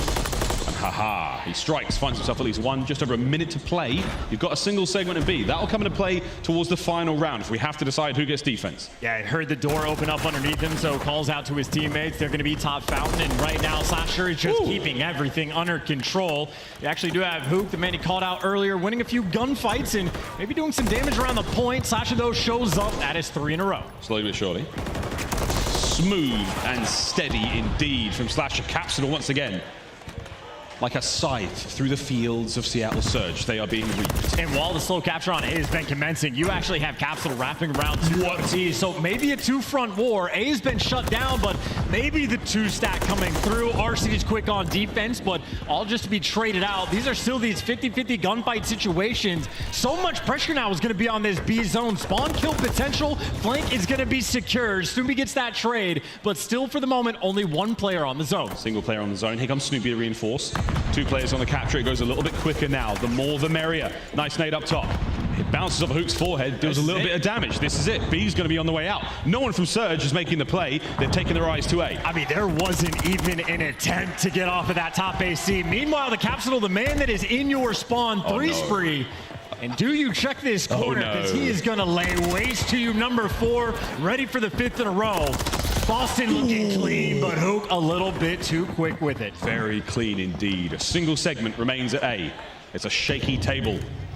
Any pressure will certainly get them onto it. Slasher slowly but surely clearing out the apartments. Every story of Karachi right now, potential position to find kills. And it is incredibly difficult to hold A on defense, especially so when 2 ticks have already come through. So right now for Boston, as soon as they start getting these kills, the round is going to collapse. Huke doing what he can to get the trades, but you just lost a lot map pressure. Map pressure on the way out. Less than a minute to play now. The Seattle Surge scrambling to identify the attacking direction Boston Breach are coming from. Where could they be? A security perimeter is exactly what they're looking for. Capsidal when they're spotted on the rooftops in the distance. Clock still ticking. Illey playing patiently. And if I'm Boston, I'm going to be pushing the pace. You want to make these kills come through as quickly as possible, because as soon as you get to the zone, it is very difficult to defend. No one had Illey's back, and now he's gone. Looking for the quick trades there. It's a slow cap on A's going. No one's there to stop it. Has to dive in. Somebody get there in time. Capsidal with a kill. There's the trade through. Arcity's going to get away with his life, but you still have Illey It would have possibly get closer to it. No lives left, Seattle. Yeah, just want to stop that clock if you have any opportunity to do so. Seattle's going to have to be perfect. Boston, you just have to get your trades. The best thing you've done right now, Arcitys has dived into A and pulled away the progress that Boston Breach just had, trying to stay alive now, looking for anything. Slasher in the distance. Snoopy now upstairs. Arcitys in a world of hurt. He's gone. All down to Abuzah and Huke. Hey, Boston right here wrapping the map. Someone has to stop the time. Seattle, it is a hero play if you can get it, but it is all down to Abuzah in the 1 versus 4, and it is Gunnies up on them. Boston take their time, but they get it done in the end. Anytime you get that early B capture, you feel like it's an almost guarantee. It was a tough. The amount of pressure from Boston there eliminated the verticality that anyone Seattle had. They wanted the high ground to try to defend A. They just had nothing. Even for Seattle, you're not used to rounds being that slow where Boston are going on these massive flanks through your spawn just to find the errant kills. So Boston, a little bit of mind games, but making sure they play perfect Call of Duty. Again, the trades had to be on point, and they absolutely were. Now it'll be Surge's turn, though, on the attack. No funny business towards B. There's a 2-stack on defense. A will be just a little bit more open. Illey going for top third, but ain't gonna make it very far. Perfect nades on both sides. And Huke misses out on a couple. Nice nades up top, Arcitys. Wow, nice shots there against Capsidal. Slasher looking to finish him in and amongst the market stalls. Arcitys, though, somehow still holding it down, keeping the pressure on. Even slides out and goes for the shout. Why not? And Capsidal, yeah, that's 2 deaths to Arcitys in the exact same spot. So Surge maybe taking a little bit of time to get out of their spawn, but they have made it out of their spawn. Huke, the lone man on the zone. Everybody else just covering the wing. Surge, not too afraid of taking things slow either. They don't look like a trophy there on the A zone as well. So Huke may have got that first segment alone, but there's lots of love coming his way in the form of attacks and lethals. And this really is very difficult to play against on defense when it's the slow capture like this, because you can't just flood towards the point. You know you're going to get caught. Arcity's doing damage, by the way, all the way from the bridge. So players in red have to worry about distant angles. And Arcity's, by the way, in the meantime, that's a 5 spree. 1 more for the Cruise. And this incredibly slow A capture is successful. Surge got it done. That is it. Complete. An additional minute to play now. As Seattle Surge have silenced Boston so far in this attacking round. Can they find B? Only 2 members of Breach there on that side of the map, and we're doing it slowly. And he's found the timing too. He just got around Priestahh. Arcity's behind enemy lines. This might just be the freest kill for him to get number 6, or maybe baited. The player underneath him gets the kill. That's the shutdown, and Illey just went on a 5. He gets shut down as well. Here we go. Huke making noise. Damage into Priestahh, not enough though. This should be enough to pull a few more Boston players towards this position for the defend. There's Capsidal there on the bottom side of Hotel. Can Huke stay alive? He is the lone presence for the squad on this side of the map. And Surge are trying to group up just to make this jump on the B zone. You have Priestahh actually a little out of position, and it's only out of position unless a player goes that direction. No. Snoopy, there's 1. Quick for number 2, stuns 2 players, does so much damage as well. Brilliant. And it's the cleanup. That's a 4-man wipe, and the opportunity for Boston, push the pace, force those deep spawns, and get every power position. That was a magnificent decision from the youngster. Heads up play, sets the squad up now for the spawn trap. Seattle Surge have gone from looking great to looking very, very shaky indeed. How long can they keep them in this position? I mean, as long as Priestahh stays alive, it is going to be a long way to go. Arcity's there for the trades, but still around Junkyard. Slasher, the man forcing these deep spawns. He's pressured out, gives you at least 1. Does a little dance, but ends up falling back to the 50-50 push, and right now Surge running out of time. Running out of time indeed. Boston, every second you grab from them is a big win. Illey gone, Capsidal. Trying to slow down the attack from the back alley there. It's going to be Priestahh once again. Here comes Huke into Priestahh. P-Dog chews him up, spits him out. Slasher from the back as well. Final 10. Surge with a tiny opportunity to get on the point. Can they get close enough? Or will Snoopy cut them down from behind once again? That's the round.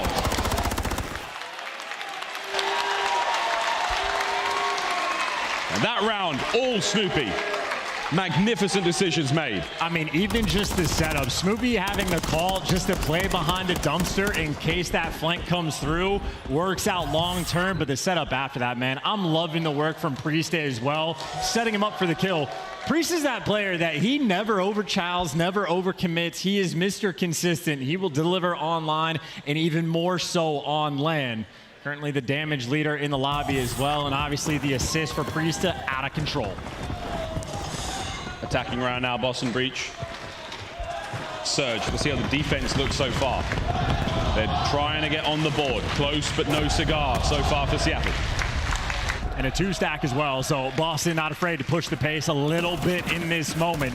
And they're getting all the kills as well. AR's on the wings of the map, collecting just a few SMGs right now. Third tick nearly through. Yeah, 2 players gets the job done very, very fast indeed. Huke might be able to spring to life in the final moments here, but it probably won't amount to a whole lot. There we go. The point captured, only 2 lives lost in the process, so now forward, Boston fly. Yeah, of course, though, Boston, it is going to be a long way to go before you can capture B. That kill on Abuzah is going to help you out. Abuzah struggling, 6 and 21, but maybe more good news, the positioning for Surge. Players pushed out deep junkyard, but they're all gonna get traded. Everybody wiped off the board. This is your moment to fly. Nobody's home. Priestahh's now going for it. Boston Breach trying to fly in. Great comms. Good tags there from Abuzah. Slows down at least one. Snoopy's the man in the back alley. How many kills can he get as Capsidal now on the flank? Slowly but surely, the pinch is soon to be on. And they're so worried about Snoopy. The Capsidal, the flank is going to be free. Snoopy's going to fall, the Capsidal behind enemy lines. But he is by himself, so instead of going for an ego child, he's waiting for his teammates to move up the board. Surge, though, might be heads up. You see Arcitys is turn for it. Thing is, he's already here, but Arcitys on point. Nice 1v1 for some impact, and Arcitys shuts it down. That is a heads-up play indeed. 1 minute 20. Arcitys once again, the last bastion of defense here for Surge. Has not let any of the sneaky stuff get through. That's that veteran being on point, counting to 4, making sure as soon as you lose track of somebody, gotta pump the brakes and turn around. And you are now back to square one as Huke is shutting you down around junkyard. A 2-piece like that, immaculate gun skill. A minute to go. Seattle Surge holding firm, a 5-life differential right now.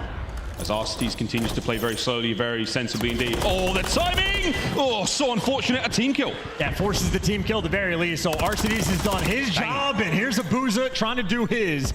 Kill with the rival, he's in position. He's the guy forcing that spawn out. Look where number 3 spawn, Slasher. It is a hike to go across the map. Priestahh winning up close and personal with the rival 9. The clock's still ticking though, 30 seconds to go.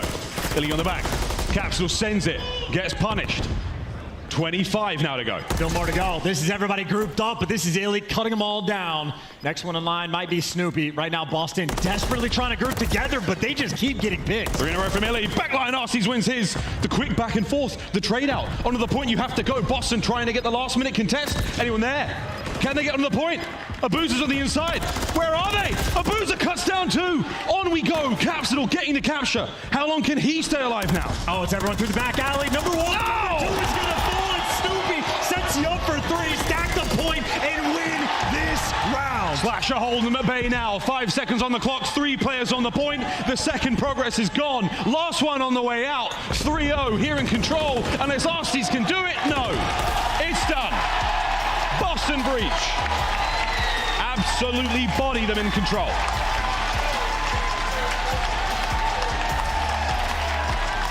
Not wasting any of our time on Karachi. As quick as you can ask them to do it, they get the job done. And I think we're going to have a very interesting scoreboard to look at as well.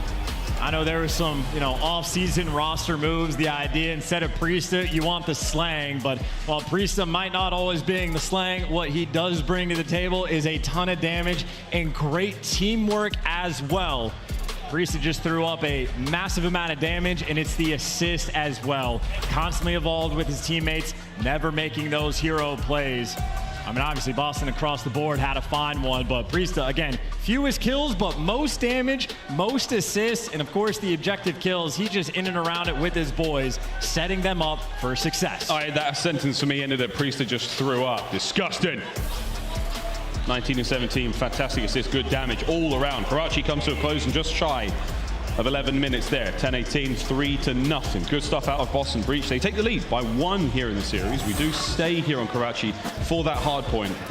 And see if they can keep the momentum going. Illey with a sublime string of plays towards the end there, but these were the sort of plays Snoopy was making that really made all the difference for Boston. And we've obviously seen Snoopy when he's playing at like a lightning pace can be absolutely electric, but this is a game that actually felt very slow at times on control, and he absolutely delivers time and time again. That is a stun grenade that is quite literally a dagger in their side that only gets set up because of the trigger discipline. So a much slower paced game, but gave the kid a little bit of time to think and shows off in those moments as well. So a beautiful look there for Boston. And again, a 3-0 is as good as it gets. As good as it gets, indeed. Plenty of two pieces all the way around there from Snoopy. Damage, you name it. The bullets were all over the place. This was the final capture there. 5 seconds on the game clock. Boston, I thought they called it a little too close, but they managed to get in there a pixel perfect moment. And that's a 3-man stack. Perfect work. Even on the teamwork front, again, there was no ego chows coming through. Like Capsidal and Arcitys had that battle in the back spawn, but Boston still doing the right thing, not wasting any lives at any given moment, waiting for the right moment to strike. It might have taken a minute and a half for them to actually set up, but as soon as they got it, absolute kill shot for that 3-0. So Boston, the homework, the dirty business has been taken care of. And I mean, that's only the second time we've seen him on Karachi, but gameplay was clean. Gameplay was clean. Well, we're going to stay dirty, though. Staying on Karachi for the hard point coming up now. This is potentially match point here for Boston Breach. They've got to close out the hard point. If they don't, we go to a high-rise search and destroy, which quite frankly, I would love. I don't think the Boston crowd is terribly interested in watching a nail-biter map 5 to determine who walks home. Seattle Surge, though, showing tremendous resolve.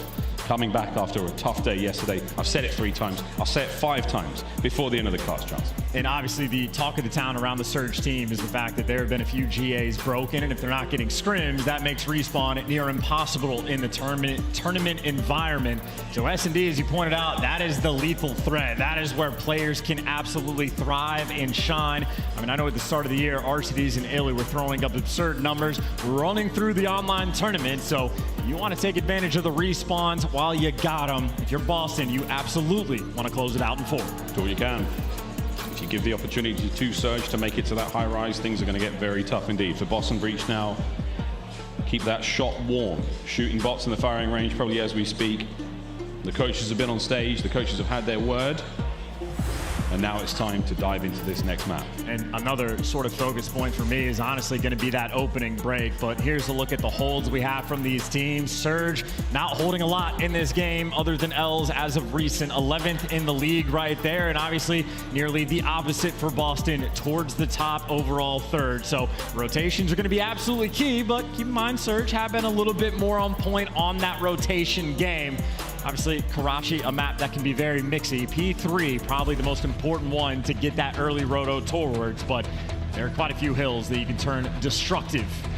But I'm hearing those YYs active like crazy. That means those players in the lobby rearing, ready to go. It's business time.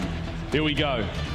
Map 4. For Boston with the lead, looking to close out the series here and advance further into the tournament. Can Seattle Surge force the game 5 at the very least? Here we go, hard point on Karachi. Yeah, there's the YY machine. I was hearing in the background, Snoopy tweaking out, ready for the start of this game. Their nades have been on point. Nobody actually goes through the middle of the map. Seattle has stacked up the Coop side, but that just means Capsidal in the power position with an SMG already. Damage is great. Hilltime, maybe not so much. Trades all over the map, and looks like Surge gonna come out on top. Doing what they can to find the kills now to the center of the map. Seattle Surge will fall and now get themselves the hard point time. P2 top left, no one's there just yet. We've seen plenty of players now flying across the map trying to get over there. So far, so good. 20 seconds left here on P1. Surge still holding on. Yeah, and right now you just can't get by the hill if you're Boston, and you got Abuzah making the reads. P2 rotation early. Snoopy there to slow you down. But while he chopped away a few, that is still a very solid P1 coming out of Seattle. They're going to have a decent lead going into the new hill, but that is the question. How good can your holds be? Boston towards the top of the league. They need one here right now. We're over the business. Middle of the map's getting a little dicey. Snoopy sent in to cover. Illey has managed to break in through the side. He might be able to get to the point now. Great coverage there. As the break is on from Seattle Surge, they're in. Oh, that is an instant break, and we just watched Control. You know how hard it is to get to this point if you are working from this direction. Boston might just be dying to the machine right now. That is the AR setup from Seattle. Illey, that next player in line, doing his best to survive. He's got a little bit of help from his teammates on the cross, and nice little 2-pump. He's maxing it out there for what he's allowed to do, but takes care of business for a bit. Capsidal, though, collecting potentially that final 20 seconds if he wants it. Capsidal maybe throws away a few, but either way on the rotation, this time it'll be Surge ahead of the game. Yeah, not a lot of time gained there from P2 from Boston Breach. They're going to get the last few moments, but they have to get across the map to the small cafe now. Priestahh is in position to try to contest.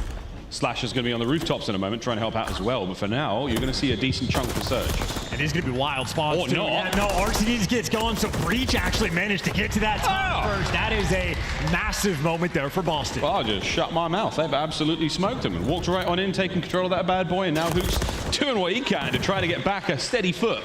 But no hope whatsoever.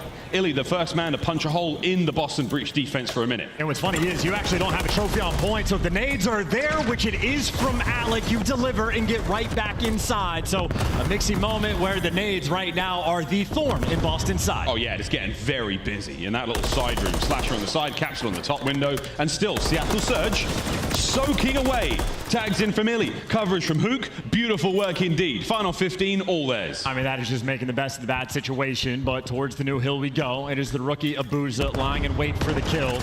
Maybe the wrong gun for the job, and his teammates right now not getting any of the kills. And he might just be trapped in a corner, gives you one, but just gets traded out. Boston will get the early time. Here we go. Time now open in the fountain. Huke's taking the long route around the outside, looking to get himself involved from upstairs. That seems to be the power position so far. We won't worry about it too much when the new patch drops, but Snoopy got the coverage. Lovely work from Capsidal there as well. Good tags at range now. Snoopy wins the fight. And that is the right gun at the right time. I mean, that is the, I don't know what gun Snoopy had, but that is ripping someone off the heady. So fantastic shots on one end, poor on the other, but more time for Boston. Looking to take this lead back. Snoopy, though, last one in the hill, and I don't see a trophy. Forced to back down. Slight error there from Snoopy. The trophy's working overtime. Here comes the hit. Surge through the front door. Flying in. Snoopy catches one out. Pistol at the ready. Goes to the little sneaky hops. Damage to Arcitys as well. Can Slasher clean up? Capitalize on the work done by his teammate as the final 10 of this hard point come to a close, and Boston closer than they have been since the start of the map. Team kill number 2 coming in for Boston as well. Not something you love to see, both of which coming through the nades. And on rotation again, Surge gonna be here first, getting a close spawn as well. Still though, it is gonna be Mixy at the start of this hill. Capsidal lying in wait for the kill. Two players line up in front, forces a team kill, and it's gonna be that white time. Too many team kills for our liking. You've still got Seattle Surge in control though. Illey's still alive, still finding the time. They're starting to soak away. Priestahh from upstairs trying to find an opening for the rest of the boys to get in there. A very dangerous hard point indeed. Capsidal checking the corners. Wrong corner. Left, right. Good night. There we go on the right-hand side. In comes the hit. Waiting for the perfect moment. Tough fights to be had. That's another big win. A Surge hold on. Snoopy's going to do what he can, chance, but this is a seemingly impossible situation to be in. I mean, knows exactly where he needs to look, but yeah, just cannot get it done. Abuzah's going to slam that door in his face, and this is going to be a 50-point lead for Seattle going into new. They just need that one respawn win, and that is not the start you necessarily want to have on this new set of rotation, but the lead might be good enough. Snoopy, though, delivers you from 2. Boston will get the early time. Who's got buns of steel, man. That thing pinged right off. Slasher at range. Takes care of Huke once again. Beautiful shots out of Slasher. Back to back. The third not going to be there. Back over to P when we go now. That rubble in the middle of the map, the most prized possession in the game right now. Now you got Boston looking to turn this P1 hill potentially in a full 60. Huke just found the route, though, to get up top, and that would have been a freebie. Snoopy wins it from in the time. That is communication from Boston, singing sweet. Slowly but surely. 27-point game right now, looking at P2. His Slasher is hiding away in the corner. Is this going to get checked? It does indeed. Nice work out, Huke there. Make sure that P2 is all safe and sound. As the remaining of the reinforcements, everyone's going to come across now and get ready for the new hard point. And this is the hill that's been the biggest problem for Boston as well. They had the early rotation last go around, and it got broken down immediately. Now they're behind on the rotation. They might have the lead, but this is going to be a problem for them to solve. They might be able to swarm the point, though. 2 players for Surge currently out of the mix. Priestahh looking to push the pace, but he gets caught a little too slow. Looking to get the break. Slight lead change for now. Not going to last for too long. Snoopy stays alive. 4 spree. Lovely tags. Illey there from the point, finding the kills. Over to Slasher. Can he break it alone? Nobody left from Surge except for Illey on the point. Here come the reinforcements. Whoa, the trophies there as well. Illey's still alive on the back. It's getting very difficult indeed. And it's so hard for Boston to even get in the point. Yeah, Illey fighting off the time, though. So Boston, as soon as they wipe him off the board, will be able to collect. And this is so much time that both teams thinking about the rotation. Arcitys is playing way ahead of the game, rotating at 45, and he's getting the kills as well. So that is the exchange game that Surge are going to be playing. We're going to trade away maybe 40 seconds of time on P2. We're looking for the rotation. Hey, if we can strip away the time, we'll do that as well. So you have scrap time now and the rotation for Surge. Surge have set themselves up brilliantly. Lead change once again. Capsidal from the south side of the map has got no idea of that player above him. He's going to be able to sneak on through, and we'll see how Seattle deal with this. We'll go for a very quick listen in with Seattle Surge. They could be top 3, guys. Yeah, it was Cap, it was Cap. He's there, he's on the stairs. So Snoop's on me, Snoop's on me. He's gonna go top 3. Okay, good. I've Top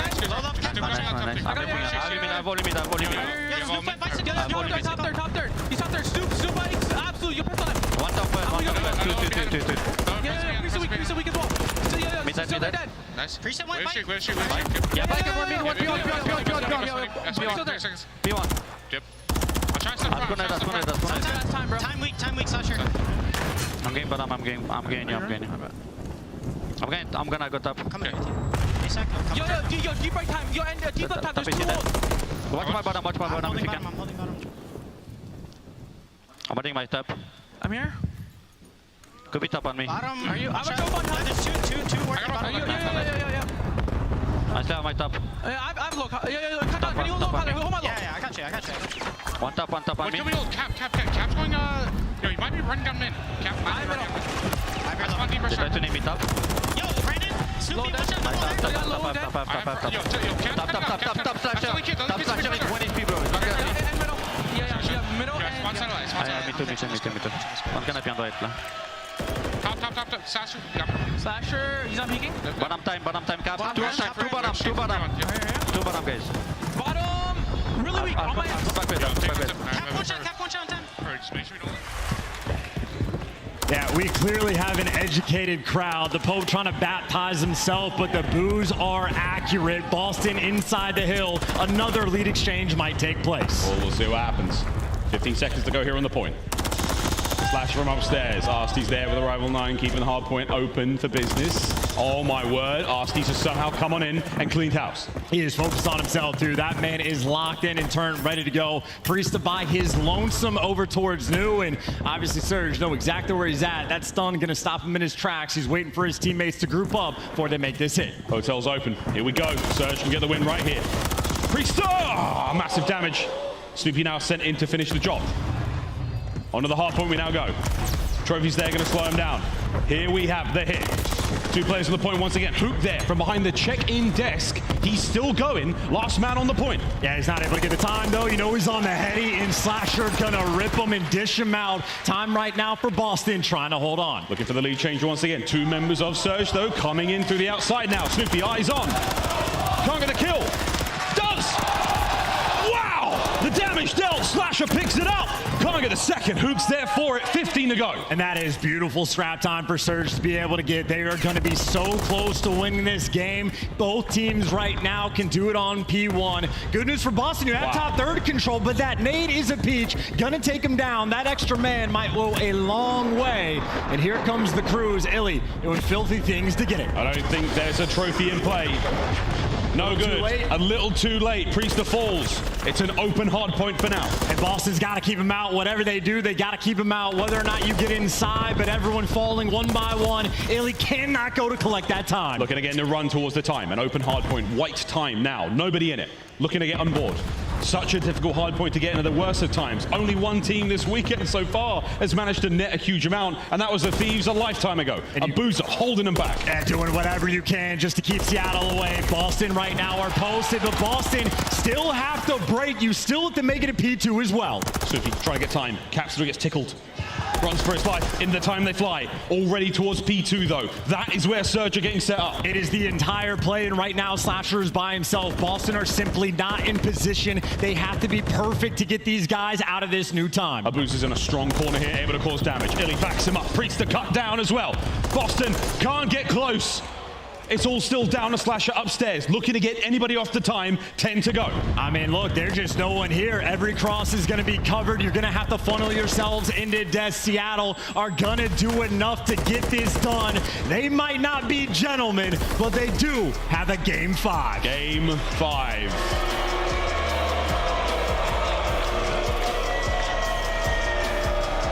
Game 5 on its way.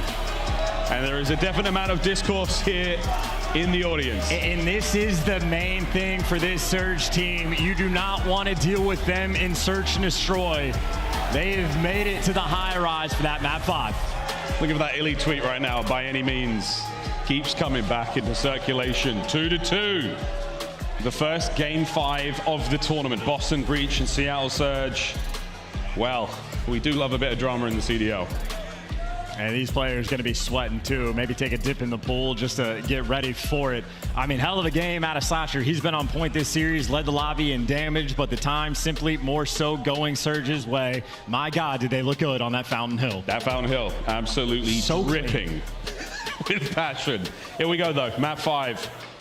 Oh, it's a high rise. Oh, it's a terminal. It's terminal for the final map. Oh, yes, I apologize. I was no, so. it can't be. No. No, it's high Terminal's rise. getting banned. That was the the auto ban against Surge. Absolutely high rise. We might be a little high on this. I got the high rise going right now. Yeah, damn. Here we go though, folks. Final map in the series.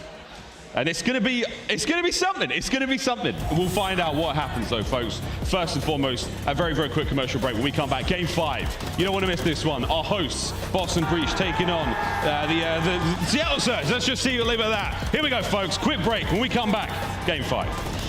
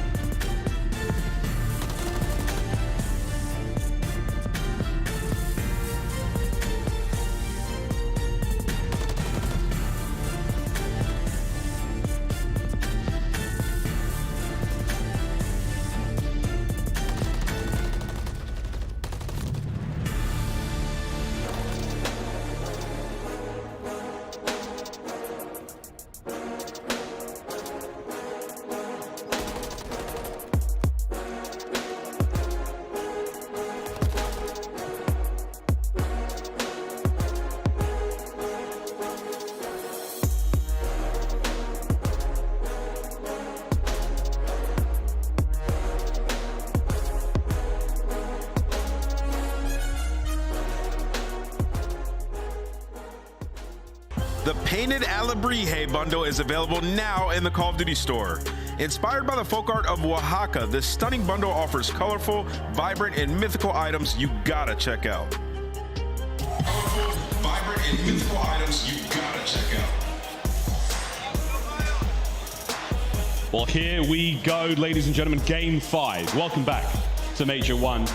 One last map to seal the deal and see who walks away with the win and see who walks home. Now they're not really walking the most likely. No, they might walk to the hotel, but after that, it's all flight. Game 5 breakdown here so far. Surge with the slightly better record. I mean, I was going to say, look, the opening duel win percentage does not look good, but that just means Surge got slammed once and won the other. 0-2 is a pain point, especially when you need it here the most. Elimination on the line. You are feeling the heat, feeling the pressure. And I know Boston might have the home crowd, but on the flip side, quite a few world champions. We saw it in the first S&D. Slasher was on point, but Surge, a convincing 6-3 victory. It is going to be one hell of a high rise, and it is, what a spicy map for a map 5 as well. And it's a tremendous amount of pressure on all of the players here in the lobby, especially the newcomers. We're looking at Snoopy. We're looking at Abuzah. We're seeing how they handle this kind of situation. This is game 5. Elimination and a very, very early exit from the tournament. And this is a map where your communication needs to be on point as a team. A lot of lanes you got to cover, especially that underground area. The fast flanks will always be a present threat. Have to keep track of everything. Have to keep track of barrel explosions. Have to keep track of cross-map gunfights. Everything needs to be perfect. Good luck keeping track of all of that. We'll do what we can. Keep track of those things for you. Here we go. Game 5. Nice little square up two, looking for some damage. Shots getting rained out, but that's the intel for the cross. 2 players right now from Surge. Working towards blue, working towards A. Capsidal, movement. Not yet there. Try number 2. No hops. He might have to give up soon. The members of Surge are now on the side. Oh, no!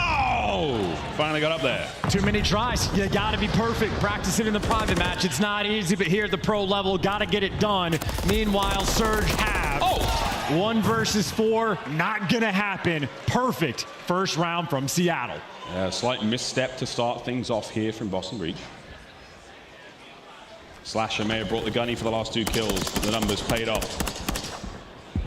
And obviously the first blood that they were able to collect on Snoopy pays off, but there's a lot of players we try to see hit that jump up. I know aBeZy almost perfect at it. You have to be able to execute. Again, nervy here for a map 5. Deep breaths. Remember your training, and you should survive. Difficult for one of the teams, but for now we go right back at it. Surge on defense this time around, not looking to make any crazy hops. Eyes on the stairs. Well, they were getting aggressive and not enough nades rolling through. 2 players stacked up on the ground. Huke has put himself in the corner, but so has Abuzah working up this B street. Something that likely not going to be able to happen if you're Boston. Can't play with it. So your options right now being limited just a bit. Cheeky intel game coming through. Priestahh starts off proceedings. Immediately traded out Abuzah Springs from his hiding place to make it a 3v3. That bomb leaning over towards the A site now. Arcitys, the man in the back, Hello. spots out everybody, gets away with his life. They're all here. Now, quick reposition, get that gun up at the ready. Illey's now going to move in a position to try to help out as well. Arcitys trying to keep those players off the bomb. The smoke is going to help. At the very least, block the vision. It's not going to stop those bullets, though. And you just don't want to be near that propane tank. By the way, Abuzah 1 HP in his spawn. Slasher hunts him down. Would have been a man advantage, but Illey finds a pick as well. That bomb is down near that B site. Illey playing the low game. Looking to get upstairs at the right time. If the timing works out, he's going to find Slasher. He spots him out. And now from behind, Illey may be able to catch something. The slide, and there's the round. 2 in a row for Seattle Surge. 2 in a row, and Illey, nice little dance on the stage, out there making plays down low. Finds a pick towards the middle of the map, and the repositioning just hits underground instantly. And I'm saying those underground hits, very difficult to keep track of, but some of the best vibes we've seen on the Surge stage in a decent bit of time.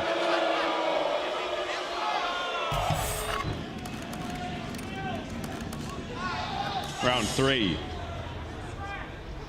Seattle attacking this time around. Who's going to have that bomb? No plants just yet thus far in our high-rise game. Arcitys with that high ground. Abuzah on that B street. This might be a lot of B Street action. They have some intel on Slasher, does the jump up, but Trophy's gonna block the nade. That propane tank doesn't hurt as much as the other one.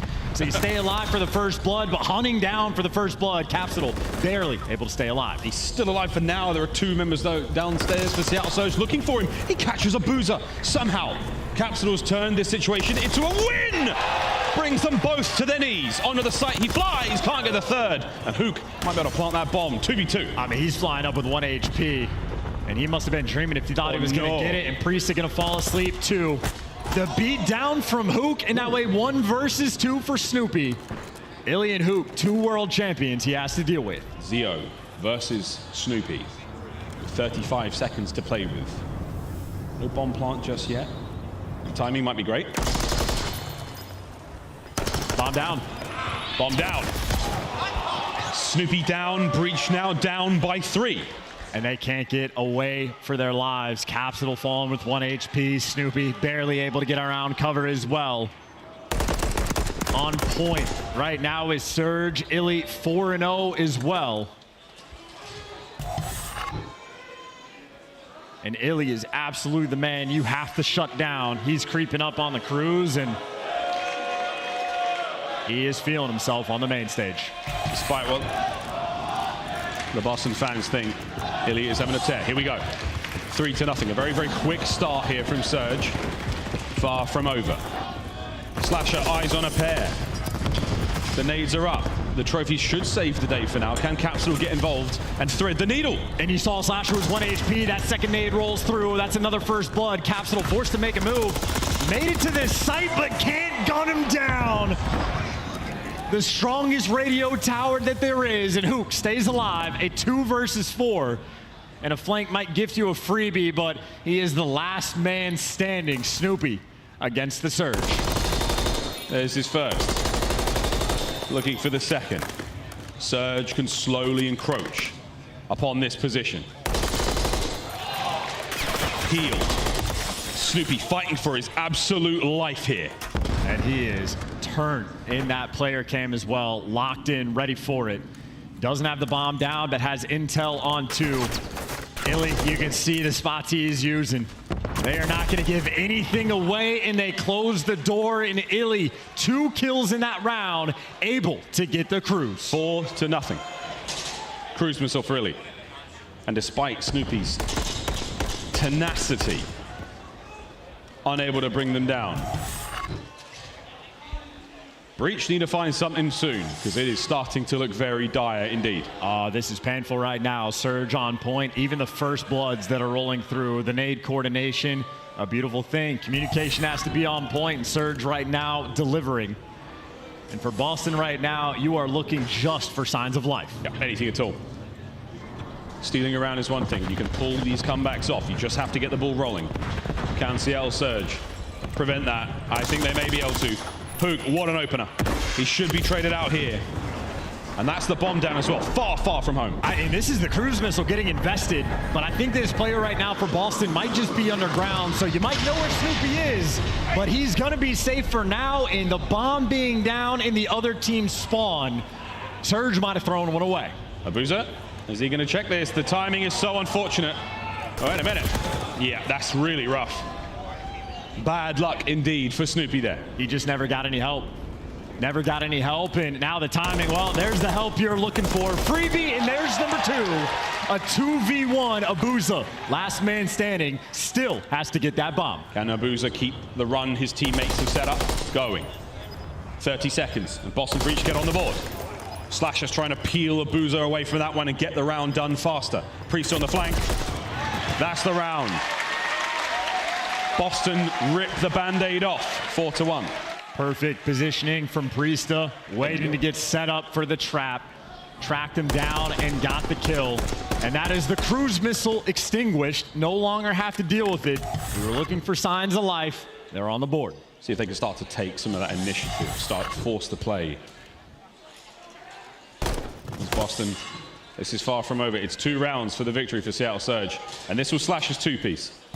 Has awareness as well, knew exactly what to snap onto, able to catch Arcitys, but back at it again in the new round. Trophy down to protect it from the nades, and they get some out of their own. Not quite sure if that propane tank exploded, but everything has, and that is interesting timing. Huke has actually made it through. No eyes on him. The freest flank that he has, and Snoopy can flank as well, but he's not going to have many kills in front of him. Maybe he can find Arcitys. In the meantime, Huke able to strike. It's the immediate trade once again, so you've got this perfect... Oh, that's a big win from Huke.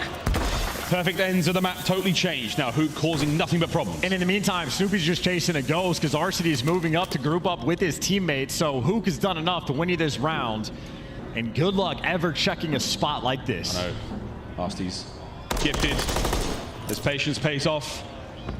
Capsidal now on the 1v3, and that is it. Huke lying in wait. Seattle Surge with that round win put themselves on match point. And sneaky Seattle Surge, that timing impeccable. If you spot Huke on the cross, you just catch him out, you identify him, and you drop him. But he gets by the slimmest of margins, makes that round-winning play.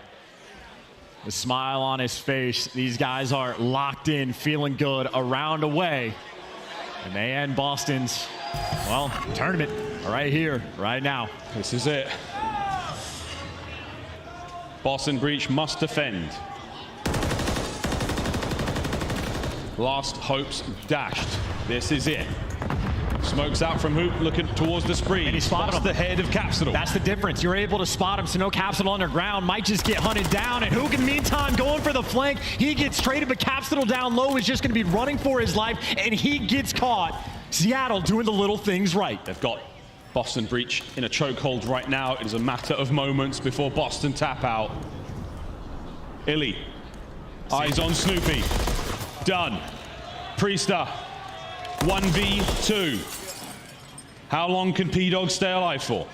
Abuzah doesn't bite. Would have made the mistake. Priestahh had the read, but now Priestahh has a long way to go. The shots are clean, but the time not on his side, and Abuzah dancing with the devil, but only paying the price. Both these players just in perfect position. That is it. Priestahh 50 HP, back down in a corner. Here comes the fight. Illey, can he close it out? And that's it. Seattle Surge have managed to do the unthinkable. They have sent Boston Breach home in their first match here of the tournament. 6-1, the final score there in Game 5. Tournament host had an interesting Major 1 qualifier, but started in losers and get punished immediately. Surge execution on the map 5 was impeccable. 6-1 victory, dominant through and through, and again, down to the details, doing everything right. Yeah, Search and Destroy was absolutely Seattle Surge's linchpin there. Key to success indeed. And the biggest takeaway for me, again, is the mental game. They bounced back so efficiently from yesterday's absolute slaughter. Is this the turning point for Seattle Surge? Well, they do manage to keep a run going. How deep in the tournament can they go? But for the meantime, it's commiserations for Boston, as they will take a very early exit from their own major. And again, that Search and Destroy on point, 6-1 on the high rise, 6-3 on the Invasion. S&D, the backbone of this team. They might not be making many friends along the way, but a dub is a dub, and a hell of a performance towards the end. Illey starts off 6-0, and it's actually Huke that ends up getting the most kills. Talk about a man playing with some confidence. Huke basically existing in his opponent's spawn. Yeah, absolutely. Flanks on flanks on flanks. Illey's opening spree was brilliant, but at the end of the day, the respawns didn't pay off too much. The Karachi hardpoint will be a talking point for quite some time, I think, here in the Call of Duty world. But until then, we say congratulations to Seattle Surge, and we say commiserations to Boston Breach. And that's right. We've got an interview on stage. Arcitys is joining Guy Blaze up there. Guy, take it away. Thank you so much, Miles. Yeah, I know Boston. Make some noise for the winning team, the Seattle Surge. You play Heartbreaker here today, Arcitys. Hold on. You guys remember like last year, Vanguard year? You remember what happened? Yeah, what happened? I'm flipping people off. I don't give a... Oh, no. Not the hometown heroes, Arcitys. You know, but I do want to talk to you just kind of about those last 2 maps and you guys coming back because they look like they were about to roll away with it. How did you guys lock it in? Because you guys wasn't looking too good before that. Yo, the best way we could do is unlock it in. Yo, we were just having fun. We started having fun. I just started smiling and laughing, and like, honestly, I tried to get more loose on the map with the sub, like on the Karachi with the, I think P4 and P5. Yeah. And it helped a lot. Hey, calm down, guys. Calm down, please. Wait, I'm just trolling you guys. I love you guys, by the way. Yeah, I appreciate all the support, even if it's on me. And when it comes down to that support, though, Arcitys, you know, even though there's a few people in here and a few at home, what do you want to say to those people that will support you? I appreciate you guys, even if you don't support. Like, it's just amazing seeing all this support, even if it's not for me.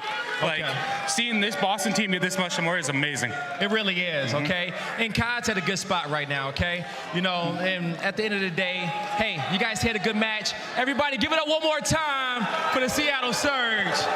Chris, take us away. Thank you, Blaze, and congratulations, Arcitys. It's been a minute since we've seen him in our Monster Winter Spotlight, but he is all smiles, and that's how we like to see him on land. Also, shout out to this guy. Is he still here? No, he just took off. The only Seattle Surge fan willing to cheer loudly in the venue. He did it even while they're losing. Mad respect, my guy. Your team's playing tomorrow, but we got to break this down because it went the distance. We went to a Game 5. Who was playing well on Boston's side? Let's start with the positives here. Man, you gotta say Slasher. This guy has been on fire this entire tournament. Every year people doubt Slasher, right? Like last year it was the same story, but this year we've seen so far, we've got Clay frying, we've got accuracy frying, we've seen Attach fry earlier today, and here comes Slasher, just put the team on his back today. Every single map they won, Slasher was the key reason as to why, and then unfortunately it ended up in the Search and Destroy. Absolutely, that map one, that was the Liddy GOAT performance. I mean, he had 31 kills on his team, showing that the man can still do it. But clearly, the Boston crowd here still has some fire left in them, even after seeing their home team go down. Listen, man, you know, big shout out to Slasher, but honestly, this is the Seattle Surge show. Like, they got absolutely smoked 3-0 versus Toronto, absolutely pummeled. They come into this series and they know their strengths and they play to it. It's the Search and Destroys. And I gotta say, that was amazing preparation headed into this one. The playmakers on Boston are Capsidal and Snoopy. Who did they shut down in Search and Destroy? It was those two guys. We saw it in that game 2 S&D. It was only Slasher, he had 10 kills. The rest of the team had 3 combined, like 8 rounds into the game. They did an incredible job. And even though they did get out first blooded in that game 2, they still come out on top, knowing where they want to push and win those trades.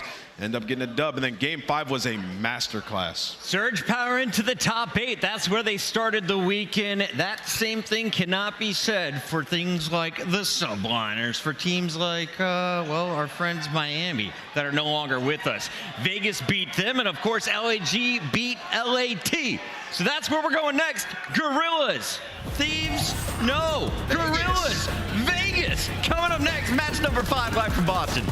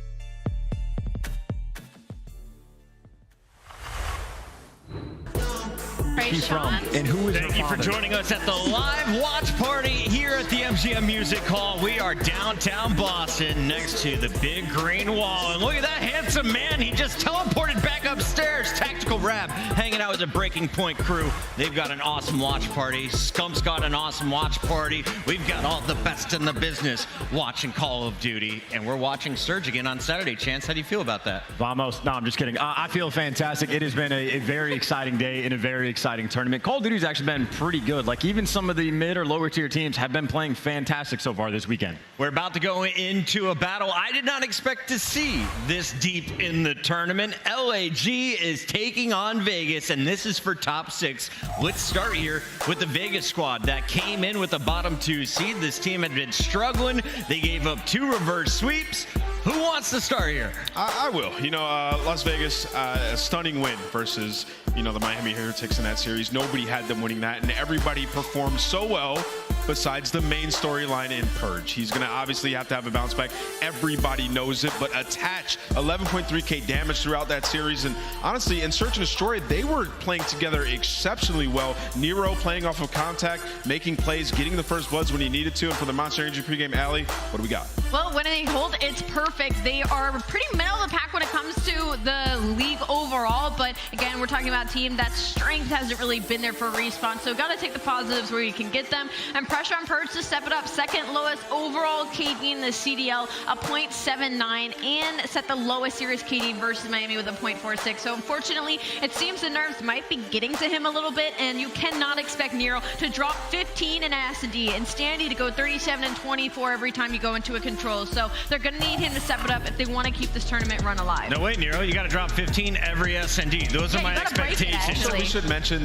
they won the control, which is massive. That's a game where they haven't been able to win, but they're going up against LAG, and LAG had another stunning victory with some highlight plays from Fame. That series was awesome. And LAG are like super solid as well. They play all the maps well. Even when they lose them, you can see the idea is always there. And where they had a very difficult loss on Invasion, Search and Destroy, what happened earlier today, they popped off, and it was Fame that ended up making the pop-off play. So the bounce back is in. They get some of those nerves out of the mix. And I mean, this is a team that has already exceeded expectations. It's really just about how far they can go.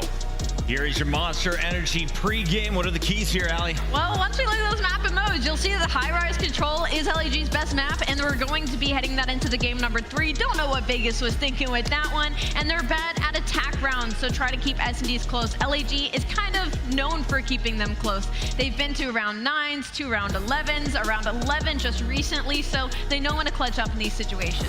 We could see a game 5. We haven't seen a lot of them here in Boston. Nameless, walk me through, because we had one on a high rise. This time we could end up on a terminal. Yeah, I mean, I think the most interesting thing about this series is definitely that control.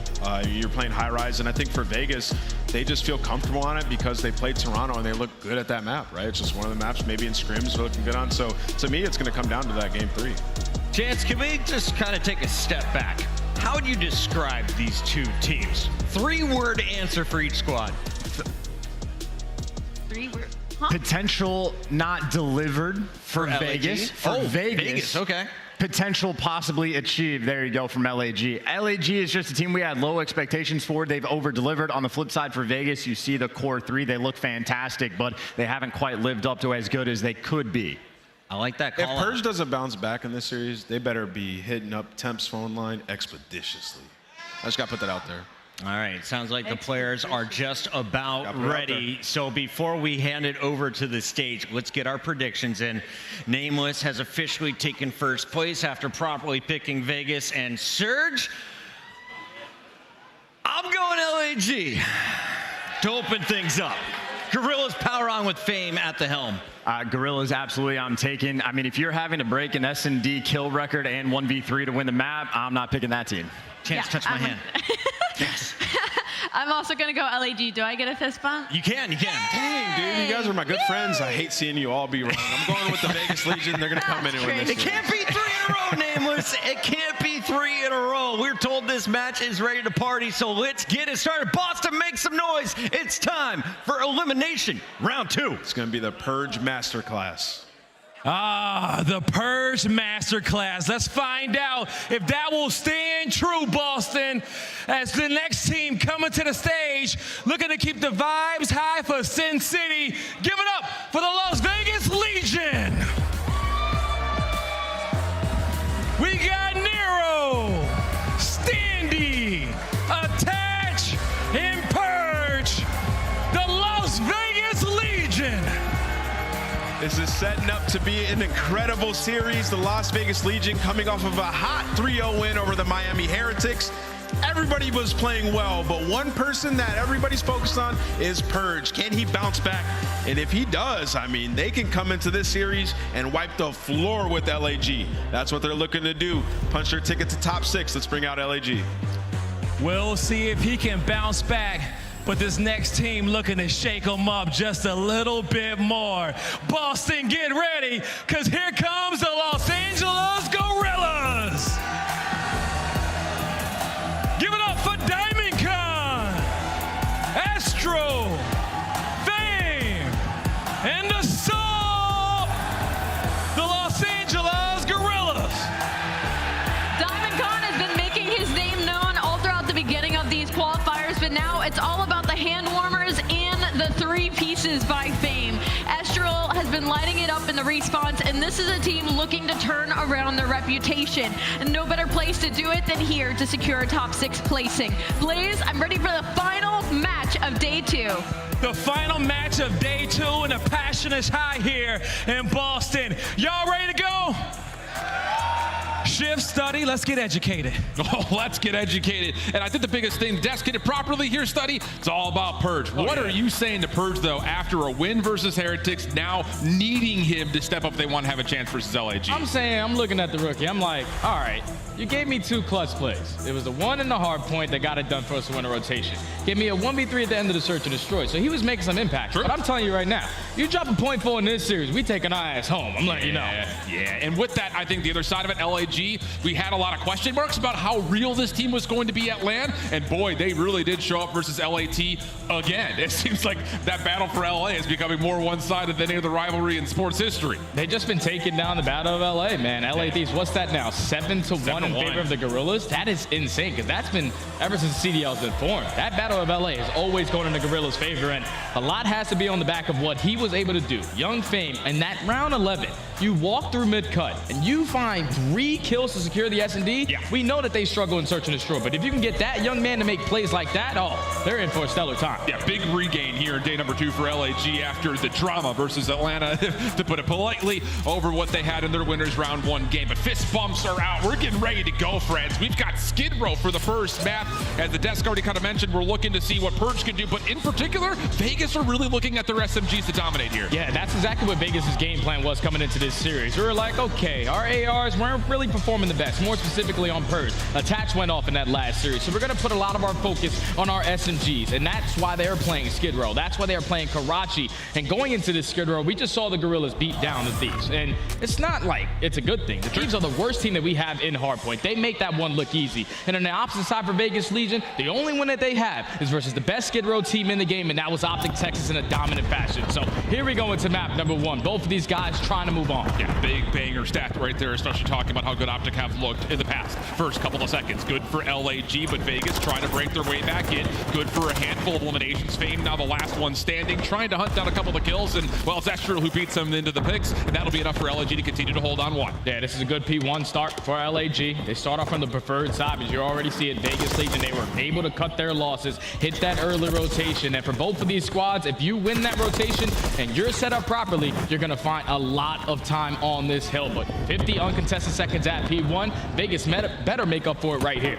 They're getting a lot of zone presence over towards this backside at crates. Really well done here by Vegas. We talked about it in our first matchup. If Vegas rotate well, they're going to find a lot more success in the hard point, and obviously that seems to be the mantra here as they will open up P2 with a great setup around the hill. And they had so much time to set up, so it can be easily broken.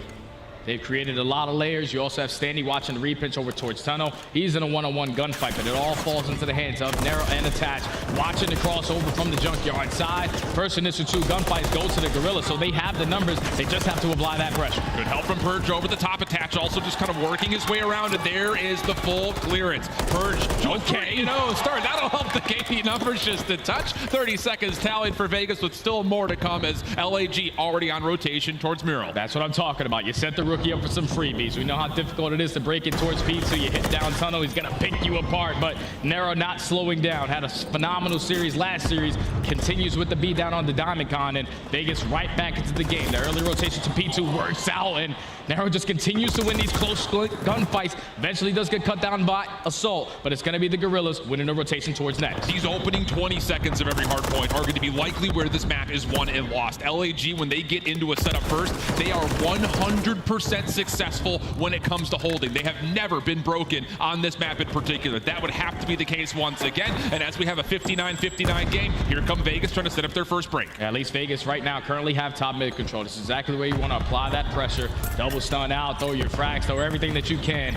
And make sure we go for some team childs. The nades are going to have a couple people weak, but Astro and Fame combined for 2. Assault with the 3rd. Last player's attached. He does get out with his life, but he can't break the hill by his damn self. So we got to wait for some teammates or hit that rotation. First hit been swatted away. Late attempt from Attach, pushed aside as well. Diamond tallies the kill. 20 seconds, and you've already got Fame setting up over towards New, and Vegas looks like they want to try to hit this for scrap. They've got apartment side control, so why not? Really well done, as Vegas will get the last 15 seconds and have a chance to 50-50 battle for Kitchen. Yeah, this is a good 15 seconds to walk away with. You don't want to give a full 60 hold at P3 to the Guerrillas, but now they have every single player in control of Barbershop. You're also holding down God Steps, and you know all the pressure for Vegas Legion is coming through the back end. An unfortunate team kill. It's gonna at least even up the numbers. You talk about the trade battle. Here comes Purge, the rookie, starting off 7-1. He had 24 kills all of last series. He's already paying a big debt already in this hard point. Quick little reset, and I'm sure at some point Attach just holds him down, says, yo, we got you. Just play the game you know you're able to play. Here comes the full focus from Vegas, trying to get through this contest time here in the middle hard point. Attach, last one standing, taken down, and that will be enough for LAG to get past the 100-point mark. 30 seconds remaining as well, and once more, LAG kind of splitting their focus. 2 players at old, 2 players at new. And LAG are doing a great job, though, because they're gaining the junk time. Unfortunately, they get broken right there. That's a big play from Vegas Legion, because if you lose that 30 seconds, you allow LAG to get fully set up towards the next, but it's an all-out battle off this rotation. A 2v2, now it turns into a 1v1. The rookie finds one. Does he find the positioning of Assault, because he's taking his sweet time into the back crates? Yeah, Estriel just kind of floating through Garage, does escape by surprise. LFV looking good for a potential break, but Assault is pinned up, and Diamond Con assists as we head on over to the new hard point, and with that, an LAG listen in. I'm staying close to the center corner close. He could be P2 maybe. He's probably not. He's probably tunnel. He's tunnel P2 for sure. Take it dead. I want. For sure. Yeah, tunnel. Window. First window. I one. He crossed. First one to there. I just made it done. One garage. I heard top ticket. Okay. I got one top lounge. Back it up. There's someone team shot the cross in a second. We're good. Still cross. Team shot it. He's inner side. Hydra chive. Shell and tunnel in garage. He's on the right wall. Purge. Got him there. Nice. You like garage. Just get new. Not weak. He's great. Nice too. First one Illey there. Weak top mid. He's challenging. Fire. He's close fire. In the hallway. Yeah, got me hallway. He's went back into fire. One guy is 6 steps. He's already in. He's a window. I tried out. Window I see. Zig lane, Zig attached. Yo, one guy hold. Window and a hold. Already. He's gonna tell me fire. Fire. We fired at absolutely. Good one back alley. Killed one back alley. Zig's open. You have my window up? Yeah. Keep looking at the bench. Mid steps. You see? Mid-steps. The third shot. One ticket. Mid-steps dead. Another one mid-steps, I think. He's one shot. Nice. Good. Gonna be Zig. Get into window. We're here. He's on the other side. Nice. Give me another one. Huge shot. Zig. I'm gonna roll. Couple of scary moments at the end of P5, but hey, LAG on rotation to 1. Good buffer around the zone, and now they're growing their lead to pretty exponential margins. Yeah, they've dominated the P1. That's basically 2 full 60 on that P1 HP, and now Vegas Legion again are in a situation where they have to get a great hold at P2 to get back into this one. You have Assault with the SMG in hand. He usually has a hand warmer, but the SMG still works. 4 in a row for Assault, the world champion. Now you have 2 players from Vegas Legion off that rotation, so they are properly set up again, but you cannot afford to get broken. Purge playing all the way at the back of the map has been seen. Help from Nero over the top. Wall bangs are connecting, and LAG find the first couple of kills. Vegas in a little bit of trouble, but Attach makes space a little bit through tunnel side. Now it's just down to the 50-50 long-range battles as we fight over P2. And with Vegas reinforcing from tunnel, Nero's just stayed alive. Don't get shot. Just make sure your teammates are the first ones to make contact. Yeah, we can't scam. If you are Nero, you got to wait for your teammates to watch those crosses. All of his teammates fall. So now everyone from the Guerrillas are trying to find a way on in. Just got to get past Nero. He cuts down 2. Teammates come off spawn. They get the rest. They need to be a great hold from Vegas Legion to get back into this game. They get another full 60. So it's basically 170 to 180 going back into the P3, where the Guerrillas were the team that initially dominated that hill. Back and forth tug of war so far. Now the rotation starting to stretch. Assault last one left for LAG over towards New. Help starting to come over towards the middle part of the map, and the kills are good for the Guerrillas. That'll be enough to get them set up into position. Standy though, he wants to go without any support, just trying to make it happen himself, but Fame finds him from behind, and that will set up the hold for Guerrillas. And now if you are Vegas Legion, you have to hit a route. We know that we try to take top mid, but they were ready for that push. So this time we have Nero going in a super deep pinch all the way around apartments. Everyone trying to attack from Laundry side. Wow, you have Standy potentially pitching from the front. No, they're all going to hit through Laundry, and LAG should be able to read this play. Everyone focused in on it. Estriel just making sure no one's over towards mid. As Diamond Con will be first contact backside stairs. Trophies largely deleted, but still a couple that still exist. And for Las Vegas, no one's committing. And everyone's just kind of sitting here in the back. Couple of kills come through, and yeah, there's Purge. Finally starts to get himself involved, but it's not quite enough for an initial break. Follow it up by Standy. That's good for the scrap time if he can hold it. Sort of good for the scrap time. There's still Guerrillas players all around this hill. They are contesting this hill to the very end, and they find the kills to find the final 15. Gonna put them at about 225, but potentially end the game at Barbershop. But Vegas Legion this time around, they're gonna be the team here early. Purge in a crucial position, but not having a trophy here could play dividend in this situation. Yeah, that decision for Guerrillas to hit the scrap time forces Vegas to have to soak every single second here and also rotate. So huge leader's advantage for LAG, but the opening kills for the Legion looking solid. Here comes the next hit. All of it coming through the topside staircase. Attach can't get any nades to hit. Does he know how many players are here? No, just runs right up into the threat of things, and that'll be enough for Legion to largely be pushed aside, although Purge, another double. He follows up, and the break is in. Keep your eye. Attach is already on rotation as well. This is the perfect play right here if you are Vegas Legion. As long as you don't allow the Guerrillas to get into the point, you win the rotation over towards next. Now they can no longer win it in towards the Barbershop. If you are the Guerrillas, you have to make a decision. Do we fight for this chunk time, or do we try to go for the break at New, standing with a huge one-on-one to walk away with this remaining junk time? He has another one in front of him. He takes down Fame as well. Vegas Legion have to set themselves up to bring this game back and potentially walk away with the W. Clean rotation for Legion, and this is taking a ton of time for the Guerrillas to make their way off the off spawn all the way over towards crates, where Legion are 100% set up and waiting for him. First kill decent for Estriel, but can't make any further progress beyond it. We're at 235, 227. Here comes the break. And you gotta go. If you are the Guerrillas, it's all about these kills right here. You have to find a couple, but that's a clean 3 dead. Vegas are looking like they're gonna take map 1. Last attempt to be from Diamond Con, and he's pushed aside. 6 in a row for Standy to finish, and how about the 22 and 13 from Purge? Vegas, huge bounce back and a crucial map 1 win. That's exactly what they needed, man. They had a perfect game plan on that map. I know it was a little bit scary in my opinion. You give up 2 full 60s at P1, and you rely on that P2 hold time after time. But let me tell you, young Purge, what Nameless said, he's about to have a master class. That's a master class of a map number 1. 24 kills total in his last series. He drops 22 and 12 in this hard point for Vegas to go up 1-0. I don't know what Nameless had for breakfast this morning. I'm telling you, he's on point, man. He's called everything to this point. Yeah, there's the total numbers.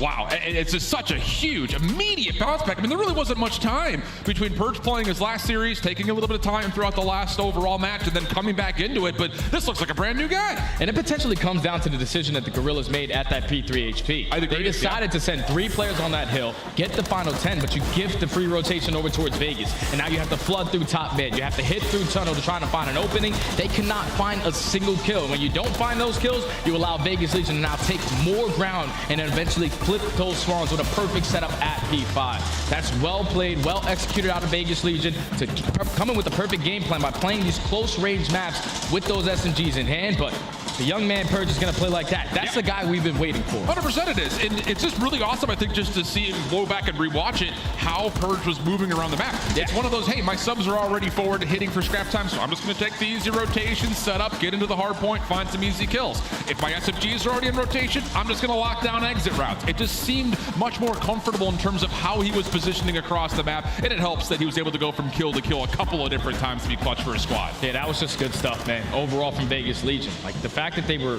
swapping hills. It was blow for blow in the beginning of the game, but where they needed to make the adjustments was that barbershop hill. That barber to that P5 chain.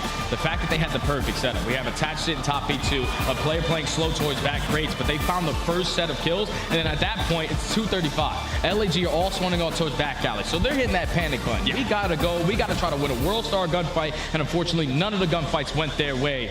So take a look at the game flow. It's basically back and forth between both of these squads, but at the very end, Vegas was the ice in the clutch up. I mean, look at the second rotation. From 180 to 110, 250 to 227, it's just absolutely electric. And that's the decision that they decided to hit P3. Yes, sir. They send 3 players at the old hill, and unfortunately, it comes back to bite them. Now they are down 0-1 in the series, and they are relying to beat a team like Vegas Legion on a map like Invasion Search and Destroy, where Search and Destroy for the Guerrillas has just not treated them well all season. Yeah, agreed. And it's really interesting because from the attacking side is where we're really going to maybe find the differences between these two squads. Because statistically, Jay, both teams have found success on offense, especially in the First Bloods. It just comes down to converting those rounds. That hasn't necessarily been as comfortable. Yeah, and for LAG, what is it, like 3 and 13 on their attacking rounds? Yes, they are good at finding the first kill. But when they find that first kill, there's only about 25 seconds left. That means you're playing really, really slow on these attacking rounds. When you find that first kill, you put all the information, all your eggs in a basket, and then at that point, they just collapse on you, make sure the bomb doesn't go down, and you lose the round. So I'm feeling if you are LAG, you did just win this map earlier, all the way in a 6-5, but with a phenomenal play coming in out of Fame, finding a 3-piece.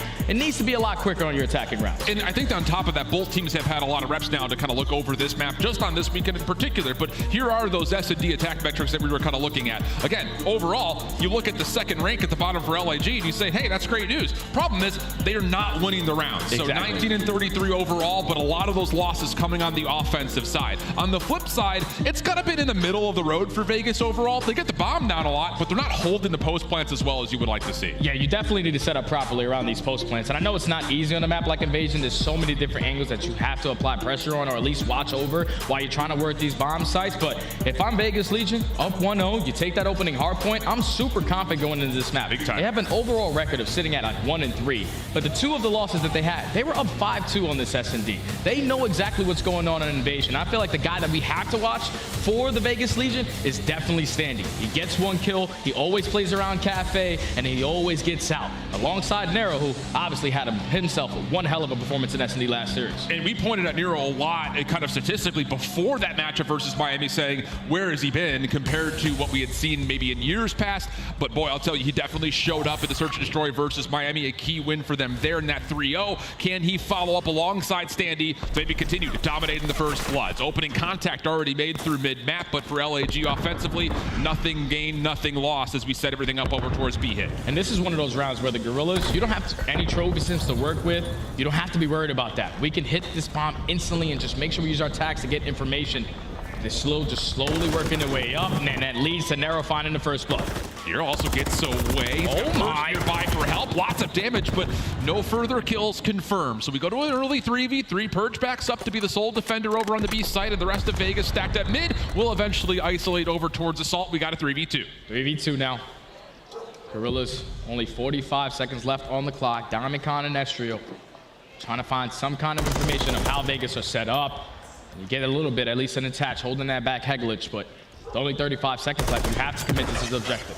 Smoke will come through. Hit on the way, Purge repositioning, and everyone's lost each other. Estro snuck through, but it doesn't make a difference. Purge just completely threw a monkey wrench into that offensive hit. Everyone thought that they were going to be over towards Tractor, but a quick transition keeps them alive and enough for kills to come through for Vegas to get the round. Yeah, it all starts with Nero finding that first kill. Even though the trade comes in, you see Assault. He was slowly trying to work his way up 8th Street, but Standy's not going to leave anything open on that side of the map. He takes him down, and then the 3v2, just beautiful team shots, beautiful crossfires, set up from attacks to keep Purge alive. And then Purge finds the final. Vegas take the first. Big opening for Vegas again, looking at how these first kills are going to transition and what timing maybe now on the opposite side will LAG start to get maybe more aggressive on the defensive front. Two players aggressively in towards B. Everyone else mostly focused on this A street as Vegas have just kind of held back and said, we don't want to get tagged by any nades. Let's keep the information blank. Yeah, early into these S&Ds, it's all about the fill-out rounds. Just seeing how they like to set up around this S&D. What's their go-to setup? What's their bread and butter? And already 30 seconds knocked off the clock. No information has been gained, so they must be playing nice and slow towards the back of the base. All right, at least Purge is able to spot assault towards the left side of the street. And now this makes an opportunity where that bomb is going to start to rotate, but it's all going to fall into the hands of the player that's on the site. Fame, what can you get done in this position? And do they know that Fame is still playing as close as he is? Assault does back off his angle with this elongated gunfight over through A Street. Fame sees the smoke come down, plus also the trophy, gets the first turns, and he got him on the Nero. Okay, bomb still in hand, but we go 2v3, favor to the Guerrillas. Standy slowly working his way up the middle tank. With only 30 seconds left, can he find the timing? No, he cannot. Diamondcon takes him down, and now it's attached left into 1v3. Bomb's gonna be placed down towards the middle of the map. I know he's got some tremendous clutch ability, but this one looks like it's chalked. Does get the first one pretty cleanly and pretty quickly. Slides forward, grabs the bomb, gets away, but is there enough time for him to actually get over onto the bomb to plant? Looks like that is not an option anymore. Or is there? No, not quite. And that will be enough for LAG just to stay alive and take their first round as well. Yeah, it falls into the hands of Fame, though. He knew that all-out pressure was going to be in towards Cafe. The fact that he's able to walk away with 2 before getting traded, that's a job well done. The crowd loves the hand warmers. Mr. Adam Assault, he's always got them in his hands. But they tie the game up at 1. Back to the attacking side they go. I just think, like, if you're the Guerrillas, nothing has worked. The slow play has not worked. Agreed. Let's speed it the hell up. Absolutely. We kind of saw them do that a couple of times versus Thieves earlier today, where they just, hey, let's just run at them. Worked out pretty nicely. Lots of team focus here for Vegas off the spawn right through mid-map. A couple of tags, a couple of hit markers, but once again, largely speaking, everyone for Guerrillas safe, and Nero getting aggressive. Finds first blood into Diamondcon. Now the B side of the map is just completely kaput for LAG. Yeah, you can't go that way. You're going to waste too much time trying to locate where Nero is playing, so we have to put our commitment over towards the A site. That's why Attach is going to reposition himself. He knows he's the only player on this side of the map. You want to play your life and give as much info as you possibly can to your team. And it's already 35 seconds knocked off the clock. Standy's still holding down that mid tank just in case it gets a little freaky. No one's going to be able to get that bomb down for free. Yeah, no chance. And the ability to wrap is out of the question. Yeah. It's been so long since Nero found that first blood. You don't know if he's all the way back in towards top broken. He could be at blue. He could be really pushing Mannequin at this point. You just don't really know. So LAG have to commit to the safe play.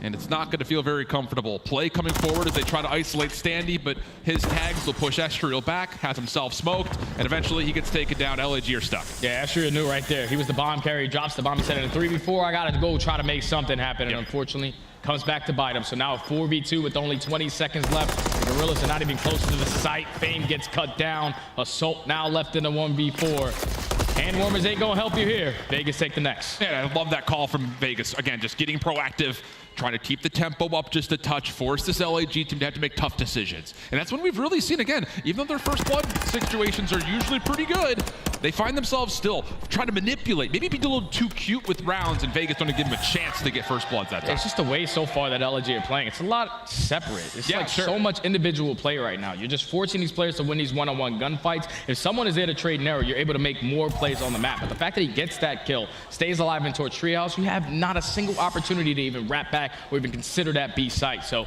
Vegas Legion coming out swinging early on the defensive rounds, just getting those first bloods, but back to the attack they go. Quick hit over towards DVD. Fame hitting from one side, Estriel the other, but Standy keeps his composure, slips over. Fame in trouble, but does take care of Standy before the drop shot was there to punish. So we go 3v3, and now LAG have kind of taken a page out of Vegas's book, completely dominating B Street. And now you're in a situation where Vegas Legion, you have a bomb control. No one's going to be close towards the site, and Attach also wins a one-on-one across the map on the late pincher. But instantly moves to 3v3, is now a 2v1, all left up to Diamondcon. Pushing forward, is going to catch Purge out. There's the pistol for one, but can't quite get under cover to take the second gunfight. So here we go, a little bit of a tempo switch for both teams. Aggression, though, for LAG, matched by Standy, just keeping his cool on DVD. Yeah, they might have heard me, like, say, get aggressive. But yeah, sure. I wasn't talking about the defensive side. I'm talking about the offense. Unfortunately, they lose the trade battle in the beginning of the round, and then when the playmakers try to make plays, you walk right into the pre-aim of Attach. He knows exactly what you're trying to do and just trades efficiently towards the very end of the game. And he's also 5-0, so Attach is one kill off our under the cruise mission. Yep. Really good start. Attach has been putting on a masterclass in Search all day. Oh, yeah. Love to see it. Here we go again. LAG We hit him on it. They are struggling on the offensive side, and boy, they are going to need a round somewhere, somehow. This time it's aggression from Vegas on the A Street. 3 players stacked. Fame going to find first blood. Car also explodes, so Attach has to get out to keep his life and hopefully still earn this streak. And with that first kill on Tenero, now you should gain the information. We just killed the guy that loves to push out towards Broken, so they're all trying to wrap back and push up the B Street, but Attach is able to catch Fame. He earns himself a cruise missile, gets some more info as well, and at the same time he's doing that, look at the positioning that Purge was able to take. He gets so aggressive. I think he saw Assault on the cross and sure does. Finds the kill for free. Now a little bit of help from Attach as he gets 7 in a row. Last player left is Estriel. 1v3 scenario, 43 seconds on the clock, but a lot of work to be done before he can even look at a bomb site. He's got the bomb, but he gets cut down. Vegas Legion, they are taking advantage of what the Guerrillas are giving them. Even with Nera getting first blooded. You saw LAG, they were sitting there like, wait, who do we just kill? Oh, that's the guy that likes to play Broken. We can go over towards B. So they drop all strategy. They try to cross the middle of the map, and Attach makes them pay for it. Once he gets that kill, everyone starts to slow down, and then Purge pushes up aggressive through Treehouse to find 2 on the round. That's 3 in a row for Vegas Legion. I need to know what the pep talk was to Purge after the first series. Like, brother, we got you in Miami. It can't get any worse, brother. I mean, it could have been, but the thing is, it's not just he's performing. He's playing with so much more confidence, getting aggressive, moving around the map. So now you've got a 4-1 advantage. LAG are miserable on attacks, generally speaking. This is a must-win round for LAG. You have to have it. You have to have it, man. You can't allow Vegas Legion to go up 5-1. And Fame going to be the guy to try to make it happen as he finds the first blood onto Purge. So you have the rest of Vegas Legion slowly approaching their way up towards this B site, but you probably think Attach was thinking about that cruise missile, but with that first blood going the opposite way, we're going to have to try to get this done with our guns. And remember that Fame got that kill so quickly up the middle of the map, so Vegas feel like they're probably trapped here to go to B. They have no idea that Estriel's playing this close corner because the only defender they know about is Diamondcon deep on Tractor. So can Estriel open up with the defensive first blood? Standing the first one to cross, shots come through. Now Vegas know he's here, just comes down to can they isolate and find the kills they need. Vegas knows it's a 3v2 in this situation. Attach finds one, but now you have to take care of Estriel, and they're not even going to go for that child. They're going to wrap back and try to isolate Assault. Only 13 HP. He's able to wiggle out with his life, but it's only 25 seconds left. You got to get a move on it. Nero gets cut down. Now it's all up to Standy in the 1v3. Clean shots at distance from Fame. Standy is stuck between a rock, a hard place, and a harder place, just due to the fact that LAG are all surrounding him, but Standy will get free info here onto Assault. Quickly finds the kill. Whoa! He's going for the assassination. Didn't hold the button down long enough. And Assault says not so fast. Let me tell you right now, these guys play every day. You should know you cannot assassinate someone when they are a little bit taller than you on the map. And unfortunately, the 1v doesn't work, but you know them hands from Assault. They are definitely warm. 2 punches right to the chest to take down Standy. Brother, this is gonna be...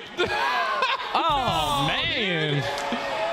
Nah. It's okay, it was a 1v3, right? You see Assault's game, he's like, what is that guy doing? Okay, so the round comes through as you said it needed to, but the big key is LIG still need to find a way to win an offense, and that will help. Estriel first blood shuts down Nero's opening aggression through DVD Alley. And I think if you are Vegas Legion, we don't have to continue to be so fast on defense. We know how slow the Guerrillas play. We can't give them free first bloods. Now you're forced to clutch up another 4v3 scenario where you have everyone spread around the map, but 2 players from the Guerrillas working their way up towards Broken. Eventually the rotation is going to come in from Assault, so the play might be, let's go over towards B. And Purge is pretty committed into this position. Doesn't really have a free backup. He gets the Tractor, and there is maybe a chance where Attach can bail him out with the cruise if the hit is confirmed. Nice shots from Purge, not able to finish off Fame, but lots of damage tallied. Now Standy, possibly the next one to get involved here, playing up close and personal. Attach is also rotated in, and Purge has kept his life the entire time. LAG absolutely stiff-armed back.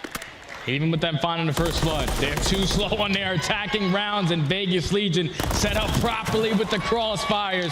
They only drop 1 player. Everyone else is set up around that B site, and they find all 4 kills to now put them at game point. And that has always been the problem for LAG. Another confirmed first blood, 4v3, still don't win the round. It's getting to a point where it becomes almost inexcusable as Vegas now in prime position with the cruise missile still in the back pocket to clean this search and destroy up. Yeah, and I think if you are Vegas Legion, the play call has to be, let's use all of our attacks, at least watch the cross over towards the B bomb, because that cruise missile is going to vacate that site. Yeah. We can get the bomb down for free. Let's just all 4 stack that right side of the map. Well, the setup is pretty much exactly as you'd call it. Trophy system being deleted. Really well done here by Purge. So you've got Estriel in the danger zone, playing over towards Tractor. Cruz gets called in. You see the rotation underway, and just in the nick of time, that Cruz doesn't quite confirm any kills. And actually behind that, Diamondcon still is able to lock in first blood onto Standy. Problem is, bombs being planted. Oh, Diamondcon works his way up through the smoke. I thought he was Batman for a second. He finds a second on the round, and it's instantly a 4v2. Narrow and attach. Left to try to clutch on up. Just playing it slow, seeing if the Guerrillas are going to scam. Anyone's going to go for a chow, but no one is peeking. Nero's going to have to be the one to make the play, and Diamondcon just laying prone over the top of the vending machines. No worries there, and then Estriel at range finishes things off. So cruise missile out of the pocket. Good kills coming through, and a flawless round for LAG. Sees a 5-3 tally hit our boards. They stay alive a little bit longer in the search and destroy. They withstand. That cruise missile coming in, and Diamondcon finds 3 on the round. Didn't matter. On his belly, standing up on top of a soda machine, he was going to find every kill in front of him. Every time we see Adam Assault, we know his hands are warm, chat. We know. We know. You guys love this guy. I love him too. Here we go. A lot of work to be done. That was one of 4 rounds in a row they would have to have. And it still keeps in mind that they got to find a way to win an offense. Diamondcon on 3. LAG, 3-man hit over towards B Street to start. Trophy to keep them safe from any incoming nades, and it'll be a pretty methodical look over the top of this B site. And I love the setup right now for Vegas Leads. And they're forcing the Guerrillas to go out there and execute a bomb plan. They're not going to give up any free bloods. They're just going to let this time wind down and then put all of their resources over towards this B site. That's where the Guerrillas are slowly approaching, checking all the corners. You don't want to find Nero on a cheeky angle. They're so far away from this B site, just watching this cross. You have to take advantage of what you get. And it looked like LG already spent their smoke, trying to maybe bait Vegas out of any forward defensive positions around B, and obviously that hasn't worked. So here we go, Estriel. That will be the play call. Diamondcon is seen, stun over the top, Purge following with the frag. Is there a trophy here for this? It's well placed. They stay alive, but a lot of damage tallied, and the smoke dissipates, and there's no move here. And now they're all trapped. They're literally all trapped, and at the same time, you have Assault slowly working his way up through A. He's hand in hand with Attach. If he can find a time and open up a kill, that's even better, but Diamondcon starts it off with the first. Assault with the island play finds the second. Now we should get this bomb down for free. Purge again. Getting a lot of damage dealt, but no, not this time. And 2 flawless rounds now back-to-back for LAG. Hold on a second, let them cook a little bit. Remember what I told you about this Vegas squad.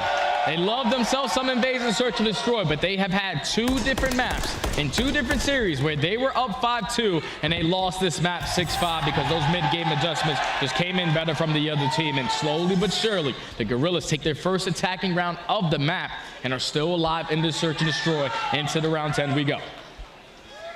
What do you call here if you're Vegas? You found a lot of success up in the tempo, trying to get a bit aggressive. Do you hold on to that? Or is this going to be one of those, again, we don't want to give any intel. Let's wait for nades to explode first and then make our moves. Bomb carrier moving over towards the A side of the map. Both ARs watching opposite angles, though, for Vegas. Yeah, we know that Attach is always going to be the island player watching that deep flank. He's relying on his teammates to get something done over towards the A Street. I don't know if they know the positioning of Fame. Assault's putting down good cover fire to keep Purge at bay. But Fame again in position to be the playmaker. Lots of nades from this freezer early, thrown over towards the courtyard. Fame hasn't seen this yet, though. Oh, Nero snuck forward. The timing here could be everything, and there it is. Fame for first blood. Pops up, trying to get a second, but not needed. 4v3, Diamondcon here now to assist. There's only 45 seconds left, and now you know where the play is going to be. That bomb is down towards the A site, so Vegas has to recover it. Standy getting a couple shots on him, but he's able to stay alive for now. Purge finds one, makes it a 3v3, but you had to take down Diamondcon. That's such a big kill. He would have potentially earned a cruise missile, but was just a 4v3. Is now with 3v2. Vegas can win it here. Salt in trouble, has to kind of back off, just value his life. Estriel trying to rotate over, but this is laborious. And they're going to have to go A Street on this. There's just no chance to break down that mid-tank position. So here comes the play.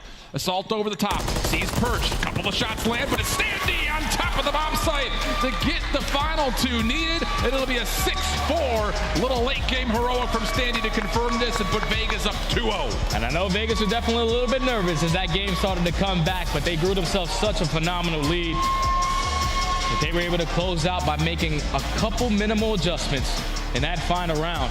Even with Nero getting first blooded, they found the trade onto Fame. Then they took mid-map control because the rest of LAG were basically in the back of their spawn. You have to play more aggressive. You can't leave your teammate out to dry by himself because no one's going to be able to trade in that situation. You put more Vegas players on that side of the map, they come out on top in the engagement because they have the better positioning. And now Vegas Legion walk away with the search and destroy. We know it's been a struggle for the Guerrillas, but they definitely had an opportunity to win that S&D. And now you're down 0-2 in the series. 7 first bloods for LAG.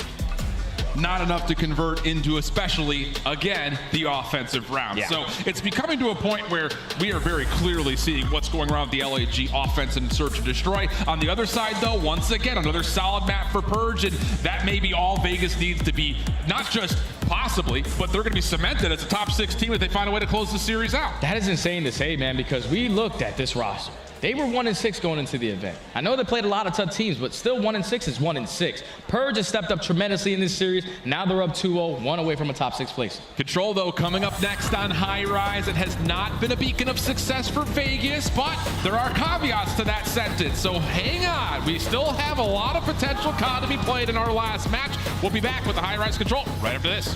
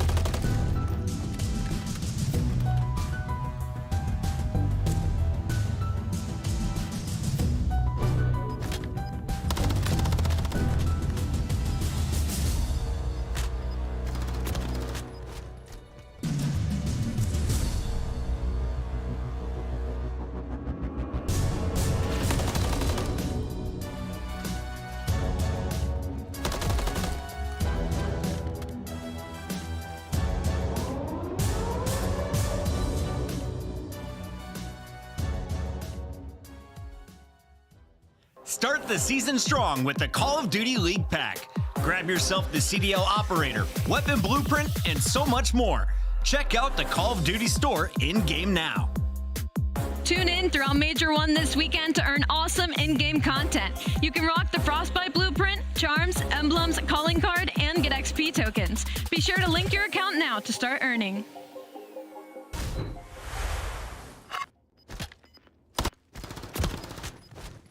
Oh my god. All good. That's on me. I died quick. Offense. Not a good look. Let's go. At least we know the reactions were just about the same across the board for both players and people across the world. But hey, welcome back to Boston. We've got a 2-0 affair favoring the Vegas Legion, who continue to surprise us. With the biggest piece of surprise so far is that Purge has showed up, and he has elevated this team to another level. He came to play, man. He came to play this series. He said, I know you guys took care of me in the last one. Probably the worst series I've ever seen an individual play, but they still won it in the 3-0. Yep. So now he's like, all right, you guys can relax this one. I'm going to pick it up for you. And he's been doing it the first 2 maps so far. That's why they find themselves up 2-0 with ease. And now you're going into a control where Control really hasn't treated Vegas well all season long. It's been their worst mode, but they've been sneaking out a couple wins here and there. We saw it in the last series. It was on Invasion versus a team like Miami, who are usually steady on that map, but the one rep, the one W that they have on this map is versus the best Control team that we have in the game, and that's Toronto Ultra. That's not easy, though, because you're playing against this Guerrillas roster where this is their best Control map. They're bread and butter when it comes to the map 3 overall. The thing that was most impressive, though,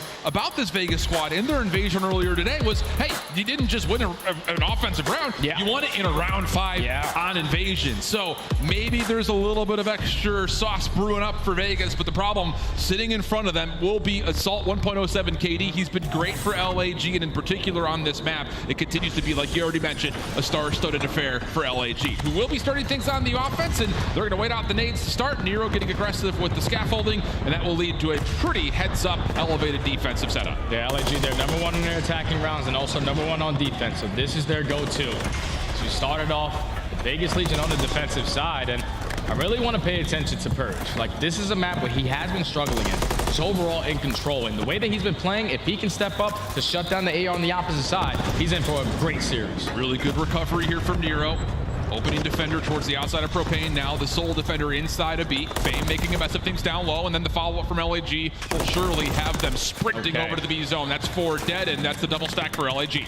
Now, if you are the Guerrillas, you know everyone is coming off small. Just have to watch these windows. Don't let anyone slip out through underground. And at least Attach is able to find one. Nero's there for the trade. So first segment already complete at this B point, but he reads it perfectly. Big kill coming in from Frame to keep that time going. Nades over the top, starting to land with trophy systems being depleted, but the focus from Fame.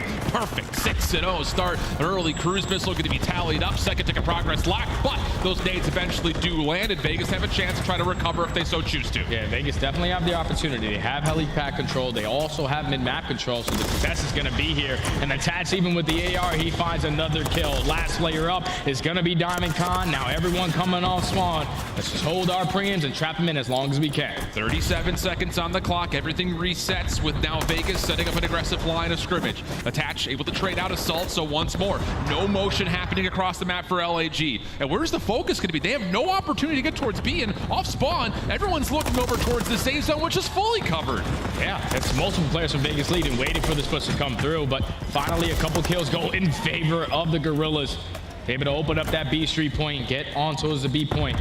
Stop the game clock at 14.2, but Standing winning that one-on-one, still in a position to make something happen. Guns Fame off spawn, that's now 3 dead. Last player up gets taken down, and Vegas Legion don't even allow the cap to get completed at B, and they're holding strong on their defense. Just in the nick of time, 5 seconds remaining. Fame, maybe the last Gorilla that could possibly even touch a zone. That seems to be the case. So, wow, great recovery from Vegas after what looked to be not only once, but twice, almost a confirmed zone over towards B. Key kills come through in Vegas, now up big with their opening defense coming through. And the good thing for Vegas is that they were the team on the defensive side first, because early into these attacking rounds, you don't have any trophy systems to work with. Yeah. So even with them going in early 4 dead, they were bombarded on their way back off spawn with those nades and frags.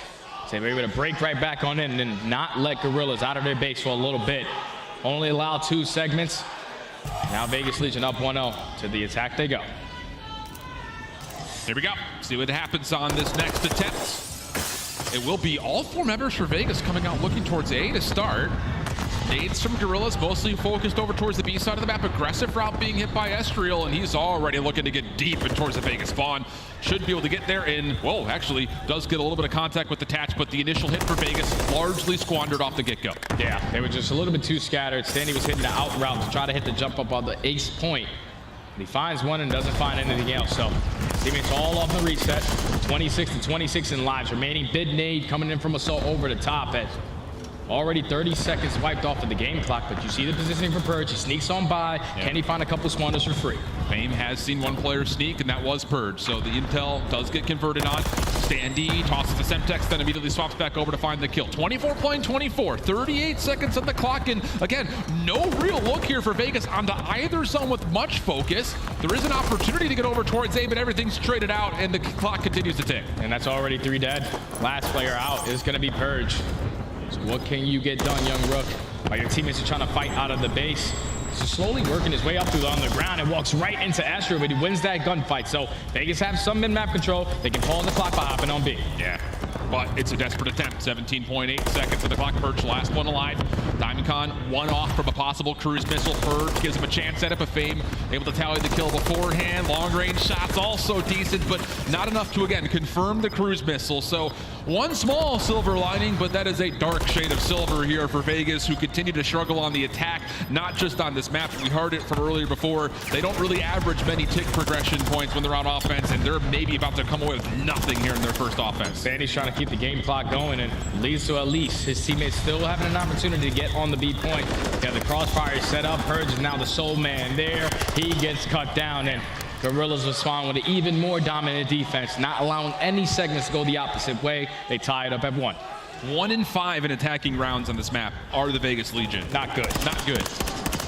But like you mentioned, hey, their offensive success didn't stop them from being Toronto when they played this map, so who knows? Maybe there's something to be said about their defensive success. We'll come to find out. But so far, huge advantage for LAG just off the tick progression for the first 2 rounds. Yeah, they're up by 2 segments, and keep in mind, Fame earned that cruise missile early in round number 1. So if they want to try to win an attack, that cruise missile will play a big part. As they go back to the attacking side, Vegas Legion got a couple trophies down this time. They're going to be ready for that B Street push, and Arrow finds himself in a nice little spot, but it's the rookie. Young Purge finds the opening 2. Long range, hard gunfights versus Assault and Diamondcon. Now near over the top, able to find Fame, no worries. Trades do come through for LAG, so not put into the spawn trap, and actually a free route. If they want to get over towards A, another follow-up gunfight from Diamondcon now turns the numbers in favor of the Guerrillas. Yeah, and Vegas Legion, they put a lot of focus on this B Street side. They want to shut down this pressure, but the rookie came to play.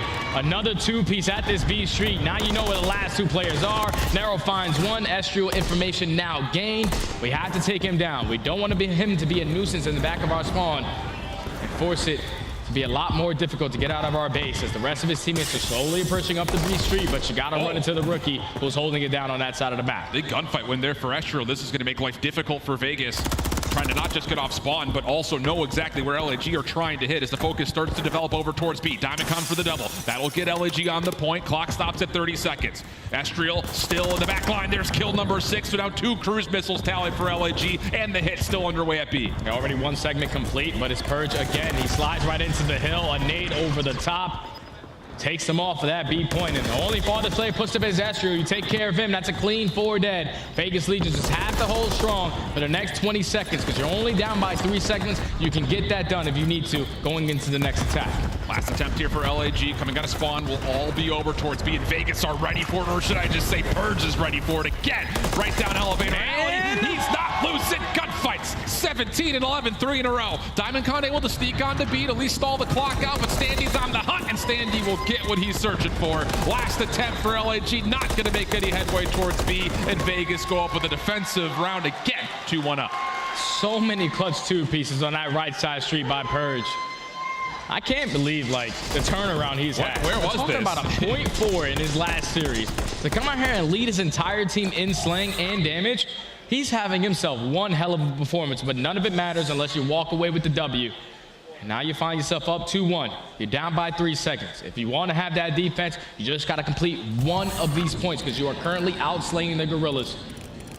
If you are Vegas Legion, that has to be your focus. Let's get this objective done. At a certain point, you kind of have to think that after that series versus Miami, as a player, you do one of two things. Seeing that you kind of almost costed your team. You either say, man, I need to figure it out. Do you have no confidence? Or you say, wait, my teammates are nasty. And I'm going to come in flying with them. And it seems to be the latter here. 4 in a row for Purge. Patience here for Vegas on their offensive attempt, although all eyes are set over towards the B zone. Astro, Nero kind of dancing with one another a touch. And it looks like eventually Vegas will be forced to jump on into the zone, which Nero will do first.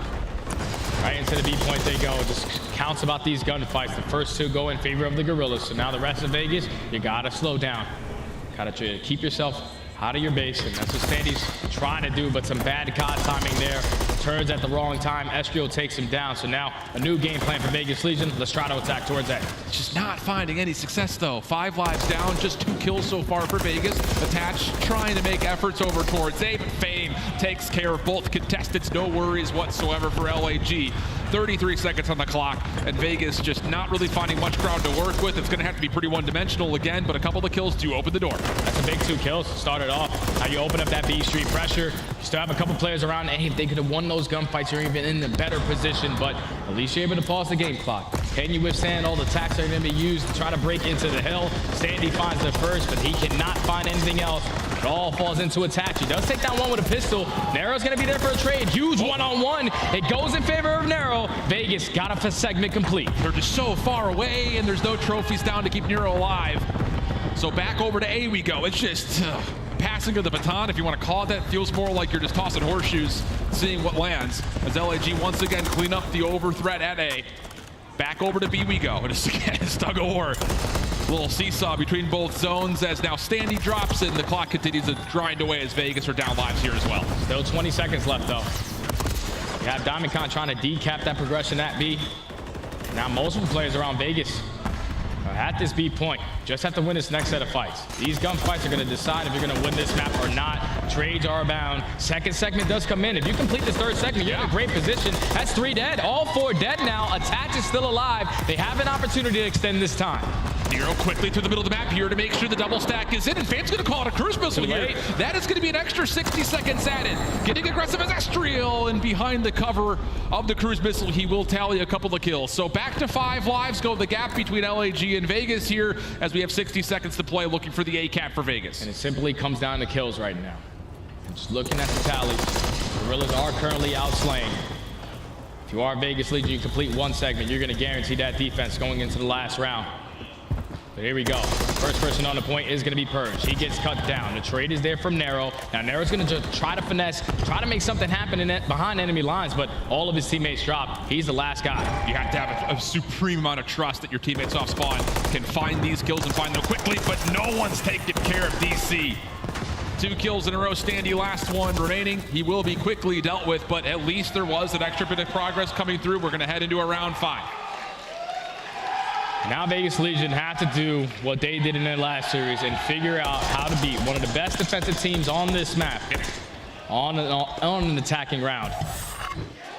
I think it all starts with their start off, man. I feel like in that previous attacking round, they were just playing too slow. You allowed the Guerrillas get pushed up on the map, and then if those gunfights don't go your way, they're already in your spawn, putting you in a nice little spawn trap. So it has to be a lot quicker if you are Vegas Legion. Let's get out. Let's try to use our gun to trade efficiently. We said the same thing about Invasion as well, right? Yeah. First couple of offenses for Vegas on Invasion were just real messy off the get-goes, but they figured it out in round 5. So, hey, throw it all away. Can you get it done when it matters most? Round 5 we go. And maybe you look to Standy to be the guy to step things up, just 12 and 20. That is a very uncharacteristic for him in control. He's going to take the road route under towards blue. Long-range shots from Astro with the rival 9 clean. As First Blood's tallied, and the LAG defense over towards B holds very nicely. That's another slow start off. It's already 3, make it 4. Now Nero's the only player out, and he gets cut down. So now Vegas Legion in a situation where this is not going to be easy. We have to get out of our spawn, but we also have to pause this game clock. So you don't want to let the time get away from us.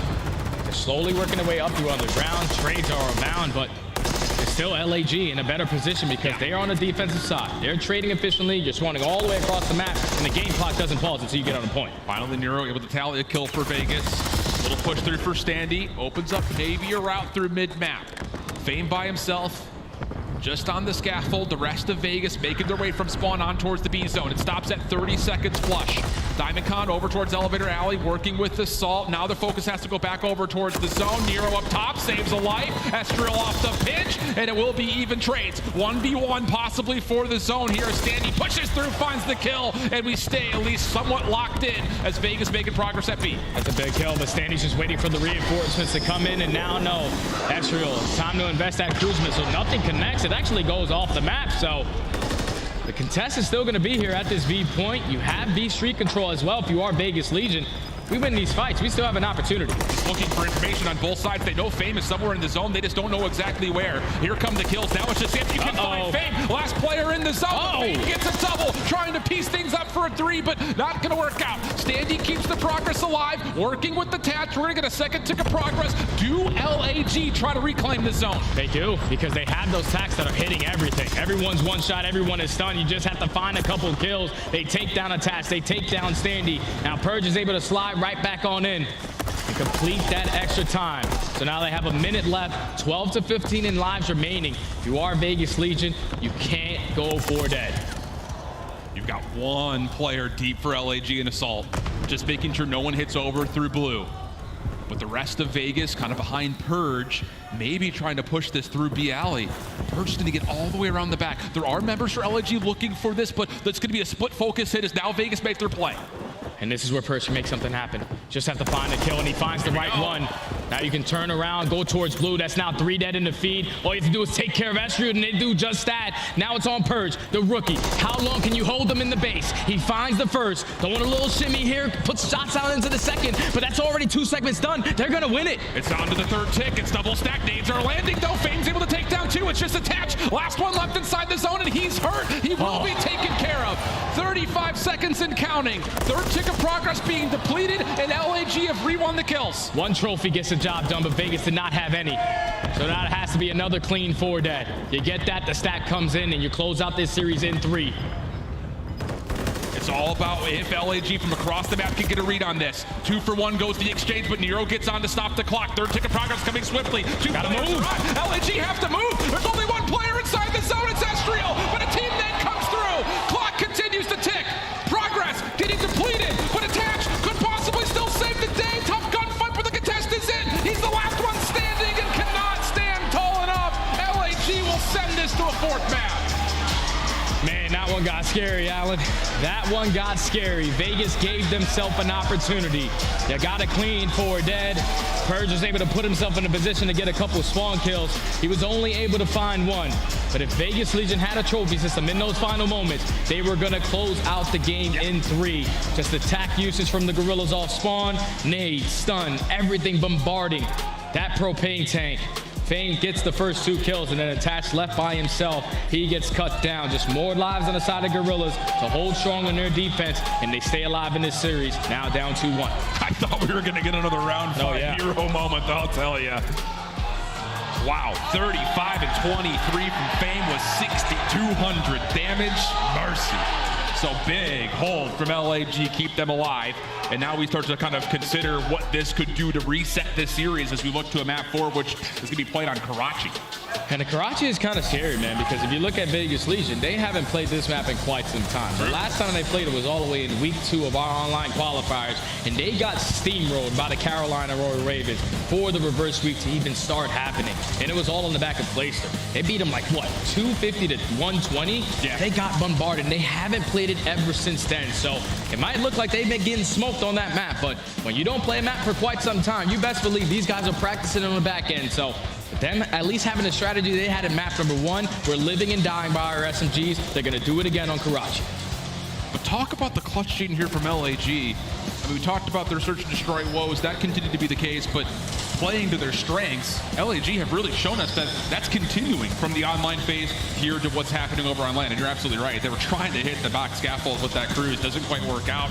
And fortunately for LAG, like you mentioned, the nade usage has been great for them, and they got a little bit blessed because of the team kill that came through for Vegas. But is there enough to convince you that LAG can actually square up against this Vegas team now that all 4 players are here and gunning at an even level? Oh, without question. We know the Guerrillas. We hear it all the time from all the different pro teams. When they are scrimming these guys, they are one of the best teams in the game. You just have to put it together at the right time. And there's no better time than when you're back against the wall, down 2-1 in the series, to potentially go home. So now you're playing a Karachi HP. What we saw on map number 1 was them win a couple of rotations in the beginning, but then we're too aggressive in certain situations, like challenging the old time and not setting up properly for the next. And versus a team like Vegas Legion, who are phenomenal when they put themselves in the setup, the best team at gaining time after a perfect hold, you have to make sure you're that team there early. I agree. And the other side of things, you want to talk about LAG, they're pretty miserable as well, rotating and holding on this map, but because they've had so many break opportunities, they're actually holding one of the league's best break percentages on this map in particular. So it is, again, going to be very easy for us to focus on, because what's happening in the first 20 seconds of these hills, or maybe even 10 seconds before they open, because the rotation to hold percentages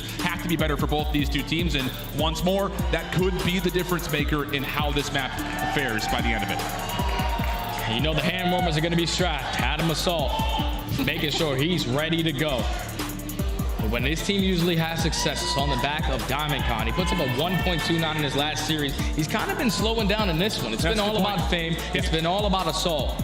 But if he can step up and be the player that I expect him to be, I think he's the best player on the Guerrillas roster. I agree. They're going to be able to force a game 5. And I think the thing about Connor, too, is the fact that he doesn't often have to be the guy. Yeah. And he kind of, in maps where he's not taking over, he's still putting together great numbers. It just hasn't been an electric or kind of star-studded fashion. He's just consistently putting up really even stat lines. So if you do get that extra little bit of pop-off, he 100% becomes an X-factor for LAG. I'm wondering what Vegas' game plan is going to be on a map like Karachi. Yeah. Do we decide to contest P1 down to the T, or give that all again to the Guerrilla side, set up properly around that Cafe Hill? Because we know it was all about map number 1. It was blow for blow until the very end of the game, where Vegas Legion had to make more stuff happen on the map. We know the Guerrillas are a really tough team in HP, but the Vegas Legion have an opportunity to earn more CDL points going forward, getting a top 6 placing, and completely turning all the heads of the people who didn't have faith in this Vegas Legion squad. Just is a very appropriate graphic to pull as well. You want to talk about when DiamondCon's an X-Factor. What numbers does he pull? How about that? 1.7 earlier versus LAT. Not needed to be in the hard point. So what will happen here? Like you mentioned, are we going to see the SMGs really start to light things up? Is that what Vegas tries to rely on? Or will we see early rotations from Purge, finding him easier eliminations, easier engagements? Only time will tell. As we get into a little American Ninja Warrior here for DiamondCon, just parkouring all over Karachi as he will lock things down on the right side. The rest of LAG take their focus over towards Vegas on Rumble. Yeah, Vegas going to start off the better side, so they're going to start off with this initial P1 time, and you can already see Nero knows exactly what's going on. You're not going to hit me with a flank through red. I'm going to be able to soul all this time. That's now 3 dead in the feed, and this is where Vegas Legion can start to maneuver on the map. Standy was going to be the first player, but he does get cut down going for that deep pinch. Now the rest of his teammates just have to watch over this P1. They're doing a great job until now. Diamond and Estriel, they've combined for 2, and just got to make sure you take care of Purge so you win that rotation as well. Oh, good first gunfight. He's given himself a little bit of time and space, but Fame will put to rest any threat on the stretch over towards P2. Team Nate unfortunately put Standy out of commission on the hard point, so we'll have a 23.7 rotation over towards red. Fame first one to make contact. And this is where that whole percentage has to turn around. 11th on this map. You have to put yourself in a position to get these initial fights. Already a man down off the rotation. Assault does a great job of playing that nice little angle with that AR to take down Nero, but Vegas Legion are here. They're not allowing any points to go in favor of LAG. Yeah, these threats of gunfights actually kept Assault from throwing initial trophy system, so Vegas will get it from the front. LAG still able to reinforce through Dumpster Alley, and now it's just a 50-50 scuffle over the hard point itself. Fame opens things up and turns it into a nice double, so there will be another break attempt here for LAG, but a lot of weak bodies means that LV still have a chance to 50-50 this hill. And this is a perfect play right here for Vegas Legion, because you already have that rotation over towards next. You have players in a position to still contest this hill and not give it all up to the Guerrillas and get them back into this game. But as I say that, both those players drop, so the final 20 will go in favor of the Guerrillas. They're going to have a nice little lead, up by 10 points, but full rotation is going to be in favor of Vegas Legion. And even with the tap spawning out, he has a free pinch spawn, but the Guerrillas, they actually read it. Yeah, Really good setup here. You just do not want to get caught from behind. If you can get Market into your name plus this little play from Fame up mid, there's a chance you could completely overwhelm the hard point. And just as it opens up, the kills come through perfectly for the Guerrillas. Still one player spawning close in Purge, but there's so much distress over the top of the hard point. Purge able to find the opener, trade it out. LAG not able to get into the hole for now, and Nero makes sure of that. Numbers now all of a sudden kind of flip-flopping as Vegas have a chance to re-break. Yeah, it was back and forth, back and forth. Vegas Legion had the preferred side, but you allowed Fame to walk right up the middle of the map, but they do not get anything from that. Vegas Legion right back into the hill. Fully set up now. You know where the pressure's coming in from. Middle map and the junkyard side. We just have those strong, but we also have to start thinking about that rotation. There's only 25 seconds left, and Guerrillas are a step ahead. A couple of finesse skills coming out for LAG, looking to contest this scrap time, but as everyone gets pushed aside, now the rotation focus becomes pretty much imminent for both teams.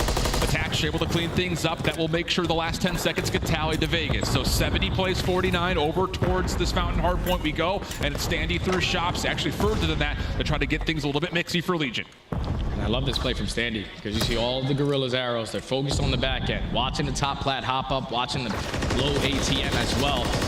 But he actually doesn't go for a pitch. He's going to commit to the team fight with his team. Gets Fame one shot. Is anyone going to be there for the trade? No.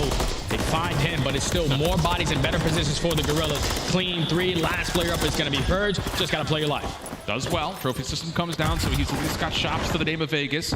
Hardpoint still in the name of LAG. Reinforcements from the front looking decent. Standy next one up. Does 30 HP. Has to kind of, again, wait. It's just so labored. It's so tedious to try to break through the hardpoint. And the SMGs for LAG continue to rip things apart. They reclaim the lead with 20 seconds still to fight. And this is the play that I thought Standy was going to make right off the rip. And he popped that dead silence to flank that red push. But now it puts Purge in a situation where we got to start thinking about next. He gets the first kill, but it's a trade back and forth. Now it turns into a one-on-one for this rotation. Standy spots him, goes for the kill on a diamond, and he finds it. So it's going to be Vegas Legion winning the rotation over towards next, but the Guerrillas are already here. They are in junkyard. Standy has to make something happen. And you got a little bit of a pinch from Assault towards the opposite side, but he gets taken care of quickly. So now the only hit is coming from the front for LAG, and Vegas have read this perfectly. Astro the only one to get a kill, and he's quickly traded out. Vegas looking clean through the first 15 here on their final hill. So far, starting off with a great initial time. No one's going to be pushed out towards red. They're just going to play this one on tight. Diamond Con, he stayed alive, and he finds the initial 2 kills. So Guerrillas find a break for now, but for how long? As Standy cuts down the third. Still Assault, the sole man in towards this point. We get this trade. This final 20 is yours. And Assault is not in a comfortable enough position to get onto the hard point, so actually a lot of that goes to the game clock. Still no one in convincingly. Nero from behind. Last contested for Vegas, but the last 15 seconds is really just down to this 1v1. Assault able to take it, and with that, LAG will grow their lead as marginal as it is. That was some crucial one-on-one wins right there from Assault. Bounce 3 in towards the ticket. And now you lose that rotation over towards next. Standy trying to line it up again. Perfect read on the Diamond Con. Had a slow start in that control, but instantly answering back. 14 and 10 to start. Only 5 seconds to his name because he's the cutoff man, but it's Vegas Legion early setup on the second rotation to hills. And this spread around the hard point is going to feel very comfortable for Purge, who finds himself in the time because Attach has got him covered on one side, Nero's got him covered on the other. Vegas, a complete surround, a complete buffer here at Rubble. Now taking the lead and growing to one of the largest margins to this point. LAG trying to fight this through market side. 3 players coming through. Standy gets a read on a lot of that and just backs up to just try to help the hill. That's all you got to do. Just get the info. All right, now I have your crossfire. So if they attack from the top, we will be able to cut them down. But they take down Standy. They find 3. And at the same time, Fame is the only guy off the rotation. He does take down 1, but now the reinforcements are here for Vegas Legion. Basically a tied game going back into the cafe. Can Estriel find anything on this opening hit? Answer so far, no. Fame picks him up. Long route from Assault. And Nero has no idea. I mean, it's a mess. There's split spawns all over the place. This just comes down to who wins the individual gunfights. Assault on 4 in a row, really getting himself back into the game. And with, again, help from his teammates from Hotel side, he can get in and get some time for LAG. Now Vegas Legion are in a situation where they need to find a break because that rotation is going to be free for the Guerrillas. It's already 3 dead. Last player up is Standy. Make it all 4. So what is their decision now? Do we decide to go for that rotation or do we decide to play for that junk time? It looks like everyone is committing towards the next hill. And this can come back to bite us. Because if you don't find these kills, you're going to still spawn the Guerrillas on the preferred side. But Attach starts it off with the first. Estriel, big play in front of him. And Fame must not have seen how many players crossed for Vegas, because no one else from the hard point for LAG even made a semblance of a move over towards New. So Vegas are going to have numbers on rotation. Gunfights also following in their name. It's a large cushion here from LAG, but you put 60 seconds here for Vegas, we're back to level terms again. And that's a perfect play, though, because it usually, if the gunfights don't go your way, you basically call game right there. But Vegas Legion off the rotation, commit everyone to the next hill, and now they are fully set up. Look at the spawns for the Guerrillas. About 10 seconds before they even get close towards the hill. So you see Fame just playing it slow towards red, while the rest of his teammates are trying to set up a pinch through chicken coop. Falls into the hands of Narrow. He takes down one. Standy finds a second. That's now 3 dead. It all gets shut down. Absolutely picture perfect for Vegas. Diamondcon keeps marketing control for LAG, but with 35 seconds on the clock, how much do you actually commit for this break attempt? It's going to be so difficult to come through. Diamondcon's pistol may have given the green light for LAG to hit this one last time. 25 seconds remaining. Purge, last one standing, gets the first cleanly. Now to the back doors. He's got the rifle in hand, but can't spam down Assault. And with that, LAG will confirm the break. Vegas doesn't want to let any more seconds go than they have to. And Attach coming back to the hard point, reclaims the scrap time. That's a big couple of kills right there, because now you have already a couple players from Vegas Legion set up in towards the New. Purge finds the first. It's him and Narrow trying to hold it down off the rotation. Finally, Narrow, it's your time to make something happen. It's only one player from the Guerrillas in towards the bottom of the ATM. Everyone else spawning out towards red, so it's an all-out battle. Front line, back line, here we go. Great damage from Nero, confirms his own trade with the Semtex, and then Attach mid-map. Makes sure that no one else in the Guerrillas can try to hit any sort of a pinch. So it all has to come from the front. Attach pushed aside. LAG's SMGs again doing a nice job here at Fountain as they completely reinforce, and you have to figure at least 2 subs are in hand for the Guerrillas. And if you are Vegas Legion now, someone has to hit a route. We can't give a ball this time, but just trying to tunnel our way right through the bottom of the ATM. But if you're getting the kills, even better. They get 3. The last play you got to take down is Assault, and he's holding a deep angle all the way outside by the bus stop. This 20 could potentially be theirs. You got to be kind, you know? Close this door a little bit. At least he attempts to. Attach does a great job of doing so. So the final 15 is going to go in favor of Vegas Legion, but the Guerrillas will be off the rotation early. Standy trying to cause mayhem over towards the junkyard side. That double topside red opens things up a bit more for Vegas, trying to rotate quickly off this old time. Standy the only one here at junk at the moment. Going to get a little bit of assistance from Nero, who's gotten himself in towards top hotel. But in the meantime, LAG continuing to grow above the 200-point threshold. A break has to come, and it has to come quickly. Through the windows they go, but no, not enough success. LAG continue to hold. Just more crossfire setup for the Guerrillas. More efficient on the trades.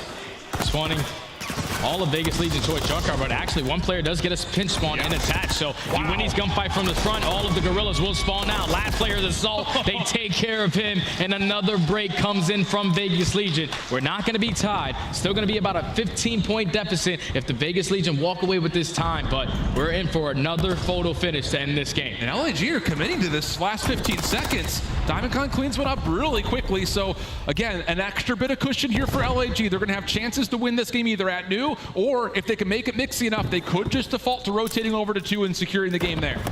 And I thought Narrow was actually going to jump down and contest bottom red, but he's actually going to play for a couple spawners. Spawning out towards the back of the 3-story.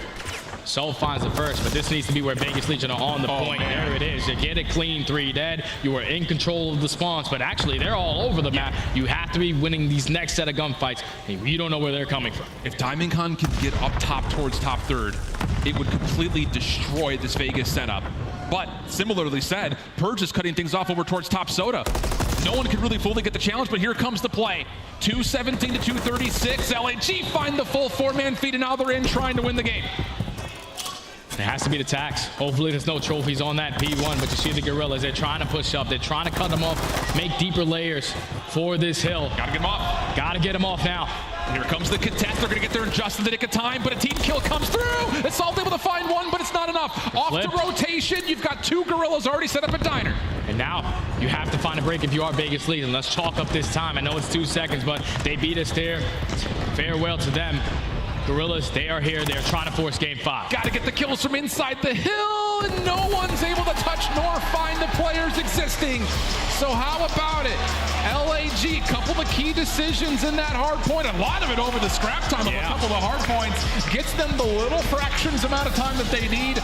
Gets them a key win, and we're going to see this go all the way to 5. side before we say farewell to one last team tonight. The #1 breaking team on Karachi, and they show it time and time again on multiple HPs. We're talking about Vegas Legion rotating nice and early over towards P3. They get instantly broken, or at least keep that hill scrappy and not give them a full 60. But they absolutely dominated that Fountain Hill. I would have liked to see Vegas Legion just hit a couple different routes. Sure. I know you want to take top balcony control. I know you want to take bottom ATM. But if you are sending everyone on that side of the map, it's a lot easier for LAD to just pre-aim 2 different doorways and cut you guys down. I would have liked if Standy would have went for that 1 pinch on the first rotation, because it probably would have got a little bit more mixy, but the Guerrillas get it done. They force the game 5, and I'm Vegas Legion. I'm feeling it now. Yeah, I'm definitely feeling it now. And I think the thing that's really impressive about this LAG team, and maybe what kind of throws a lot their direction, is their ability to put Fame onto a second sub without question and have him shred with it. In particular over Fountain, which you can kind of see that gap continue to be where they first made their comeback, 49 points going into it, 82 to exit. Then the second time around, another 20-point gap that they were able to build through that Fountain hard point. They were just always staying ahead of the game. And then even when Vegas Legion found themselves winning those rotation gunfights, winning that junk time, and having early players in towards the next hill, they just didn't have the right bodies. They were losing those key gunfights. The Guerrillas came out on top in all those trade scenarios, and I don't know. Now we got a game 5. Finally, Alan, Jesus. Well, we got a terminal search and destroy. There's a lot to be said about what happens. We've got one more map here for day number 2 in Boston. Do not go anywhere. We will say farewell to one of these 2 squads. Otherwise, the other will find themselves at least top 6. Terminal to decide when we come back.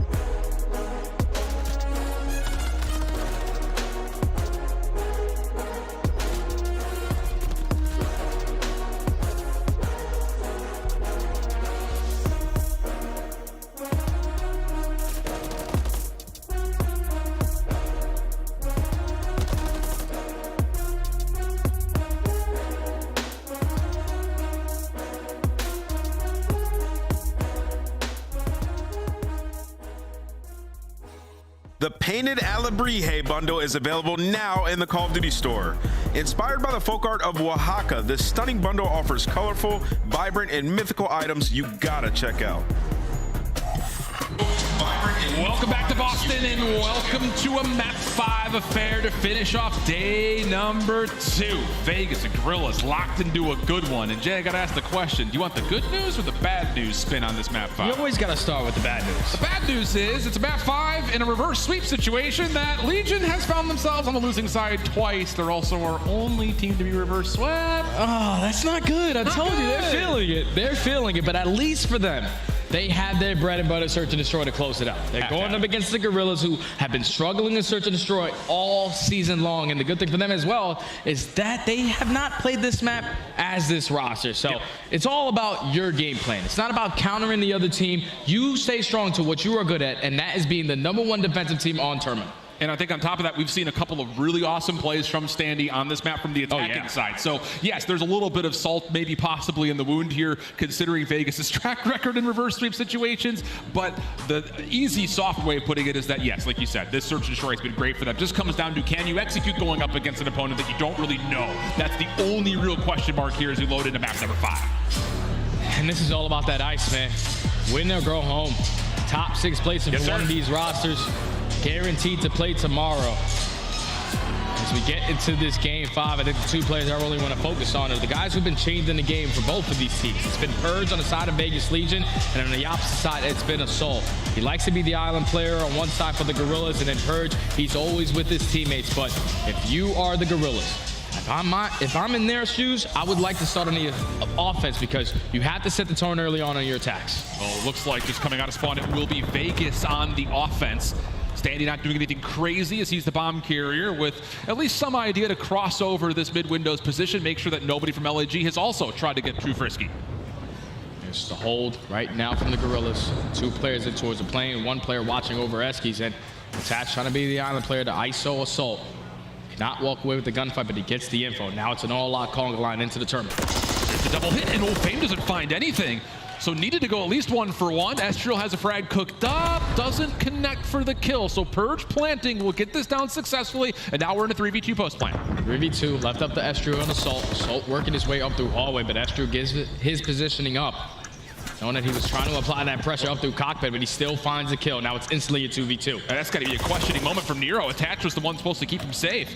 Now Attach finds himself in a little bit of trouble. So we got individual 1v1s on both sides, but LAG are coming back trying to take care of Attach here. This is taking so much time. Attach just finesses his life, but on the other side, Estriel wins the 1v1. Attach quickly, has to go, gotta run it. It doesn't even get here in time. Already halfway defused. Attach, do you get an angle at this? He does, and that is enough for the, bomb defused at the last second. That's bomb defused, man. That's bomb defused right there from the Guerrillas. Assault and Estriel play it perfectly. The fact that Estriel was able to get that guy 1 shot through the cockpit, reposition himself to go for the flank, find that kill, and then it just turns to a 1-on-1 on both sides of the map. Estriel gets some great timing to win that 1-on-1 and instantly stick the defuse. Just in the nick of time. Attach, maybe if you're running a little bit of lightweight right there, you're able to get there, but that's the LAG standing strong on defense. Doesn't get any closer than that, though. And now we've got LAG putting a lot of opening pressure over towards the jet bridge. Standy on the inside, goes prone, has Nero watching his back, but LAG haven't committed to actually hitting here. They have Estriel down low, and as Diamondcon finds first blood, now you can hit the plane from multiple points of ingress. This is what I've been asking for this Guerrillas roster, a little bit of aggression on their attacking side. Diamondcon just instantly jumps out of mid-windows, finds the first blood, and now if you are Vegas League, you just have to hold these crosses. Purge evens up the numbers, makes it a 3, makes it a 3v2, and he knows Diamondcon is still in that position. The rookie gets it done. 3 in the round. Now it's a 3v1 for Assault. And they're going to know exactly where his position is. Attach will drop over towards the B side of the map. Bomb down. This would be a 1v3 for Assault. 33 seconds on the clock. He's going to have to move pretty quickly in this situation. The only bit of good news is he does have the ability to play off nades. Just comes down to, does he want to throw any to give his position away as the hit starts to come over from the front of the plane? Just a little bit more difficult because that bomb is going to be down on the bottom side of the plane. So you pick it up, and now you have to fully commit over towards this A site. And Plays right into the hands of Vegas Legion. Some bad timing. He still has an opportunity. Oh, but Assault, I don't know if he maybe heard something from Purge or maybe got a call out or some sort, but Purge bails at almost the exact wrong time. And that's just another round. We saw it all of Invasion. Yeah. They find the first blood on attack, and then everything else just collapse at that. You get that first kill. Now you're forcing all of Vegas Legion to back down. They know that you have bottom plane control. They know that you are pushed up in their base. Let's just everybody regroup, go back into the plane, play the trade, and get the bomb down. Just allow Purge to isolate 3 different players to secure that round. Vegas Legion standing strong on defense so far. Just too cute, trying to find kills on rotation defensively, right? So here we go. 3 kills for Purge, still standing in a row. And how about this for Vegas? Trophy system down, all 4 members coming through. Stun does land before the trophy system gets fully utilized though, so that slows things up just a touch, and that actually gives information to the Guerrillas that we have to kind of back off B and play retake. This is not easy to get done. To our Vegas Legion, let's try to commit to the bomb plan as fast as we can, but here come the tags. No trophy's gonna help around that bomb site, so you can't fully commit towards the bomb, but eventually Vegas Legion still in full control of this V site. You just have to work this plan. And LAG are not biting at this. Finally, Standy will recommit to try to get the plant off. DiamondCon top AC gets a look at the exit, but did he see Nero down low? That's the real question. Astral able to isolate. Good first blood, stays alive. DiamondCon follows up, just leaves Nero by himself, and he can only do 1. Attach once again, similar position, just on the wrong side of the map. Bomb being defused. It feels like deja vu, but no drama here. Astral finds the kill cleanly, and LAG take a defensive round again. That's just perfect right there from the Guerrillas. No one is panicking. Even if the bomb gets planted, we have those tags to invest to at least get the positionings known. They start off with the first kill onto Standy. DiamondCon finds a second through top AC, and then even with attachment in the island player, finds that kill in the terminal, but he's nowhere near the site. Just hop the bomb, stick it again, and the Guerrillas respond. Back-to-back defenses for both squads. It's gonna be one of those situations kind of just based on how we've seen these first 3 rounds. Will LAG continue to try to change that tempo up and get aggressive early? We kind of asked for it. We were clamoring for it on the invasion. It finally started to come through. This time it's a show of force towards B. The bomb is not a part of this play though, but Vegas are giving them a little bit of a workout. Try to fight this from top Eskis, but the nade lands, and that's enough for the bomb to start to rotate over to get this You planet get another first blood now. You have full B bomb control in the man advantage. Sometimes on terminal, all it takes is 1 attacking round to secure the map. This can potentially be it, but they are not working this bomb plant just yet. Vegas Legion, they are perfectly set up around the repositioning just in case they try to get this bomb down. Andy can watch the cross. Nero pops out, finds the first. Help from Purge, but doesn't find the kill. Just left to Standy, and they can't quite double down. So there we go.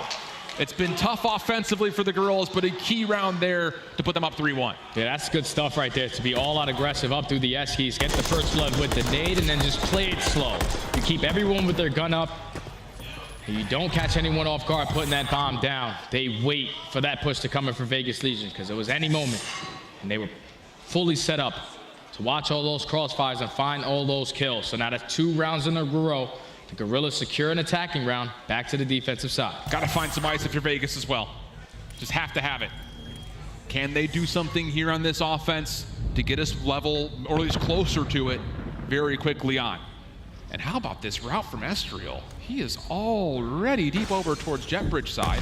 DiamondCon tosses a nade as he gives up the position over towards top AC, but for LAG, this defense is all circling on what does Estriel want to do from here? Estriel's right now, I'm pretty sure he's low plane, so he's watching the cross in towards terminal. They have a crossfire set up between him and Fame, so Vegas Legion is trying to find the setup of what they are doing. Get a couple shots down onto Assault, get them to reposition from bottom Eskies, but him and DC, they've been holding down that Eskies area. Giving a lot of space, but not giving away anything around the bomb site or LAG's defensive setup. Play has to start to develop. 43 seconds on the clock.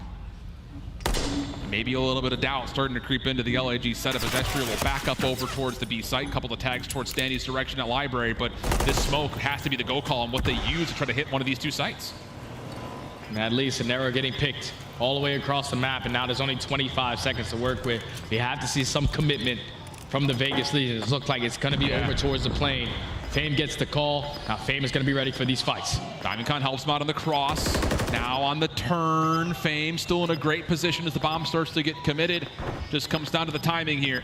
The bomb, they're going to want the body planted. Fame from the backside, though, doubles them up. Little collapse. Now 4 in a row for FaZe after the 0-3 start, and the bigger news here for LAG, a wide margin here, 4-1 up with about 5. So they've been struggling to search and destroy all season. Why the hell have we not been playing Terminal? Dude, I'm saying. They're putting it together at the right time, and I think right there in that final situation, FaZe is probably playing for more XP, you know? He lets the bomb go down, then he finds the final 2 kills. He knew where the pressure was coming in, but he gets the job done. That's now 3 in a row for the Guerrillas. And if you are Vegas Legion, you have been in this position before. You have been up 2-0. You went to a game 5 where you usually try to ice up, but now you are in the grips of potentially getting reverse swept for the 3rd time this season. Guerrillas trying to continue it on. 2-2 split here for Vegas. Similar idea for LAG. Show of force over towards B, but the bomb is not a part of the play. And once more, Vegas giving them a little bit of a workout. This time not as much so. They do not give away the first blood. Everyone stays healthy. Now it just comes down to what is this play supposed to look like for LAG with the bomb still on the A side of the map? Yeah, I don't know what the play call is. Island player watching the deep pinch. You can't even work the bomb site, and now that you have B site control, at least Astro works his way towards top 3, but there's 2 players here. They're trying to isolate him, and he gets away with his life. Big play right there from Astro to get all the information for his team. How does he manage to do that? Salt gets tagged by a nade, still stays alive off the regen. Bomb starts to make its way back over as LAG, I'm sure, are feeling really antsy about the longer they stay here at top Eskies. And what? Team nade on the Fame? I don't even know how that happens. Okay. Well, Astro at least makes up for it. Makes it a 2v2 through the top gunfight. And now that bomb goes down. DC and Assault standing in Purge on the other end. This is a must-win round for Vegas Legion. We're gonna get 2 1v1s. Diamondcon through Library. Whoa! Headshot on the standee. Purge on the other side does something similar. Trophy down. 1v1 with Diamondcon, who does have to check. Just comes down to just Purge play this correctly. Diamondcon first shots are in, and he will not miss the follow-up. It's a 5-1 tally. Vegas about to potentially be reverse swept the 3rd time on the year. Diamondcon said, I'm sorry, Fame. I'm sorry I had the team major, but I will make up for it here. 2 one-on-one gunfights. 1 towards Library, 1 on the site in the final moments. That's now 4 rounds in a row. See the crowd, all about those hand warmers. Mr. Adam Assault, Mr. World Champion, 1 round away from securing the top 6. What do you call up here if you're Vegas needing to win 5 rounds in a row? Nothing has worked out really to this point at all outside of their opening round. Diamondcon, similar position over towards AC. Bomb making its way over towards the jet bridge. Estriel still looking for this cross, just counting pixels at this point. They're just setting up for multiple crossfires. Yeah. If they cross in front of them, they will be at least a little bit hurt. It potentially sets up Fame to put down a couple shots with that MCW, but it's a conga line. Everyone through the terminal. Here goes that push. But they back out. Fame doesn't bait towards this though. He's just holding it, waiting. Stun doesn't get all the way into the tail. All Fame's position is so critical. He takes off the bomb carrier. Diamondcon following up, and now Estriel makes his move. 2v3. It's Hats and Purge. Let's try to make something happen. That bomb's going to be down in towards plane. It's not going to be easy, but Attach trying to find a pick through the middle library. Someone's got to connect. Problem is, LAG know where this bomb should be. Purge seen on this collection. Has a little bit of space to possibly get the plant. Diamondcon does confirm that, yep, he's back over towards the bomb site, just down to Attach. He's got 1-1v3 on the day, but this one would be a miracle. Attach just trying to find contact, but Estriel catches it by surprise. So not once, not twice, but 3 times on the year. Legion will get reverse swept, but this one hurts more than the others as they exit top 8 on the weekend. That's so tough, man. That's so tough. If you're Vegas Legion, you get it done in the last series, basically playing 3v4. You get a better performance this time around out of your young rookie. You go up 2-0. You get a lot of favorable maps on your side, but that control was the game changer. Back and forth game. It's just really difficult because you're going up against the Guerrillas. The auto veto right now for Vegas Legion was that Karachi. They have no problem playing Invasion, and they have no problem playing the opposite map as well. But when you play high rise, you allow the Guerrillas to start warming up those guns. They take that map. They win a couple rotations in map number 4, and then when you get to this game 5, Just you with the unknown factor of what the Guerrillas were going to be able to do. They secured the defenses, but they walked away with multiple attacking rounds with all-out pressure towards the top Eskies. That one's got to sting if you are Vegas Legion. One step away from getting a top 6, but the Guerrillas, they fight on back. Them hand warmers are treating them nice. First blood conversion rate also much better here for LAG, especially on the offensive side. DiamondCon 9-3 continues to be great, but this LAG team has a lot of personalities to look at. Estriel in particular, great throughout the entirety of the series, is standing by with Blaze for the post-game interview. Thank you so much, Chef. Boston, give it up for the Los Angeles Guerrillas as they continue in this tournament. And I got the rookie Astro on the stage, a reverse sweep to stay alive and make it to Saturday. How does that feel? We just wanted it more. I knew once we went down 2-0, it wasn't over. These guys came with the control. I know we were gonna lock it in. We weren't going out like that, bro. Y'all definitely locked it in, and that control got y'all the defense at the end, came through, got the hard point, and just dominated them right here on the S&D. You guys got a few people out here in the crowd who stayed to watch y'all, who's been cheering for y'all. Y'all got the hand warmer club out there. Yes, How you feel about them? Hey, they're the real MVPs, bro. Like they're the ones who keep us like sparked up, locked in when we're down 0-2. We hear them in the crowd cheering for us even when we're down. There you go. And you know, lastly, with you and your squad, y'all about to go into tomorrow. What do you guys want to get better at? What do you guys want to do to make these fans proud? Just don't even make it stressful on them. Don't even go down 0-2. Just make it easy. Just keep it easy. Don't even make them stress, bro. Don't even make them stress, okay? Astro's going to do it for you guys. Give it up for the Guerrillas one more time. That's going to do it for us on the stage. Chris, take us away. Awesome to hear from Estriel for the first time on a main stage here at the CDL, and the man has a lot to celebrate tonight. You fall down 0-2, you're facing elimination, and then they rattle off 3 wins. This is the 3rd time Vegas has been reverse sweep. I kind of saw this one coming, Nameless. You called it. Yeah, you did call it. I mean, and it starts with that control. Honestly, looking at this series as well, like the coaching side on Las Vegas or whoever made the veto decisions, just a bad choice. You opt to get rid of Karachi control, which is LAG's worst map. Take a gamble and play high rise. Guess who's the #1 defensive team on high rise control? And it's definitely going to go up after that one too. It is LAG. So LAG knew they had that in the bag when we get to that game 3. And honestly, Fame had an incredible performance there. They used that momentum to get the next respawn as well. Yeah, Chance, I was going through my notes here. Fame game 3, 35 kills, 18 objective plays as well in that control, setting them up to stay alive. No, I mean, he absolutely played out of his mind. He has been like a big moment player as well. Like, I know like the day one, the one he doesn't check the bomb on Cellium, but he was frying before those moments. Just unlucky about not checking the bomb. But outside of that, popping off this morning, popping off the control, the objective kills you pointed out, that is clinically absurd.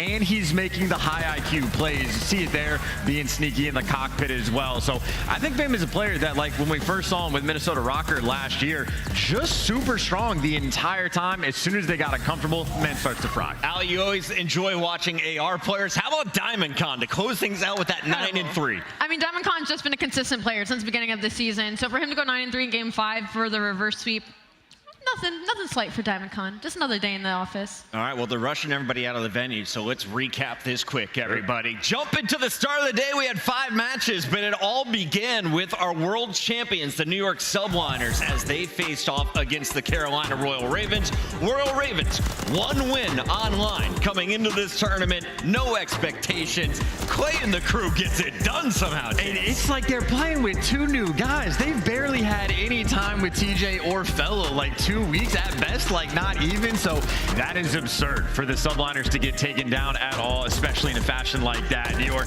needs to go back to the drawing board. Carolina takes the first 3-1 of the day, but that was just the beginning, Ali. We then saw the Battle of LA. Yep, and it was LAG once again with the historical statistics to back them up, getting that in a 3-1 fashion. Unfortunately for the LA Thieves fans, they did have a really convincing map #3 control, but they just could not do it in the respawns, and then an unfortunate round 11 doesn't go their way.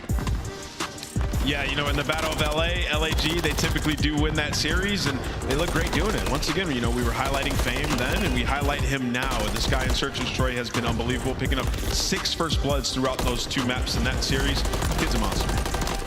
Our third match featured Miami, a top 4 seed going up against Las Vegas. Las Vegas, similar situation as Carolina, no expectations. Miami got beat up this weekend, Chance. They were so good online, a terrible showing on land here in Boston. Yes, and if not for New York Subliners also dropping out, they would have easily been the biggest disappointment on the weekend because double 3-0 is painful. The fact that Purge dropped a .46, one of the lowest series KDs we've had. What was that stat you told me? I can't confirm it, but apparently the 100 lowest series KDs that we may have ever had, but at least in the CDL era, that's the only one that's gotten a win. So .46 for the dub, that just means the Vamos was not here today. Could I play and drop a .46? No, you absolutely could not. Absolutely could not. Probably a .0046. Let's take a look, though, at our fourth battle. Unfortunately, we will not see Boston playing tomorrow. Surge made sure of that. This one, the first of our Game 5s to close out the night. Yeah, unfortunately, S&D wins championships, and Boston couldn't take either of them in this series, and it was just Surge showing us why this team was built for those maps 2 and 5. I mean, Illey had an absolute series. It's unfortunate for the Boston team that they started in the Elim bracket, because this is a team that I thought might be able to go all the way. But for Surge, they're looking like they don't want to go out just yet. After 2 days of action, just 7 teams remain in the running for the 100 points and, of course, the $150,000 that goes with it and the title of Major 1 champions. Here's how your bracket has sorted out with your 4 teams in the upper bracket. That's where we'll be kicking things off. FaZe, OpTic, Ultra, Røkkr still alive. Perfect up to this point. Guerrillas waiting to see who is going to drop down to them. And, of course, we do have that battle, the elimination fight between Surge and Royal Ravens. And look, FaZe OpTic is always going to be something entertaining, but I'm very excited for Surge and Ravens too. Surge have carved out a nice little villain role. Ravens on the upward arc. That is going to be a blast. You can really never predict what's going to happen in a Call of Duty tournament. These matchups that we have right now are just unbelievable. And you see Toronto Ultra, they're going up against the Minnesota Røkkr. They looked unbeatable, but you can't count out the Røkkr. That could be an absolute banger. The party starts at 1:30, but it's even earlier here on the headquarters show. We get things kicked off at 1:15 Eastern. If you're watching on the West Coast, that's a little bit after 10 o'clock. Just wipe your eyes and get ready to watch some Call of Duty. Final thoughts here on day 2, Allie. They're kicking us out. I mean, nobody's pick'ems went, I think, anywhere close to what the script has been doing, so I'm excited to see what happens tomorrow. All right, Allie went 1 and 5. That means the fans had a chance to catch up. We'll see if she can catch up to Nameless. Day 3. So far, he's smart.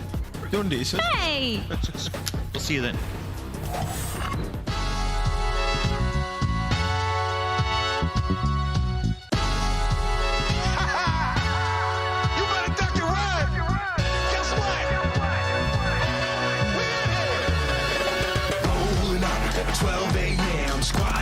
And we all brought friends, no heat, or we breaking rules. Open doors or we bust them in. Rolling up, 12 a.m. squad beat, plus a couple of friends, no heat, or we breaking rules. Open doors or we bust them in. Friday night like 100 degrees, the block stay hot, but my wrist don't freeze. Didn't pull it out, never had to squeeze, and I stay all day just collecting fees. Pulling down my scully, it's about that time. Better cross the street, better tuck your shine. Gonna walk these dogs, gonna take what's mine. You know what it is. So throw your hands in the air, cause this is what it is right here. You don't want it with us, what you think this was, huh? Yeah, yeah. Rolling up, 12 a.m. squad beat, and we all brought friends. Good shit. Breaking rims, open doors or we bust them in. Rolling up, 12 a.m. squad beat, plus a couple friends. No heat, or we breaking limbs. Open doors or we bust them in.